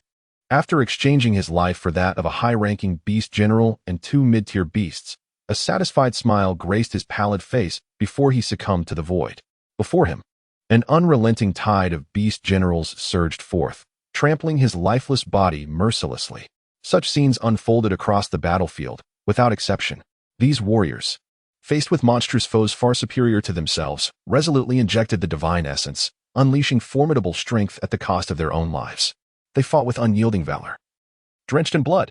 Chapter 55. Military Salute. As the number of monsters breaching the fire blockade increased, the situation on the battlefield took a dire turn. Except for Lin Ye. The remaining warriors were compelled to confront the onslaught of beast soldiers and commanders, numbering in the multiples, or even dozens, of their own. The reason was simple. The fresh scent of blood and flesh wafting from their bodies irresistibly attracted these brutal and savage creatures. Understanding this perilous reality, Lin Ye unleashed his full firepower. He swiftly cleared the area of all beast commanders, then began to navigate the battlefield, providing assistance wherever needed. Thud, thud. With 2 resounding piercing sounds, Lin Ye rescued a severely injured member of the Dragon Breath team from the jaws of 2 beast commanders. Gratefulness shone in the warrior's eyes as Lin Ye continued to dart forward, saving one warrior after another. Suddenly, he paused momentarily, raising his gaze toward the distance. In his line of sight, the team member, Shao Qi from Ling Shao, plunged a divine artifact into his own chest. Following this act, he erupted with a strength far surpassing his previous capabilities, forcing a medium-sized silver moon giant wolf to retreat repeatedly. However, Shao Qi bore numerous gruesome scars on his body as well. A minute later, having slain the beast commander, Shao Qi knelt in a pool of blood, gasping for breath. Yet, after a brief respite, he pressed on, aware that the divine artifact's effect was fleeting, and he had to seize every precious second. After fiercely battling 3 initial-level bloodthirsty giant ants, Shao Qi's strikes grew increasingly sluggish, and a veil of confusion began to envelop his mind. Suddenly, a pitch-black fire-Lin trident pig charged across the blockade, lunging toward Shao Qi. In his dazed state, he could not evade the attack of this medium beast commander. As it closed in, the monstrous creature raised its head violently, and its 3 curved tusks impaled his body. Dark crimson blood gushed from the wound, pooling rapidly on the ground. At that moment, the beast was nearly upon him. With his right hand, Shao Qi swung his blade. Yet his severely wounded body was already at the end of its tether. Damn it, Shao Qi hung in the air, glancing down and then directing his gaze at the fire-Lin trident pig. Curse you. As he uttered this, his hand found the trigger, and with the last remnants of his strength, he pressed it down. Boom. In a violent explosion, the wild boar's face was torn apart, blood gushing forth. Simultaneously, a warrior from the Long Blade squad seized this opportunity, leaping into the air to deliver a devastating strike. Crack. The sharp blade embedded deeply into the head of the fire-Lin trident pig, ending its life in one blow. Brother, rest easy. Yet, as this warrior sought to charge forward, several beast commanders in the vicinity, resembling digging centipedes, converged upon him. Roar. Roar. The air was filled with piercing roars, and waves of ferocious energy surged through the flames ahead of the blockade. Qi Ling, Yang Xiao, Yi Qiu, and Lu Chun, the 4 captains, paired in twos, bore immense pressure, drawing the fire of numerous monstrous foes. Yet, many adversaries evaded their grasp, surging towards the rear, determined to fight back. Qi Ling and Yang Xiao exchanged glances, their eyes ablaze with resolute fire. After skillfully dodging the encirclement of several beast generals, a long-lost smile of relief blossomed on their faces.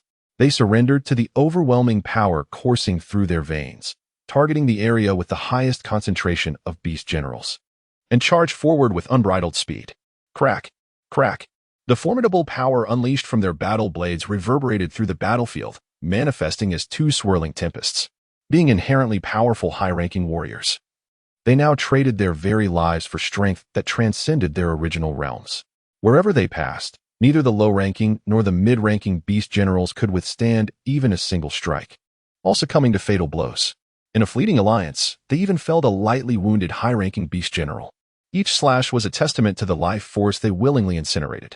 Lin Ye beheld this scene, a fleeting shadow of sorrow flickering across his visage. This expression, however, vanished swiftly, and he regained his composure. The anguish swelling within him transformed into a potent force, surging through his veins and igniting waves of carnage. At this moment, within a 50-meter radius around him, no human warriors remained. Swish! The flying daggers accelerated. Silver streaks danced in the air, reminiscent of a reaper wielding a scythe against the monsters. Lin Ye metamorphosed into a harbinger of death, unleashing his wrath upon the beasts. He focused on a relatively weak point in the enemy's fire, propelling himself forward. 14 flying daggers whirled in the air, each radiating a chilling gleam. Their speed surpassed that of sound, generating a cacophony of sonic booms. At this juncture, Lin Ye's singular thought was to create a commotion, diverting the attention of the beasts, thus alleviating the burden on his fellow warriors. Alas, fate conspired against him. His overwhelming slaughter prompted some beasts that had breached the front line to scatter in fear upon spotting Lin Ye. Only the unfortunate monsters that crossed paths with him met their demise. 5 minutes later, the captain and vice-captain of the Ling Xiao squad, Qi Ling and Yang Xiao, fell in battle simultaneously. Their bodies were swiftly engulfed by the tide of beasts. Subsequently, more monsters converged upon Lu Qin and Captain Yi Qiu, launching a fierce assault. Lin Ye yearned to rush to their aid, yet the relentless onslaught of beast generals ensnared him, rendering him powerless. At that moment, he could only concern himself with the warriors nearby. The distant struggles felt insurmountable, even for him. High atop the Xiong Wolf Brigade and Appo's position, Momo, who was sniping at the beast tide, silently absorbed the sight of the two captains' demise, her expression heavy with sorrow. No tears, she admonished herself. It will affect my shooting accuracy. She bit down hard on her tongue, the sharp pain dispelling her grief. Loading, aiming, firing. Her movements were crisp and decisive, devoid of any hesitation. Bearing the unbearable sorrow within, Momo unleashed one lethal armor-piercing round after another, each infused with boundless hatred. Captain Longxi, the location of Lu Qin, was already encircled by 9 mid to high-ranking beast generals of Silver Wolves. As the strongest captain since the establishment of Longxi, Lu Qin had always been held in high regard by the military, deemed the most likely candidate to become a god of war in the future. After a grueling 4 minutes of combat, Lu Qin single-handedly felled the last medium Silver Wolf under his blade. Thus, all 9 beasts besieging him met their demise. In the distance, a horde of black-toothed rats came rushing forth. Lu Qin stood silently amidst the carcasses of the giant wolves, awaiting these creatures. Suddenly, he turned towards Lin Ye and saluted with his left hand. No one comprehended the meaning behind this salute. The most prevalent speculation suggested it was an expression of gratitude, acknowledging Lin Ye's assistance in holding their defensive line. However, in truth, it was a premature homage to the future pinnacle of strength in the Daxia. At last, after fulfilling all these actions, the effects of the divine-induced medicine waned, and he lost his remaining strength, kneeling on the ground, murmuring, "With me, Lu Qin, Daxia shall not know decline." In the moment of his impending demise, he suddenly beheld his former comrades, Wang Teng, Qin Luo, Li Guqi, and the original captain who had founded Longxi, standing there with a gentle smile directed at him. Reporting, Old Captain. Longxi Squad, Spark 017. Current Captain of Longxi, Ember 017. Lu Qin, requesting to return to the team. As his voice faded, Lu Qin pressed the detonation key on his body. Boom. A blaze erupted into the sky, engulfing the surrounding rat generals entirely. Chapter 56. Lin Ye vs. Silver Wolf Lord. The violent blaze that soared into the sky captured Lin Ye and Appo's attention. The location where Lu Qin had previously stood was now reduced to a dark, gaping pit. The carcasses of the black-toothed rats lay scattered around. With a heavy heart, he cast one last glance towards Lu Qin. Kill, kill. Despite being utterly exhausted and battered, the Dragon Breath team erupted with an unparalleled fury for vengeance, drawing upon every ounce of strength from the depths of their beings. Fueled by boundless hatred, they charged towards the nearest beast. The battle intensified abruptly, having witnessed the sacrifice of their captain firsthand. The remaining warriors of each squad instinctively banded together, transforming their defense into a proactive assault. They desperately unleashed all the residual power within them, launching a final counterattack towards the blockade. Lin War God, may I request one thing? Spare some seats for these 3 elite teams. In his earpiece, Lin Ye heard, like a bolt of lightning, he raced towards the remaining warriors with astonishing speed. His only thought was that saving even one life was worth it. Whoosh! A dark figure, akin to a panther, surged from the distance. landing a crushing blow upon the head of a colossal lizard beast. With a resounding pop, the beast's head exploded, sending blood and flesh flying. Swish, swish, swish. Simultaneously, the flying daggers under his control shot forth at supersonic speeds. Thud, thud, thud. With each muffled piercing sound, the surrounding beasts within a dozen meters were obliterated. Lin Ye and Apos' mental prowess, among the mid-tier war gods, was notably impressive. Even a hit from a low-tier lord beast would surely be a painful affair. However, he recognized one shortcoming.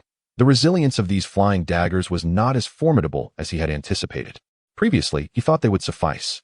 But he was now faced with a horde of beasts of this magnitude. Moreover, the high-frequency kills had begun to dull the edges of his 12 daggers. Given the substantial number of high-tier beast generals he had dispatched, the losses of his daggers were quite severe. Yet, this battle was not without its rewards. His proficiency in mental prowess had swiftly advanced through practical application. More crucially, with each beast general he felled, he could distinctly feel his strength and vitality gradually growing stronger. The sensation of defeating a low-tier beast general felt the weakest, while the feeling from high-tier generals was most gratifying. If only he could slay a lord beast. As he sprinted, Lin Ye instinctively glanced towards the distance. The 7 lord beasts loomed like mountains, heavily pressing down upon the Wolf Shadow Brigade and the assembled warriors. With astounding leaps, Lin Ye darted towards the front of the remaining warriors like lightning. Without uttering a word, he merely offered them a calm glance before unleashing his full firepower. Buzzing, the whirling battle blades expanded continuously, tracing arcs through the air. In an instant, a vast net composed of flying blades enveloped the crowd once more. He issued another command, Captain Jia, redirect the firepower before me to the flanks and contain the beast tide.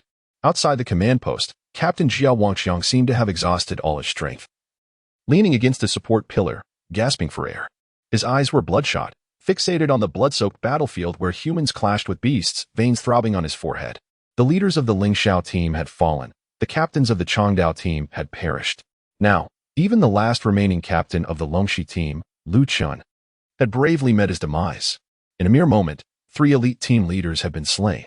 As the commander of the regiment, he felt utterly powerless. He could not even amplify the firepower. The reason was simple: to maximize the extermination of the beast tide. He had already pushed the efficiency of all available firearms to their limits. Such high-intensity and high-frequency fire would inevitably place immense pressure on the weapons. At this moment, both the chambers and barrels had reached their critical points. All he could do was lead his soldiers into battle. Yet, against the countless, unending tide of beasts, his mere thousands of ordinary soldiers were but a drop in the bucket. An overwhelming sense of despair surged within him. Report, Commander. Urgent intelligence. An aide rushed in to deliver the news. What is it? Jia Wangxiang straightened up to inquire. The aide composed himself and spoke solemnly. Commander, the Battle Dragon Regiment was suddenly attacked by 2 major lords. Commander Li Yunfei and all members of the Bei team have perished. At this revelation, an eerie silence enveloped the entire command post. Meanwhile, Lin Ye remained oblivious to the events unfolding at the command center, for his attention was captured by an exceedingly perilous target. In the distance, a colossal silver moon wolf, far larger than a beast general, limped towards him with alarming speed. With each thud of its massive paws, it trampled numerous ordinary monsters beneath it. Its velocity escalated rapidly, nearing the speed of sound. In the blink of an eye, it had covered over 1,000 meters. Take care of yourselves, Lin Ye briefly instructed before darting forward. Despite not knowing why the other lords did not charge alongside, he harbored a singular thought: to intercept this injured lord-level silver wolf as far away as possible. He deftly evaded the line of fire, plunging into the heart of the beast tide for the first time. A horde of ant and rodent-like monsters mingled with the larger beasts: pigs, giant lizards, colossal wolves, and centipedes, creating a terrifying scene that could terrify the faint-hearted. Yet, Lin Ye and Apos' expression remained unchanged as he wielded his flying knives, systematically sweeping through the waves of beasts. In his wake lay a carpet of severed limbs and carcasses. Harnessing his medium-level divine mental power, this young demigod carved a bloody path through the tide of monsters. Until the encounter on the battlefield with the Silver Wolf Lord, a young warrior, newly initiated into the realm of gods of war, found himself face to face with an injured low-tier lord. The icy gaze of the silver moon giant wolf betrayed its hunger. It had not tasted human flesh for several days. For all formidable beasts, humans are a common adversary. In an instant, both combatants unleashed their attacks simultaneously. Lin Ye propelled himself into the air, launching towards the colossal wolf. The wolf lord, swift as the wind, leapt high, aiming to pounce upon Lin Ye.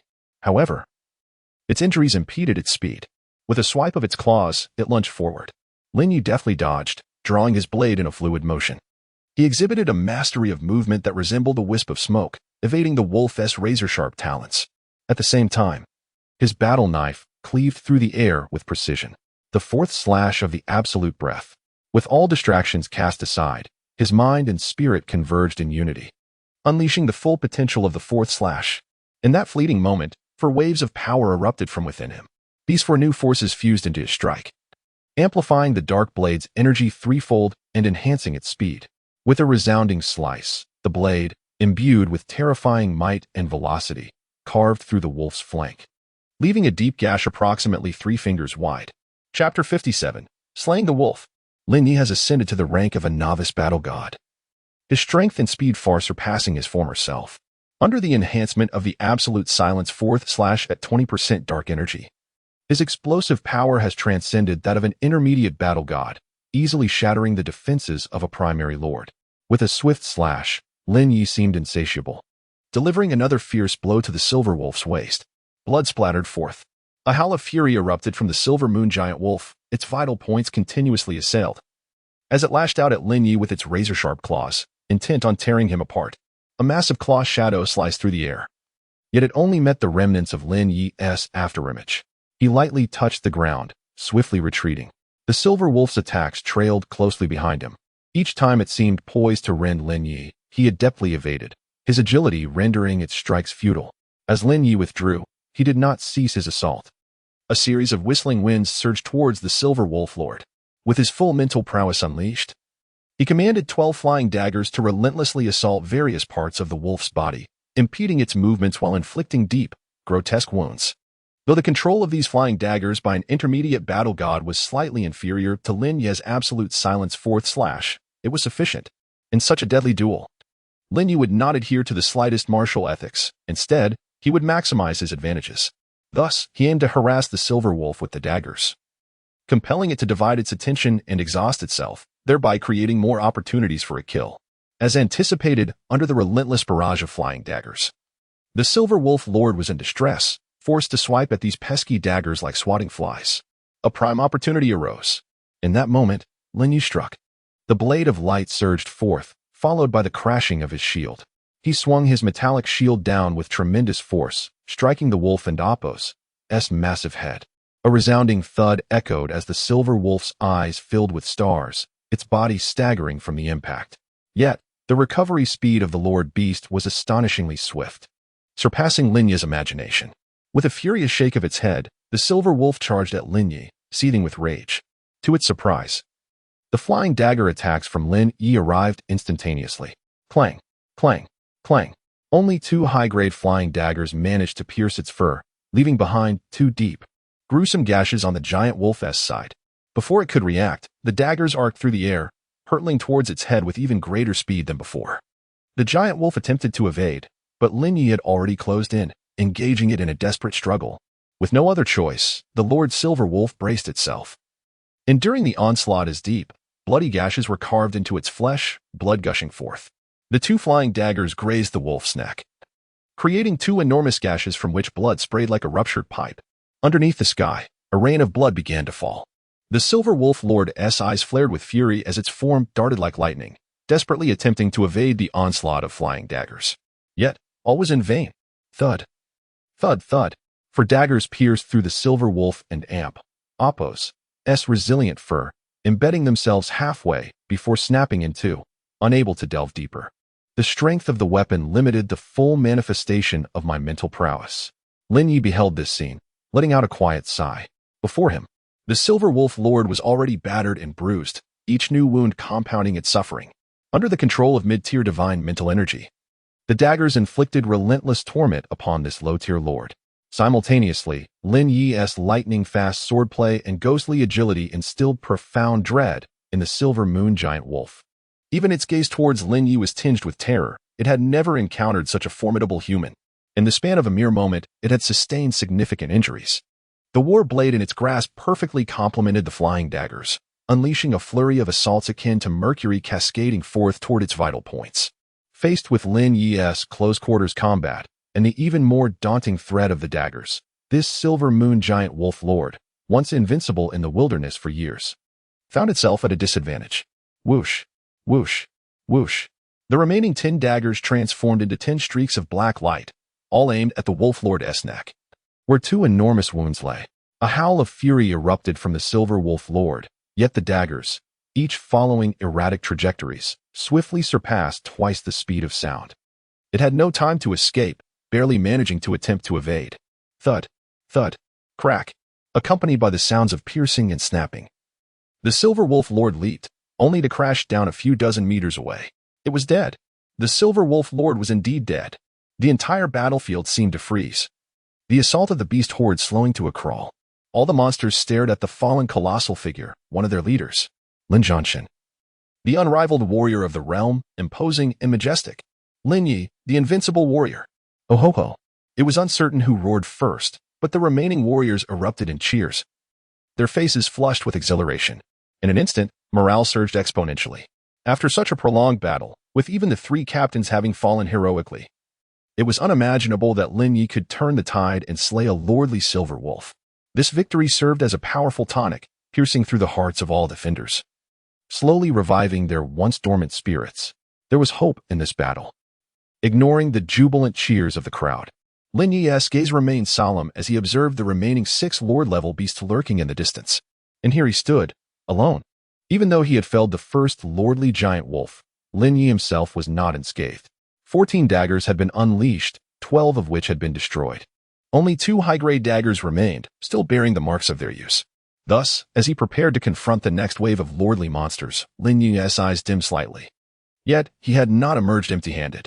As the 7 formidable lord monsters diminished in number, Lin Ye sensed a surge of pure life energy materializing from thin air, swiftly revitalizing his greatly fatigued body.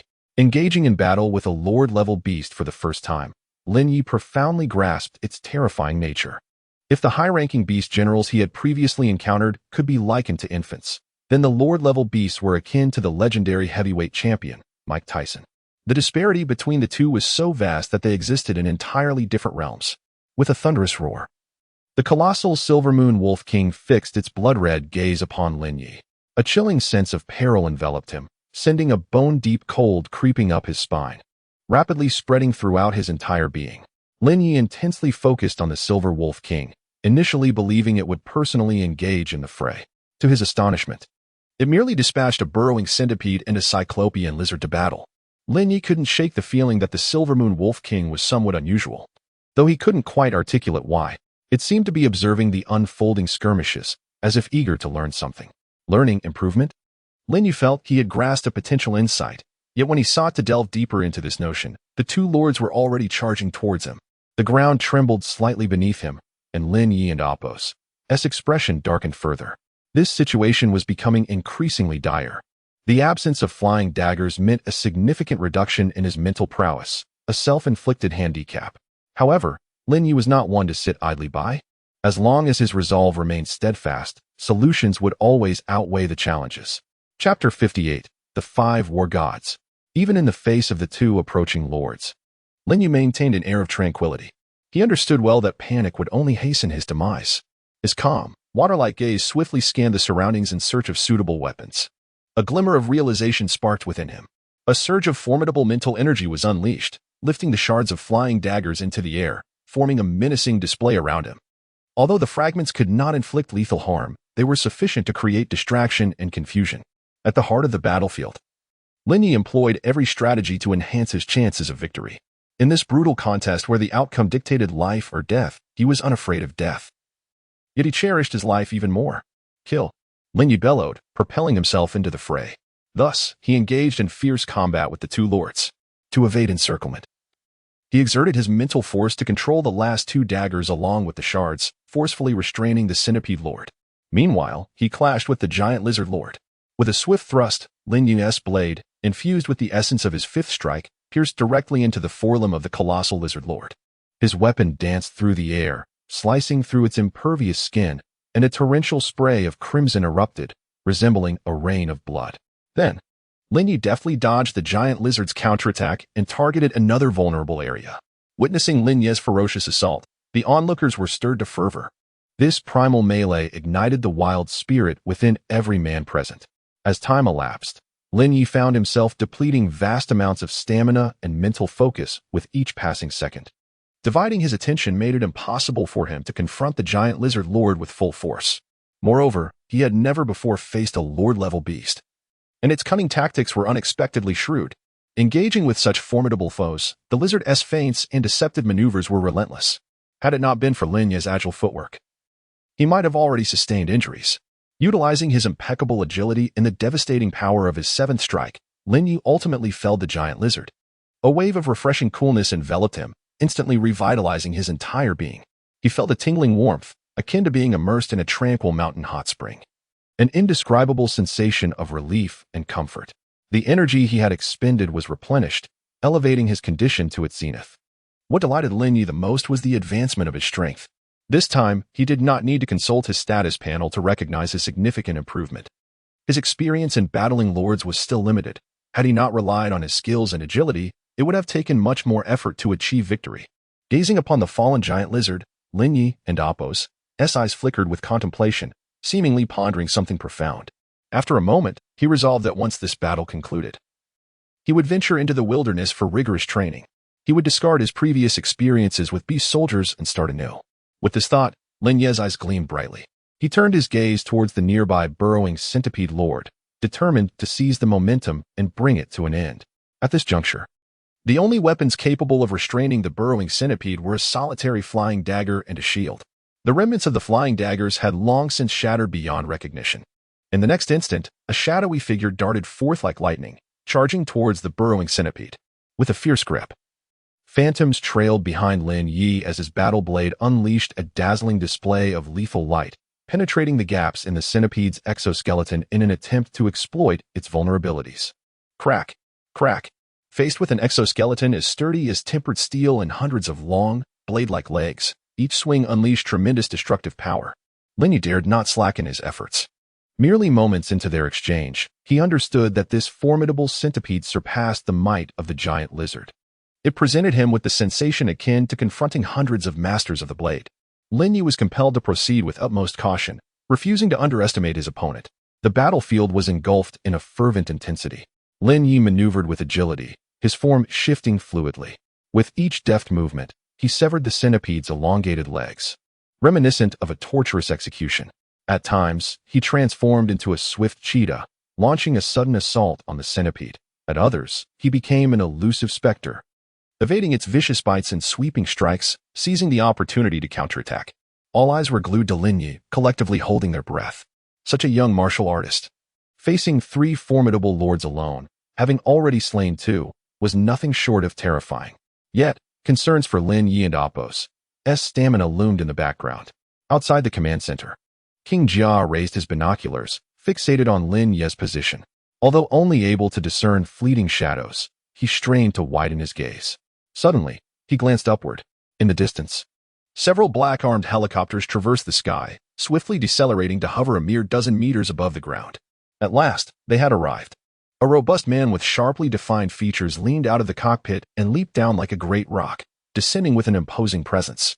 The wind tousled his hair, and his commanding aura radiated authority without anger. Behind him, warriors clad in black combat attire and adorned with dark gold insignia streamed out, landing directly in front of the blockade. My apologies for the delay, everyone. The Dark Knight has arrived. Shin and Amp, Apos, SK sharpened, quickly locating Lin Ye. In just a few leaps, he reached the latter's side. At that moment, he had already severed hundreds of the centipede's massive legs, its exoskeleton riddled with damage. Only one final strike remained before its demise.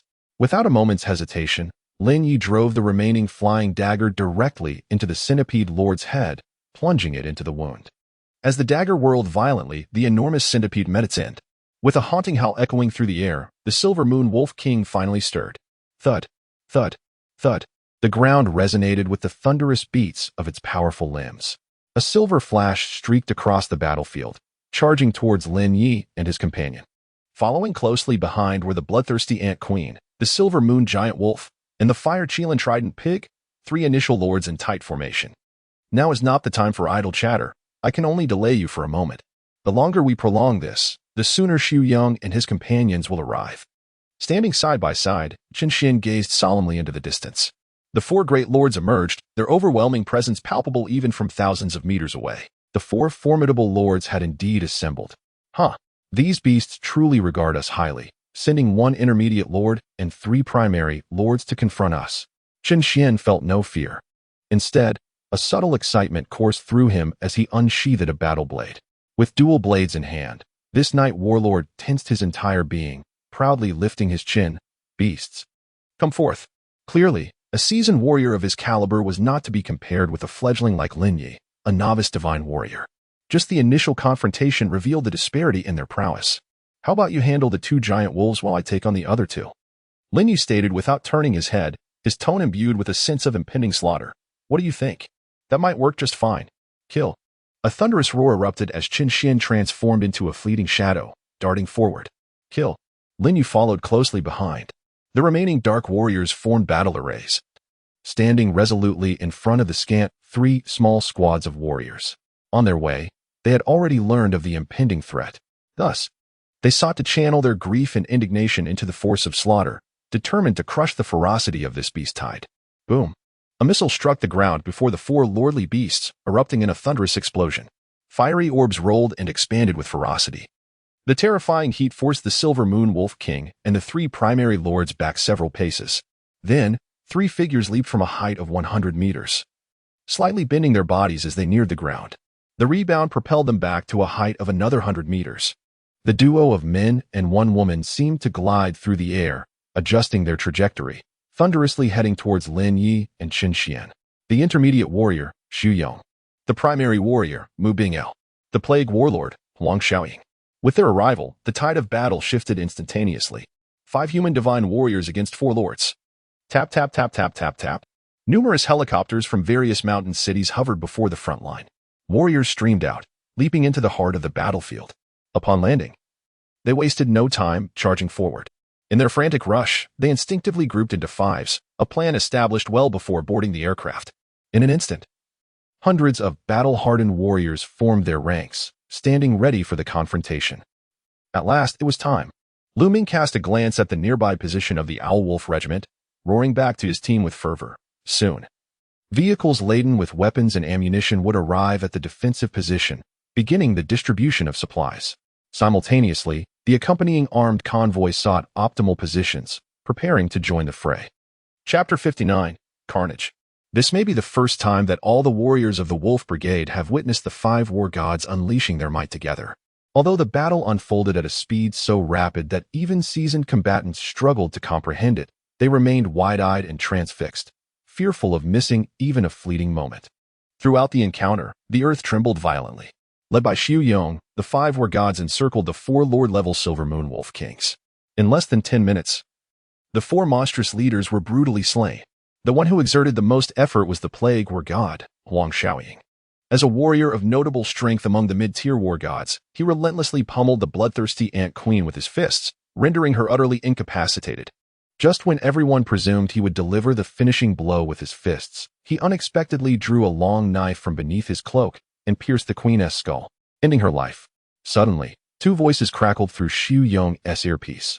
"I'm sorry, I arrived late." Xu Yong replied, "I have avenged the Dragon Brigade. Both Lord-level bloodthirsty tanks have been eliminated." Xu Yong remained silent, his response a mere acknowledgement. After a long pause, the foremost warrior of Shanqing City finally forced out a word through clenched teeth. He switched off his earpiece and gazed toward his right front. There lay the position of the Dragon Brigade. With the demise of the 7 lords, the entire beast tide abruptly lost its backbone, deflating like a punctured balloon. The once mighty tide of beasts turned in disarray, frantically fleeing in all directions. Kill, kill, kill. The cacophony of slaughter resounded through the air. As the tide of beasts crumbled, the human side seized the opportunity to expand their victory. Led by the Knight Mercenary Corps, warriors from various strongholds and shelters descended upon the scattered beasts, mercilessly slaughtering them. Particularly, the remaining warriors from the Dragon Breath, Ling Xiao, and Long Dao squads ignited with ferocity. They sought to unleash not only their anger and hatred from this day, but also the 4 years of despair, sorrow, and suffering faced by humanity against the beasts. The presence of the 5 war gods transformed the battlefield from mutual slaughter into a one-sided massacre against the beasts.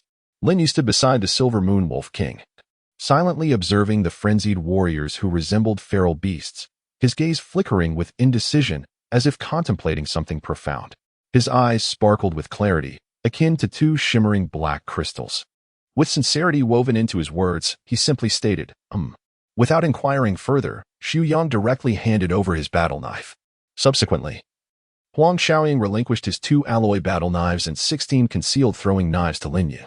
Qin Xian and Mu Bingyao exchanged glances and likewise offered their dual blades to Lin Ye. Thank you, everyone. Lin Ye's voice carried a hint of gratitude. Then, he turned his attention to Xu Yong's shield and, with a subtle blink, requested, War God Su, may I borrow this once more? Is this never-ending? Xu Yong retorted, slightly exasperated. Take it, thank you. After a simple expression of gratitude, an invisible force gently lifted the hexagonal shield, allowing it to float gracefully into the air. Lin Ye leaped lightly, landing firmly atop the shield, with weapons from the 4 war gods hovering beside him. Whoosh! A bolt of black lightning streaked across the battlefield, and in an instant, Lin Ye caught up with the fleeing tide of beasts. The scene resembled a small fish colliding with a colossal whale. As the 2 were on the verge of impact, the shield accelerated abruptly, tracing an elegant parabolic arc as it soared upwards. Simultaneously, blinding beams of light swept outward from Lin Ye, carving a circle of over 50 meters within the beast horde. Thud, thud, thud. The relentless sound of blades slicing through flesh echoed continuously. These beams of light acted as the Grim Reaper and Apo's scythe, ruthlessly piercing the heads of one beast after another. Within a 50-meter radius centered on Lin Ye, a massacre unfolded, annihilating all the creatures. Blood spurted from the wounds, gradually forming a crimson stream, a river of blood. However, Lin Ye did not cease his onslaught. He urged the shield forward, leaving a trail of severed limbs and blood-soaked earth in his wake. At this moment, Lin Ye resembled a meat grinder, swiftly slaughtering wave after wave of beasts. Inspired by his ferocity, the warriors of the Night Mercenary Corps pursued the fleeing creatures with newfound fervor, as if invigorated by a potent elixir. Whoosh! Unimpeded by any lordly beasts, Lin Ye unleashed all his fury, slaughtering the monsters with wild abandon. Coupled with the top-tier weapons bestowed by the war gods, the beast tide offered no resistance whatsoever. Immersed in the thrill of the hunt, Lin Ye felt neither joy nor sorrow. Concurrently, he sensed a tingling sensation rising within him, growing alongside the increasing number of slain beasts. Could he further enhance his abilities? A surge of delight filled Lin Ye and Apos, as hard as he quickened his pace, shouting, "Kill!" Lin Ye unleashed his full strength, his mental prowess erupting like a vast abyss, exponentially increasing the speed at which he wielded the weapons. Meanwhile, the mysterious blood-red tower in his consciousness radiated a brilliant glow, continuously supplying Lin Ye with an abundance of mental energy to expend. Additionally, a tremendous force of attraction emanated from the tower, causing the surrounding cosmic energy to boil and flow towards him, converging at the Baihui point atop his head. Ultimately, most of this cosmic energy transformed into mental energy within the blood-red tower, while a smaller portion was absorbed through his palms and soles, refining his body and subtly enhancing Lin Ye and Apos' physical strength. Exhilaration, comfort, clarity. Lin Ye sensed his awareness sharpening. His mental power continued to surge uncontrollably. With a chilling gaze, he radiated an overwhelming aura of slaughter. One by one, the blades of the war gods were manipulated by Lin Ye, morphing into terrifying scythes of death. With each rotation, they claimed the lives of hundreds of beasts surrounding him. Gradually, as Lin Ye traversed the land, countless monstrous limbs and shattered corpses accumulated into a mountain of remains and a sea of blood.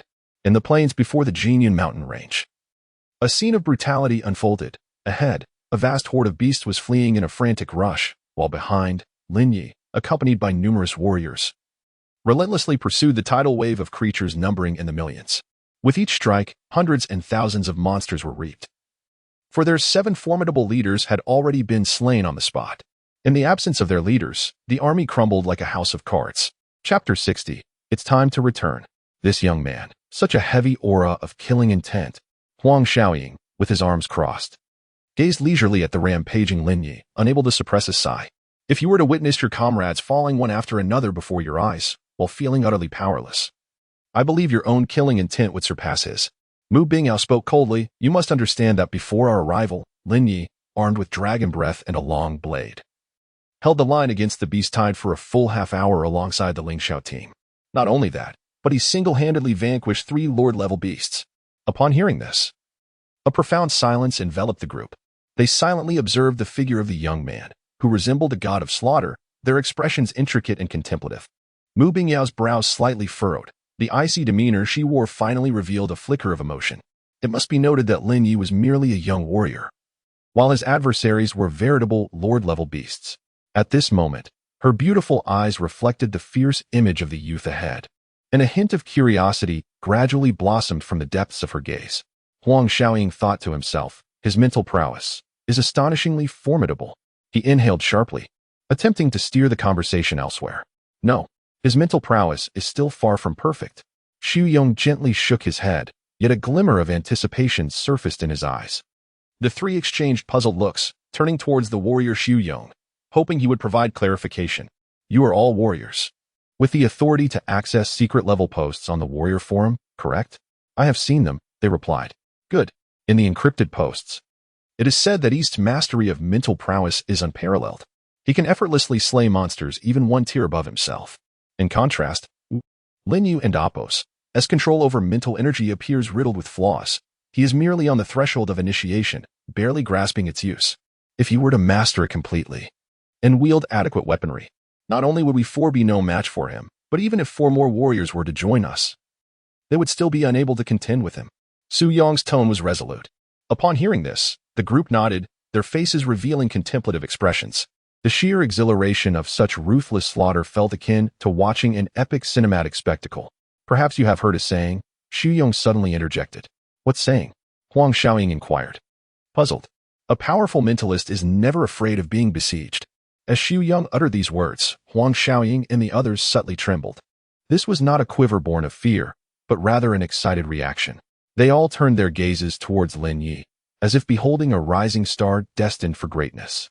Old Su, you must cultivate him well. I, Huang Xiaoying, assure you that Lin Ye will undoubtedly carve out his place among the pinnacle warriors of the Great Xia. Who knows, he may even surpass East and become the world's foremost mentalist. Huang Xiaoying said with a smile, increasingly optimistic about Lin Ye's future. At this age, with such formidable combat prowess and an indomitable spirit, he is undoubtedly not a mere ordinary individual. We have our own plans, rest assured. Xu Yong winked at the young emperor, who immediately understood. Beside them, Chen Xian wore a hesitant expression. If there and Amp, Appos, has something on your mind, feel free to speak up. Xu Yong addressed Chen Xian. Su Shu, Long Shi, Chang Dao, Ling Xiao, Bai Yi, and the previously mentioned Li Ren, 5 elite warrior squads have all been rendered non-operational. This time, the losses in Shan City are catastrophic. Chen Xian and Appos' voice trembled with somber intensity. Even he found it hard to accept such a grim outcome. Hundreds of elite martial artists perished in a single battle, severely diminishing the defensive capabilities of Shan City. These 5 squads had long been entrenched on the front lines, frequently fighting alongside their night mercenary corps. Chen Xian was well acquainted with the squad leaders and their members, yet he never anticipated that so many would sacrifice their lives in just one day. A dull ache gripped his heart as he recalled the last time he felt this way, years ago during the first disastrous defense of Magic City. As soon as these words left his lips, the atmosphere in the cabin grew heavy. The Dragon Battle Regiment has also been lost. Xu Yong and the others fell silent. Perhaps we could integrate the remaining members of Ling Xiao, Chang Dao, and Long Shi into a single squad. Young Emperor could no longer contain his thoughts after pondering for a while. That sounds simple, but who will lead this new team? Chen Xian furrowed his brows and inquired. As a military strategist for a mercenary corps, he understood the complexities of team management. Without the members' acknowledgement, leadership would be exceedingly difficult. You mean the squad leader is right before us? Mu Bingao and Appos' voice softened slightly as she fixed her gaze on the formidable young man. The other 3 followed her line of sight, realizing she referred to Lin Ye. This matter requires consultation with both parties. We cannot rush it. At the very least, we should wait until we properly bury the fallen warriors before proceeding. Xu Yong turned and gazed into the dark voids behind him, his expression deepening with contemplation. Familiar faces of those who had perished alongside monstrous foes flooded his mind. He could recall each squad member and Appos' name. Su Qi. Immediately elevate the benefits for recruiting martial artists in Shan City by 2 tiers. We need a fresh influx of talent. He activated his earpiece to contact his daughter Su Qi and began assigning tasks. Su Qi fell silent for 10 seconds before finally conceding. All right. Additionally, let Lin Ye personally select a batch of candidates from the newly recruited martial artists to form his own circle, and he can name the squad himself. Commander Su. Isn't that inappropriate? He is merely 17, Su Qi countered. To her, while Lin Ye indeed possessed remarkable strength, he was still too young. But Lin Ye is a war god, Xu Yong asserted with unwavering conviction, his gaze filled with pride as he looked toward the distant, indistinct figure. In today's battle, he single-handedly slew 3 Lord-level beasts. Do you still regard him as a 17-year-old? Su Qi, Xu Yong remarked, and then added, this time, the warriors of the mountain city have suffered tremendous losses. We are in dire need of a hero. I understand now, Hero Su. Thank you. Time trickled by. Soon, for hours had elapsed. The crimson horizon seemed to burn with firelight as the sun descended in the west. After a prolonged 4-hour retreat, the tide of beasts had completely vanished. Before the battleground, only scattered corpses of monstrous creatures and blood-stained earth remained. The air was thick with a nauseating, pungent scent of blood. In the fading glow of the sunset, Lin Ye floated in from afar. He dismounted from his shield and returned the weapons of the 4 warriors one by one. Thank you for your weapons. After this simple expression of gratitude, Lin Ye turned to gaze at the sun sinking into the horizon, his brow shadowed by an inescapable melancholy. The sunset is infinitely beautiful, yet many will never again behold this splendid sight. Observing Lin Ye and Apos' sudden air of solitude and desolation, the onlookers exchanged silent glances, each enveloped in quiet contemplation. Lin Ye approached the battlefield, seeking out Jia Wangxiang to inquire about the injured warriors. Only then did his heart find a semblance of peace, having endured unforgettable scenes and lost some familiar souls. Chapter 61. The Spirit Monument. Upon returning to the human base, Lin Ye received the devastating news that both the Dragon War Regiment and the base squad had been completely annihilated. Stunned by this tragic tidings, a wave of melancholy washed over him. He couldn't help but recall the honest manly Yunfei, who had once invited him to serve as vice-captain. The captain of the Dragon War Regiment had valiantly held the line until the very last moment. He and his soldiers were truly commendable. That night, Lin Ye experienced insomnia for the first time. He neither practiced nor trained with his sword, but sat quietly on the windowsill of the martial artist and Apos' pavilion, gazing at the night sky. The following dawn, as the first light of day broke, Lin Ye received notice to proceed to the spirit wall to bid farewell to the fallen heroes. In front of the spirit wall, a grand square monument had been hastily erected as a memorial. By the time Lin Ye arrived, the foundation and body of the monument were already completed, with only the inscriptions remaining after countless hours of effort by tens of thousands of military personnel. The 4 great war gods Xu Yong, Huang Xiaoying, Mu Bingao, and Chen Xian were present at the scene. Commanders from the Iron Dragon Army, Dark Eagle Army, and Blood Wolf Army also arrived, alongside instructors from the Night Mercenary Corps and various refuge bases, all gathered to pay their respects to their comrades. Amidst the crowd, Lin Ye spotted Su Qi, who was comforting the grief-stricken sniper Mo from the Ling Xiao squad. Upon seeing Lin Ye, Mo rushed over, tears streaming down her face, sobbing uncontrollably. Woo-woo. Lin Ye, Captain Qiling is gone, and Vice-Captain Yang Xiao is gone too. Little Seven and the others, they're all gone. And now I am all alone. Her heart-wrenching cries echoed in Lin Ye and Apos' embrace, leaving him unsure of how to position his hands.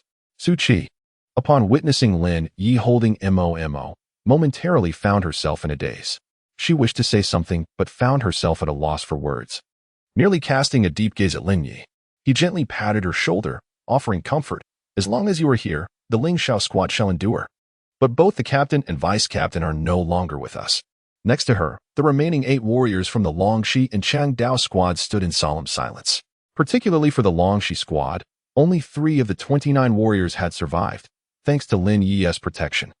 The 5 members of the Changdao squad silently observed the scene, enveloped in an oppressive quietude. Wrapped in bandages, they exchanged glances, each reflecting the longing in their eyes. It had been less than a day since their separation, yet they were already yearning for their captain. Lin Ye comforted Mo for quite some time. Only when the memorial ceremony commenced did she finally step away from him. Lin Ye gazed solemnly at the familiar and unfamiliar names, his eyes dimmed with sorrow. Each name represented the loss of a vibrant life, and every name here stood for a hero who sacrificed themselves for their country. In the face of the beast tide, None feared death, and none regretted their choices. They resolutely chose to sacrifice themselves. Hearing this, Lin Ye looked towards the war god Xu Yong and nodded gently. I concur. Unbeknownst to them, the members of Longxi and Changdao soon gathered around Lin Ye. They regarded him with heavy hearts. War god Lin Ye, we would like to ask you for a favor. Speak freely, Lin Ye replied in a calm tone, his gaze clear as he looked at them. The captain and Apos' intentions were already beyond reach. One of the Longxi members, with a hint of sorrow, said, before his sacrifice, he paid you a military salute, expressing his profound admiration for you. We feel the same, echoed the Changdao member. Very well, Lin Ye said, not declining their request, as he nodded gently.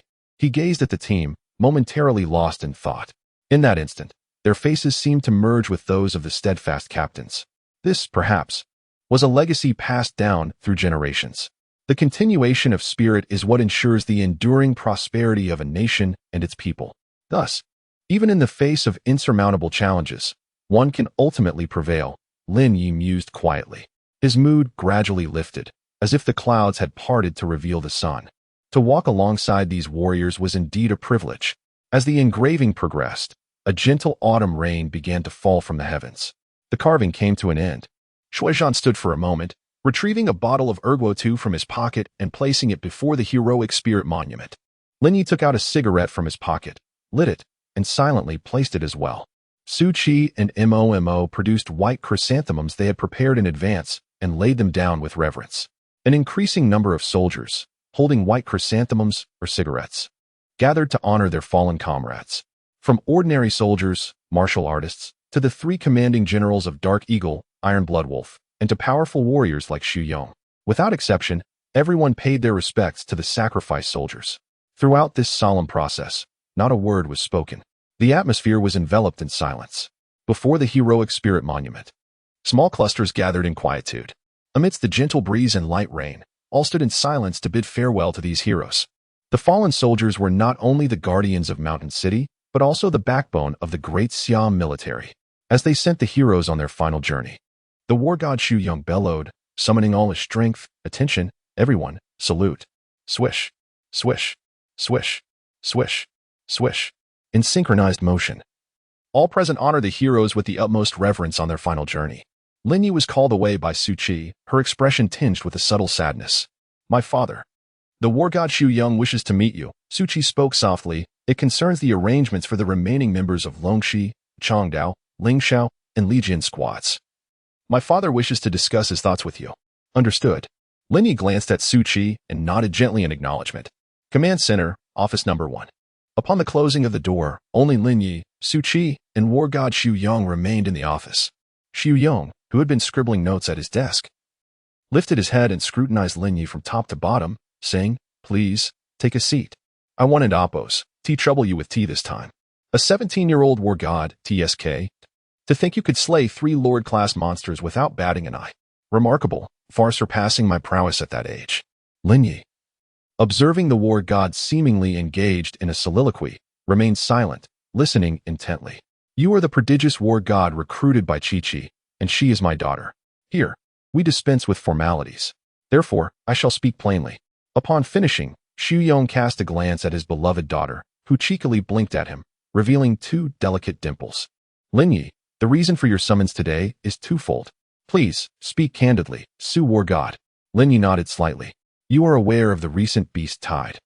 The 3 elite squads, Longxi, Lingxiao, and Changdao, have suffered grievous losses, particularly Longxi, which is on the brink of annihilation. Thus, I have called upon you to amalgamate the warriors from these 3 squads under your command. Su war god, this may not be appropriate. A hint of gravity appeared on Lin Ye and Apos' countenance. There is nothing inappropriate about it. First, you are their comrade in arms, having fought alongside them through life and death. Moreover, how would the fallen captains feel? They were soldiers I led, and they would be more than willing to see a young war god taking charge of their brethren. Xu Yong spoke gently and methodically. However, I prefer solitude and do not wish to bear the burden of a group. The words hung unspoken as Lin Ye resolutely silenced himself. He gazed out the window, at a loss for words. The profound night enveloped his eyes, casting a shadow upon his thoughts. Indeed, in his perception, these warriors seemed inferior in strength, perhaps even a hindrance. Yet, they were living, breathing individuals. They possess thoughts, emotions, and a sense of camaraderie. After a brief moment, Lin Ye turned to Xu Yong and said, "Su War God, I request time to contemplate this matter." "Very well, you may take your time," Xu Yong nodded, continuing, "Now, let us address the second matter." Upon hearing her father's serious tone regarding the second issue, Su Qi instinctively straightened her posture, her expression turning earnest. Lin Ye mirrored her demeanor, sitting upright, focused intently on Xu Yong. The latter's expression was grave as he articulated each word with utmost seriousness. "Tomorrow, the War God Conference of the Great Xia will convene. Lin Ye, as a newly appointed War God, you are qualified to attend this meeting." Chapter 62. The War God Conference, Part 1. The autumn rain fell in a gentle, unending drizzle. Beneath the azure sky, a tall figure strolled along the long street of the refuge. His steps were light and purposeful, each stride exuding agility and steadiness. Lin Ye, holding an umbrella, arrived early at the defense center. Under Su Qi's guidance, he entered the secret conference room on the highest floor. Upon pushing open the door, he beheld 4 men and 1 woman seated around a round table. Among them, he recognized 4 his comrades, the commander of the mountain city, Xu Yong, the Plague War God, Huang Xiaoying, the Dark Knight strategist, Chen Xian, and the Ice Heart War God, Mu Bingyao. The 5th male War God was the Dragon King, one of the 2 vice leaders of the Dark Knight Mercenary Corps, whom Lin Ye had heard Su Qi mention. As one of the 8 intermediate War Gods of the Great Xia, his combat prowess was on par with Huang Xiaoying, although the Dragon King excelled in direct confrontations, while Huang Xiaoying often resorted to underhanded tactics during frontal assaults, earning him a tarnished reputation and the moniker of the Plague War God. Lin Ye exchanged a brief nod with the Dragon King before his gaze fell upon Mu Bingyao, instantly igniting a spark of admiration. How beautiful! Previously, Lin Ye had focused solely on battle and had not paid much attention. At this moment, he realized that this female War God, Mu Bingyao, was a paragon of elegance. Seated gracefully, she resembled a Tianshan snow lotus on the verge of blooming, her skin fairer than snow, and her eyes glimmering with an icy brilliance. Her long, lustrous hair cascaded over her shoulders, partially concealing her porcelain neck, while her slender waist was accentuated by a sleek black combat uniform that highlighted her lithe figure. Quite captivating. As his gaze swept across the room, Lin Ye nodded lightly. Noticing Lin Ye's arrival, Mu Bingyao's eyes sparkled, and she gently beckoned, "Lin Ye, come sit by me." All right." He nodded somewhat awkwardly before taking a seat beside the icy beauty. A faint, pleasant fragrance wafted through the air, instantly refreshing Lin Ye and Apos' spirit. Mu Bingyao's gentle demeanor caused a twinge of jealousy in Huang Xiaoying, who regarded Lin Ye with a somewhat unfriendly gaze. It was known that Huang Xiaoying and Apos' presence in the mountain city to slay beasts was merely a pretext. His true intention was to pursue the icy goddess before him. Unfortunately, Mu Bingyao barely acknowledged him.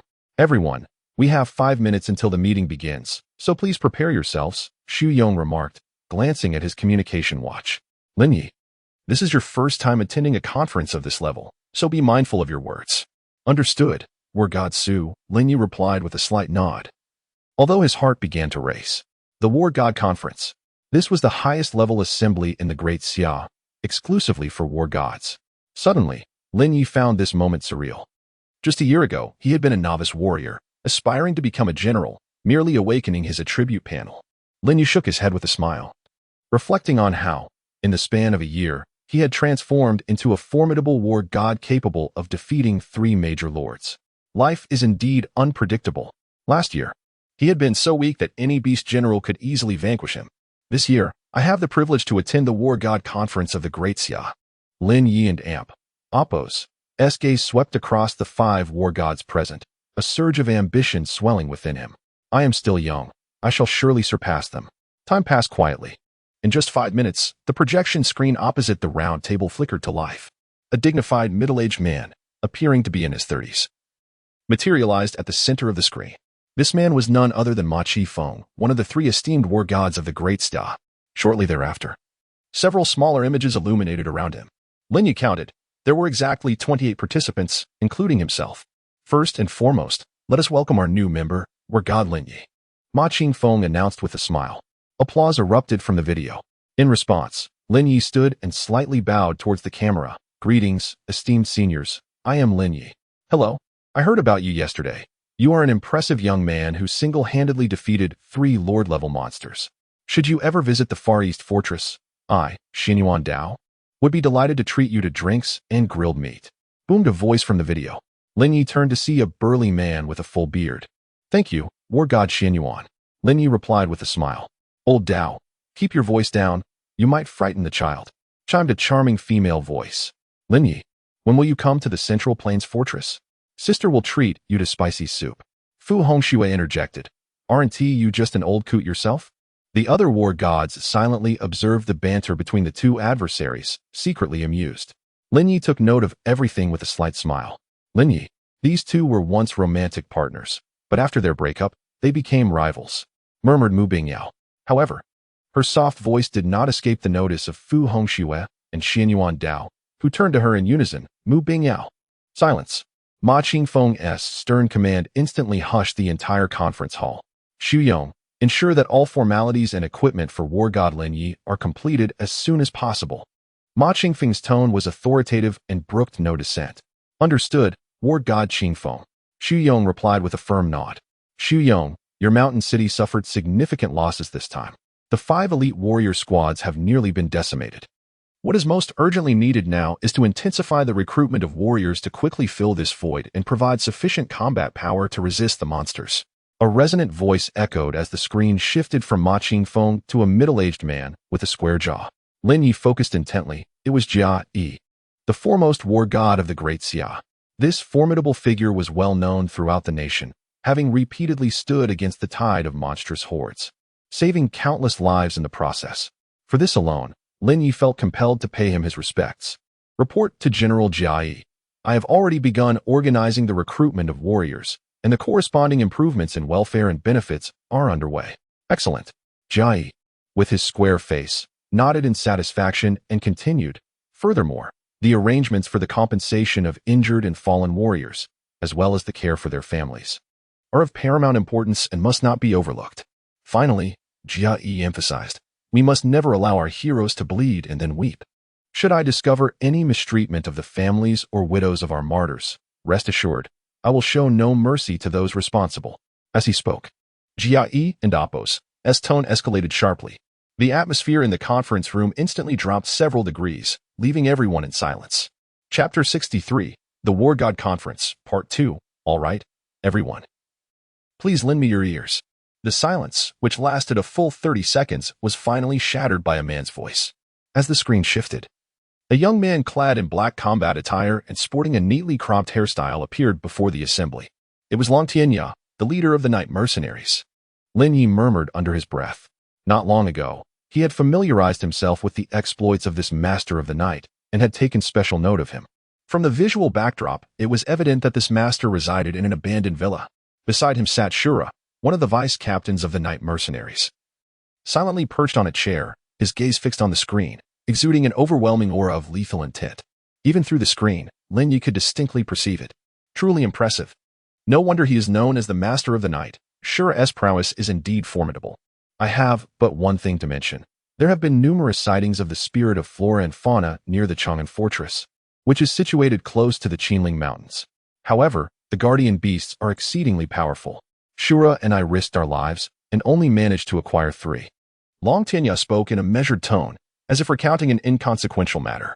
Yet, Lin Ye still sensed the peril in the phrase risked our lives. The spirit of flora and fauna? A glimmer of curiosity flickered in Lin Ye and Appo's eyes, and he silently noted the term, perhaps sensing Lin Ye and Appo's gaze. Long Tianya turned toward him and smiled, saying, Lin Ye, the war god, I have carefully reviewed your battle video, and I must say, your mental prowess is remarkably strong. Should the opportunity arise, I invite you to visit the Chang and Appo's fortress, where we can engage in some earnest combat in the wilderness. Honored by your regard, War God Tianya, I would be delighted to oblige. Lin Ye replied with a smile, a surge of battle intent rising within him. Excellent. You must swiftly master your mental prowess. Once we secure that area of flora and fauna spirits, the Great Xia will gain at least 15 war gods. 15 war gods. The proclamation elicited a cacophony of astonished voices from the video feed. Tianya, is what you say truly credible? One war god queried skeptically. Long Tianya nodded affirmatively, responding earnestly. Absolutely. However, He paused momentarily before continuing. Everyone, please remain calm and do not allow the allure of these spirits to cloud your judgment and obscure the dangers. Where treasures lie, formidable beasts are sure to guard them. I trust you all understand this principle. The assembly fell silent at Long Tianya's steady and powerful voice. Although there are more than 10 spirits of flora and fauna available, even if we consolidate the entirety of Great Xia's combat strength, we can only hope to acquire 10 at most. Beyond that, it may prove impossible. A note of reluctance tinged Long Tianya's tone. Why is that? One war god inquired. Because the remaining 5 spirits of flora and fauna are guarded by 5 high-ranking lord-level diamond apes. Just 5 high-ranking lords? What is there to fear? We can simply confront them together. The commander of the Northwest spoke with formidable authority, urging, do not be hasty, Hulao, for I have yet to finish. Upon hearing the words of his old comrade, Long Tianya's face was adorned with a bittersweet smile. Beneath the 5 high-ranking lords, there remained 19 intermediate and low-ranking lords, along with an uncountable multitude of beast generals and soldiers. A profound silence enveloped the assembly. The gravity of the situation was palpable. With 5 high-ranking lords and 19 lordly beasts guarding the territory, the challenge of seizing it was already immense. Moreover, this was the wilderness, the very stronghold of countless beasts. Should they unwittingly be encircled by a relentless tide of beasts, even these battle gods could find themselves at risk. This truth was not lost on the assembled warriors. Rest assured, we shall seize the opportunity to reclaim it in the future. Let the spirits of the grass and trees be considered safely entrusted to these lords for the time being. Long Tianya and Apos' words elicited a wave of murmurs within the meeting room. Lin Ye listened quietly, refraining from speaking. Do not only focus on me. You all have the time to explore the wilderness and seek out the spirits of the grass and trees. Long Tianya kindly reminded everyone as he fixed a deep gaze upon Lin Ye before passing the floor to others. Next, the major fortresses of the Great Xia presented their routine reports on recent developments. From the capital garrison, Northwest Fortress, Southwest Fortress, Qilu Fortress, Far East Fortress, Jiangnan Fortress, to the final report from the Central Plains Fortress, each of the 7 fortresses conveyed their updates. Throughout the entire process, Lin Ye remained attentive to every report. Upon completion, a veil of faint sorrow enveloped his heart. The escalating numbers and rapid mutations of the beasts rendered the current situation of the Great Xia exceedingly grim. When the final battle god, Fu Hongxue, concluded the report on the Central Plains Fortress, the screen was once again returned to Ma Qingfeng. In conclusion, I shall address 2 matters, Ma Qingfeng stated with a serious demeanor and meticulous precision. The first matter is the retreating tide in February of next year, which will officially commence the counteroffensive against the Demon City. I hope all are well prepared.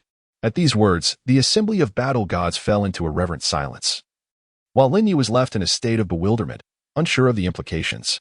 I will elaborate on this shortly. The melodious voice of Mu Bingyao whispered in Lin Ye and Apos' ear. Indeed, he responded with a slight nod. With less than 6 months remaining, they must sharpen their blades and prepare for a monumental battle that would be etched into history. Suddenly, Jia Yi rose, his gaze ignited with brilliance. Yes, the battle gods echoed in unison, their spirits ablaze with fervor.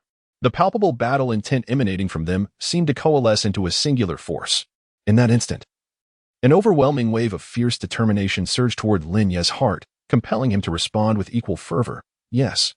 The second matter is the crucial plan for constructing base cities that directly concerns the populace of the Great Xia.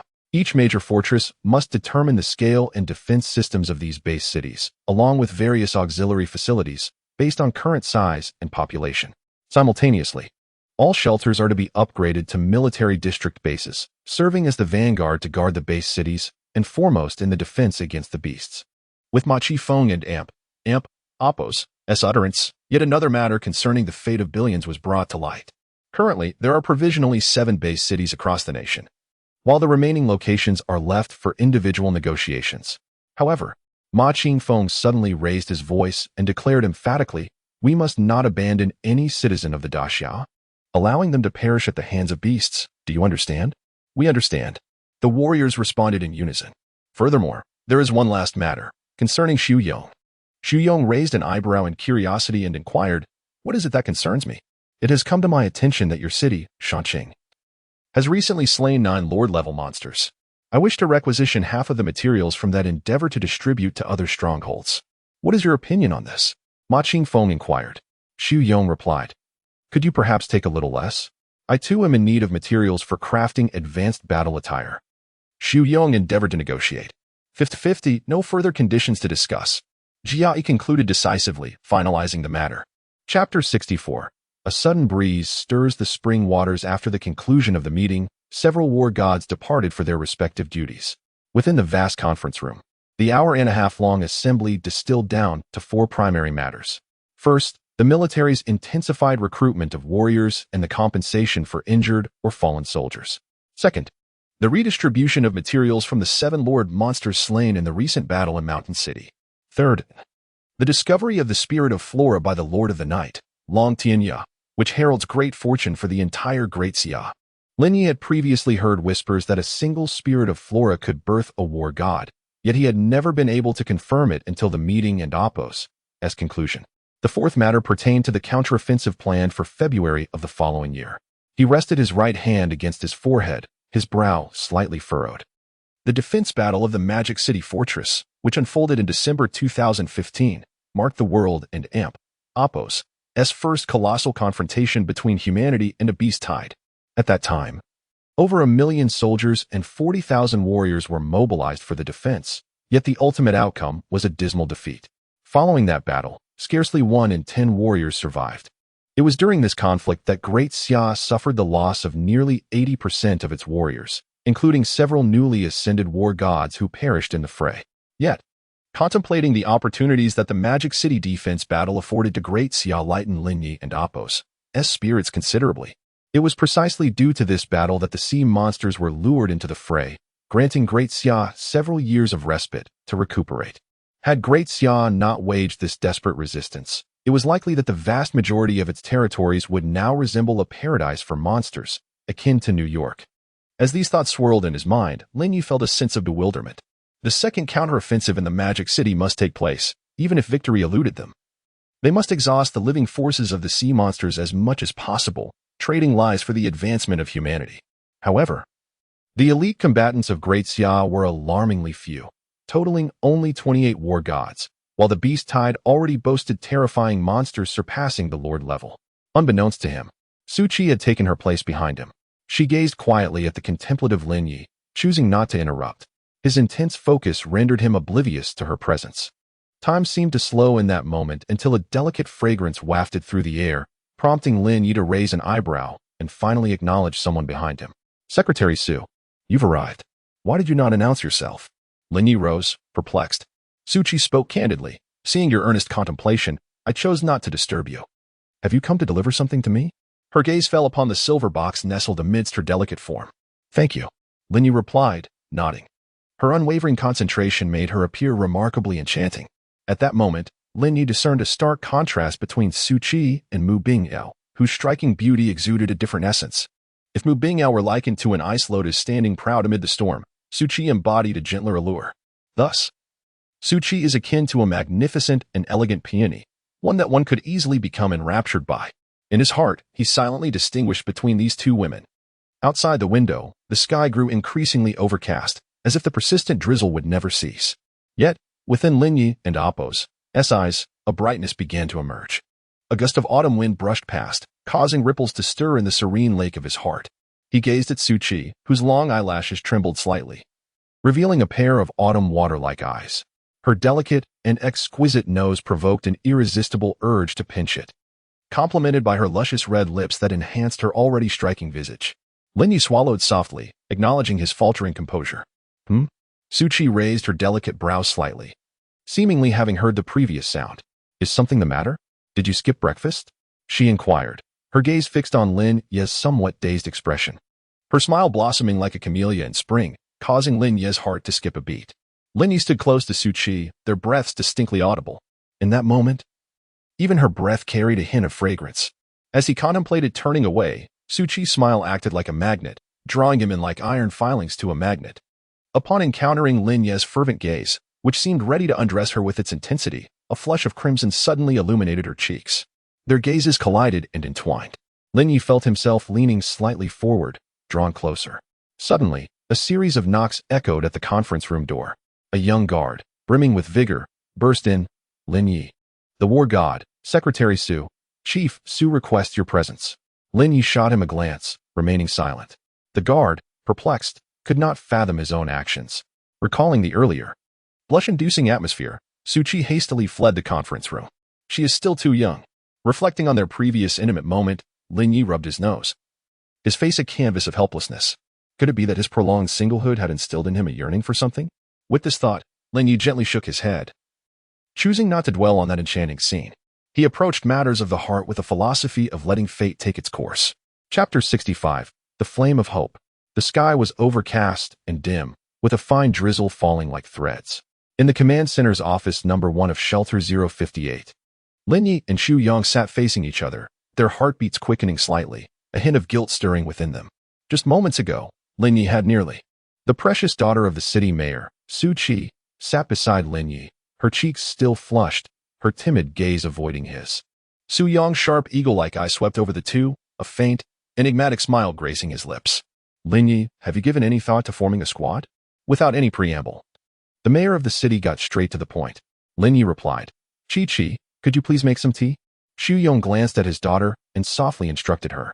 Though somewhat reluctant, Su Qi stood up and busied herself at the tea station. Su Zhan Shun, logically speaking, I do not wish to form a martial artist squad that would become a burden, a cost that outweighs the benefits. Lin Ye looked at Xu Yong with clear, watery eyes, speaking deliberately and unhurriedly. With a clatter, Su Qi accidentally dropped the teacup, which rolled across the tea station. It's nothing at all. I just slipped. She hurriedly explained, flustered as she began to boil water and brew tea. Clearly, Lin Ye and Apos, as words had startled her. Xu Yong nodded noncommittally, a flicker of complexity gleaming in his eyes. I am truly pleased to hear your candid thoughts. It indicates that I have not misjudged your character, nor that of Qi. In a fleeting moment, a look of relief appeared on Su Yong's face, which soon transformed into a sly grin. Lin Ye, although you have articulated your position quite clearly, I still await your amp, Apos, but amp, Apos.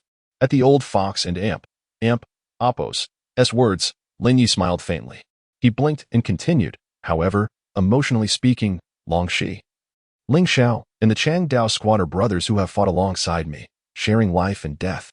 As long as I, Lin Ye, remain a normal person, I will not easily abandon these comrades who have bled together. Otherwise, I cannot bear it. As he spoke, he clenched his right fist, gently tapping his chest. In that moment, he could not help but recall Qi Ling, the fallen captain of Ling Xiao's squad. He thought of Xiao Qi, who intended to roast the meat of the high-level beast generals, and Li Goden, who stared at him with a foolish grin, as well as Wu Xiaohua, who loved to talk to herself. Each vibrant face, having followed him for just a day, had perished.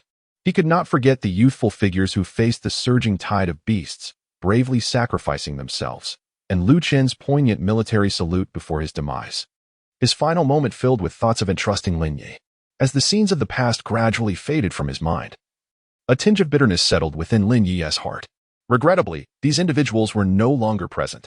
The fortunate survivors were all grievously injured, recovering in the hospital.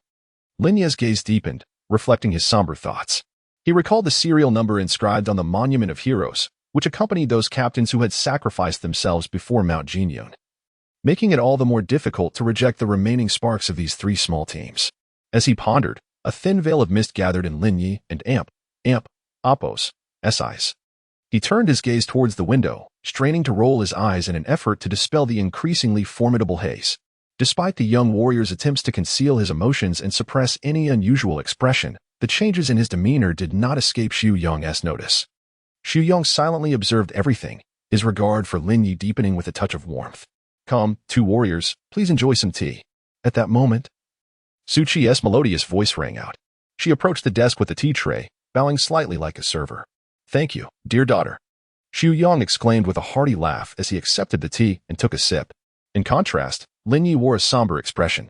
He dared not look at Su Qi, merely accepting the tea without raising his head, muttering, Thank you. Now, please tell me your decision. Xu Yong suddenly spoke with gravity. I agree to form a team and incorporate these elite warriors. Lin Ye replied resolutely, each word carefully articulated.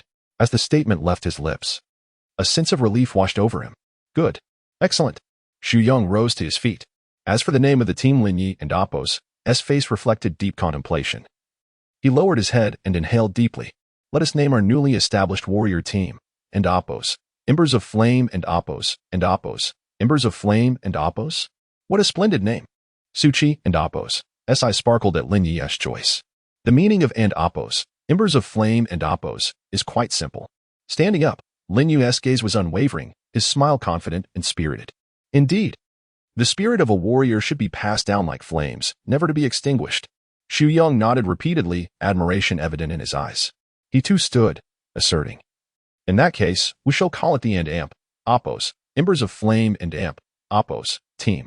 Warrior Su, I must mention that while I excel in battling beasts, I possess no experience in team management. Lin Ye smiled at Xu Yong, clarifying his stance. Furthermore, I wish for the team motto to be, if you possess a brilliant tomorrow, there shall be those who willingly sacrifice themselves for it. And Oppos, his expression was grave, as if imparting a matter of utmost importance. Xu Yong nodded solemnly in response. This is absolutely acceptable. As long as your reputation and the stature of the 17-year-old warrior are associated with this, it will suffice. He waved his hand dismissively, turning to his daughter with a smile. Thus, you need not concern yourself with management. I will have Su Qi assist you. Me. Su Qi, incredulous, pointed to herself at her father's undeniable assertion. She slightly parted her crimson lips and softly said, Father, let's part ways. I am not a warrior. How can I manage warriors without a shred of combat ability? This matter, indeed, requires your collaboration. Su Yong's gaze flitted between Lin Ye and Su Qi, a knowing smile playing upon his lips. Collaboration? How do we collaborate? Lin Ye and Su Qi exchanged glances and spoke in unison. You can discuss and explore on your own, and also refer to the models of other teams. After all, the Flame team is in your hands. And it must not tarnish the names of the Long Blade, Dragon Breath, and Ling Xiao teams. With that, Xu Yong put forth a request to the two. Very well. Su Qi sighed, realizing she could not sway her father, and turned her gaze toward Lin Ye with a hint of helplessness. Coincidentally, he also looked up at her. And as their eyes met, an unusual atmosphere swiftly enveloped them. It felt akin to a couple, with the man handling external affairs while the woman managed domestic matters. All right, the formation of the Flame team is settled. Once those warriors recover, we can initiate the process. Moreover, the Flame team requires not only seasoned members, but also a fresh influx of talent. As for how many, Lin Ye, you can personally select from this year's newly recruited warriors. Certainly. Lin Ye nodded, a flicker of anticipation igniting within him. Wait, there's one last thing. Su Qi interjected hastily, her radiant eyes now fixed on Lin Ye with a pleading glint. Lin Ye raised an eyebrow, turning his attention to her.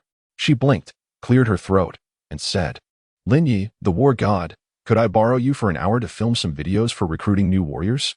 Lin Ye and Oppos' brows furrowed slightly.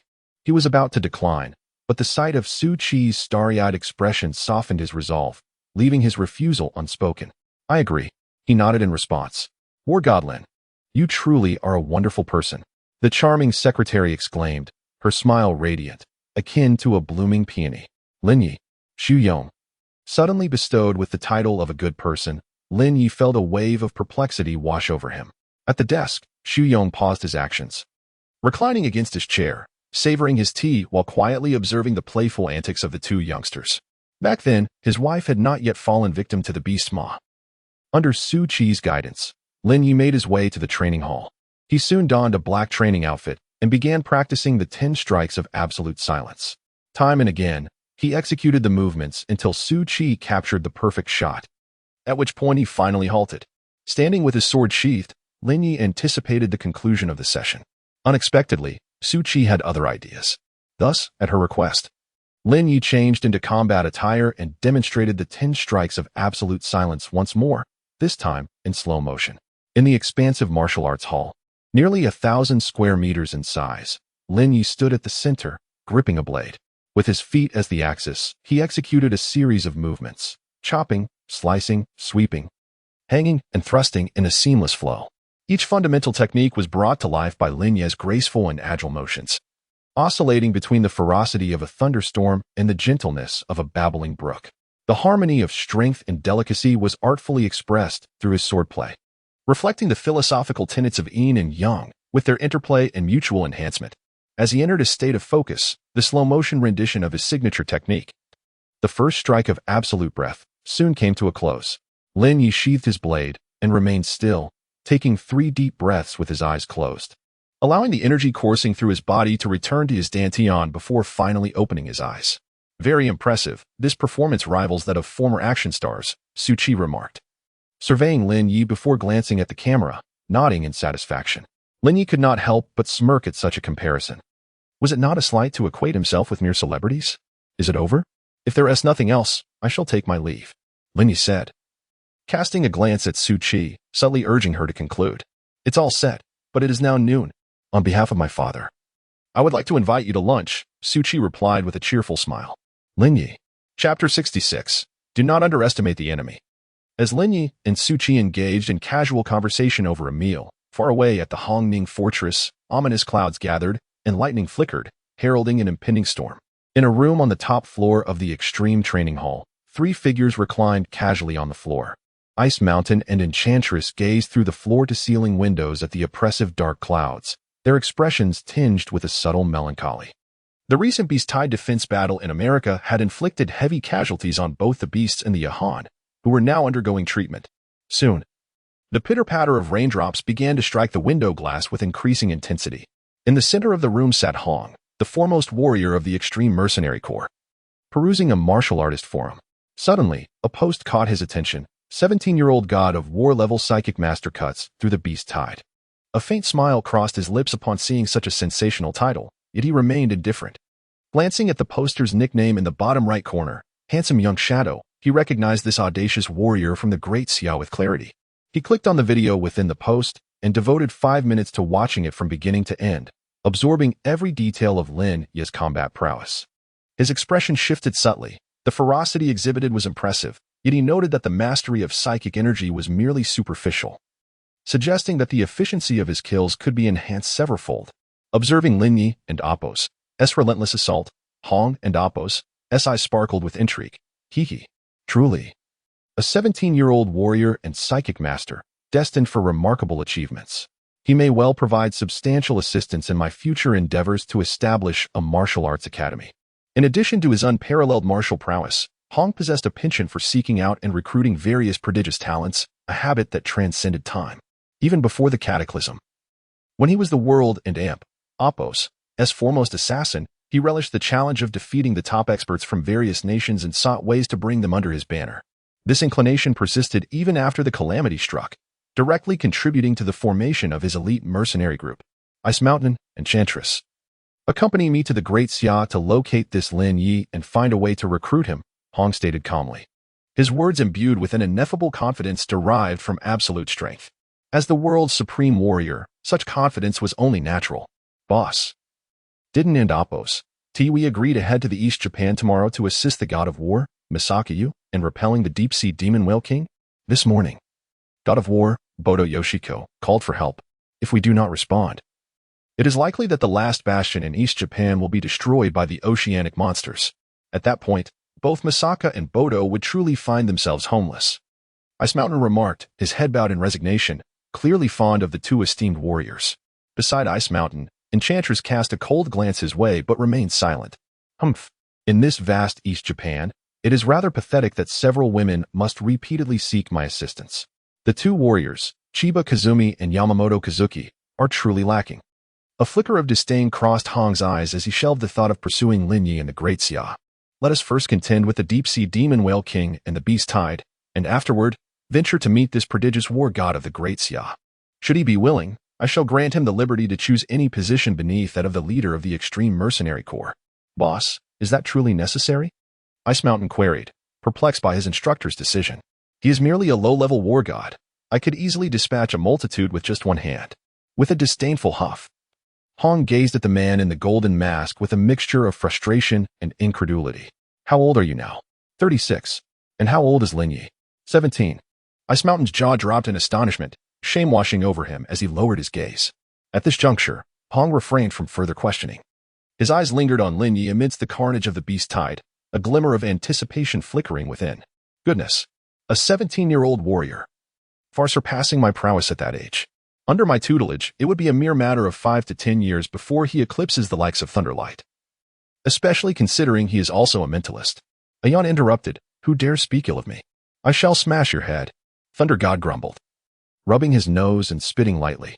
He then submerged most of his body back into the large tub, lifting his phone to watch the video sent by Emperor Xiaoying. Chuckling, "If I were to teach Lin Ye the martial art of unity between heaven and man, surpassing old Hong would be but a matter of time." A hearty laughter erupted, causing the entire villa to tremble slightly. The two guards at the entrance exchanged glances, their eyes reflecting a profound sense of helplessness. In Kyoto, the Xinhui community. An ordinary name, yet it stands as the first upscale community erected after the calamity that befell Great Xia. The entire community comprises individual villas, surrounded by lush cypress and bamboo, verdant and thriving. In this age of disaster, it is an abode that is worth its weight in gold. The reason is simple. This community lies less than 500 meters from the headquarters of the Jingji garrison. However, Xinhui community is not available for public sale. It has been wholly purchased by the military. It serves as a reward for those warriors and soldiers who have made significant contributions in the battle against the beast tide. Should they fall in battle, these residences will be inherited by their direct descendants. On this particular midday, a military green SUV bearing the license plate NO1 slowly passed through the gate, making its way toward the center of the Xinhui community. Upon reaching its destination villa, the vehicle gradually came to a halt. The driver's and passenger's doors opened simultaneously, revealing two robust middle-aged men, Ma Qifeng and Jia Yi, two of the three high-level war gods of Great Xia. Exchanging a glance, the two pushed open the grand door and ascended the steps. Passing through the courtyard, they finally stopped at an artificial lake. The lake, neither too large nor too small, boasted crystal-clear waters, surrounded by clusters of verdant bamboo. Jia Yi and Ma Qifeng inhaled the fresh air deeply, their faces gradually relaxing. By the lakeside, an elderly man was fishing, his bamboo rod fashioned from green bamboo, his demeanor tranquil. Standing beside Ma Qifeng, Jia Yi gazed at this guardian of Great Xia, finding a profound sense of peace within. Reflecting on Ma Qifeng, a subtle smile graced his lips as he and his companion strode purposefully towards the elder. Although the elder's gaze remained fixed upon the lake's surface, he was acutely aware of their approach. "Qifeng, Xiaoyi, you have come." The elder's voice bore no hint of authority, instead radiating a gentle warmth. "Master, your hearing and sight remain remarkably sharp." "Nonsense. After teaching you for decades, a mere change in your demeanor reveals your intentions." The elder chuckled. Behind him, the two valiant warriors, Jia Yi and Ma Qifeng, stood with heads bowed, appearing quite obedient. Suddenly, the elder's eyes sparkled with excitement as the fishing line tightened. A sizable fish, measuring a foot in length, leaped from the water and landed upon the shore. Its body was crystalline and translucent, revealing its bones and blood. Adorned with long whiskers. "Prepare the pot, heat the oil." Upon the elder's command, Jia Yi and his companions sprang into action. Some tended to the fire while others scrubbed the pot. Soon, a large pot of fragrant silverfish soup was placed upon the nearby stone table. After serving the elder a bowl brimming with the pristine broth, the three engaged in casual conversation while dining. "Why have only the two of you come to see me? Where's Tianya?" the elder inquired softly. Spitting out a fishbone, Long Tianya has traveled to the northwestern fortress and Chang'an Fortress, where he discovered the spirit of the flora near the Qinling Mountains. Ma Qifeng recounted, taking a hearty sip. "The spirit of the flora in the Qinling Mountains?" The elder, with hair as white as snow yet a countenance youthful and vibrant, appeared ethereal. However, a shadow loomed over his vitality, flickering like a candle's flame. The two nodded and succinctly summarized the matter concerning the flora spirit. After discussing the flora spirit, Jia Yi brought up the recent achievements of the newly appointed war god, Lin Ye. He produced a tablet he had prepared earlier and began to show the elder some videos. "Master, look, this is footage of Lin Ye in battle. Do not be deceived by his youth at 17. His ferocity in combat is remarkable, and his mental prowess is formidable." Jia Yi continued to share insights about Lin Ye without pause. The elder silently observed the young figure in the video, his keen eyes glimmering with a hint of brilliance. "He has mastered the seventh cut of Maijueshi Shizhan?" Suddenly, the elder's eyes widened in disbelief. "This child possesses an extraordinary aptitude." Jia Yi and Ma Qifeng exchanged glances, both reflecting astonishment. To receive the elder's commendation of extraordinary was a testament to Lin Ye's terrifying talent and insight. Indeed, according to Xu Yong and Apos S. reports, this lad grasped the Endapos, Jueshi Shizhan and Apos, in merely 3 or 4 days. The elder fell silent for a moment. Talents emerge in every generation, surpassing their predecessors. He mused, shaking his head in awe, yet a satisfied smile graced his face. The young god of night battle, destined for greatness in the future, lamented the elder, setting down his bowl of soup, his gaze dimming. Alas, my life force can only erupt once. Otherwise, I could guide him through the final 3 strikes of the absolute breath 10 slashes in actual combat. Upon hearing these words, a flicker of sorrow appeared on the faces of Jia Yi and Ma Qingfeng. Let me impart this wisdom. Whether it be the Jiuhua decision or the absolute breath 10 slashes, they are merely external aids. As long as one's own strength is formidable enough, even without relying on techniques, one can effortlessly vanquish foes. Thus, it is imperative to enhance the physical fortitude of the body to ascend to the pinnacle of martial arts. Understood. Both Jia Yi and Ma Qifeng nodded in unison. Additionally, the elder rose and ambled toward the lakeshore, continuing, if the opportunity arises, you should train this young warrior, Lin Ye, alongside Tianya. Lin Ye possesses great potential. He may even surpass the likes of Hong and Lei, who merely gleaned their paths from witnessing the blades I wielded in Magic City, transcending the realm of gods and reaching a new echelon of existence. The elder's words were steeped in melancholy, simultaneously brimming with a yearning and helplessness for that higher state of being. Master, is it truly impossible for you to take that final step? Jia Yi asked, a hint of reluctance in his voice. I can no longer do so. The blades I unleashed during the Magic City campaign consumed the vast majority of my life essence. Now, I can barely sustain my existence until that fateful day arrives. Not even with the latest genetic energy cultivation methods? Ma Qifeng inquired. The elder remained silent, and both Ma Qifeng and Jia Yi chose not to speak further. The two gazed at the tranquil surface of the lake, inevitably reminded of the tumultuous Magic City defense 3 years prior. It was this elder, Mo Qingdi, who valiantly struck down countless foes. In the face of despair, he thwarted the assault of 3 king-class monsters on the fortress of Magic City, 1 dead, 1 injured, and 1 fled. Had it not been for his intervention, the defenses of Magic City would have surely collapsed, endangering all of southern Xia amidst the onslaught of monstrous sea creatures. Following that battle, the elder's treasured blade earned the title of the Blade King, yet it was during that very conflict that he expended at least 90% of his vitality. Thus, the 3 remained in silence, gazing at the lake's surface. A gentle breeze stirred, causing ripples across the water. This scene mirrored the turbulent seas of emotion within Jia Yi and Ma Qifeng. After a long pause, Mo Qingdi spoke again. Has the news of the counteroffensive in Magic City been relayed to the major fortresses? Indeed. It was announced during the God of War meeting this morning. The 2 affirmed with nods. Well, the Xia requires time to establish base cities. Hence, this battle is essential to significantly weaken the living forces of the sea monsters. Are you both prepared? In response to the elder's inquiry, the 2 strongest warriors of the Xia exchanged glances, replying solemnly, we are ready and willing to sacrifice at any moment. Nonsense. The elder chastised, exasperated. You are the leaders and commanders of the Xia. You absolutely cannot sacrifice yourselves. To sacrifice, let it be those who cling to life like the old man. 3 more years of existence. I long to reunite with those old brothers sooner. Listening to the elder's seemingly soliloquy, the 2 exalted warriors remained silent. They understood that they could neither alter their master's thoughts nor prevent his actions. The only thing they could do was to witness this elder exhaust all his vitality, striking that final blow. Chapter 67. S-Class Combat Suit after filming the recruitment video for warriors. It was already noon. The sky remained shrouded in a dull gray, with persistent rain falling. The entire shelter and wilderness area seemed enveloped in a thin mist, resembling a scene from a fog-laden city. At the warm invitation of Su Qi, Lin Ye decided to stay and share lunch with the father-daughter duo. The 3 conversed amiably over their meal, creating a harmonious atmosphere. After consulting the war god Xu Yong about the fortress defenses in the mountain city, Lin Ye inquired about the health of his younger sister. Learning that Lin Shouyue was safe and well, the heavy burden on his heart finally lifted. Once their meal concluded, Lin Ye stood at the entrance of the defense center, gazing upward. The sky remained overcast, and the gentle drizzle had transformed into a torrential downpour.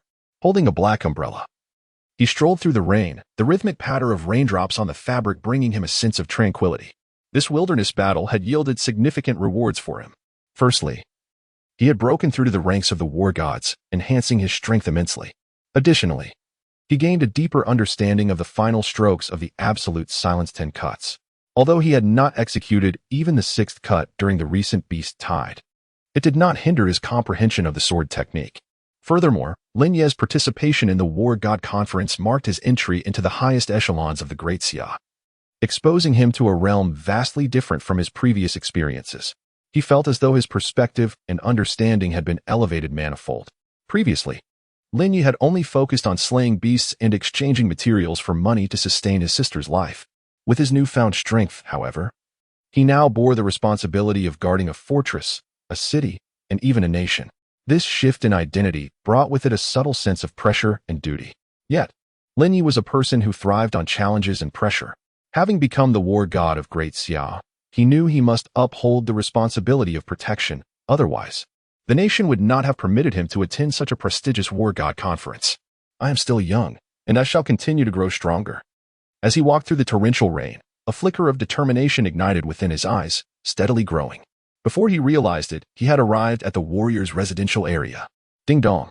As he stepped through the entrance, his phone buzzed with a message notification. Upon opening it, he discovered that his permissions on the warrior forum had been upgraded. Dear War God Lin Ye, congratulations on becoming the 197th war god in the world. Your permissions on the warrior forum have now been upgraded to junior war god. Wishing you a pleasant life and soaring strength. Closing the message. A broader smile spread across Lin Ye's face. Rarely had he felt so leisurely, unburdened by any concerns that evening. He reclined on the sofa in the training hall and indulged in a restful nap. At 5 in the afternoon, a contingent of unfamiliar soldiers arrived at the warrior's building. War God Lin Ye, we have prepared a combat suit for you. Please accept it, the lead major said respectfully, not showing the slightest disregard for his age. After all, the young man before us is a formidable warrior who has single-handedly vanquished 3 great lords. In the entire mountain city, the number of martial artists exceeds 10,000. Yet there are only 3 warriors of such caliber, including Lin Ye. Thank you, Lin Ye said with a smile as he accepted the alloy box handed to him. Lin Ye, the warrior, may I trouble you for one more favor? The lieutenant colonel suddenly inquired. Speak freely. I would like to request your valuable time to impart some techniques and experiences regarding combating monsters to our regiment. Upon witnessing the sincerity in the officer's eyes, Lin Ye readily agreed without hesitation. I will certainly come to guide you when I have the time, but I do have my own arrangements over the next few days. This is a 17-year-old warrior of exceptional strength. Even the mayor of Mountain City would treat him with utmost respect. Thank you, Lin Ye. You're welcome. Lin Ye replied with a gentle smile. Once the handover was complete, the lieutenant colonel departed. Lin Ye, clutching the alloy box, entered the training hall with a sense of exhilaration. Inside this box lies the S-class combat suits. The levels of combat suits are categorized according to the monsters. H, G, and F grades signify the initial, intermediate, and advanced levels of beast soldiers. E, D, and C grades correspond to the lower, middle, and upper ranks of beast generals, respectively. As for B, A, and S grades, they correspond to the 3 tiers of Lord Monsters. The alloy box before Lin Ye contains the highest grade S-class combat suit. Beep. Verification successful. Lin Ye placed his right thumb on the fingerprint lock, and upon successful verification, the lid opened automatically. Inside were an S-class sword, an S-class shield, an S-class combat vest, and even the combat boots, all without exception, of S-class quality. According to Xu Yong, crafting a complete S-class set requires at least half the remains of a Lord Monster. This particular set is the only stock available at the Southwest Fortress. Gazing at this top-tier combat suit valued at billions, Lin Ye was filled with joy and immediately donned it. Standing before the floor-to-ceiling window, he examined himself closely. With striking features, a tall physique, fair skin, and an imposing aura, his perfect appearance and form would captivate nearly every girl. Even someone like Edison Chin would feel overshadowed and choose to avoid him. Lin Ye indulged in self-praise, clearly content with himself. Panel, display my information. Name, Lin Ye. Realm, initial warrior, 87-100, movement technique. Perfect level, proficiency 26-100, mental power, advanced warrior, domain. Unawakened, gray, clone. Unawakened, gray. After glancing at his progress, he felt a sense of satisfaction. With just a little more effort, he would ascend to the rank of intermediate warrior. It seems I must strive harder. Especially after attending the warrior conference, his thirst for power had surged. At the same time, he sensed that his mental prowess also had room for improvement. After removing the S-class combat suit, Lin Ye felt as though something was still missing. At that moment, he caught sight of his alloy war knife. which reminded him of something he had been missing, throwing daggers. With this thought, Lin Ye abruptly sat up, retrieved his phone, and opened the official trading platform. After ascending to the status of a battle god, his accumulated contribution points on the Civilization of Light official trading platform had soared to over 70 million. Apart from the 30 million garnered from slaying the three-headed Lord Beast, the remainder was derived from defeating beast soldiers and generals. He navigated to the throwing dagger section of the trading platform and beheld the S-class throwing daggers he had longed for. The description stated that each dagger could penetrate the defenses of high-ranking lords. Yet, the price was equally staggering. Each S-class dagger required 10 million contribution points, converted into Daxia currency. That amounted to a staggering 1 billion. Despite the exorbitant cost, Lin Ye opted for these daggers. The rationale was straightforward. During his battle against the three-headed lord monsters, he had experienced firsthand how a quality throwing dagger could significantly enhance his combat prowess. Thus, he was not hesitant this time. He expended 68 million contribution points to acquire 6 S-class daggers and 8 A-class daggers, designating the martial artist community as the delivery address. Just as Lin Ye was about to exit the trading platform, his gaze was suddenly arrested by an enticing item, the Appos, Chaman Master GTR and Appos, a super off-road battle vehicle produced by Chaman. Priced at 105,000 contribution points. How could such an exquisite off-road vehicle be so affordable? Instantly, Lin Ye's eyes sparkled with excitement, suppressing his delight. He promptly purchased one. After selecting the color and top-tier configuration, he set the delivery address to a villa community in Shanxing City. What man does not adore off-road vehicles? Lin Ye was no exception. He even envisioned driving his sister around in it, causing his eyes to narrow in a joyful squint. The following afternoon, the 14 throwing daggers he had ordered were delivered as scheduled. Clad in a black combat suit and properly stowing the daggers, he shouldered a backpack taller than himself and stepped out of the shelter into the gentle drizzle. This time, Lin Ye was determined to venture deep into the wilderness. Chapter 68. The Instantaneous Slaying of the Lord. The sky was overcast, dark clouds gathering swiftly, ominously hinting at an impending deluge. Although the noon hour had just passed, the atmosphere felt more akin to twilight. On an abandoned expressway, Lin Ye stood upon his shield, engaging in low-altitude flight at a height of 5 meters. The once fertile fields lining the road were now choked with rampant weeds, the wild grass towering over him, infusing the air with a sense of desolation. Today, his destination was City 042, located 200 kilometers away, formerly known as the JJ District. This city was flanked by a vast river and surrounded by numerous mountain ranges, making it a haven for high-tier monsters, an ideal locale for Lin Ye and Appos' cultivation. Suddenly, a piercing cry shattered the stillness of the sky. Lin Ye frowned slightly and looked up, only to see a colossal avian beast circling above, seemingly fixated on him. Its body, a striking shade of green, spanned over 30 meters in length, reminiscent of a massive bomber. Its plumage glimmered with an icy sheen, while its enormous, razor-sharp talons exuded an aura of menace from thousands of meters away. It was merely an inferior class of avian beast, the azure-feathered demon eagle. With a swift motion, he soared into the air. The roar of wind filled his ears as his speed surged past the sound barrier, rapidly approaching 600 meters per second. The tumultuous currents of high-altitude air rushed toward him. But Lin Ye stood firm on his shield, expertly balancing his weight, relishing the exhilarating sensation of flight. He had experienced this thrill before during his last encounter with a fleeing horde of beasts, yet this time it was even more intense. In a heartbeat, the azure-feathered demon eagle flared its powerful wings, panic flashing in its keen eyes. Only then did it comprehend the formidable human adversary it had provoked. With a shrill cry, it attempted to flee. However, Lin Ye and Appos' speed far surpassed its own. In an instant, he closed the distance to within 10 meters of the demon eagle. With a swift motion, he drew his battle blade, propelling himself off the shield. He transformed into a streak of light, hurtling toward the eagle's neck. The blade shimmered as it cleaved through the air, the sharp energy erupting from his S-rank weapon, accompanied by a crisp crack as the eagle's head was severed from its massive body. In its final moments, the azure-feathered demon eagle's enormous eyes were filled with horror and regret. With a powerful kick against the eagle's carcass, Lin Ye executed a backflip in midair, landing gracefully back on his shield. Behind him, the decapitated body of the demon eagle spiraled downward, a torrential rain of blood cascading from its severed neck. Witnessing this spectacle, Lin Ye followed suit, descending to the ground. Moments later, after meticulously dissecting the vital parts of the azure-feathered demon eagle, he resumed his high-altitude flight on the shield, searching for other avian beasts. Strangely, the recent battles seemed to have frightened away all flying monsters within a 5-kilometer radius. I hope the ground will not disappoint me. Lin Ye gazed down from a height of 1,000 meters, a surge of ambition igniting within him, a feeling of seeing all mountains as small enveloping his spirit. His keen, eagle-like eye swept rapidly across the terrain below.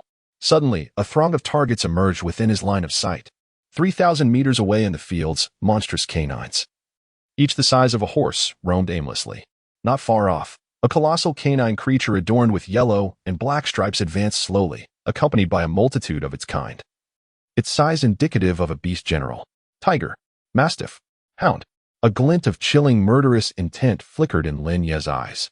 If one were to ponder which two types of mutated beasts posed the greatest threat to humanity, devouring the most resources, it would not be the wolf-like creatures nor the larger beasts such as tigers, leopards, or bears. Rather, it would be the canine beasts and the swine beasts.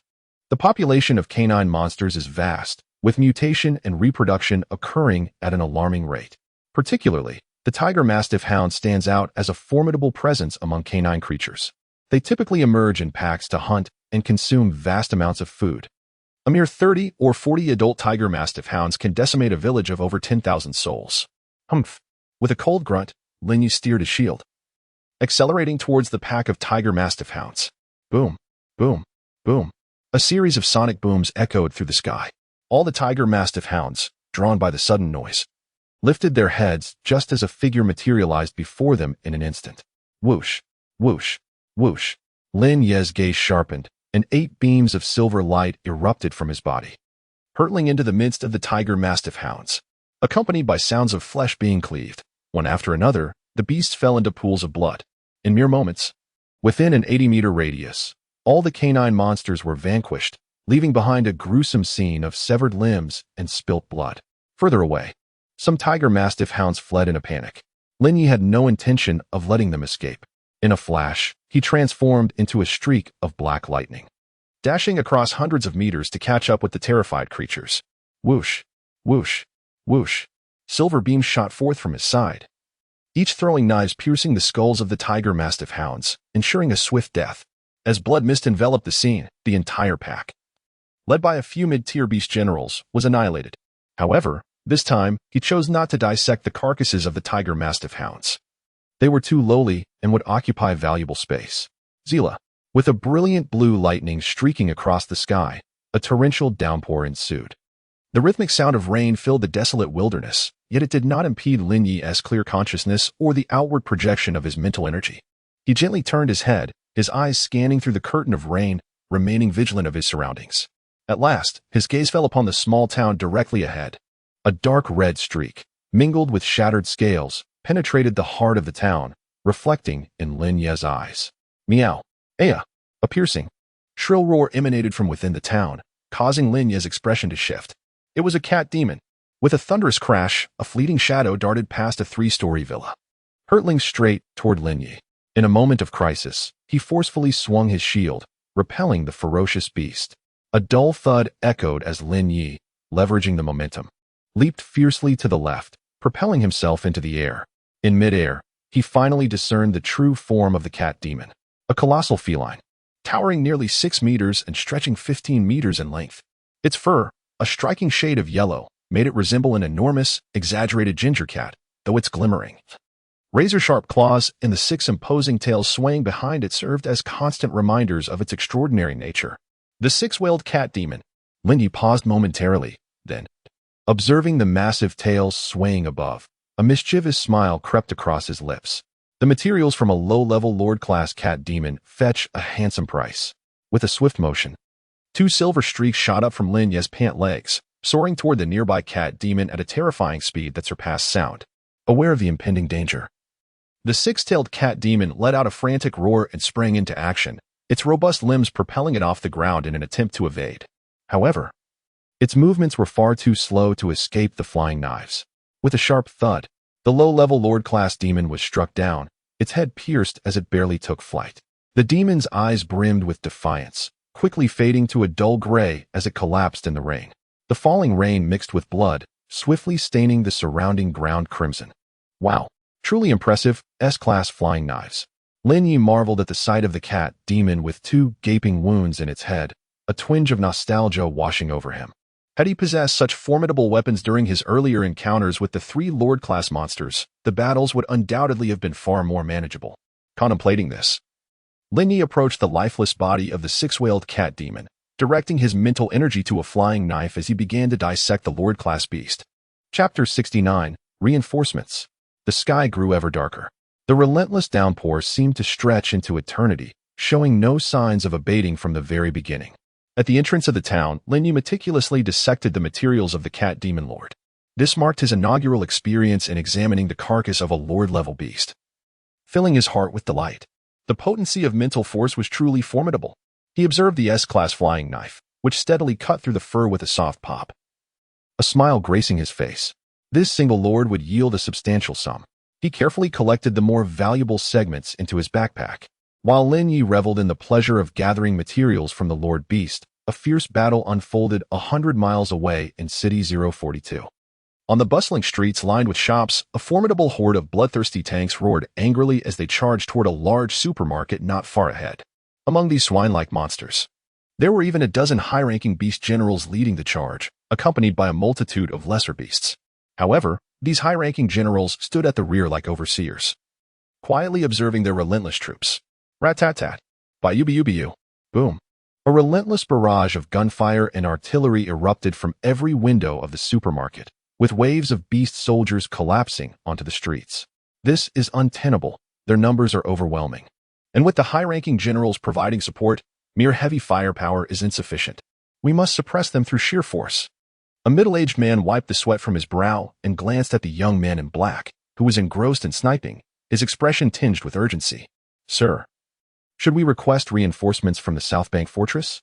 With your father's rapport with the war god Xu Yong, he would surely not abandon us in our time of need. An elderly man clad in a gray combat uniform also urged, his demeanor fraught with concern.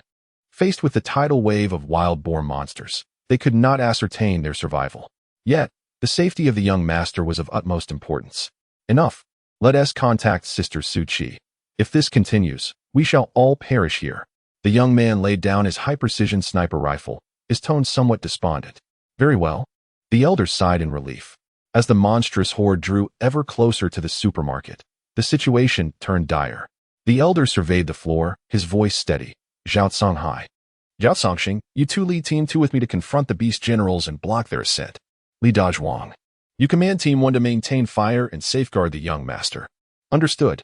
In a corner, a man of towering stature, Li Dazhuang, rose, hefting his heavy sniper rifle, and strode toward the young man.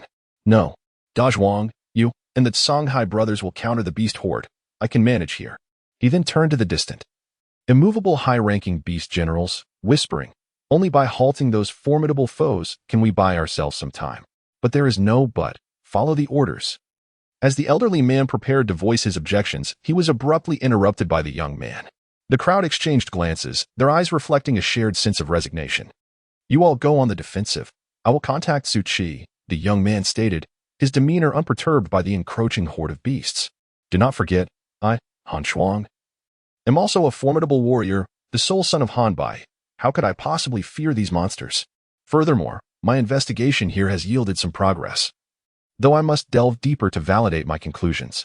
Withdrawing his battle blade and embedding it beside him, the young man articulated with precision, yet, it appears that this city is far from the simplicity we had envisioned. Indeed, replied an elderly steward, leading a group of warriors down the stairs to mount a defense. Once they had departed, he retrieved a communicator and dialed a number. Sister Su Chi, I am currently facing a beast tide in City 042. Please check if there are any military warrior squads nearby. We require assistance. Upon receiving the call, Su Chi's expression hardened. Understood. I will promptly ascertain the whereabouts of the warriors and arrange support for you. Thank you, Sister Su Chi. Su Chi reflected on the identity of the caller, Han Shuang, the only son of the legendary warrior Han Bai from the Southwest Fortress. This mission, sanctioned by Han Bai himself, was fraught with peril. She fervently hoped nothing would go awry. Suddenly, her hands stilled as she noticed a reddish-brown light on her screen, her eyes alight with excitement. Lin Ye is also in City 042. Without hesitation, she contacted Lin Ye and briefed him on the situation. Upon receiving his affirmative response, she felt a wave of relief wash over her. With a warrior of his caliber and a telepathic master present, they would likely manage, provided they did not encounter any high-ranking lord beasts. If they did, Suchi gently shook her head, chiding herself for her excessive worry. Even if they faced a high-ranking lord, he should be able to escape. With Lin Ye involved, her anxiety diminished significantly. At the entrance of the small town, amid the torrential rain, Lin Ye was intently focused on controlling his flying knives to dissect the final portion of the cat demon materials. Suddenly, his communication watch vibrated. Suchi, why is she calling me? Lin Ye wondered, perplexed, but he answered the call. As he listened to his secretary's rapid-fire updates, he understood the urgency. They needed to rescue someone. After hanging up, a location was sent to Lin Ye. It was merely 70 kilometers away, just 2 to 3 minutes of travel. Closing the location, he cast a reluctant glance at the half-finished monster materials strewn on the ground, resolutely choosing to forego that portion of his spoils. With a swift motion, he mounted his shield and unleashed his most potent psychic energy, racing towards the site of distress. From Suchi's words, he sensed that the individual in need of rescue was of great significance. As Lin Ye hurried along, the battle within City 042 had escalated to a fever pitch. The first floor of a large supermarket was now a battleground. The relentless assault of monstrous swine bore down upon the 4 esteemed generals and their 2 battalions, augmented by the occasional ambush from several high-ranking beast commanders, resulting in devastating losses for humanity. Scattered around lay the mangled corpses of warriors, trampled beyond recognition. Just a moment ago, they had fought side by side, only to be ruthlessly struck down by the high-ranking beast commanders in the blink of an eye. At this moment, a profound fury and resentment simmered within everyone. Yet the dire circumstances rendered them powerless, forced to endure in silence. In the face of the increasingly ferocious onslaught of the swine monsters, the 4 esteemed generals, after reluctantly abandoning the bodies of their 3 fallen comrades, retreated to higher ground. "Uncle Tang, we have hope," came the excited voice of Han Shuang from above. "A warrior of divine prowess is nearby and should arrive in 2 minutes." Upon hearing the term warrior of divine prowess, a wave of renewed spirit surged through the group, even restoring some of their depleted energy.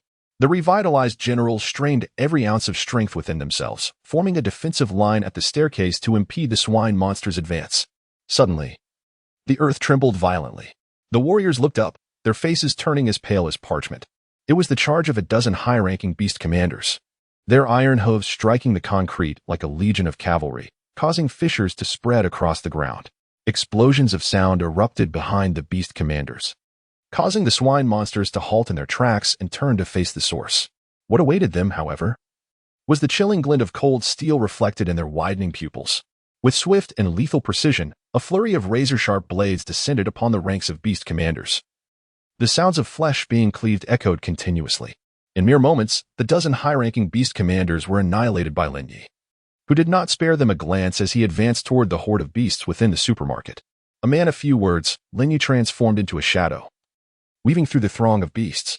With each swift stroke of his blade, lives were harvested as effortlessly as reaping wheat. Before the overwhelming might of his formidable mental prowess, even the powerful 6-mandible cat demon met its demise. As for the high-ranking beast commanders, they were dispatched with ease, akin to harvesting grain. His speed was astonishing, leaving a trail of dismembered remains in his wake. In no time, hundreds of swine monsters besieging the human warriors lay vanquished. Is this the might of a warrior of divine prowess? It is utterly terrifying. Elder Tang gazed at the young warrior, who resembled a meat grinder, annihilating the monsters with alarming efficiency. He had witnessed the combat prowess of the legendary warrior Han Bite, yet the efficiency displayed before him surpassed anything he had seen. With the crisis averted, "You are safe now," Lin Ye declared with a smile after dispatching the last bloodthirsty tank. With a swift motion, 10 flying knives sliced through the air in dazzling arcs before returning to his combat attire. Chapter 70. The Supreme God of War and Amp. Appo's psychic power. Lin Zhanshun. I thank you for saving my life. Han Shuang expressed his heartfelt gratitude as he stood before Lin Ye. Behind him, the battle-hardened warriors, battered and bruised, wore smiles of joy. Every gaze directed at Lin Ye was filled with reverence and appreciation. He was indeed the pinnacle of combat strength in the Great Xia. Though they were already high-ranking warriors, they stood merely one realm away from the god of war. Yet, without innate talent and opportunity, they could never hope to touch the realm of the divine in their lifetimes. Do not venture here for training again. City 042 is rife with dangers and numerous monsters. Lin Ye warned. After resting, you may take the materials from those high-ranking beast generals, but there is one condition. What condition? Han Shuang inquired. Lin Ye's eyes gleamed as if he beheld a mountain of gold. Han Shuang nodded in understanding. In the next instant, Lin Ye dashed forward like a shadow towards the fallen corpses. Swish, swish, swish. A flurry of flying daggers erupted from Lin Ye and Appo's form, initiating the dissection of the beast generals. Thud, thud.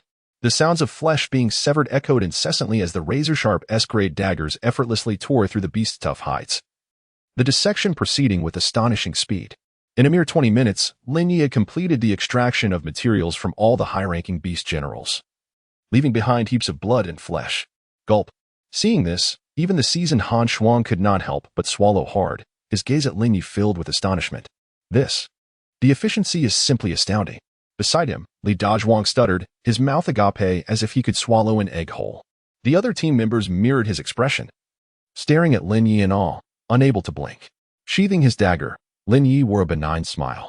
What is with that expression? He raised an eyebrow. Even brothers must settle accounts clearly. Moreover, I killed the beasts and performed the dissection, so you will earn a clean 50% for merely transporting the materials. Or perhaps, a 90-10 split? Lin Ye jested cheerfully. All right, then it shall be 50-50. Han Shuang declared decisively.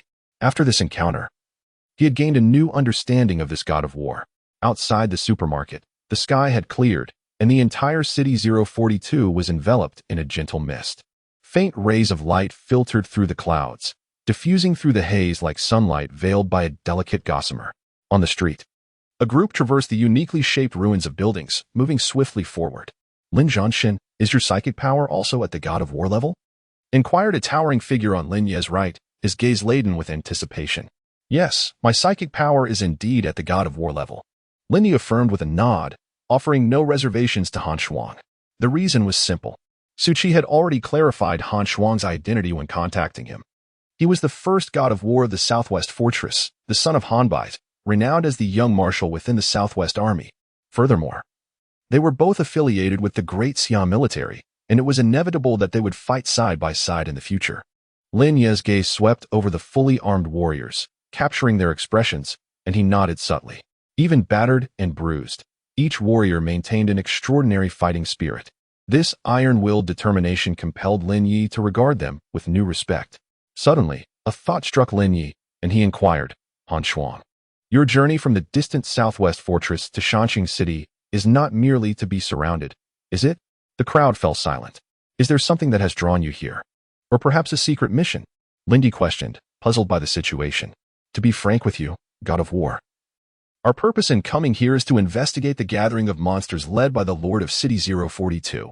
Han Shuang conveyed the information he possessed with meticulous detail, leaving nothing unspoken. He also shared some of his speculations candidly. Throughout this exchange, Lin Ye listened intently. By the time Han Shuang finished speaking, Lin Ye's brow had furrowed into A shape, his face revealing a contemplative expression. Previously, he had heard about City 042. However, due to limited access at the time, he only grasped a superficial understanding. Now, hearing Han Shuang's account, he realized that the number of Lord-level monsters in that city was indeed rather excessive, alarmingly so. At this moment, Lin Ye recalled the 6 live cat demon he encountered in that small town. Observing the pensive god of war, Han Shuang's eyes flickered with intrigue. He had long heard of this newly minted young god of war. The reasons were simple. Not only was he the son of the god of war Han Bai, but he was also a formidable mid-tier warrior in his own right. These dual identities allowed him to receive a wealth of information promptly. As he spoke, Han Shuang glanced at Lin Ye's tall figure, a deep longing evident in his gaze. The 18-year-old young god of war, who had single-handedly vanquished 3 Lord-level monsters and a psychic master on the Jinyan battlefield. Each of these achievements inspired profound admiration in Han Shuang. Furthermore, the more critical aspect was that Lin Ye hailed from an ordinary family, having ascended to the status of god of war through sheer determination and effort, reaching the pinnacle of power in Great Xia. Such a person was always a source of admiration for Han Shuang. What do you plan to do after your investigation? Lin Ye asked solemnly. Utilize a high-yield nuclear bomb to utterly annihilate these Lord-level monsters along with the city. Han Shuang replied decisively, without a hint of hesitation. After a brief silence, Lin Ye spoke again. What is the rationale behind this? Seemingly struck by a painful truth, Han Shuang's gaze dimmed as he quietly replied. The increase in Lord-level monsters is far too rapid, and currently, the number of Great Xia's god of war is woefully insufficient. At this point, Han Shuang lowered his head gently, choosing not to elaborate further. In truth, Lin Ye was already aware of the implications. With the shortage of god of war, the only option left was to expend warriors and troops to withstand the onslaught of these lords. For a moment, the entire team descended into a somber silence. After a prolonged silence, how shall I address you? Upon hearing this, Han Shuang abruptly lifted his gaze, a glimmer igniting in his eyes. Have you forgotten? I possess the formidable mental prowess of a war god, Lin Ye remarked, winking at Han Shuang. The latter instantly grasped the implication.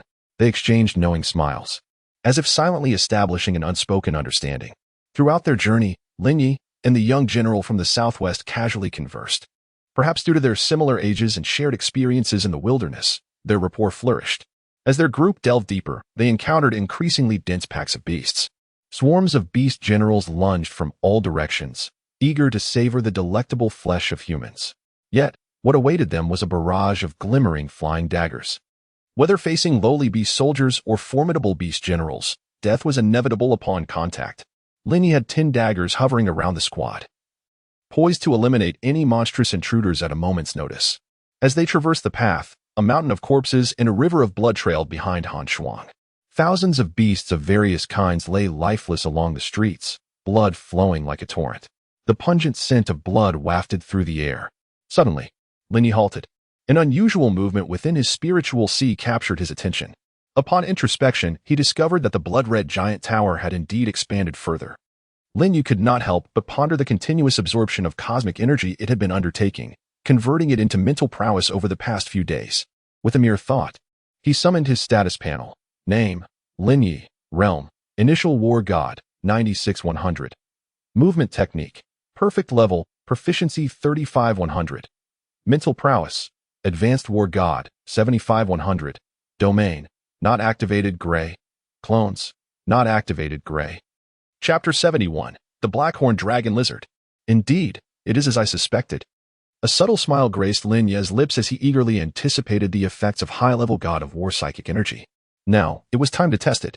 As his thoughts descended, the blood-red giant tower within his sea of consciousness trembled slightly, rapidly releasing its energy. In an instant, an overwhelming surge of psychic power spread out, continuously enhancing Lin Ye's mental prowess until it reached the limits of his physical endurance. Now is the moment. Let it burst forth. Lin Ye internally roared, then unleashed his psychic energy in its entirety. Boom. The formidable and terrifying mental force surged forth, enveloping an area of 180 meters in an instant. Buzz. The first to bear the brunt was the medium-level warrior Han Shuang, who stood closest to Lin Ye. As this fierce psychic energy swept over him, his body jolted violently. He could distinctly feel a terrifying force, indescribably potent, penetrating his being and rapidly expanding outward. Not just him, everyone else stood frozen in place, as if trapped like insects in amber, utterly unable to move. Whether they were junior or senior warriors, none possessed the slightest resistance against this boundless psychic energy. Is this the psychic power of the god of war level?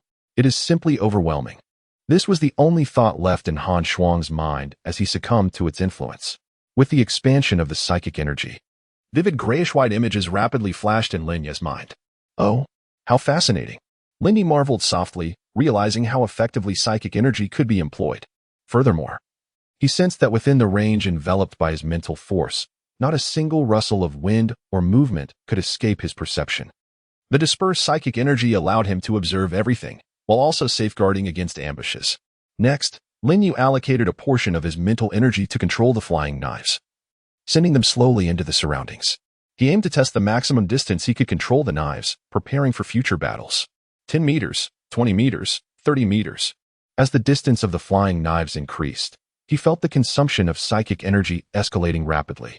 Upon surpassing 75 meters, the knives ultimately hovered at 80 meters. It appears that this is the limit at which I can maintain the maximum power of the knives. Swish, swish, swish, swish. With a thought, Lin Ye commanded all the flying knives to accelerate suddenly. Boom, boom, boom. Amidst the cacophony of sonic booms, each spinning dagger exceeded twice the speed of sound, tracing elegant arcs through the air. This is sufficient. It ends here. Lin Ye gazed at the myriad of flying daggers with immense satisfaction. Had the seven lords encountered the Lin Ye of today, they would surely have found no escape. However, if that mysteriously powerful blood-red giant tower in his sea of consciousness could unleash even more psychic energy, his mental prowess would undoubtedly ascend to new heights. Lin Ye, feeling a tinge of dissatisfaction, shook his head, dismissing such impractical thoughts. The enhancement of strength must be pursued step by step, with a steady and measured approach. One cannot afford to be overly eager. Soothing his emotions, he once again contemplated his thoughts. Amidst the unfolding events, the others remained as motionless as wooden mannequins. This time, they genuinely felt the formidable prowess of a war god-level mentalist. Within this boundless power, they resembled a fragile boat adrift on a tumultuous sea, susceptible to being capsized at any moment. After assessing the intensity and range of his mental prowess, Lin Ye felt a profound sense of satisfaction. At that moment, he also noticed the progress displayed on the panel regarding his martial artist rank, realizing he was merely a step away from ascending to an intermediate war god. It seemed he needed to seek out some lord-level beasts to engage in combat and enhance his progress. Lin Ye's gaze sharpened. He had nearly deciphered the mechanics of this upgraded panel: slay beasts to acquire energy. When this energy reached 100%, it would be entirely unleashed, refining and strengthening his genes, cells, and flesh from within, thus elevating his rank. What a marvelous panel it was! Lin Ye silently marveled at its wonders. With this panel, he was filled with anticipation for his future as a martial artist. Simultaneously, Lin Ye was acutely aware that despite bearing the title of a novice war god, his actual power and speed were among the elite, even within the intermediate war god ranks. Not to mention, he was also a high-level war god mentalist. As Han Shuang awakened, he gasped for breath, drenched in cold sweat after experiencing Lin Ye's released mental force. Not just him, but the others were equally affected. Once their emotions settled, Han Shuang hurriedly approached and inquired, "War god Lin, what just transpired?" "Nothing much. I merely had an unexpected insight regarding mental force and couldn't help but release it," Lin Ye replied with an expression of nonchalance, as though discussing an ordinary matter. "Oh. Understood." Han Shuang nodded gently and then retreated behind Lin Ye. The group then continued deeper into the city, preparing to investigate the gathering of lord-level beasts in City No. 042. Just then, an exceedingly loud roar echoed from afar. Roar. Boom. Boom. The ground began to tremble slightly. The vibrations grew increasingly intense as they approached. The group halted in unison, gazing towards the source of the tremors. Approximately 10 seconds later, at the entrance of a street several thousand meters ahead, a multitude of massive bloodthirsty tanks were charging wildly, 2 or 3 dozen in total, all high-level beast generals. The frantic sprint of the beast generals? Or was it for another reason? Watching this herd of swine-like monsters in a mad dash, Lin Ye clearly perceived that, in their desperate flight, one bloodthirsty tank had overturned several others in its wake to reach the front. Lin Ye keenly sensed something was amiss. The eyes of these bloodthirsty tanks exhibited no murderous intent, only a palpable sense of panic. What could instill such terror in the ranks of beast generals? Noticing this scene, Lin Ye narrowed his eyes slightly and commanded, "They are fleeing. Everyone, exercise caution." Upon hearing the words, Han Shuang and the others swiftly drew their weapons, bracing themselves for the impending confrontation. Suddenly, Lin Ye contemplated a possibility, one that could explain the beast general and Appos' frantic escape, a lord-level monster. There might be great danger approaching. "You all find a place to hide. I'll handle this." After issuing the warning, Lin Ye unleashed his mental energy once more. Whoosh, whoosh, whoosh. 10 flying daggers hovered around his form. "We shall take our leave now. Do take care." With that, he led the group of warriors swiftly in retreat. As the horde of beast generals advanced rapidly, Lin Ye stood ready, poised to strike at any moment. However, an unexpected turn of events unfolded. Just as Lin Ye prepared to charge forward, he witnessed a colossal figure, stretching 30 meters in length, crashing through a row of buildings, revealing its ferocious visage amidst the dust. The black-horned dragon lizard. Upon sighting this massive beast, Lin Ye's expression shifted slightly. The black-horned dragon lizard. His features hardened, and his eyes narrowed. In his line of sight, the creature was elongated and clad in pitch-black scales, each reflecting a chilling glimmer in the sunlight. A distinctive black horn adorned its forehead, accompanied by a pair of unsettlingly narrow, vertical pupils. A violent and sanguinary presence surged forth, sending shivers down one's spine even from a distance of several kilometers. Whoosh! The black-horned dragon lizard vanished in an instant. Boom, boom, boom. The sound of wind crashing erupted as a massive shadow descended from the sky, mercilessly crushing a bloodthirsty tank beneath its feet. A furious roar erupted as the dragon lizard opened its cavernous maw, sinking its teeth into the high-level beast general, the bloodthirsty tank. With a fierce tilt of its head, it swallowed the struggling and howling creature whole. The immense body of the bloodthirsty tank created a noticeable bulge in the abdomen of the black-horned dragon lizard. Indeed, it was a high-level lord monster. Lin Ye stood in shock, his expression grave. Although he maintained a semblance of composure, he had already tensed his nerves in readiness. Unlike ordinary lizard-like monsters, the black-horned dragon lizard did not lose its hunting instinct after consuming multiple prey. It was swift in its movements and relished in slaughter, often challenging other lord-level monsters within their territories, ranking among the most dangerous of its kind. Even the lord-level Silver Moon Wolf King would not dare engage it lightly. Suddenly, Lin Ye and Appo's gaze sharpened. Observing the bulging abdomen of the black-horned dragon lizard, he noticed a significant patch of missing scales on the right rear side of its belly. There appeared to be a wound there. Lin Ye meticulously noted this detail. Meanwhile, 5 kilometers away, the black-horned dragon lizard seemed unsatisfied with its recent meal. Suddenly leaping into the air, with a single, powerful bound, it traversed several hundred meters, resembling a small hill soaring through the sky. Its speed was astonishing, leaving a residual shadow as it positioned itself before the fleeing horde of beast generals. Whoosh! With a singular, powerful sweep of its tail, the colossal dragon's tail struck the horde of beast generals with a thunderous crash. The sound of cracking bones echoed incessantly, and when Lin Ye turned to look again, the 20 or so bloodthirsty tanks lay utterly annihilated. Even 3 of the higher-ranking beast generals had not escaped, being dispatched with a single blow. Such astonishing speed and ferocity. Lin Ye absorbed the scene, his pupils narrowing slightly, although he could have easily evaded the tail strike. Who could have known that this high-ranking lord monster had intentionally exposed a flaw? Each of these high-ranking lord monsters bore a striking resemblance to the infamous Old Dang. As Lin Ye pondered, a wave of murderous intent surged toward him from afar. He noticed that the black-horned dragon lizard was fixated on him, its gaze tinged with amusement. Even from a distance of 5,000 meters, Lin Ye could clearly discern the disdain and mockery in the creature's eyes, as if it regarded him, a mere little person, with utter contempt. Lin Ye remained silent, observing the performance of this high-ranking lord as visions of the 8th cut of the absolute silence flashed in his mind. In that very moment, he gathered the full extent of his mental energy, poised for an explosive release at any moment. Swiftly, flying daggers shot forth, joining the 10 already hovering around him. Faced with such a formidable high-ranking lord, Lin Ye dared not let his guard down, exerting his utmost effort from the very beginning. The bloodthirsty tank on the periphery of the attack, with most of its bones shattered, emitted a series of agonized wails. However, its cries subsided abruptly after just 3 seconds.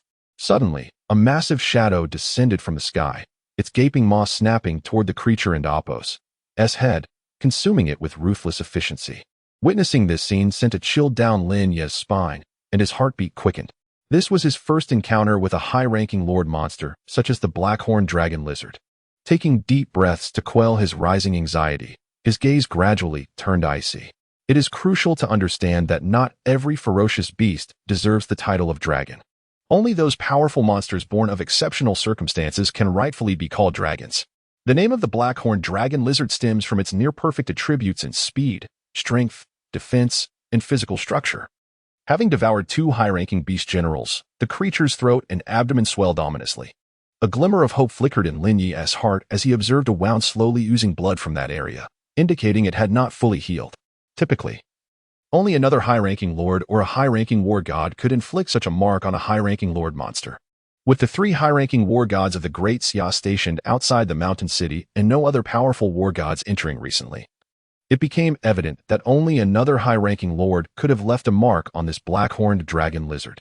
Lin Ye fixated on the faint trace of pink, his mind racing as he sought an opportunity to enhance his chances of victory. In his mind, an image emerged. The creature did not continue to feed but instead lifted its gaze to Lin Ye, the little ant, its eyes filled with a disdainful amusement. The intellect of a high-ranking lord was no different from that of an ordinary person. It seemed a fierce battle was imminent. Lin Ye met the gaze of the black-horned dragon lizard, his voice low and grave, confronted by this high-ranking lord-level dragon lizard.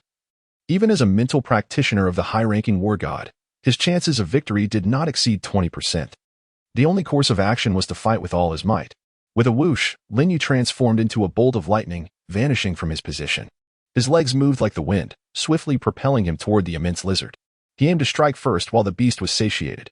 Simultaneously, 14 flying daggers encircled him within a 20-meter radius, forming a formidable first line of defense. Roar! As if provoked by the presence of this diminutive human, the black-horned dragon lizard let out a low growl and charged towards Lin Ye, creating an astonishing sonic boom as it ran. The distance of several thousand meters evaporated in an instant. The two adversaries rapidly closed in, on the verge of collision. Swish, swish, swish. The 14 daggers transformed into silvery streaks of light, each targeting the dragon lizard lord's eyes, neck, abdomen, and vital points. Every weakness of the beast was meticulously accounted for. Whoosh! Lin Ye, akin to a flash of lightning, brandished a shield in one hand and a dagger in the other, charging directly at the high-ranking lord. His speed was so remarkable that even an elite warrior like Li Dazhuang could scarcely discern his trajectory. Faster still were the 14 streaks of light, tracing arcs through the air. Roar! Just as the two were about to collide, the black-horned dragon lizard abruptly halted. With a swift motion, its tail, comparable in length to its body, lashed out, creating a shadowy arc aimed at Lin Ye. Lin Ye's form twisted and turned, executing an evasion that defied human capability, narrowly avoiding the powerful sweep of the tail. Boom! The 3-story building behind him was struck directly by the dragon's tail, collapsing in an instant. Chapter 73, Vanquishing the High Lord. With a resounding crash, the 3-story building collapsed into a heap of rubble. The terrifying assault of the High Lord sent shivers through the air. In an instant, Lin Ye moved like a fleeting shadow, his weapon slicing through the air with the swiftness of lightning, unleashing a barrage of dozens of strikes, each delivered with unyielding ferocity. Yet, faster than his blade were the 14 flying daggers, tracing peculiar arcs in the air. The black-horned dragon lizard lord, sensing the imminent threat from all directions, roared in fury, attempting to swat the daggers from the sky with its razor-sharp claws. However, the 14 daggers, reaching speeds thrice that of sound, evaded all but 2, which were deflected with sparks flying. The remaining 12 found their marks, piercing the creature's body and eliciting spurts of crimson. With vital points under siege, the black-horned dragon lizard lord's eyes widened in rage as it lunged once more at Lin Ye, rising upright and wielding its forelimbs like a man is poised to strike. The air was rent asunder by the fierce arcs of its claws, surging toward Lin Ye with blinding speed. Feeling the overwhelming threat of death, Lin Ye's gaze hardened. Instead of retreating, he surged forward, unleashing a mighty slash infused with 6 hidden forces, amplifying his strength to a staggering fourfold. This tremendous force propelled Lin Ye, an already formidable warrior, to surpass 500,000 kilograms, reaching the pinnacle of high warrior might. The S-class blade collided violently with the dragon lizard's claws. The impact felt as though he had been struck by a colossal hammer, sending him hurtling backward. The black-horned dragon lizard, too, was not left unscathed. The backlash caught it off guard, flipping it momentarily and revealing a vulnerable area devoid of its thick armor. A golden opportunity. As he soared through the air, Lin Ye deftly directed the flying daggers toward the soft underbelly of the black-horned dragon lizard and Apos' head. The daggers struck with precision, carving deep, grotesque gashes, and blood flowed profusely. With a heart-wrenching wail, the creature's pupil shrank to pinpricks as it felt excruciating pain, realizing its rear had also been pierced. Simultaneously, 3 S-class daggers found their way into the creature's face, 2 embedding halfway, ensnared by the muscle, while the last targeted its eye. A sharp crack echoed as the dagger shattered its eye socket, a mysterious liquid splattering as the blade flew free. In that moment, the black-horned dragon lizard became a one-eyed beast. Another S-class dagger, moving at multiple times the speed of sound, grazed its neck, leaving behind a gaping wound. A series of blood-red, ethereal blades carved eerie traces through the air, relentlessly assaulting the black-horned dragon lizard, unceasing in their onslaught.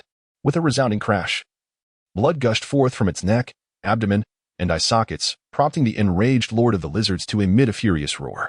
The black-horned dragon lizard, in a frenzy, wildly swung its claws in a desperate attempt to intercept the flying blades. Yet, the speed of these daggers far surpassed that of this formidable creature. Gradually, it began to lose its composure. Seizing the opportunity, Lin Ye charged forward to initiate an attack. With his battle knife in hand, he harmoniously combined his strikes with the dazzling blades in the air, launching a ferocious offensive. The clashing sounds of metal reverberated in the air. Wherever the blade met the armored giant lizard, sparks the size of fists erupted. Clearly, the force unleashed was still insufficient. Lin Ye's eye sharpened. Severing strike, 7th slash. A blade-like flash of lightning darted through the air, amplifying the power of his battle knife to an astonishing 60,000 kilograms. The S-class battle knife, with its razor-sharp edge, sliced through the air, severing the left foreclaw of the blackhorn dragon lizard. Whoosh! The sound of the wind echoed again as the lizard, filled with boundless fury, swung its tail violently towards Lin Ye, intent on reducing him to a mere pulp. However, this wrathful strike was deftly evaded by Lin Ye. Whoosh! He transformed into a fleeting shadow, darting behind the dragon lizard. With a single eye and a severed claw, the one-eyed giant lizard let out a thunderous roar, its entire body pivoting once more in a frenzied attempt to pounce upon Lin Ye. His pupils contracted slightly, and he swiftly dodged, facing an almost insane high-ranking lord monster. Lin Ye no longer needed to worry about its cunning. He merely had to avoid being struck during its rampage. Boom! The concrete pavement cracked under the weight of its assault. Severing strike, 7th slash.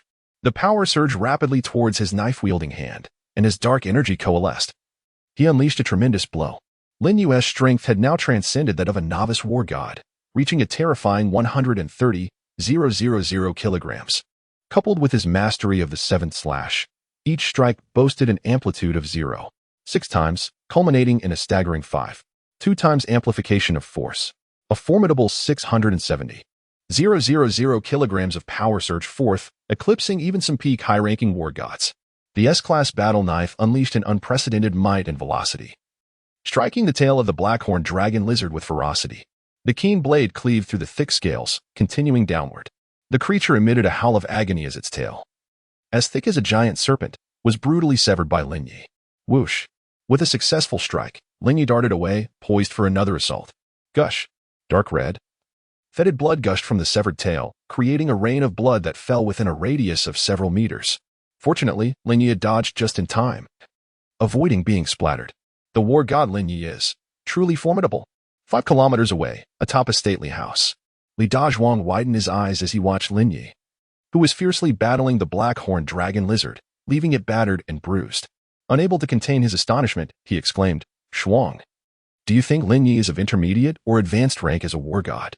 Han Shuang replied with a pensive silence. According to his knowledge, Lin Ye had only recently ascended to the rank of war god, having achieved the feat of slaying 3 low-tier lords. Yet, the creature before them, the blackhorn dragon lizard, was undeniably a true high-tier lord, and a dragon-type beast at that. The others remained silent, their gazes fixed on Lin Ye, brimming with anticipation. Roar! Roar! To Lin Ye's astonishment, the tailless blackhorn dragon lizard let out 2 terrifying howls that pierced the air. Boom! Boom! 2 sonic booms echoed from a distance, subtle yet perceptible to his keen senses. Did this high-tier lord have reinforcements? Lin Ye and Appo's expression tightened as thoughts of retreat began to form in his mind. If another high-tier lord were to join the fray, he would be doomed. At that moment, seemingly aware of Lin Ye's formidable presence, the wounded blackhorn dragon lizard warily scanned the surroundings for the flying knives it had previously experienced the sharpness of. Now a source of great disturbance. Roar! Roar! With 2 thunderous roars, 2 one-eyed giant lizards, smaller than the blackhorn dragon lizard, appeared by its side. Upon witnessing their leader and Appo's severed tail, the 2 one-eyed lizards huffed angrily, releasing plumes of black mist from their nostrils, their singular gaze fixed menacingly on Lin Ye. 2 low-tier lords. Lin Ye's eyes sharpened, and he unleashed all 14 flying knives towards the trio of lords. 10 knives targeted the severely wounded black horned dragon lizard, while the remaining 4 were aimed at the 2 one-eyed giant lizards. Swish! Swish! As the 2 flying knives hurtled towards them, the one-eyed lizards leapt into the air, attempting to evade the oncoming blades while also launching themselves at Lin Ye. However, they seemed to have forgotten about the 2 remaining knives that were still aimed at them. Whoosh! Whoosh! In an instant, the 2 additional flying knives struck true, piercing through the heads of the unsuspecting low-tier lords, sending their insides into disarray. Thunderous crashes echoed as the flying knives exited the lizards and Appo's heads, causing the massive creatures to collapse lifelessly to the ground. Bravo! Cheers erupted from a distance. The 4 flying knives had effortlessly dispatched 2 low-tier lords, a feat that left Han Shuang and the others in a state of shock. Igniting a flicker of hope for the young war god, the battlefield lay in ruins, with entire blocks of buildings reduced to rubble amidst the clash between Lin Ye and the black-horned dragon lizard. The latter was left battered and bruised from the combined onslaught of Lin Ye and the flying knives, with severed claws, blinded eyes, and even its own tail cleaved off. Why is this little man so powerful? Confusion filled the remaining eye of the black-horned dragon lizard. Panting heavily, Lin Ye struggled to catch his breath. The repeated execution of the seventh slash had taken a tremendous toll on his stamina. On the opposite side, Lin Ye cast a fleeting glance at the wounded eye of the cyclopean dragon lizard, his gaze skimming over the dancing light. Suddenly, a thought blossomed in his mind. In the next moment, he vanished from his position, launching a renewed assault. Evading, he swung his blade and struck down. His primary objective was to divert the attention of the black-horned dragon lizard, while his flying daggers lay in wait for the opportune moment. Whoosh, whoosh, whoosh. The S-class daggers, surpassing 5 times the speed of sound, traced dazzling trajectories as they deftly avoided the black-horned dragon lizard's defenses, penetrating its body at particularly cunning angles through the previously inflicted wounds. The belly, the rear, the neck, every vulnerable spot was a target. Amidst the cacophony of slicing sounds that sent shivers through the gut, the internal organs of this high-ranking creature were ruthlessly obliterated. Simultaneously, an S-class dagger pierced its blinded eye, forcefully breaching the eye socket and wreaking havoc within its skull. With a dual-pronged assault, the black-horned giant lizard soon succumbed amidst a chorus of wails, meeting its demise. Chapter 74. The Intermediate War God. Boom. The colossal body of the black-horned dragon lizard crashed down, collapsing several small buildings. Vivid crimson blood gushed forth from the myriad wounds on its corpse, swiftly converging into a dark red stream. Under the sun and Apos' radiant glow, a dense scent of blood gradually permeated the air. Truly, the high-ranking Lord-level black-horned dragon lizard was a formidable foe to vanquish. A smile graced Lin Ye and Apos' face as he leaped with the swiftness of lightning, arriving beside the lifeless form of the dragon lizard. Whoosh, whoosh, whoosh. 6 S-grade throwing knives hovered around Lin Ye, ultimately finding their way into his pocket. As for the 8 throwing knives, they were utterly destroyed beneath the claws of the black-horned dragon lizard. The sheer force exerted by this creature was sufficient to obliterate 2 S-grade knives and 6 A-grade ones, exemplifying the terrifying might of a high-ranking Lord-level beast. Indeed, this black-horned dragon lizard proved difficult to slay, had it not been for its recent gluttony and existing injuries. Lin Ye would have found it far more challenging to defeat. He gazed at the ebony-scaled carcass, its sinewy muscles, and felt a twinge of relief. Dragon-like monsters possess an exaggerated vitality, capable of regenerating even severed limbs over time. Thus, he had aimed to assail its weaknesses, ensuring the destruction of its vital organs and brain. During this confrontation, Lin Ye discerned that merely relying on the amplitude of the 7th slash of absolute breath seemed insufficient against such high-level monsters. After all, the overwhelming majority of high-ranking Lord-level powers far surpassed human capabilities, rendering brute force ineffective. It appeared that he must diligently practice the final 3 slashes of the absolute breath, amplifying his combat prowess once more. A glimmer of determination flickered in Lin Ye and Apos' eyes. Though the exertion from employing the absolute breath was immense, the explosive power it yielded was equally remarkable. In the recent battle, whether severing the dragon lizard's forelimbs or tail, the enhancements of the absolute breath played an indispensable role. Moreover, it seemed his attribute points had reached 100%, allowing for a breakthrough. Name: Lin Ye. Realm: Beginner War God. Movement Technique: Perfect Level, Proficiency 35-100. Mental Force: High Level War God, 580-100. Domain: Inactive, Gray. Avatar: Inactive, Gray. Intermediate War God. Let the breakthrough commence. Lin Ye's heart remained tranquil as his consciousness lingered just beyond the threshold of Beginner War God. Boom. In the next moment, an unprecedented torrent of energy materialized out of thin air, cascading down upon him. A sensation akin to being submerged in the ocean enveloped his mind in an instant. Lin Ye steadied himself, concentrating his entire awareness to perceive the rapid refinement and enhancement he was undergoing beneath this overwhelming aura. Simultaneously, his power surged forth like a flood breaching a dam, inexorably approaching the realm of the Intermediate War God. A minute later, the sensation of elevation dissipated. Lin Ye gradually opened his eyes, feeling an incredibly potent force coursing through every cell in his body. He also sensed that the resilience of his bones, flesh, and skin had transcended all previous limits. These changes evidently stemmed from attribute enhancements. The triumph of his breakthrough and the formidable power coursing through Lin Ye and Apos' body instilled within him a profound confidence. Even when confronting a recently encountered high-level lord, he found that he could engage in direct combat without relying on mental energy. Should he incorporate his mental prowess, the task of vanquishing foes would become significantly easier. This expedition to City 042 was indeed worthwhile. Lin Ye's gaze swept across the remains of 3 lord-level beasts, a satisfied smile gracing his lips. The mere fact of advancing to an intermediate battle god and acquiring materials from 4 lord-level monsters brought him immense joy. Yet, he was not content to rest on his laurels. He had come here to refine his agility and swordsmanship, and thus, he intended to press onward. Additionally, he sought to investigate the peculiar matter mentioned by Han Shuang. As his consciousness scanned the interface, Lin Ye discovered that the realm category had transitioned from elementary battle god to intermediate battle god. Furthermore, the figures following mental energy had shifted from 5100 to 15100. Suddenly, Lin Ye's expression froze, akin to a blind person stumbling upon a glimmer of light. His consciousness swept over intermediate battle god once more. At this moment, he noted that the reflected data of power and speed diverged from the expected values corresponding to known realms. Intermediate battle god, power 260,000 kg, speed 610 ms. His first thought, attribute enhancements are exceedingly beneficial. In the blood-soaked, abandoned streets, silence descended, palpable enough to hear a pin drop. With a sharp intake of breath, Lin Ye steadied the tumultuous emotions bubbling within his chest and approached the corpse of the black-horned dragon lizard. Suddenly, rapid footsteps echoed behind him.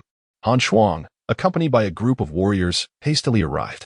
Having witnessed Lin Ye enter a state of profound insight, he had opted to maintain a respectful distance to avoid disturbing him. Battle God Lin Ye, thank you for once again rescuing us all, Han Shuang remarked. Casting a glance at the fallen black-horned dragon lizard, his throat dry.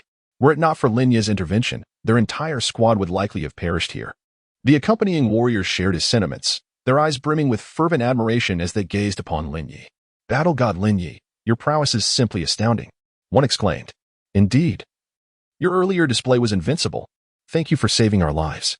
In the face of their exuberant gratitude, Lin Ye responded with calm composure, I acted merely to survive. Do not feel indebted, for such feelings can lead to unease. However, Han Shuang interjected, you have saved us twice now. I, Han Shuang, will forever remember this life-saving grace. Moreover, should you have any requests, do not hesitate to voice them. We shall do our utmost to fulfill your needs, provided they lie within our capabilities. The voice of Han Shuang was slow yet sincere. Lin Ye cast him a deep glance and, with a calm smile, replied, I have not yet made up my mind. I will tell you when I do. All right. Han Shuang nodded emphatically. Chapter 75. The Spirit of Flora and Fauna. Upon finishing his words, Lin Ye focused intently on the dissection. The others, with wide eyes, encircled the high-ranking lord-level blackhorn dragon lizard, examining it from head to tail. It was their first encounter with such a formidable beast at such close quarters. Some of the more curious warriors even poked the creature's skin, only to discover that it was more resilient than their own weapons, leading to a swift loss of interest. A dull thud echoed as Li Dazhuang struck the belly of the high-ranking lord with his fist. The immense recoil left him grimacing in pain, his entire arm tingling. Ha ha. Dazhuang, you truly are a brawny fool. This is a high-ranking lord. Laughter erupted, and Li Dazhuang shot a fierce glare at the speaker, continuing to rub his fist.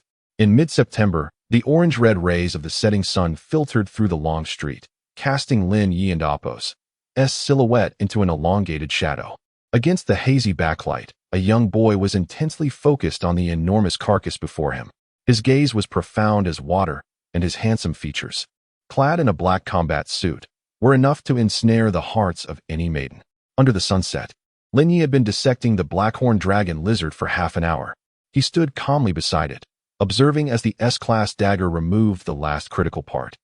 Once a high-ranking lord-level monster, it now lay reduced to a heap of flesh and bones. Next, he dedicated another 15 minutes to dissecting 2 lord-level cyclopean lizards.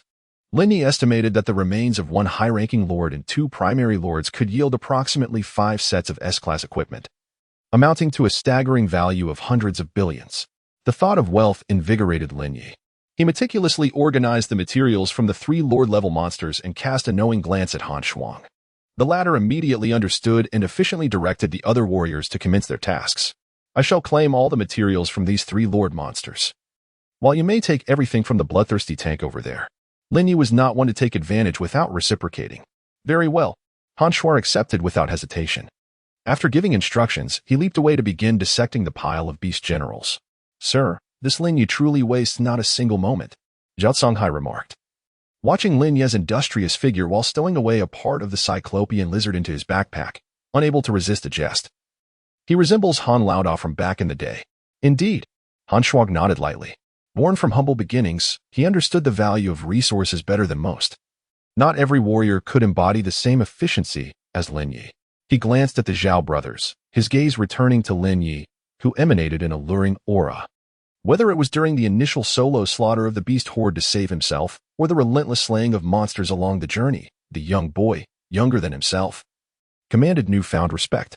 What was more significant was Lin Ye's audacity to confront the high-ranking Lord Blackhorn Dragon Lizard head-on, engaging it in battle and triumphing. This formidable power has left an indelible impression in his mind. Perhaps accompanying him would facilitate a swifter growth. Without reason, such a thought suddenly sprouted in Han Shuang's mind.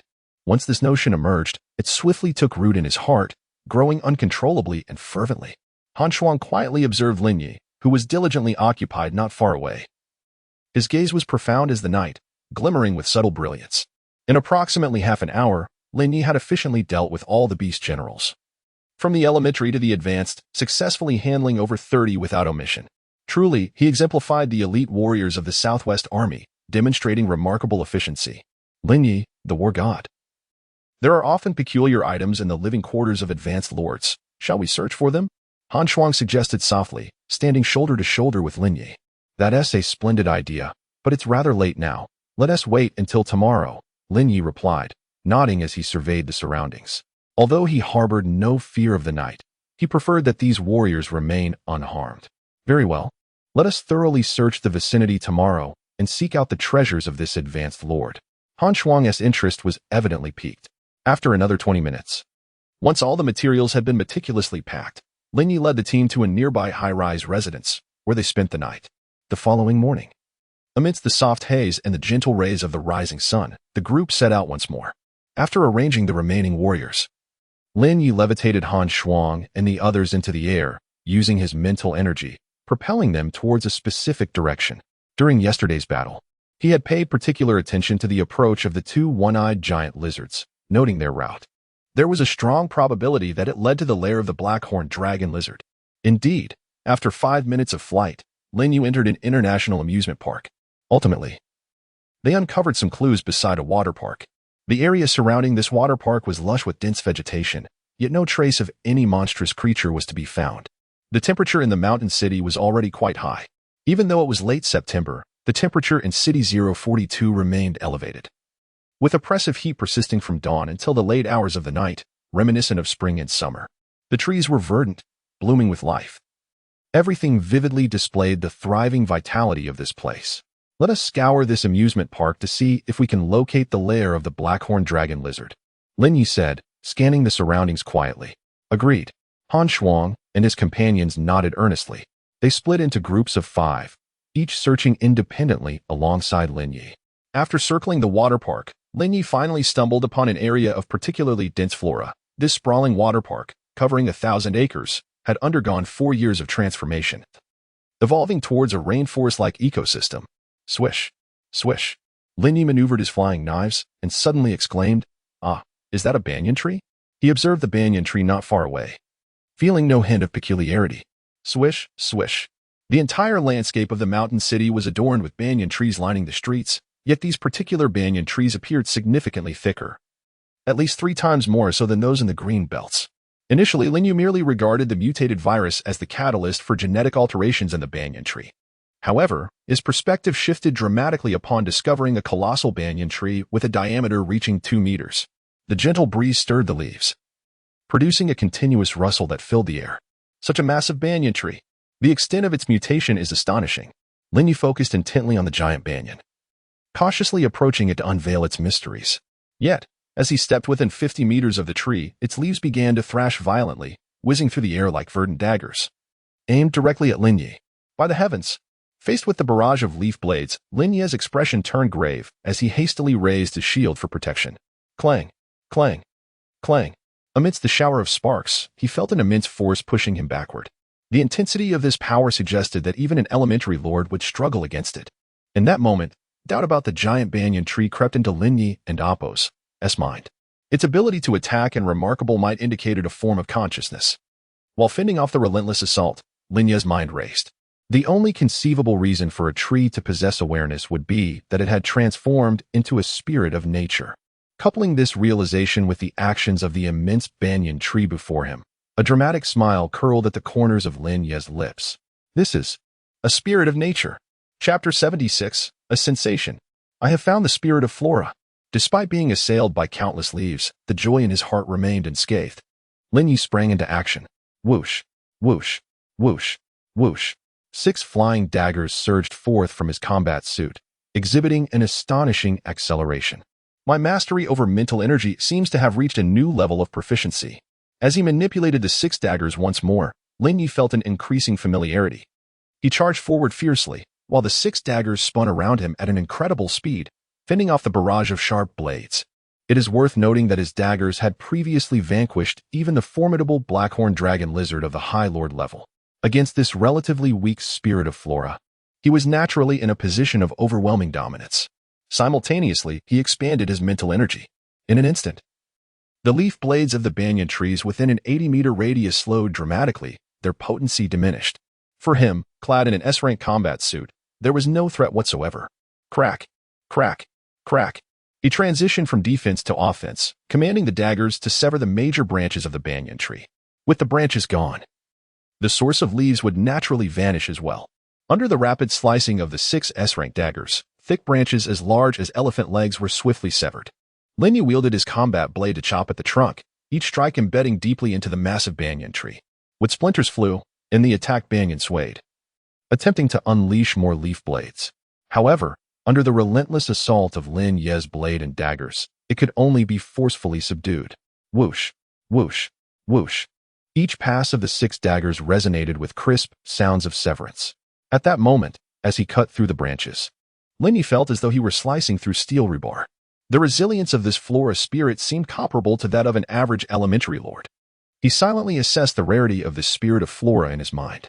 Generally speaking, the more aggressive and self-preserving a spirit of flora is, the more precious it becomes. Clearly, the giant banyan tree before him exhibited a rather ordinary essence.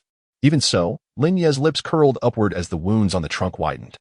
The spirits of flora discovered in the world typically possess 2 effects. One enhances cellular vitality and improves healing capabilities, while the other significantly boosts physical strength. Such a treasure must be acquired. With this thought, a glimmer ignited in his eyes, and he hastened the pace of his assault. Streams of milky white sap oozed from the wounds of the banyan tree, and soon, the massive banyan, merely 2 meters in diameter, came crashing down. Lin Ye continued to command the daggers, slicing through the trunk at maximum frequency. Boom, boom, boom. Amidst the flying debris, a breathtaking white essence erupted forth. It was the spirit of flora. Lin Ye's heart raced with exhilaration. He swiftly darted forward and firmly grasped this milky white heart of flora in his hands.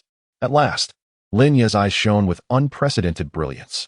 A single heart of flora could elevate him to the rank of a high war god in no time. Amidst the surprise, the distant voice of Han Shuang suddenly echoed, Lin Ye, the god of war, has made a discovery. Without a moment's hesitation, Lin Ye vanished from his spot, propelling himself towards Han Shuang's location. Behind him, the sound of sonic booms reverberated incessantly. Half an hour later, with the collapse of another colossal banyan tree, Lin Ye successfully acquired the second spirit of the flora. With both hearts of the plants in his possession, Lin Ye felt an unprecedented exhilaration. He took several deep breaths, allowing the fervor in his eyes to gradually subside, though its warmth still lingered. After obtaining the 2 spirits of the flora, he refrained from further action. The expanse of City 042 was vast. Even if he wished to thoroughly explore every corner, it would require at least a week's time. He needed assistance. Without delay, he contacted Su Qi. A few seconds later, the call connected. He briefly recounted the situation regarding the blackhorn dragon lizard and the spirits of the flora, directly expressing his need for support, to which Su Qi readily agreed. Upon hearing this report, Xu Yong felt a surge of energy. He promptly dispatched the mid-level warriors, Emperor Xiaoying and Dragon King, to accompany Chen Xuanmu and Bing Yao to City 042, to aid Lin Ye in searching the area. hoping to uncover more spirits of the flora. Meanwhile, he reported Lin Ye's achievements in City 042 to the headquarters in Kyoto. In Kyoto, at the Gyeonggi Guard headquarters. The news of Lin Ye discovering spirits of the flora in City 042 and acquiring 2 of them sent Ma Chi-feng leaping from his seat in excitement. He approached the map, his gaze igniting with fervor. What is the current Great Xia lack? Warriors. More specifically, it is in need of high-end warriors at the God of War level. A single spirit of the flora not only enhances the vitality of a warrior's cells and improves physical capabilities, but the abundant energy it harbors can elevate a mid-level warrior to the status of a high-level God of War in a short span. This signifies that the presence of one spirit of the flora equates to the birth of a high-level God of War. Suddenly, he turned to an assistant and commanded in a low tone, "Cancel Lin Ye and Appos as contribution points on the trading platform. From now on, all his purchases there will be free." The foremost commander of the Great Xia was never stingy towards a valiant warrior who had achieved great merit. Moreover, the significance of the spirits of the flora to the Great Xia was self-evident. Additionally, prepare the villa next to my Xinhui Manor for Lin Ye. When he comes to Kyoto, I shall have a good talk with him. With the second task delegated, Ma Chi-feng felt invigorated, his burden significantly lightened. Since he and Long Tianya could unearth the spirits of the flora, it was highly probable that such extraordinary entities also existed in other regions. After pondering for a moment, Ma Chi-feng issued a direct order: notify all major fortresses to increase the frequency of God of War level warriors entering the wilderness. While ensuring their own safety, they should explore those uncharted areas in search of spirits of the flora. Yes, the assistant acknowledged and departed. At this moment, Ma Chi-feng gazed at the smiling Jia Yi, filled with perplexity. "Do not rush, my old friend. There is another matter I must convey to you," Jia Yi said leisurely, despite the tumultuous excitement within him. His countenance remained as tranquil as still water. "Did you say he single-handedly vanquished a high-ranking lord-level blackhorn dragon lizard?" "What?" Ma Chi-feng's eyes widened in astonishment. Jia Yi continued, "I am telling you that Lin Ye, all on his own, eradicated a high-ranking lord-level beast." As these words were uttered, a profound silence enveloped the command room. Personnel exchanged incredulous glances, their expressions reflecting utter disbelief. "But Lin Ye, he is merely a novice war god," a staff member quietly remarked. "Old Ma, it seems our Great Xia military has struck gold." "Indeed." Ma Chi-feng, still in shock, numbly nodded. "Lin Ye truly is a prodigy." Soon, news of Lin Ye acquiring the spirit of flora and slaying the blackhorn dragon lizard spread like wildfire. The entire realm of Great Xia and Appos war gods was stirred with excitement. Particularly, the Lord of the Night, Long Tianya, was left utterly astounded. He, alongside Shura, had nearly perished to obtain 3 spirits of flora. Yet Lin Ye had secured 2 all by himself. However, upon hearing the news of Lin Ye and Appos' conquest over the high-ranking lord-level blackhorn dragon lizard, Long Tianya felt a wave of relief wash over him. Subsequently, a fervent pursuit for the spirits of flora erupted within the circle of Great Xia's war gods. Almost all warriors stationed at the fortresses secretly mobilized, venturing into the wilderness. Chapter 77. Sweeping through City 042. In the outskirts of City 042, within a desolate amusement park, Lin Ye swiftly established contact with Su Qi, who promptly relayed her feedback.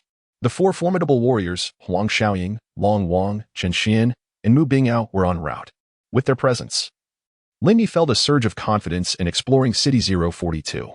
After all, confronting a lord-level beast alone was a starkly different experience than facing it alongside comrades. Moreover, the 2 intermediate warriors, Long Wang and Huang Xiaoying, excelled in containment, capable of engaging even high-level lords in a fierce struggle. This presented Lin Ye with a significant opportunity to launch a surprise, lethal strike against the enemy. Contemplating this, a cruel smile crept upon Lin Ye's lips. "Tremble, Lord Beasts." As for the spirit of nature, a resolute expression emerged on Lin Ye's face. He was immensely eager about the formidable effects of the spirit of nature. Having completed his preparations, Lin Ye stepped onto his shield and ascended into the air. He intended to meticulously scour the amusement park once more, seeking the lair of the high-level Lord Beast. Their previous exploration had merely scratched the surface of this vast international amusement park.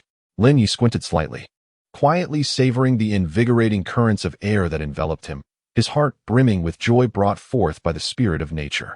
In the blink of an eye, he soared to a height of 1,000 meters, surveying the ground below in search of the lair of the blackhorn dragon lizard. Upon ascending to intermediate warrior status, Lin Ye not only experienced a significant enhancement in his physical attributes, but his senses also underwent a remarkable transformation, even from thousands of meters away. He could discern the expressions of every individual on the ground. Suddenly, Lin Ye's gaze momentarily faltered. He then turned his attention toward the southeastern corner of the amusement park. There, on the edge of the ground, throngs of various monstrous creatures were densely clustered. At first glance, there appeared to be 300 to 400 giant lizard-like beasts. Judging by their size, most of these giant lizards were at the beast general level. Among them, one creature bore a size comparable to the low-level lord he had previously vanquished. At that moment, the giant lizards patrolled around a massive circular structure, each exhibiting an extraordinary level of vigilance, as if they had sensed something amiss. This was likely the lair of the black-horned dragon lizard. Lin Ye had reached a conclusion in his mind. With a swift motion, he unsheathed his battle blade, and 6 S-grade flying daggers hovered beside him. The next moment, Lin Ye launched a direct assault on the horde of giant lizards. Moments later, wielding 7 blades, Lin Ye tore through the beast throng, successfully penetrating the lair of the black-horned dragon lizard. In the very center, he discovered 2 massive, dark bluish eggs, each towering at least 2 meters high. It appeared these were the eggs of the black-horned dragon lizard. Lin Ye gazed at the egg, adorned with intricate azure patterns, his eyes gleaming with excitement. High-level lord eggs were a rarity, even across the vast expanse of the Great Xia. Lin Ye pondered inwardly, simultaneously unraveling a lingering mystery that had troubled him. During the recent confrontation with the black-horned dragon lizard, Lin Ye sensed something amiss with its condition. Despite being a high-ranking lord-level beast, its reactions and attacks were far from optimal. It became apparent to Lin Ye that this black-horned dragon lizard was not only well-fed but had also recently laid eggs, which diminished its strength. Harnessing his formidable mental prowess, Lin Ye fashioned 2 iron baskets from a collection of rusted steel bars and subsequently extracted the 2 enormous eggs from the fetid lair. Before him lay a multitude of beast general-level giant lizards, scattered across the ground, their blood pooling around them. Among them was the corpse of an initial lord-level giant lizard. Thus, Lin Ye had ruthlessly annihilated the entire family of 4 lords belonging to the giant lizards. Even the unhatched giant eggs had become his spoils. After scrutinizing the giant eggs, a sudden thought emerged in Lin Ye's mind. He decided to address it later. For now, he would focus on transporting them. After swiftly dissecting the initial lord-level monster, Lin Ye reunited with Han Shuang, laden with his bounty. Before long, the sound of helicopters reverberated through the sky, growing closer. Eventually, 2 dark green helicopters, heavily armed, descended slowly before Lin Ye. 4 figures emerged from within: the Dark Knight Deputy Commander, Dragon King, the Plague War God, Wang Qianyi, the Dark Knight Strategist, Chen Xian, and the Ice Mountain War Goddess, Mu Bingyao. Upon the arrival of the 4 formidable warriors, Lin Ye felt a surge of joy. "Welcome. Now, I must trouble you all to join me in exploring City 042, he stated, addressing the familiar war gods without reservation. "Given our responsibilities, there is no need for any trouble," replied Dragon King, his deep, raspy voice emanating a sense of security from his towering physique. The other 3 nodded slightly in agreement. "However," he continued, "your coming will not be in vain. All spoils we gather will be split evenly among us." He specified that the spirit of flora and fauna would be allocated separately based on quantity and would not be included in the equal division. With this, Lin Ye's gaze fell upon the recently dissected lord materials nearby, hinting at his intent. Upon hearing this, the 4 war gods immediately turned their attention to Lin Ye, the Ice Mountain Goddess's beautiful eyes shimmering with light. "You heard correctly, the materials from the monsters and other spoils will be shared equally, while the spirits of flora will be distributed separately," Lin Ye reiterated earnestly. Hearing such sincere words from him, the others exchanged smiles with Lin Ye. "Then we shall not be polite," Wang Xiaoying replied, his face beaming with delight. The matter of the spirits of flora was of great significance, and Lin Ye's willingness to offer an equal share demonstrated his sincerity. Moreover, they were eager to fight alongside a powerful mentalist capable of independently slaying high-ranking lords. After a brief exchange, the 5 reached a consensus. It was now time to organize Han Shuang's team.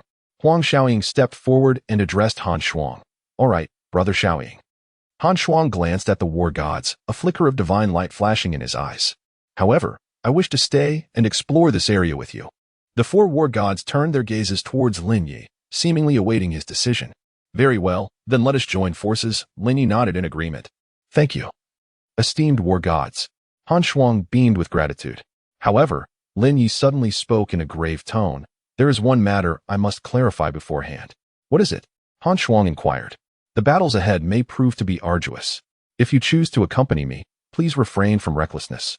Otherwise, I may not be able to protect you. Lin Ye asserted, his eyes shimmering with intensity. He was not jesting. The challenges that loomed were predominantly those of Lord-level or even higher-tier monstrous foes, escalating the peril to unprecedented levels. It was a battlefield unsuitable for a mid-tier warrior.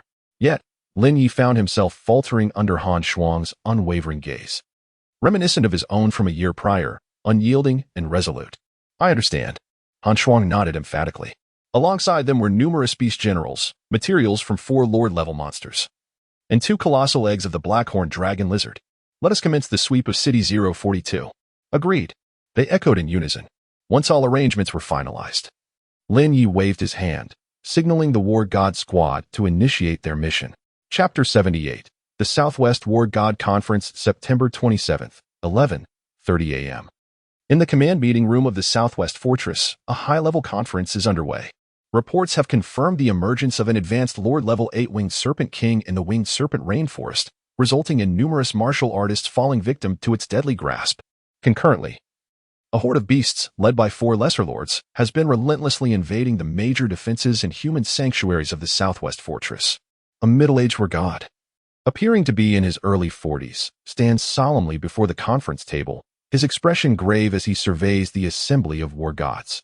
With a heavy heart, he states, as of an hour ago, there have been a total of 227,025 confirmed dead or missing, nearly half of whom are soldiers and logistics personnel from the Southwest military, with the majority being ordinary citizens sheltered within the sanctuaries.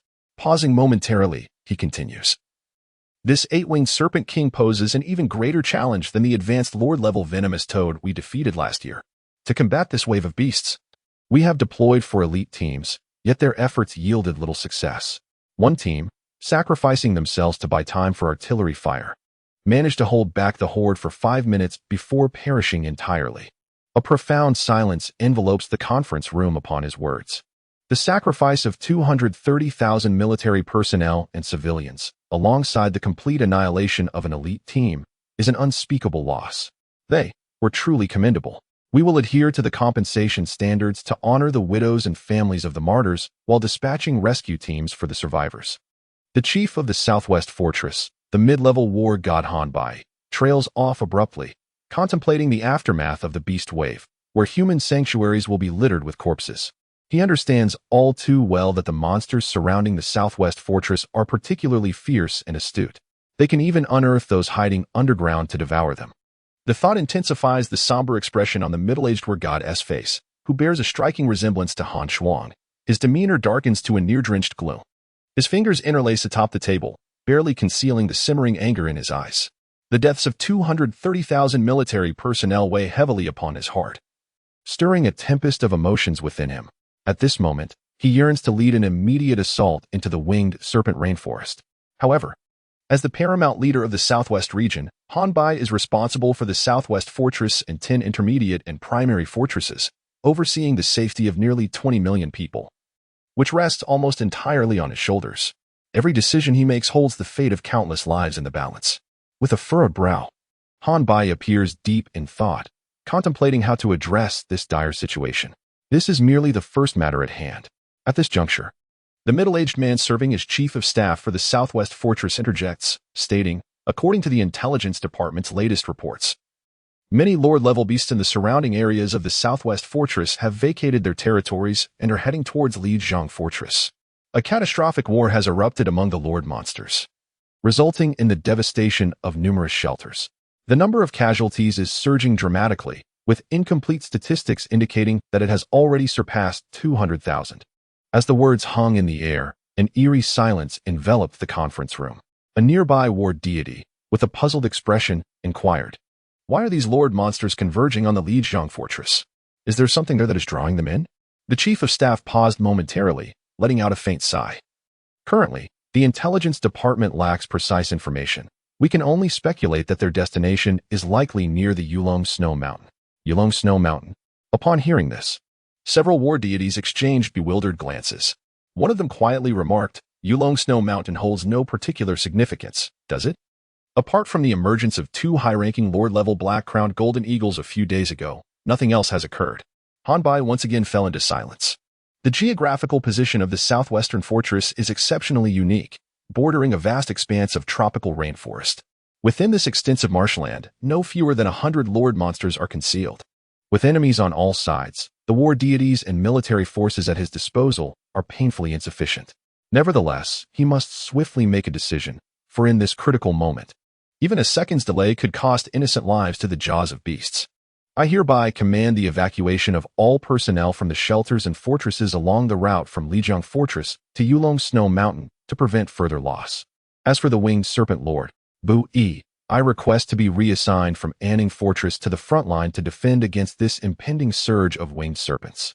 The speaker was none other than Li Hui, one of the two medium-ranked war deities at the southwestern fortress, clad in a black S-class combat suit. His towering 2-meter stature exuded an imposing aura. Moreover, he held another identity as the father of the high-ranking war general Li Dazhuang. Hui, you may not be able to venture into that forbidden land of the winged serpents. Anning Fortress serves as a crucial hub for the 8 primary fortresses in western Yunnan.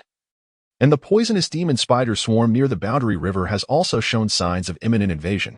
If you depart, there may be no one left to contend with the venomous Spider King, who is on the verge of ascending to High Lord status. I implore you to consider this matter carefully.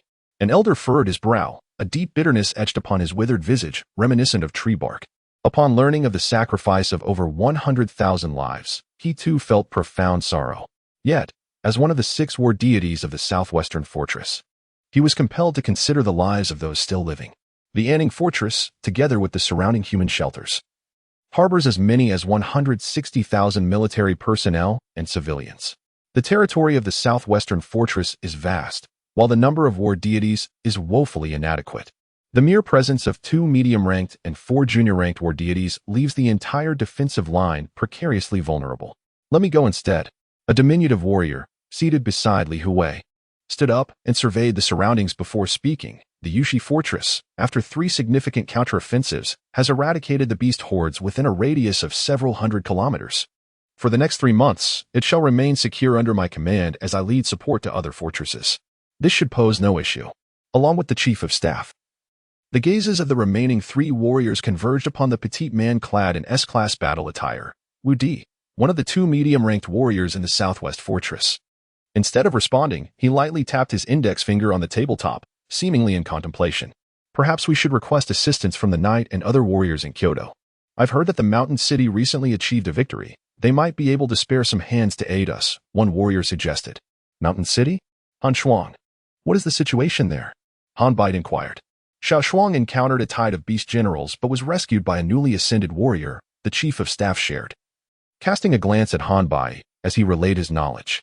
Indeed, the middle-aged man nodded, his expression slightly easing. The newly ascended warrior must be Lin Ye. Very well. Contact Ma Chi Feng in Kyoto immediately and have him dispatch any recently available warriors to support us. Additionally, I personally invite Vice Commander Long Wang of the Night and strategist Chen Xian to visit us.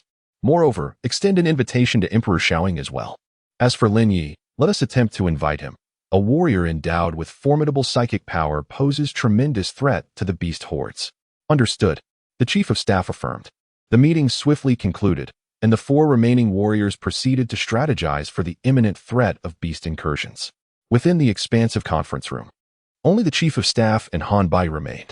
With a serious demeanor, the chief of staff articulated, the Bolanas families. One of the 9 major families of the HR Alliance has reached out to me, wishing to engage in a transaction concerning monster materials with the Southwest Fortress. And the rationale behind this? Han Bai queried. The Southwest Fortress produces a substantial yield of monster materials annually. The Bolanas family is prepared to offer a high price or exchange precious resources. That is out of the question, Han Bai retorted decisively. As a high-ranking official of the Daxia military, he would never engage in actions detrimental to national interests.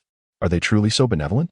After a moment of silence, Han Bai regarded his old comrade with skepticism. The first speaker of the HR Alliance will step down at the year's end. Castle Bolanas, the family head, seeks to vie for that position. Courting the Southwest Fortress would effectively establish a connection with the Daxia military. While it may not guarantee victory, it certainly provides a significant advantage, the chief of staff disclosed after a thoughtful pause. Han Bai responded, a cunning bunch indeed. However, if they wish to negotiate, they must demonstrate sincerity. A mere phone call is insufficient for me to acquiesce to such a significant matter. If they wish to discuss, let a person of worth from the Belena's family come forth. Otherwise, our discussion shall remain moot. Furthermore, convey the matter of the HR Alliance Belenas to Ma Qifeng and Jia Yi and ascertain their respective attitudes. Chapter 79, A Bountiful Harvest. Lin Ye, the god of war. You truly are remarkable. With astonishing swiftness, you have slain that high-ranking lord-level mighty barbaric bear. Han Shuang gazed at Lin Ye, who was meticulously dissecting the colossal bear and Apos' carcass, her eyes sparkling with admiration. Who would have thought that in just 2 short days, I would witness the demise of 3 high-ranking lords? It is truly. Enough with the sentiments, come help with the transport. Chen Xian's voice abruptly interrupted Han Shuang's musings, prompting her to shrug and walk over helplessly. Whoosh. All right. I'm on my way. Upon hearing this, Lin Ye paused his task and promptly followed the Dragon King to the designated location. 2 nature spirits, secured. An hour later, Lin Ye held 2 freshly acquired nature spirits, a smile curving at the corners of his mouth. The other 3 warriors also displayed expressions of excitement, particularly Huang Xiaoying and the Dragon King, their eyes gleaming with fervor. These 2 nature spirits represented the presence of 2 high-ranking gods of war.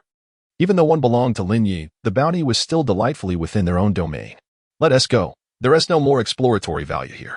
Lin Ye stored the 2 nature spirits and scanned the surroundings before speaking softly. Agreed. The others nodded in assent. Just as Lin Ye and his companions were about to depart, suddenly, his communication watch chimed. A satellite call from the southwest fortress. At the same moment, the Dragon King and strategist Qin Xian's phones also rang. Not only them, but even Huang Xiaoying and Han Shuang and Apos' satellite phones chimed in unison. Oh, it's a call from the command post of the southwest fortress. Glancing at the caller ID, Huang Xiaoying's interest peaked. The 4 warriors exchanged glances and answered their phones. After approximately half a minute, the Dragon King, Huang Xiaoying, and Qin Xian approached Lin Ye, their expressions grave. The former furrowed his brow slightly and spoke in a low voice. The southwest fortress is in turmoil. Han Bai wishes for our Dark Knight to assist in defense. Mine too. Huang Xiaoying nodded affirmatively. It appears we are all in concord. Lin Ye glanced at Qin Xian, who also gave a slight nod. Lin Ye's demeanor immediately turned serious. The southwest fortress has aided us greatly in the past. Now that they are in need, we must lend our support. His tone was resolute, imbued with a confidence born of formidable strength. Very well. The other 3 nodded in agreement. At that moment, Qin Xian turned to Han Shuang and inquired, Han Shuang, you received the same news, correct? Indeed. Truly, a tiger begets a tiger. While other fathers worry for their son's safety, your father actively pushes you into the fray. Huang Xiaoying jested, yet his gaze reflected admiration for Han Shuang. Haha. In these chaotic times, if we warriors were to shrink back, would that not condemn the ordinary folk to perish? Such a thing is utterly unacceptable for me, Han Shuang. She radiated a fierce aura, as if transformed into a different person. Indeed, no wonder you are the child of Bui. The Dragon King's broad palm gently patted Han Shuang's shoulder, causing him to grimace in response. At merely 20 years of age, participating in more grand battles will significantly aid your future ascension to the status of a war god. Qin Xian added, upon hearing Han Shuang's words. Even Lin Ye could not help but silently commend this second-generation war god with a thumbs up. Lin Ye surveyed the group around him and finally declared, steady yourselves. A formidable force, as vast as the ocean, surged through the shields beneath their feet, and in an instant, 6 figures soared into the air. What terrifying mental prowess. Han Shuang gripped his battle knife tightly, his mood instantly tense. This immense, invisible force propelled him and the 5 others upward, reaching a height of 1,000 meters in the blink of an eye. In contrast, Lin Ye stood firmly on his shield, resembling a celestial swordsman as he swiftly glided through the currents of air. Commence now. Each of you seek out a lord-level target and report back to me promptly upon discovery. We shall vanquish these beasts. Lin Ye's deep voice resonated through the turbulent high-altitude winds, carrying the authority of a leader. At that moment, the Dragon King and Qin Xian exchanged a glance, both surprised by the other and Apos' expression. Perhaps it was due to this brief interaction or the fact that Lin Ye had independently battled the high-ranking lord-level black-horned dragon lizard, which subtly positioned him as their leader. After all, the rules of this world are straightforward. Strength determines the weight of one and amp. Oppo's words. This principle does not waver with age. It simply dictates that the mightiest holds the authority to speak. Clearly, Lin Ye possessed that qualification. Lin Ye, what is the extent of your mental prowess now? Qin Xin inquired with curiosity about this young war god, a mental adept. Based on the power he exhibited, it was evident that he possessed at least intermediate war god-level mental strength. As for me, I barely reached the end Oppos, intermediate war god-level and Oppos, in mental prowess. The crowd was taken aback. Everyone, be cautious. Avian beasts are approaching. They all looked upward to see a large swarm of bird-like monsters drawn toward them, with piercing cries resonating. Lin Ye's gaze turned icy. Die? Whoosh, whoosh, whoosh, whoosh, whoosh, whoosh. 6 silver blades shot forth from Lin Ye, hurtling straight toward the flock of avian beasts. Under Lin Ye's mental control, the already swift blades, traveling at 100 meters per second, erupted into astonishing speeds that surpassed the sound barrier. The 6 blades whirled like an invincible whirlwind, swiftly slaughtering the entire group of avian monsters. A rain of blood and severed limbs fell from the sky as Lin Ye remained focused, continuing his search for targets. I see a flame line. Follow me. Suddenly, the deep voice of Huang Shaoing echoed. From a height of 1,000 meters, he could clearly see a giant lion, over 20 meters long, adorned with a fiery red mane that appeared to be ablaze, leisurely strolling beside a Jia Hui supermarket sign. Trailing behind it, a gaggle of juvenile lions, each the size of a train carriage, playfully frolicked, closely following their mother. Surrounding these magnificent lions were over 100 beast general-level monsters, resembling vigilant guardians closely encircling their leader. This was the Flame King lion. Lin Ye gazed at the colossal lion, its entire body adorned with fiery red mane. Feeling a surge of astonishment, he had not anticipated encountering, in this location, the second-ranking member of the lion beast species, the Flame Lion. As a member of the royal lineage among lion beasts, each Flame King lion was born at the beast general level, and upon reaching adulthood, could immediately ascend to the initial lord level. Among them, the most exceptional individuals would already be of medium lord status upon maturity. The imposing Flame King lion before him was evidently of the high lord level. Let us go. Without the slightest hesitation, Lin Ye and Oppo's voice was calm yet resolute, as if he were discussing a matter of little consequence. The others exchanged glances and nodded in agreement. All right. Suddenly, a gust of wind surged, and 6 streaks of light shot towards the high lord-level Flame King lion. Roar! Sensing the disturbance in the air, the Flame King lion unleashed an enraged roar, its powerful sound waves crashing towards Lin Ye. It shielded its young behind, its enormous lion eyes fixated on the rapidly approaching humans in the sky. The great battle was on the verge of erupting. Chapter 80. Distribution of Spoils. 3 minutes later, the battle concluded, with Lin Ye's side achieving an effortless victory. In the realm of conflict, victory and defeat are intertwined with life and death. The vanquished Flame King lion, along with its offspring, perished beneath Lin Ye and Oppo's blade. Simultaneously, the vicinity surrounding the Flame King lion's territory was strewn with the mangled corpses of beast general level lion-like monsters, their blood slowly seeping into the ground, staining it crimson. These beast generals had been systematically eradicated by the other 4 war gods. Lin Ye, the black-horned dragon lizard you slew, along with the mighty barbarian bear, the burrowing centipede, and this Flame King lion, 4 high-ranking lord-level monsters, are more than sufficient to qualify you as a high-ranking war god, remarked the strategist Qin Xian with a smile. He gazed at the lifeless Flame King lion, a sense of nostalgia washing over him. Not long ago, this young man had fought alongside him. But now Lin Ye had left him far behind, ascending to the status of a high-ranking war god. Indeed, Lin Ye's face illuminated with joy. The standards for recognizing a martial artist rank are firmly rooted in their battle achievements. Although Lin Ye was currently classified as a medium war god, his accomplishments had already reached the heights of a high-ranking war god, thus qualifying him for such recognition. Congratulations in advance. Lin Ye, it seems the list of high-ranking war gods in the Great Xia will soon see another familiar name among its ranks. Even the fearsome Dragon King couldn't help but smile at Lin Ye. The reason was straightforward. The Dark Knight Mercenary Corps holds a deep admiration and respect for the strong.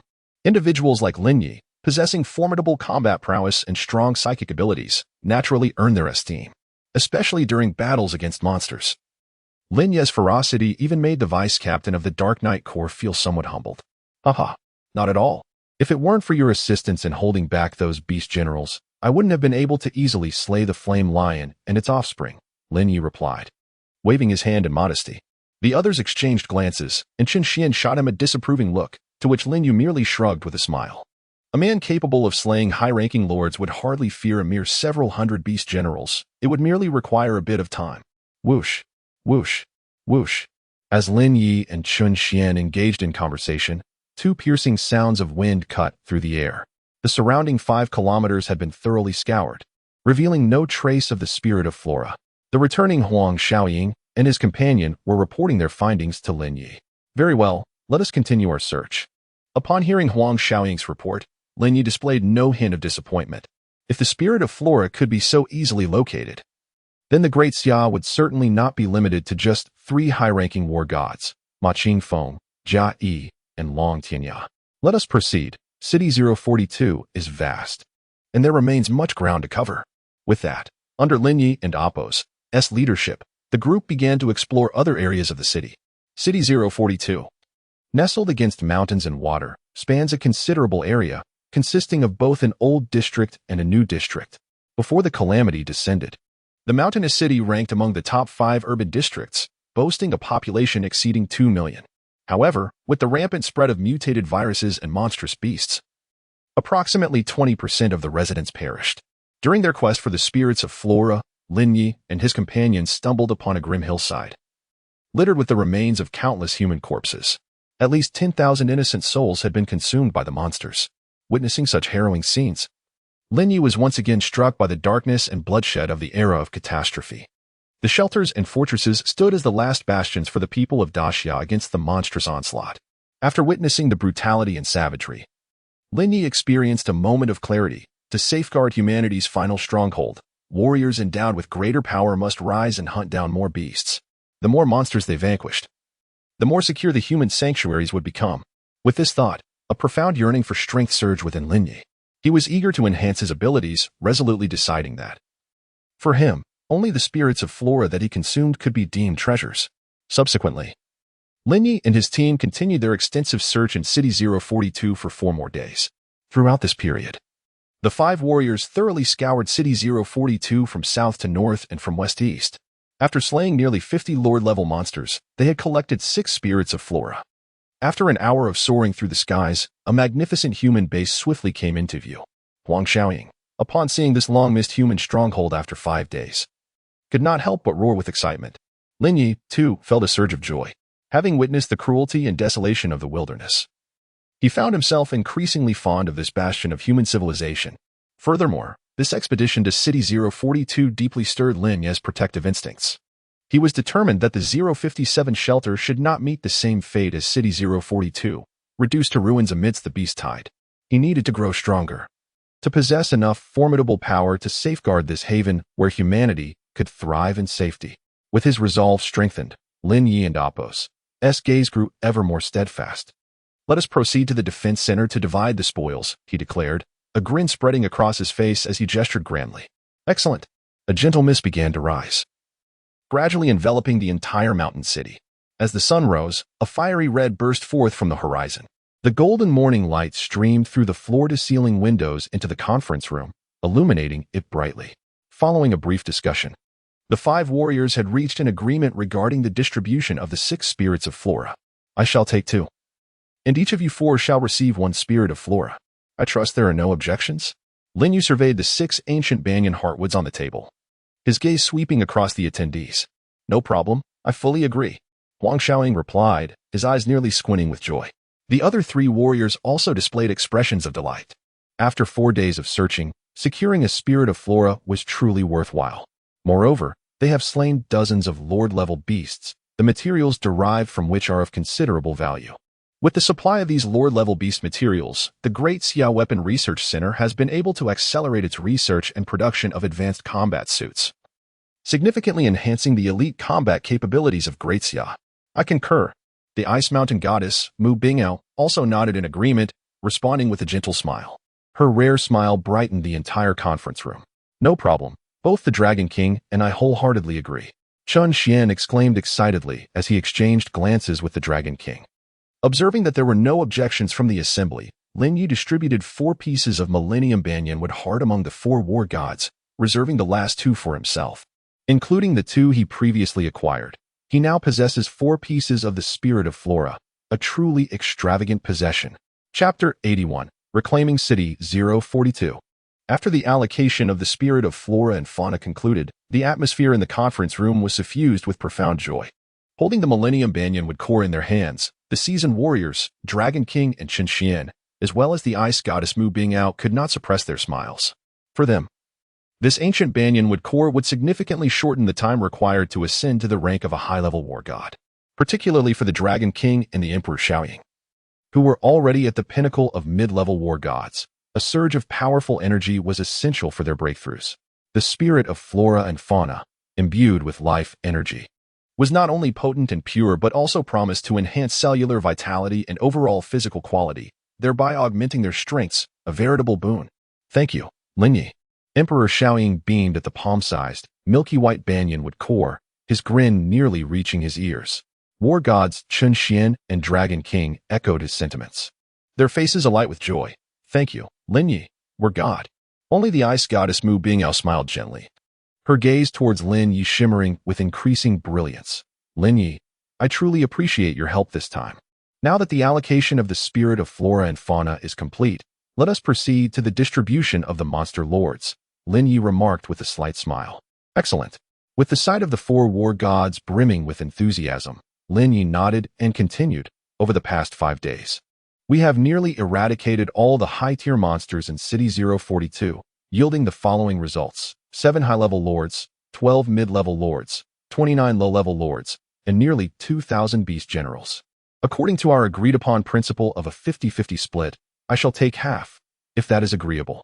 Lin Ye scanned the room, noting the absence of dissent among the gathered warriors, and stated, thus, that amounts to 3 high-level lords, 6 mid-level lords, 14 low-level lords, and 900 beast generals. His gaze then settled on Su Qi, the chief steward of Shelter 057, as he smiled and inquired, I intend to sell this batch of spoils to the South Bank Fortress. What do you think, Secretary Su? Of course, that sounds splendid, she replied, winking at Lin Ye with a radiant smile. The others observed in silence. Let it be agreed then. All my spoils will belong to you. As for the remuneration, Lin Ye paused, a playful smile dancing on his lips. If I find myself in need of funds in the future, I shall come directly to you. Not a problem. You can have as much as you need. Su Qi replied, her smile blooming like a flower. Her heart had never soared as it did today.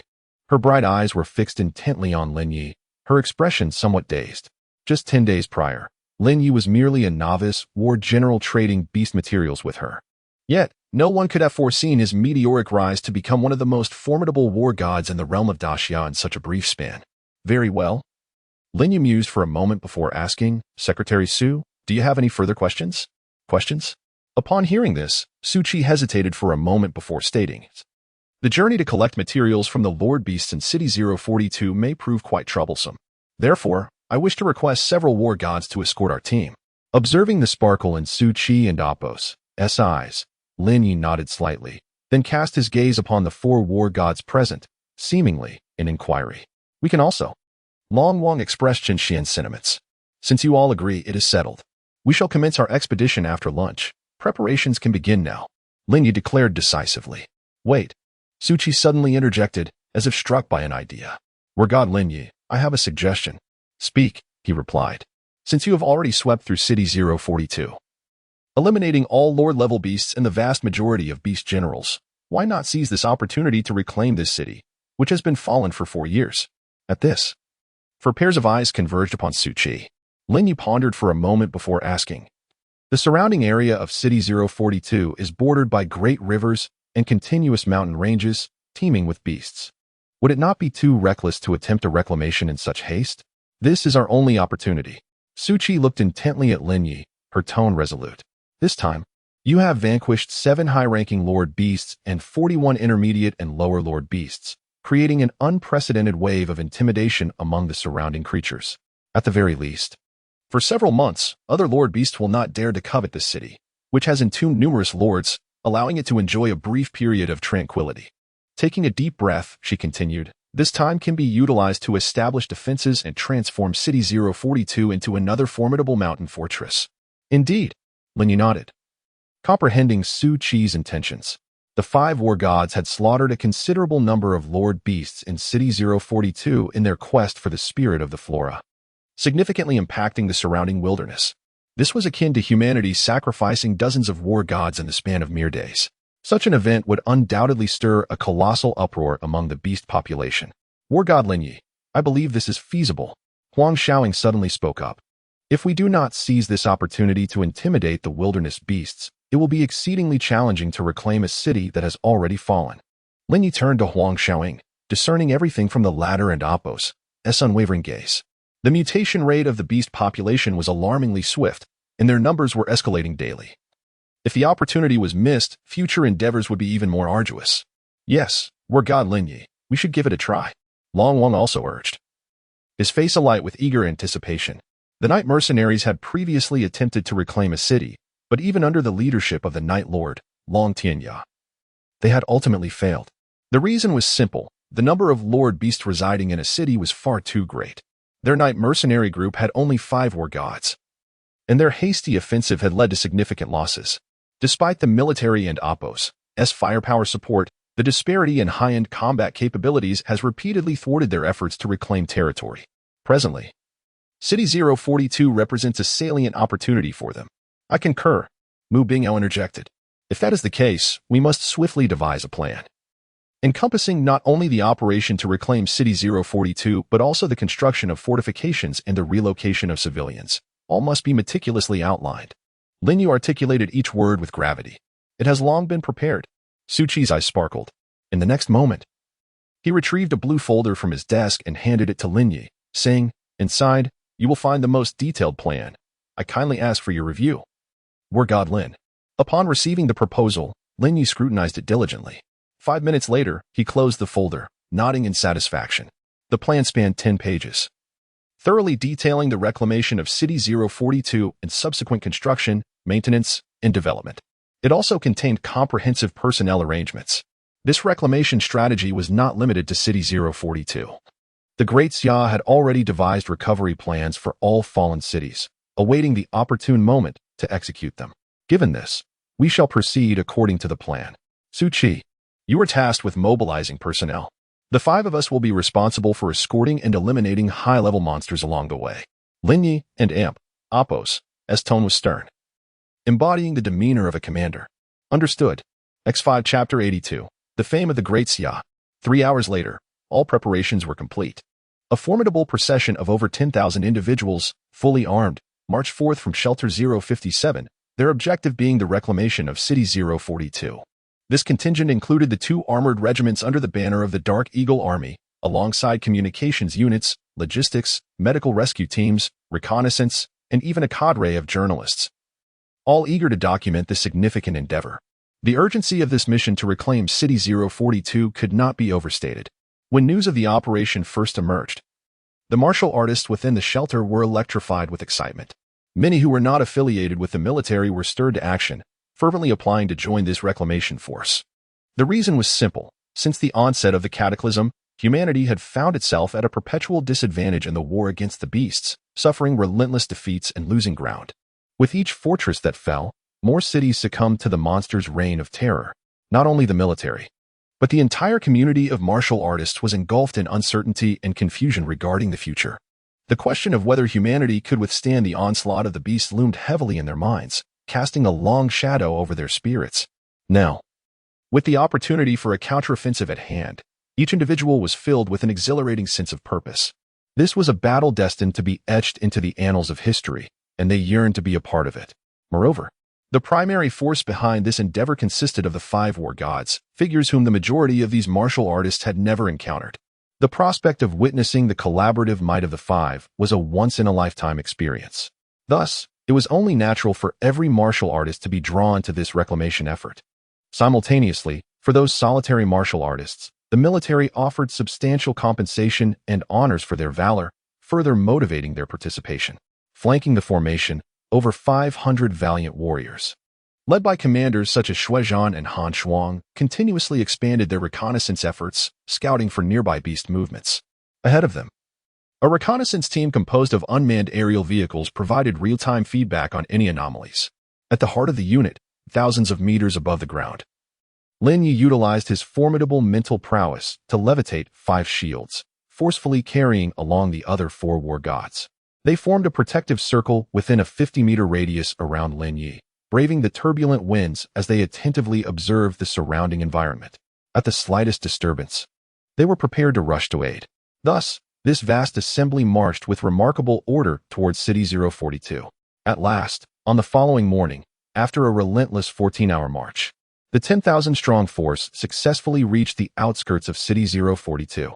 Lin Ye led the team in a meticulous search of the area. The rest of the contingent took a brief respite for 2 hours before commencing the construction of fortifications and buildings in the areas Lin Ye and his companions had previously cleared. A day later, Lin Ye, alongside the 4 war gods, conducted a thorough sweep of City 042. In their quest to reclaim this territory, Lin Ye unleashed the full extent of their firepower, annihilating every beast encountered, from the beast generals to the beast soldiers. With no lord level or beast general to obstruct their path, the movements of the various martial artist squads proceeded with remarkable ease. As time passes, the reclaimed territory rapidly expands. New fortifications rise within this city, long fallen into despair. At last, on the afternoon of the 3rd day, the battle concluded. Lin Ye stood atop a high-rise, gazing down at the city below, a smile illuminating his face. Surely, the number of beast soldiers remaining in City 042 cannot exceed 30. Beside him stood 4 war gods. Nay, it is the 30 beast soldiers who have been utterly terrified. Ha ha. Even the passing avian monsters have met their demise by the hundreds. Qin Shen's face radiated with uncontainable excitement. This expedition had achieved an unprecedented feat. Moreover, he had once again witnessed the terrifying prowess of a formidable mentalist. The slaughter of the beast horde was akin to harvesting wheat, devoid of any resistance. With the reclamation and reconstruction of City 042, the first wave of ordinary citizens arrived. Under the protection of the Xiao Wolf Brigade, thousands of citizens returned to their homeland, all with tears of joy in their eyes. This was the hometown they had been separated from for 4 long years. At last, they had returned. Not only these thousands, but also those scattered across various fortresses in the mountainous city who belonged to the former JJ district. Upon hearing the news of their hometown and Apos' reclamation, excitement surged within them as they eagerly sought to return, and all of this proceeded in an orderly fashion under the military's arrangements. Simultaneously, accompanying journalists captured a plethora of photographs of Lin Ye and the war gods. When the news of City 042 and Apos' conquest spread, the entire Great Xia was set ablaze with excitement. News outlets, newspapers, headlines, forums, even major online communities buzzed with this information. For this was not merely the reclamation of a city, but a tremendous source of encouragement for all citizens of Great Xia. The battlefield against the monsters had achieved such a resounding victory for the first time, a truly exhilarating moment. Not only was the mountainous city electrified, but even the capital and other fortresses were equally shaken, inundating Xu Yong with inquiries about the situation. In that moment, the middle-aged war god was busily occupied. Despite the overwhelming demands, he felt an immense joy within. Reclaiming a major city and constructing a fortress was no small feat destined for the annals of history. It also effectively clamped down on the arteries of the wilderness monsters. While dangers loomed, fortune favored the bold. After all, humanity had no better option at present. Most importantly, with an additional large fortress, the population pressure on the mountainous city would significantly ease. A resounding success on multiple fronts. As the news of City 042's reclamation spread, the entire Great Xia trembled with excitement, everyone jubilantly sharing the news. Even nations such as America, Europe, Russia, and India, as well as some soon-to-be-extinct small island nations, sent their congratulations and sought to learn from the experience of reclaiming the city. This reclamation of City 042 was not solely a victory for Great Xia. Rather, it marked the first exhilarating and significant victory for humanity against the monstrous adversaries. The previously unassailable notion of invincible beasts was shattered, and the pervasive gloom that enveloped the world began to dissipate swiftly. Alongside the news of reclamation, images and footage of the 5 principal warriors were disseminated, with particular emphasis on Lin Ye. This young and strikingly handsome 18-year-old warrior became the focal point of all journalists' attention. Lin Ye was poised to achieve renown. As Emperor Xiaoying watched Lin Ye being surrounded by several tall and glamorous female reporters, a pang of envy tugged at his heart. If only he possessed Lin Ye's prowess, the ability to single-handedly slay a high-ranking lord and dispatch a mid-level lord with a mere throwing knife, he too could bask in such glory. Beside him, the frosty goddess Mu Bingyao's cool voice resonated, silencing Emperor Xiaoying. He could only turn his gaze elsewhere. Ha. The Dragon King and Qin Xin exchanged knowing glances and burst into hearty laughter. Click, click, click, accompanied by the sound of camera shutters. Numerous close-up shots of Lin Ye were captured, followed by succinct captions detailing his achievements, which were subsequently uploaded to the internet with military approval. In no time, Lin Ye's exploits swept across the digital realm, causing a national sensation and propelling him to fame. In light of this, Ma Qingfeng and Jia Yi conspired to add a final flourish. They planned a celebratory banquet in Lin Ye and Apos' honor and conferred upon him the highest accolade of the Great Xia, after coordinating a suitable time with Xu Yong. Chapter 83, Consuming the Essence of Flora and Fauna at the peak of the inpatient department in the affiliated Medical University of Mountain City, Lin Ye reclined against her pillow, her eyes fixated on the television across the room. On the screen, a reporter was interviewing Lin Ye. "Sister Su, I see my brother," Lin Ye exclaimed softly, her gaze unwavering. Beside her bed, a young woman in her early 20s meticulously changed the four fluids, her expression intensely focused. Upon hearing Lin Ye's words, she smiled gently and remarked, "Your brother Lin Ye is now one of the 28 formidable warriors of the Great Xia. It's truly astonishing to see someone so young reach such heights of admiration." The young woman gazed at Lin Ye on the screen, her beautiful eyes sparkling with admiration. Clad in a light yellow cotton leisure outfit, she stood at an impressive height of 1.70 meters. Even when standing upright, her figure could not hide the fullness of her bosom.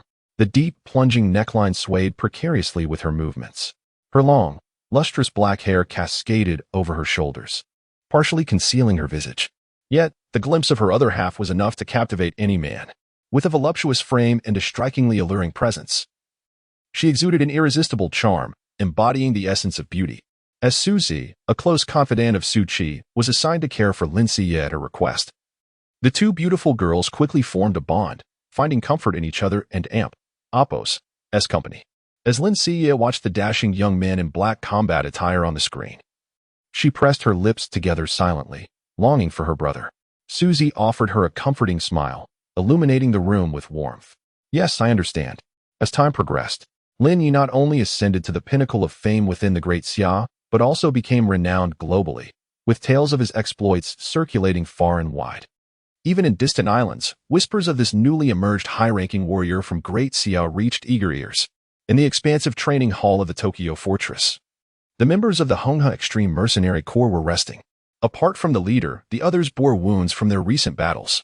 After a series of fierce confrontations, they had successfully repelled the deep-sea demonic whale king, the raging shark king, the iron-spiked porpoise king, and the malevolent black dragon king, safeguarding the last stronghold of the eastern Japan. In this battle, Hong faced the perfectly coordinated assaults of the four royal beasts, unable to slay any of them. Even with his utmost effort, he could only inflict severe injuries and watch them retreat. "Drink this life essence. It will expedite your recovery," Ice Mountain announced, distributing small vials filled with a transparent liquid to the 70 warriors present. Seated cross-legged in meditation, Hong suddenly opened his eyes and spoke. "A prodigious warrior has emerged in Great Xia, achieving the rank of high-level warrior before the age of 19, and he possesses formidable psychic abilities. I intend to recruit him into the Extreme Mercenary Corps." Hong laid bare his aspirations. "Thus it should be done. I wholeheartedly support our leader in accepting this prodigy." Although the Great Xia Empire boasts vast lands and abundant resources, its elite combatants are regrettably scarce, relying solely on the three esteemed war gods to maintain their strength. Moreover, resources are pitifully limited, rendering Lin Ye and Apos' talents squandered in that realm. It would be far more prudent to attract him to our side. Indeed, Great Xia is presently overwhelmed with its own challenges and lacks the capacity to nurture exceptional talents. While our Extreme Mercenary Corps has already established itself as the most formidable force on this planet, in stark contrast, we have successfully acquired no fewer than 2 ancient civilization relics, amassing a wealth of treasures, whereas Great Xia has yet to discover a single relic. This illustrates the disparity. A war god exhibited an air of profound arrogance, taking pride in his affiliation with the extreme mercenary corps. Instructor, pursue your ambitions freely. We shall be here to support you. As Hong spoke, many voices echoed in agreement. This remarkable talent ascended to the rank of High War God within less than a year of becoming a martial artist, which is truly admirable. Hearing the unanimous accord, Hong smiled, his eyes glimmering with brilliance. Chief, did you not yourself ascend directly from War God to planetary level in your first year? It is entirely normal for a young individual to break through to High War God status. Not quite the same, replied Ice Mountain. I was already a martial arts master, possessing a profound foundation, combined with the remnants of an alien civilization and a wood spirit crystal that facilitated my breakthrough. Lin Ye, on the other hand, has carved his path entirely through his own efforts. At the mere mention of alien civilization relics, the atmosphere shifted as all present turned pale. These relics represent extraterrestrial civilizations that far surpass human technology, capable of obliterating Earth in an instant should they desire. Yahan, you sustained significant injuries during the ambush by 2 High Lords. Lead the others in safeguarding the base, Ice Mountain commanded. Enchanting beasts, accompany me to Great Xia for their celebration banquet. Yes, the response echoed in unison. In Shanxing City, to solidify the recently reclaimed City 042, Lin Ye led several war gods in a vigorous hunt of monsters within a 100-kilometer radius. After vanquishing nearly 10 Lord-level beasts, the remaining creatures fled in terror into the depths of the mountains. Upon returning to the sanctuary, Lin Ye engaged in a conversation with Xu Yong and her daughter, covering topics such as the spirit of the woods, the Ember Squad, and Lin Ye's damaged S-Class combat suit. He retrieved 3 crystal orbs, each the size of an infant's fist, from his backpack, originally possessing 4, but having lent 1 to Xu Yong. Through the sturdy outer crystal, Lin Ye observed the milky white liquid swirling within, reminiscent of fresh milk. The sight of the ancient banyan heart stirred his heart with excitement. Hiss! What a delightful sensation! Inhaling the refreshing aroma, Lin Ye felt an overwhelming sense of exhilaration, his entire being enveloped in an indescribable comfort, while waves of cool energy permeated through his palms into his skin. In the grasp of his hand, the vitality of the cells was notably elevated. Truly, the heartwood of the banyan tree, revered as the most potent among the spirits of flora, exuded an enchanting aura just by being held. This millennium-old banyan heart could augment human cellular activity and enhance physical constitution. Moreover, its concealed, immense life energy could significantly assist a warrior in achieving remarkable advancements. According to intel obtained from Xu Yong, a single spirit of flora had the potential to elevate a high-ranking warrior directly to the status of a mid-tier or high-tier deity of war. As cultivation progressed, the latent medicinal benefits within the body would be thoroughly absorbed, ultimately propelling one to the pinnacle of divine warrior prowess. For ordinary individuals consuming the spirit of flora, it could at most forge them into a warrior, based on the knowledge Lin Ye had acquired. The consumption of the spirit of flora required merely piercing its resilient crystalline shell and swallowing the essence within. The process was exceedingly pleasant, devoid of any discomfort. With a decisive snap, Lin Ye sprang into action. He pierced the exterior of the Millennium Banyan Heart with the tip of his S-grade flying dagger, subsequently positioning the opening towards his mouth, indulging in the essence with eager gulps. In just a few sips, he had drained all the milky liquid, his countenance reflecting a lingering desire for more. Feeling the essence flow smoothly down his esophagus into his abdomen, a refreshing and comforting sensation rapidly spread throughout his limbs, causing his very soul to tremble with delight. This feeling was akin to igniting a pile of hay with a single spark, instantly igniting every cell within Lin Ye's body. In that fleeting moment, every cell awakened, akin to fledglings eagerly seeking nourishment, voraciously absorbing the energy emanating from the Millennium Banyan Heart. Ecstasy enveloped him.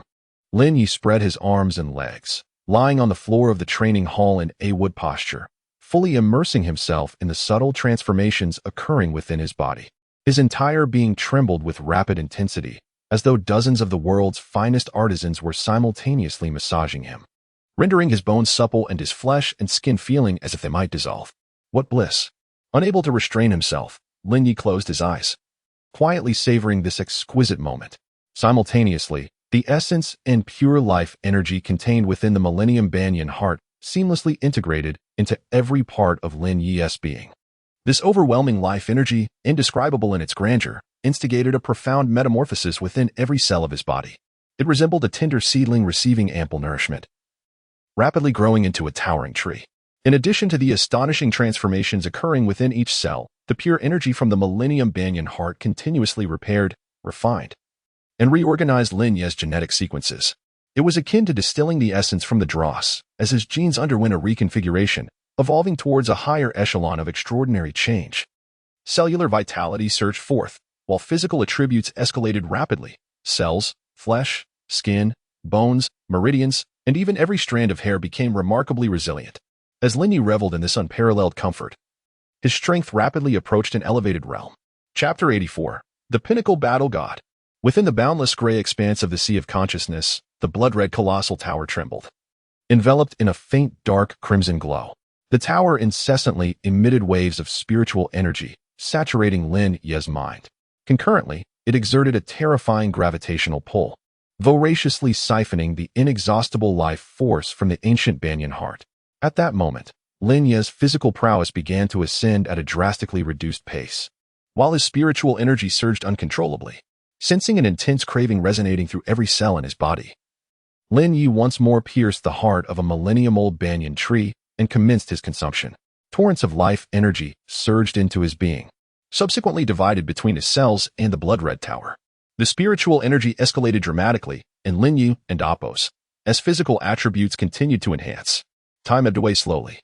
As 2 hours elapsed, Lin Ye and Apos' transformation gradually ceased. With dusk approaching, he slowly opened his eyes, illuminated by the orange glow of the setting sun. In that instant, he felt an unprecedented strength, both mental and physical, as if a single punch could severely wound his former self. This vividly illustrated the magnitude of change brought forth by the two spirits of the flora, summoning the interface of information. Lin Ye and Apos' thoughts crystallized into a holographic display in his mind. Name: Lin Ye, Realm, Intermediate Battle God, Movement Technique, Perfect Level, Proficiency 9100, Mental Energy, Pinnacle Battle God. 0-1000, Domain, Unactivated, Gray, Avatar, Unactivated, Gray. Why am I still classified as an Intermediate Battle God? Lin Ye pondered, gazing at his realm with curiosity. His mental energy had achieved a breakthrough with the assistance of the Blood-Red Tower.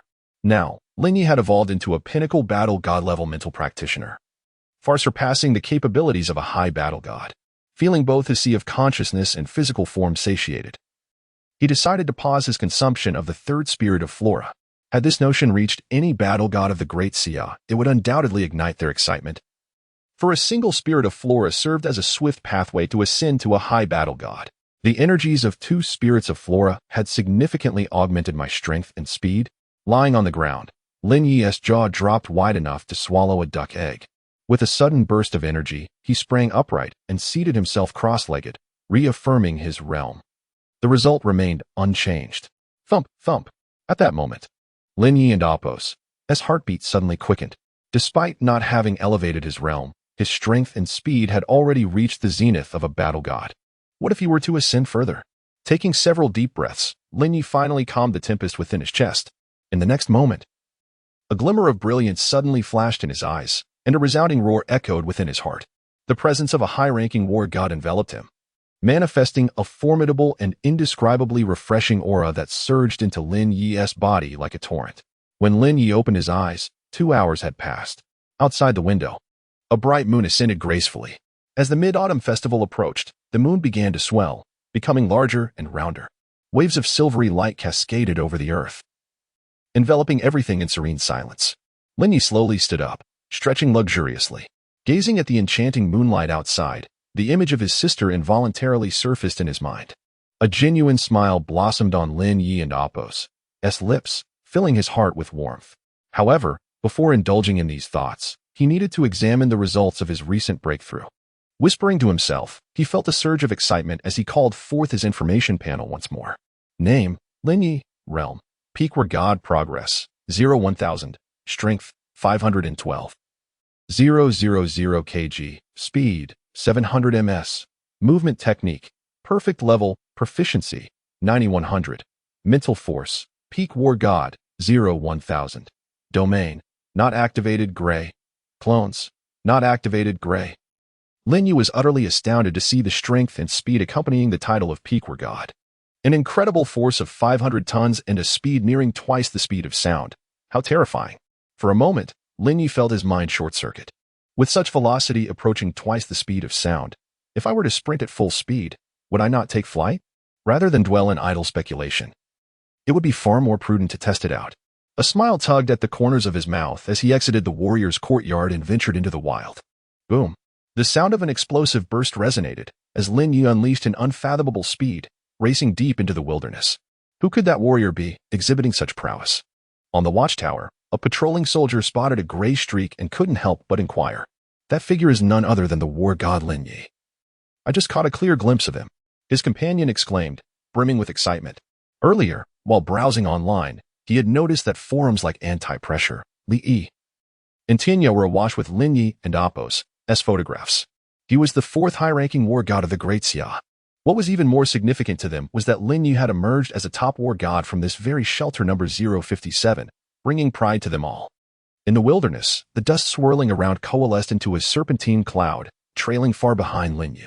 At present, Lin Ye and Apos' physical limit had reached an astounding speed of 700 ms. With the enhancement of his peak were god mental force, he could potentially soar to approximately 850 ms. In the distance, some bloodthirsty tanks foraging for food were startled by the powerful explosive sounds and scattered in fear.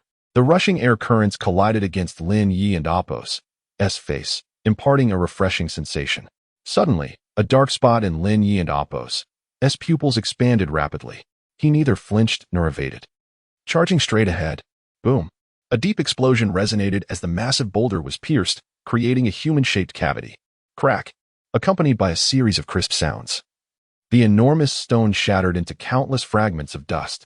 Lin Ye appeared to be enveloped in this sensation, relentlessly sprinting deeper into the wilderness. Every obstacle along his path was obliterated by his sheer force. In merely 3 minutes, he traversed a distance of 200 kilometers, plunging into the heart of the wilderness. Surrounding him were throngs of terrified beasts fleeing in panic. Whoosh, whoosh, whoosh. Flying knives whizzed past, transforming into a ground strewn with severed limbs and remains. At this moment, Lin Ye quietly reveled in the immense power coursing through him, his spirit soaring. Ah, the feeling of possessing strength is truly delightful. Finally, Lin Ye halted atop a colossal stone, spreading his arms wide to inhale the crisp air, his heart brimming with joy. It was only when a gentle breeze caressed his face that he returned to reality. With a mere thought, he summoned his shield, which floated before him. Off he went. He then leaped into the air, commanding the shield to soar swiftly toward the direction of the refuge. At a staggering speed of 900 meters per second, he produced a series of violent sonic booms in the atmosphere. As he flew past, the beasts below scattered in terror, seeking to evade this formidable entity in the sky. Chapter 85, Celebration Banquet. In less than 3 minutes, a youthful figure descended from the heavens, landing gracefully at the entrance of the sanctuary. With a smile adorning his face, Lin Ye felt immense satisfaction from the recent test. He had gained a clearer understanding of his own capabilities. Now, should he encounter a high-ranking Lord Beast, he could easily subdue it without resorting to his ultimate technique, the absolute silence 10 slashes, coupled with his significantly enhanced mental prowess. Even a swarm of high-ranking lords would prove futile against him. With this thought in mind, Lin Ye strode purposefully towards the sanctuary and Apos' entrance. Swish, swish, swish. Upon noticing Lin Ye from a distance, 2 rows of warriors saluted in perfect unison. Hail, War God! Thank you all for your hard work. Lin Ye responded with a smile and proceeded inside. Shortly after entering the sanctuary, his communication watch suddenly chimed. Raising his hand to check, Lin Ye smiled upon realizing it was Su Qi, who had prepared the items he required. After accepting the call, Lin Ye engaged in a brief conversation with Su Qi and arranged to meet at the helipad outside the defense center. Whoosh! Hanging up the phone, Lin Ye immediately began to run. An explosive sound reverberated behind him as he dashed down the street. Where a fierce wind began to swirl around him at the defense center, at the helipad's location, Su Qi's cheerful voice rang out, "We're God, Lin Ye. Over here." Lin Ye looked up to see Su Qi, clad in a black uniform, her long legs elegantly enveloped in black silk, standing beside a silver-white warplane, eagerly awaiting his arrival. His gaze lingered on the young secretary for a moment, noting her delicate figure and alluring curves that were quite pleasing to the eye. Quite commendable. He silently praised her in his heart, before shifting his attention to the warplane beside her. The aircraft measured approximately 17 to 18 meters in length. With a wingspan exceeding 10 meters, its curves exuding a sense of grace and balance. At first glance, it evoked a feeling of agility and swiftness, resembling a fierce leopard poised to pounce. "Is this warplane prepared for me?" Lin Ye inquired. "Of course it is," Su Qi replied with a radiant smile, her lips parting to reveal, "This is your very own cloud sky warplane. Absolutely marvelous." A surge of pride welled up within Lin Ye. In this era, what man wouldn't desire to possess his own warplane? And now he had one. "Allow me to introduce you to your dedicated pilot. Qin Shu, please step forward." As Su Qi and Appo's voice faded, a tall, middle-aged man with a square jaw and clad in military attire emerged from the boarding entrance. "Reporting, War God Lin Ye. Pilot Qin Zheng at your service." "Pilot Qin, I look forward to your guidance." Certainly. Lin Ye nodded in satisfaction.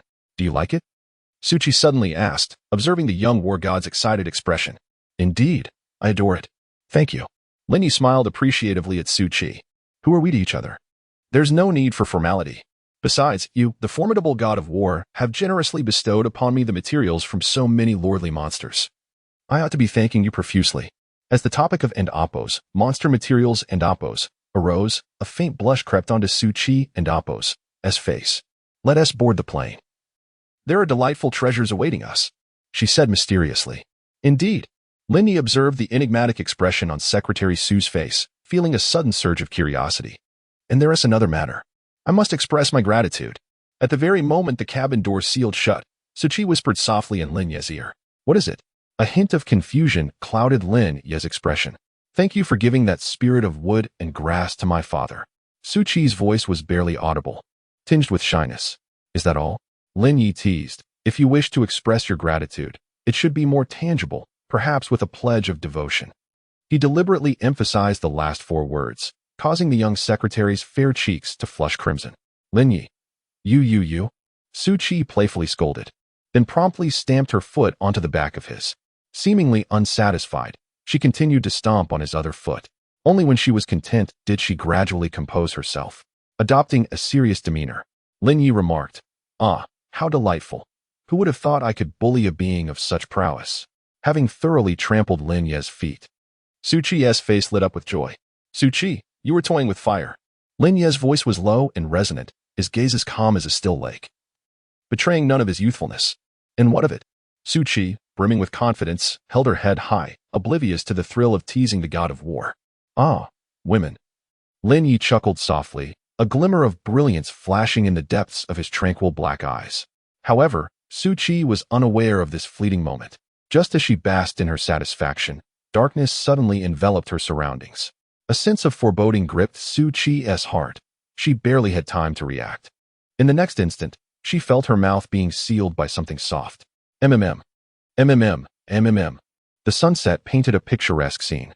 A sleek aircraft, trailing a vibrant plume, soared through the golden twilight towards the city nestled among the mountains. Within the silent cabin, Lin Ye had donned a complete set of new S-Class combat attire, the crisp fabric accentuating his already striking features, enhancing his aura of heroism. Simultaneously, 14 glistening S-Class throwing knives emerged from his uniform, forming a circular formation around him. The cabin was soon suffused with the sharp glimmer of blades, an imposing aura of lethal intent radiating from Lin Ye. Across from him, Su Qi sat on the sofa, her face flushed and seemingly on the verge of tears. Witnessing this scene, a subtle smile graced Lin Ye and Appo's lips as he scanned the spacious cabin, now realizing it was furnished with a sofa, a tea table, and a pristine large bed. His gaze settled on a fruit platter, prompting him to command the flying knives to slice the fruit with precision. Swish, swish, swish. A flying knife skillfully peeled an apple, followed by another that peeled a pear, and a third knife that expertly skinned a banana before slicing it into small pieces. These fruits were then manipulated by an unseen force, delivering them to Su Qi's presence. "Don't be sad. Have some fruit," Lin Ye said with a smile, appearing utterly harmless, as if he had not just engaged in mischief at all. "Humph." Su Qi let out a light snort. "Su Qi, you are truly beautiful," Lin Ye suddenly remarked. "Ah?" Su Qi gasped, momentarily at a loss for words. Subsequently, a piece of banana was gently placed in her mouth. "Eat, if you consume something. You want to think of anything else?" Lin Ye encouraged. Su Qi remained silent. The speed of the cloud chaser aircraft was swift. Yet to avoid attracting the attention of the surrounding avian beasts, Captain Qin Zheng kept the speed within a suitable range. After approximately 5 minutes, the enormous silhouette of the mountain city emerged in the distance. Through the window, Lin Ye gazed down at the seemingly endless expanse of towering buildings, a smile unconsciously forming on his lips. As they drew nearer, his heartbeat quickened slightly. "Miss Su, I would appreciate your assistance in preparing some dishes for dinner for my sister," Lin Ye said earnestly, turning his attention to Su Qi. The ever-gracious secretary, Su nodded lightly. In the specialized care unit, Lin Ye encountered his sister and her attendant, Su Zi. After greeting the lovely attendant, he conversed with Lin Shiyu, who clung to him like a koala, softly recounting her 4 years. In that moment, Lin Ye once again experienced the beauty of familial bonds. The space in this exclusive ward was ample, complete with a private kitchen. Soon, Su Qi arrived with a substantial bag of fresh vegetables and meat. Thus, Su Qi and Su Zi assisted while Lin Ye took on the role of chef. In less than an hour, the 4 of them shared a delightful dinner, after which Lin Ye reviewed the recent examination results. Upon witnessing all of Lin Shiyu's physiological indicators rapidly improving, he finally felt a sense of relief. After spending a little more time with Lin Shiyu, it was already 6 o'clock in the afternoon. With only an hour remaining until the commencement of the celebration banquet, Lin Ye bid farewell to his sister and took Su Qi to the venue of the event, the Platinum Han Hotel. Chapter 86, The Medal of Valor Part 1, at the prestigious Platinum Han Grand Hotel. The tallest building in Mountain City and one of the most esteemed establishments in the entirety of the Great Xia. The atmosphere was imbued with a sense of solemnity and grandeur. Hundreds of red flags flapped in the breeze upon the open-air terrace, setting the stage for a celebration of great significance. A crimson carpet extended from the podium to the elevator, marking the path for the illustrious guests. As time passed, many prominent figures from Mountain City gradually took their places. Various leaders of sanctuaries, fortresses, and martial arts schools, along with renowned warriors of exceptional caliber, arrived at the invitation of this grand event, organized by the upper echelons of the Great Xia military. Additionally, representatives from special departments and influential figures from both the political and business realms graced the occasion. In essence, this gathering represented the pinnacle of celebration not only for Mountain City, but for the entirety of the Great Xia. Haha, the war god of Shadowless, welcome. You're quite early. The war god Xu Yung personally took on the role of host for this banquet. Brother Su, has war god Lin not arrived yet? Huang Xiaoying scanned the crowd, failing to spot Lin Ye. Haha, he is the main character today. It is only natural for him to arrive a bit late. Chen Xian's voice resonated from behind the plague war god. I have heard that Jia Yi and Ma Qifeng will be attending in person. I wonder if the elder Mo Qingdi will make an appearance. The Dragon King casually lifted a glass of red wine and downed it in one gulp. Today, Mountain City must have splurged on fine wine. Wiping his mouth, the Dragon King chuckled. Xu Yung beamed with delight, his spirits lifted by the anticipated arrival of Lin Ye. Unexpectedly, the remaining members of the team's Dragon and Oppos, S-Breath, Long Saber, Nightshade, and Sharp Blade had all merged into the Ember team. This was indeed a fortuitous turn of events for them. Understanding the underlying situation, Huang Xiaoying noticed Chen Xian's gaze darken slightly as he followed the former's line of sight. In the southwestern corner of the terrace, nearly 10 familiar faces engaged in conversation. However, many of this Nightshade strategist's acquaintances were forever entombed on the battlefield of Jinyun. Suddenly, Chen Xian lifted his gaze towards the night sky, his eyes darting about as if searching anxiously for something. Yet, his every movement did not escape Huang Xiaoying's keen observation. While Xu Yung chatted idly with the Dragon King and others, he also welcomed guests from all directions. As the number of attendees swelled, the open-air terrace began to buzz with excitement. Distinguished figures from various sectors, military leaders, business magnates, and elite warriors filled the space, representing the upper echelons of Mountain City. Some heavyweights even traveled from nearby fortresses aboard cloud-flying warplanes specifically to witness the presence of the young high war god, Lin Ye. Accompanying them were numerous youthful and enchanting young ladies. TSK, these old foxes are skilled at playing their cards. Huang Xiaoying's gaze swept over the elegantly dressed women, a subtle glimmer of intrigue flickering in his eyes. Let them be, Xu Yung remarked nonchalantly, though his thoughts were preoccupied with Su Qi and Lin Ye. Uncertain of the nature of the interaction between these two young individuals, Xu Yung shook his head gently, a hint of bitterness crossing his features. Meanwhile, the 4 warriors stood guard at the elevator entrance, engaging in casual conversation. As their lively discussion continued, the main guest of the evening arrived. when Lin Ye, clad in an S-class black combat uniform, and Su Qi, adorned in an exquisite black evening gown, made their entrance. The murmurs within the grand hall abruptly ceased. Groups of guests halted their activities, turning their solemn gazes towards the pair. For Lin Ye, the young warrior, was indeed the star of the night. Su Qi, without a doubt, belonged to the elite echelon of beauty, dressed in a unique, form-fitting black gown. She shone like the brightest star in the night sky, captivating the attention of everyone present. At this moment, they seemed to overlook her identity as the daughter of the goddess of war clad in black. In front of Su Qi, Lin Ye, donning his black combat attire, maintained a subtle smile, exuding an air of confidence. Even amidst the throng, his brilliance and sharpness could not be masked, akin to a blade drawn from its sheath. Soon enough, the crowd surged towards the duo. Lin Ye, the warrior, I have heard tales of your extraordinary talent, and seeing you today, I must say, it does not disappoint. Pray tell, are you married? Before he could finish his sentence, a portly middle-aged man was set aside by a hand. A bronzed, towering figure grinned at Lin Ye, rubbing his hands together and inquiring, Lin Ye, my little sister is utterly enamored with you. Might you share some combat guidance and impart your wisdom? Lin Ye winked at him. Is that wisdom genuine? Oh. Lin Ye nodded. Su Qi remained silent. Just as more individuals sought Lin Ye's autograph, two dazzling lights appeared in the distance. The sound of propellers echoed overhead. A helicopter, Jia Yi and Ma Qingfeng had arrived. This explosive news captured the attention of the crowd as the latest Dongfeng Tunglong helicopter approached, circling above before gracefully descending onto the rooftop helipad. Before the rotors came to a halt, two figures leaped from the cabin, landing with poise. The surrounding crowd surged forward, eager to witness the presence of these two peak powerhouses of the Great Xia.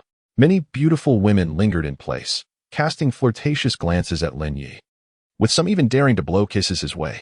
Only Su Qi displayed a trace of unease, appearing somewhat jealous. However, Lin Ye remained oblivious to this unfolding scene.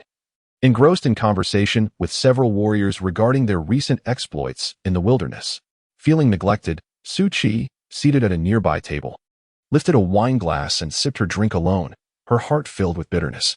Men truly are oblivious fools. In the afternoon, he was still himself, but suddenly, he became unrecognizable. Goo. Su Qi took a generous sip of fine wine, her beautiful eyes fixated on Lin Ye, wishing she could devour him whole. Nevertheless, Lin Ye remained oblivious, chatting and laughing, completely unaware of Su Qi's unusual demeanor. At 7 in the evening, the celebratory banquet proceeded as scheduled. Xu Yong, as the chief commander of the Mountain City stronghold, took the stage to speak, introducing the various representatives and several war gods present. The agile cameras continuously focused on the guests he introduced, starting with the two formidable war gods, Long Wang and Chen Xian, followed by the war god Huang Xiaoying and Mu Bingyao. Each war god appeared on the large screen, eliciting bursts of applause from the audience. When the camera turned to Lin Ye, his entrance elevated the atmosphere of the entire banquet to its zenith. Lin Ye, the newly appointed high-ranking war god of the Great Xia, was the only one under 20 to achieve such a status. Finally, the voice echoed, introducing the star of the evening, the fourth high-ranking war god of the Great Xia, Lin Ye.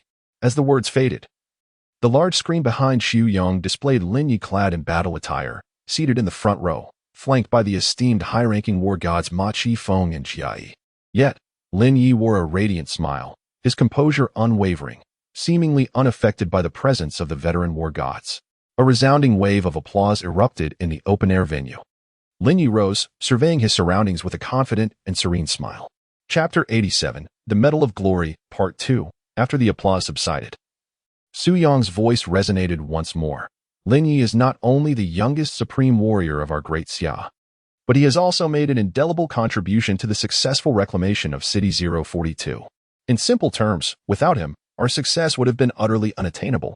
Seated quietly in the audience, Lin Ye listened to Xu Yong and Appo's generous accolades and affirmations, a sense of self-admiration involuntarily creeping in. Although he recognized the significance of this celebration, the military's attitude and demeanor suggested an intention to elevate him to an exalted position. The truth that it is lonely at the top may hold merit. Yet it did not apply to Lin Ye. He now possessed the prowess of a peak warrior, complemented by a mental acuity of the same caliber. The terror of his strength instilled in him an unwavering confidence. Not only within Great Xia but indeed across the globe, he was assured that few warriors could rival him. Such formidable power had forged Lin Ye's immense self-assurance. However, when confronted with the two transcendent beings, Hong and Thunder God, a flicker of uncertainty lingered within him. He had witnessed videos of these two elite fighters engaging monstrous foes of royal caliber, their movements effortless and graceful. Just this aspect alone rendered Lin Ye somewhat humbled. On the podium, Su Yong's voice suddenly crescendoed. Lin Ye single-handedly led 4 warriors to sweep through the entirety of City 042. After 5 arduous days of searching and battling, they vanquished 7 high-ranking Lord Monsters, 12 medium-ranking Lord Monsters, 29 low-ranking Lord Monsters, and over 2,000 Beast Generals. Hiss, hiss, hiss, with each number Su Yong uttered. The crowd collectively gasped in astonishment. Each Lord Monster equated to a formidable warrior. The 7 high-ranking Lord Monsters were tantamount to 7 supreme warriors. At this realization, the gazes directed toward Lin Ye brimmed with nearly fanatical reverence. This remarkable achievement of warrior Lin Ye in the wilderness is deserving of our utmost respect and admiration. However, we must also remember the heroes who sacrificed themselves in the battle against monsters in the Jinyun Mountain Range, Zhongliang Mountain, and Nanshan. Among others, the Dragon Breath Team, the Long Blade Team, the Sky Soaring Team, the Sharp Blade Team, the White Leaf Team, the entire Battle Dragon Corps. Lin Ye sat silently, and as Su Yong recited these names, vivid memories of those once vibrant lives surged in his mind. They were the guardians of this land, whose contributions in repelling the beast tide were invaluable and worthy of remembrance by us all. Attention! Su Yong and Appo's voice turned grave, and the screen behind him shifted to images of the heroic monument. In an instant, everyone rose in unison. Salute! Swish, swish, swish. All military personnel rendered a military salute, while others donned solemn expressions, paying homage to these fallen heroes. The entire outdoor platform fell into a profound silence. Had I possessed such prowess back then, perhaps the 3 elite squads would not have perished. A twinge of regret surfaced in Lin Ye and Appo's heart. The formalities concluded. Please take your seats. At Su Yong's behest, everyone gradually settled down. It has been 4 years since humanity and the monsters commenced large-scale warfare. As the resounding music filled the air, Jia Yi and Lin Ye rose in succession from their seats, striding to the stage amidst the gazes of the crowd, standing side by side. Despite standing at just over 1.80 meters, Lin Ye remained strikingly prominent in the formidable presence of the towering Jia Yi, exuding an undeniable aura. As the staff carefully approached with a tray, the camera zoomed in. Addressing the audience, Jia Yi's voice was solemn and weighty. It chronicles our monumental victories against the monsters and signifies our official embarkation on the path to reclaim the fallen cities. His impassioned words ignited fervor in everyone present. Accompanied by grand and stirring music, Jia Yi's expression turned grave. Next, let us welcome the 4th high-level war god of the Great Xia, Lin Ye. Su Yong's voice rose several octaves, resonating throughout the venue thanks to the sound system. He smiled at Lin Ye, while the big screen displayed Lin Ye's visage. Accepting the microphone handed to him by the staff, Lin Ye scanned the audience, his voice steady. From this moment forth, as long as I, Lin Ye, draw breath, I shall devote myself to eradicating the beast calamity and restoring peace to our Great Xia. His words were concise yet powerful, stirring the hearts of all in attendance. Viewers at home, on their phones, and in live streaming rooms felt their hearts race at his resolute gaze and tone. This moment was captured by Su Qi, preserved for posterity. All rise to honor the fallen heroes and the living champions. Jia Yi and Appo's voice reverberated throughout the hall. In the solemn atmosphere, Lin Ye once again stood at attention. Whether in front of the television or among the audience, everyone held their breath, captivated by Lin Ye. In an instant, the emotions of those inside and outside the screen surged, the ambience turning gravely earnest, as if the world had transformed into a solemn sanctuary. Finally, I announced Lin Ye and Appo's appointment to the Great Xia Command Center as the 3rd commander. He is empowered to mobilize any fortress or armed force of the Great Xia, including the 9 secret divisions and nuclear weapons. Upon hearing this declaration, astonishment spread across every face. The title of 3rd commander signifies Lin Ye and Appo's ascension to the pinnacle of power within the Great Xia. It is noteworthy that since Dong Nanbiao and Appo's demise, only Ma Qifeng and Jia Yi had occupied this command center, while the Lord of the Night, Long Tinya, chose to remain uninvolved. Casting a deep glance at Jia Yi, Lin Ye turned to the camera and proclaimed loudly, I shall not fail my mission. Excellent. Very well. Jia Yi clapped Lin Ye's shoulder heartily, his face alight with satisfaction. Just as the two were about to exchange further words, a resounding roar approached from afar. It was the warplanes. Lin Ye and Jia Yi exchanged a glance, both expressing their bewilderment. Meanwhile, Xu Yong heard the voice of the intelligence director in his earpiece, revealing that this aircraft belonged to Hong, the leader of the Extreme Mercenary Corps. Chapter 88. The Recruitment of Hong. The leader of the Extreme Mercenary Corps, Hong, has arrived. Xu Yong conveyed this information through the loudspeaker, resonating throughout the venue. In an instant, everyone, including Lin Ye, stood up abruptly. They all lifted their gazes towards a streak of gray lightning that sliced through the pitch-black night, accompanied by the approaching sound of an explosion. A blood-red triangular fighter jet appeared on the rooftop, hovering in mid-air. The world's strongest individual, Hong, had come. Xu Yong wore a grave expression. Today's celebration banquet was held in Shanqing City. However, he had not anticipated the arrival of such a colossal presence. Congratulations to Lin Ye, the war god, for becoming the fourth strongest in Daxia. We, the Extreme Mercenary Corps, have come to offer our congratulations. Even before his arrival, his voice had already reached the audience. Suddenly, the cabin doors of the aircraft opened, and 2 men and 1 woman emerged, capturing the attention of all. Are these Hong's 3 elite guards? Murmured someone who had previously seen their photographs on a forum. It was said that Hong had 4 elite guards, each of whom was at least a mid-tier war god. Yet, the 3 individuals before them were undoubtedly high-tier war gods, known as Enchantress, Ice Mountain, and Beast. The revelation sent shockwaves through the crowd, particularly among the young women attending the banquet with their parents, who turned pale. The presence of 3 high-tier war god guards. For those unacquainted with martial artists, the world suddenly felt overwhelmingly daunting. Following them, Hong materialized in an instant, taking the lead. His cool and measured voice resonated throughout the venue, leaving everyone feeling as if they were embraced by a gentle spring breeze. After speaking, this sharp-looking man in black with short hair descended from the air, each step taken as though treading upon solid ground. Is this what it means to be a being beyond the war god? A being of such caliber can defy Earth's gravity, soaring freely through the skies. Seemingly perceiving Lin Ye's confusion, Hong spoke. Thus, beings surpassing the war god are often referred to as planetary level. Like a lesson in popular science, Hong introduced this new concept. Planetary level. A glimmer of intrigue flickered in Lin Ye's eyes. He then took a step forward, closing the distance to 10 meters from Lin Ye, quietly observing the young war god renowned across the world. In that fleeting moment, Lin Ye felt a piercing gaze penetrating the space between them, coldly fixating upon him. It was the gaze of a sovereign, a look embodying absolute strength. From that gaze alone, Lin Ye sensed an overwhelming will, one that was impossible to defy. In an instant, his body was covered in goosebumps, and cold sweat trickled down his spine. Within his consciousness, a blood-red tower was enveloped in a shimmering crimson light. An immense wave of mental energy surged forth, akin to rivers flowing into the sea, continuously aiding Lin Ye in dispelling this sense of crisis. The 2 sharp gazes of Hong and Lin Ye met in midair, engaging in a silent dialogue. One was a superlative powerhouse standing at the pinnacle of the world, having long established his kingly status through countless battles. Lin Ye, a rising star, suddenly burst into the ranks of the world's elite like a dark horse. With a deep breath, he extricated himself from the almost suffocating pressure. At that moment, he truly felt the chasm that lay between him and the world's foremost powerhouse. How intriguing! Hong suppressed his disdain, surprised. The tremendous pressure he had just exerted was something even the trio from Ice Mountain could never withstand. The only explanation was Lin Ye's formidable mental strength sustaining him. What a remarkable young man, quite impressive. A hint of satisfaction appeared on Hong's face. This journey to the Great Xia was not in vain. In a flash, the clash of auras between Hong and Lin Ye came to an end. Neither Jia Yi nor Ma Qifeng, the esteemed war gods, could discern Hong and Appo's movements.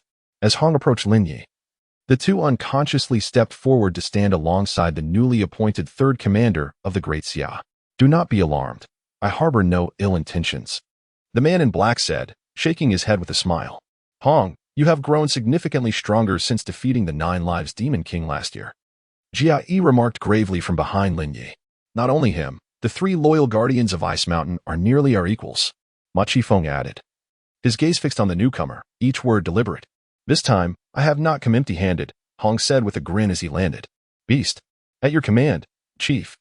The burly, muscular figure of the beast stepped forward, holding a delicately crafted jade box the size of an adult's head. Lin Ye accepted it and opened the box. A wave of intense heat emanating from within, causing the temperature around them to rise several degrees. Lin Ye remained unfazed. his eyes drawn to the two black dragon eyes within. The lifelike orbs flickered with a fierce and wild gleam, as if reborn. What a fierce aura! Lin Ye felt a strong intent to kill with just a glance. A royal-class monster, truly deserving of its reputation. Dragon Pearl? Could this be the wicked Black Dragon King from the Eastern Isles? Emperor Xiaoying exclaimed in astonishment, his face a portrait of shock. Unbeknownst to him, he and the four Dragon Kings had approached Lin Ye, standing beside him, seemingly ready to confront Hong. I regret to inform you that the wicked Black Dragon King of the Eastern Isles prefers to act in concert with other royal-class monsters, making it temporarily impossible to slay. Hong and Appo's voice was calm and steady, instilling a sense of reassurance. However, Lin Ye raised an eyebrow slightly, discerning the indifference in Hong and Appo's tone, as if slaying a royal-class monster was merely trivial to him. Is this the audacity of the world's strongest? Lin Ye gazed deeply at the leader of the extreme mercenary group, his thoughts swirling. Thank you for such a precious gift, Lin Ye said, securing the black dragon eyes. If there is anything you require of me, I shall not decline. With Hong's offering of materials from a royal-class monster, Lin Ye felt compelled to reciprocate. There is indeed something I need your assistance with. Lin Ye raised an eyebrow slightly. The expressions of the battle gods, including Ma Qifeng, darkened instantly. Hong, with his hands clasped behind his back, spoke with an air of calm assurance. It is widely known that my extreme mercenary corps is about to expand into a martial arts academy, and a position for a deputy master has conveniently opened up. I wonder if you would be interested in joining us as the future deputy master of the Extreme Martial Arts Academy. This esteemed individual, recognized as the world's strongest, gazed sincerely at Lin Ye. At that moment, even the enchanting ice mountain beast and the three elite guards displayed signs of astonishment. Surely, their leader held this young man in exceptionally high regard. Lin Ye remained silent. As long as you are willing to join, any battle god can be at your disposal. All the resources of the academy will be directed towards you. I can even tailor martial skills specifically for you, aiding you in surpassing the battle gods at the swiftest pace. As these remarkably generous conditions were laid out, the entire venue fell into an overwhelming silence, punctuated only by heavy, labored breaths. Upon hearing such benefits, even the regal Xiaoying, standing behind Lin Ye, could not help but swallow hard. The conditions were simply too enticing. Hong and Appo's generosity was such that these terms were utterly irresistible. You might wonder why I am offering such lavish conditions to recruit you. Lin Ye nodded. Firstly, I recognize your potential. At just 18 years old, you are an advanced battle god, far surpassing my own abilities at that age. Secondly, your formidable will and immense mental fortitude. Thirdly, you have reached your current level in martial arts within just 1 year of practice. Hong recounted Lin Ye's achievements with the familiarity of a cherished tale, each word weighing heavily on the hearts of those present, especially for Ma Qifeng, Jia Yi, and others. Their hearts raced with trepidation. Surveying the room, Hong stated nonchalantly, lastly, I am unafraid to be candid. I have discovered at least 6 ancient civilization relics across the globe. I now require a powerful ally to explore them with me. In addressing Lin Ye, Hong deliberately chose the term ally rather than subordinate. Every individual present was struck with astonishment. Merely this statement would leave all battle gods around the world feeling humbled. Ma Qifeng and Jia Yi exchanged glances, their expressions growing increasingly grave. Why not collaborate with Thor to uncover these relics? Lin Ye inquired further. That old bald man. He is rather greedy. I prefer not to cooperate with him at this time, Hong replied candidly. At that moment, far away, the slumbering Thor was abruptly awakened by a sneeze. Grumbling, he muttered, "Which old fellow is speaking ill of me now?" He then turned over and continued his nap. Hong's incisive remarks resonated deeply as he appealed to emotions, reason, and incentives in his efforts to win Lin Ye over. Lin Ye, please do not agree.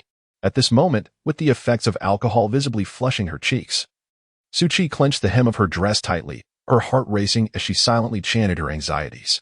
Among those sharing her sentiments were the hundreds of high-ranking officials present from the Great Xia, including tycoons from the business world, political elites, and esteemed warriors, all wearing expressions of grave concern. The prospect of losing Hong would spell a tremendous loss for the entire Great Xia.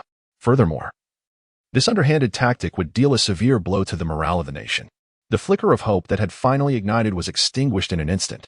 One must admit that Hong and Appo's conditions were indeed incredibly tempting. Lin Ye and Appo's calm gaze swept across the assembly, absorbing their anxious expressions, his understanding deepening. His eyes met Su Qi and Appos, S, who was biting her lip nervously, shaking her head vigorously like a rattle. It's all right. Don't worry.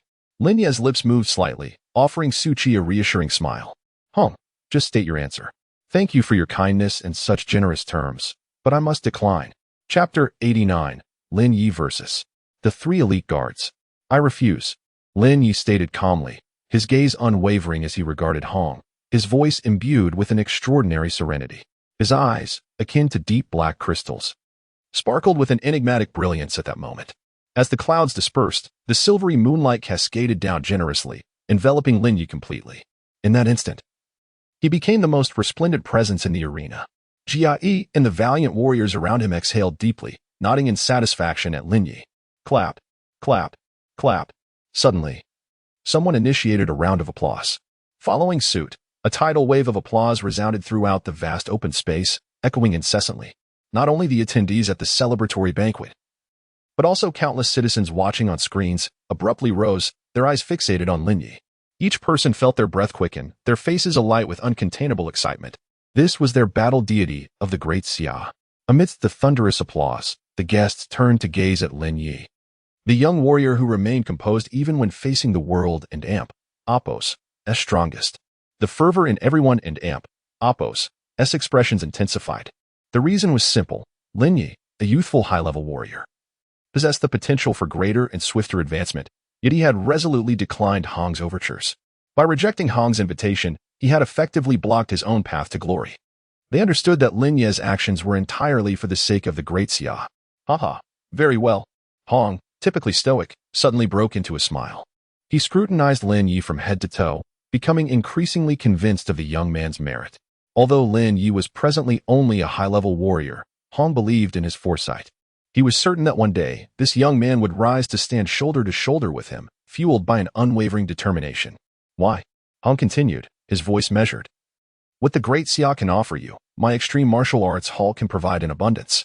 The resources and training methods that the great Xia cannot furnish, I, alongside the extreme mercenary corps, can offer you, and we can provide even more, aiding you in surpassing the status of a battle deity, standing atop the world's strongest.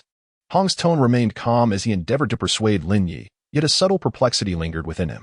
The adage goes, people strive for higher ground. Yet this young man evidently did not conform to that notion. What an intriguing young man. A smile crept onto Hong and Appos' face at this thought. No, you do not understand me. Lin Ye raised his head, casting a glance at the bright moon above, his gaze profound. Even if you are the world's strongest, the pinnacle of the martial arts hierarchy, you cannot sway my resolve. With sincerity in his eyes and gravity in his tone, Lin Ye declared, I must admit, the generous conditions you offer do indeed tempt me, but I possess a more significant commitment in my heart. His gaze slowly swept across the assembled crowd before turning towards the distant city, his focus unwavering.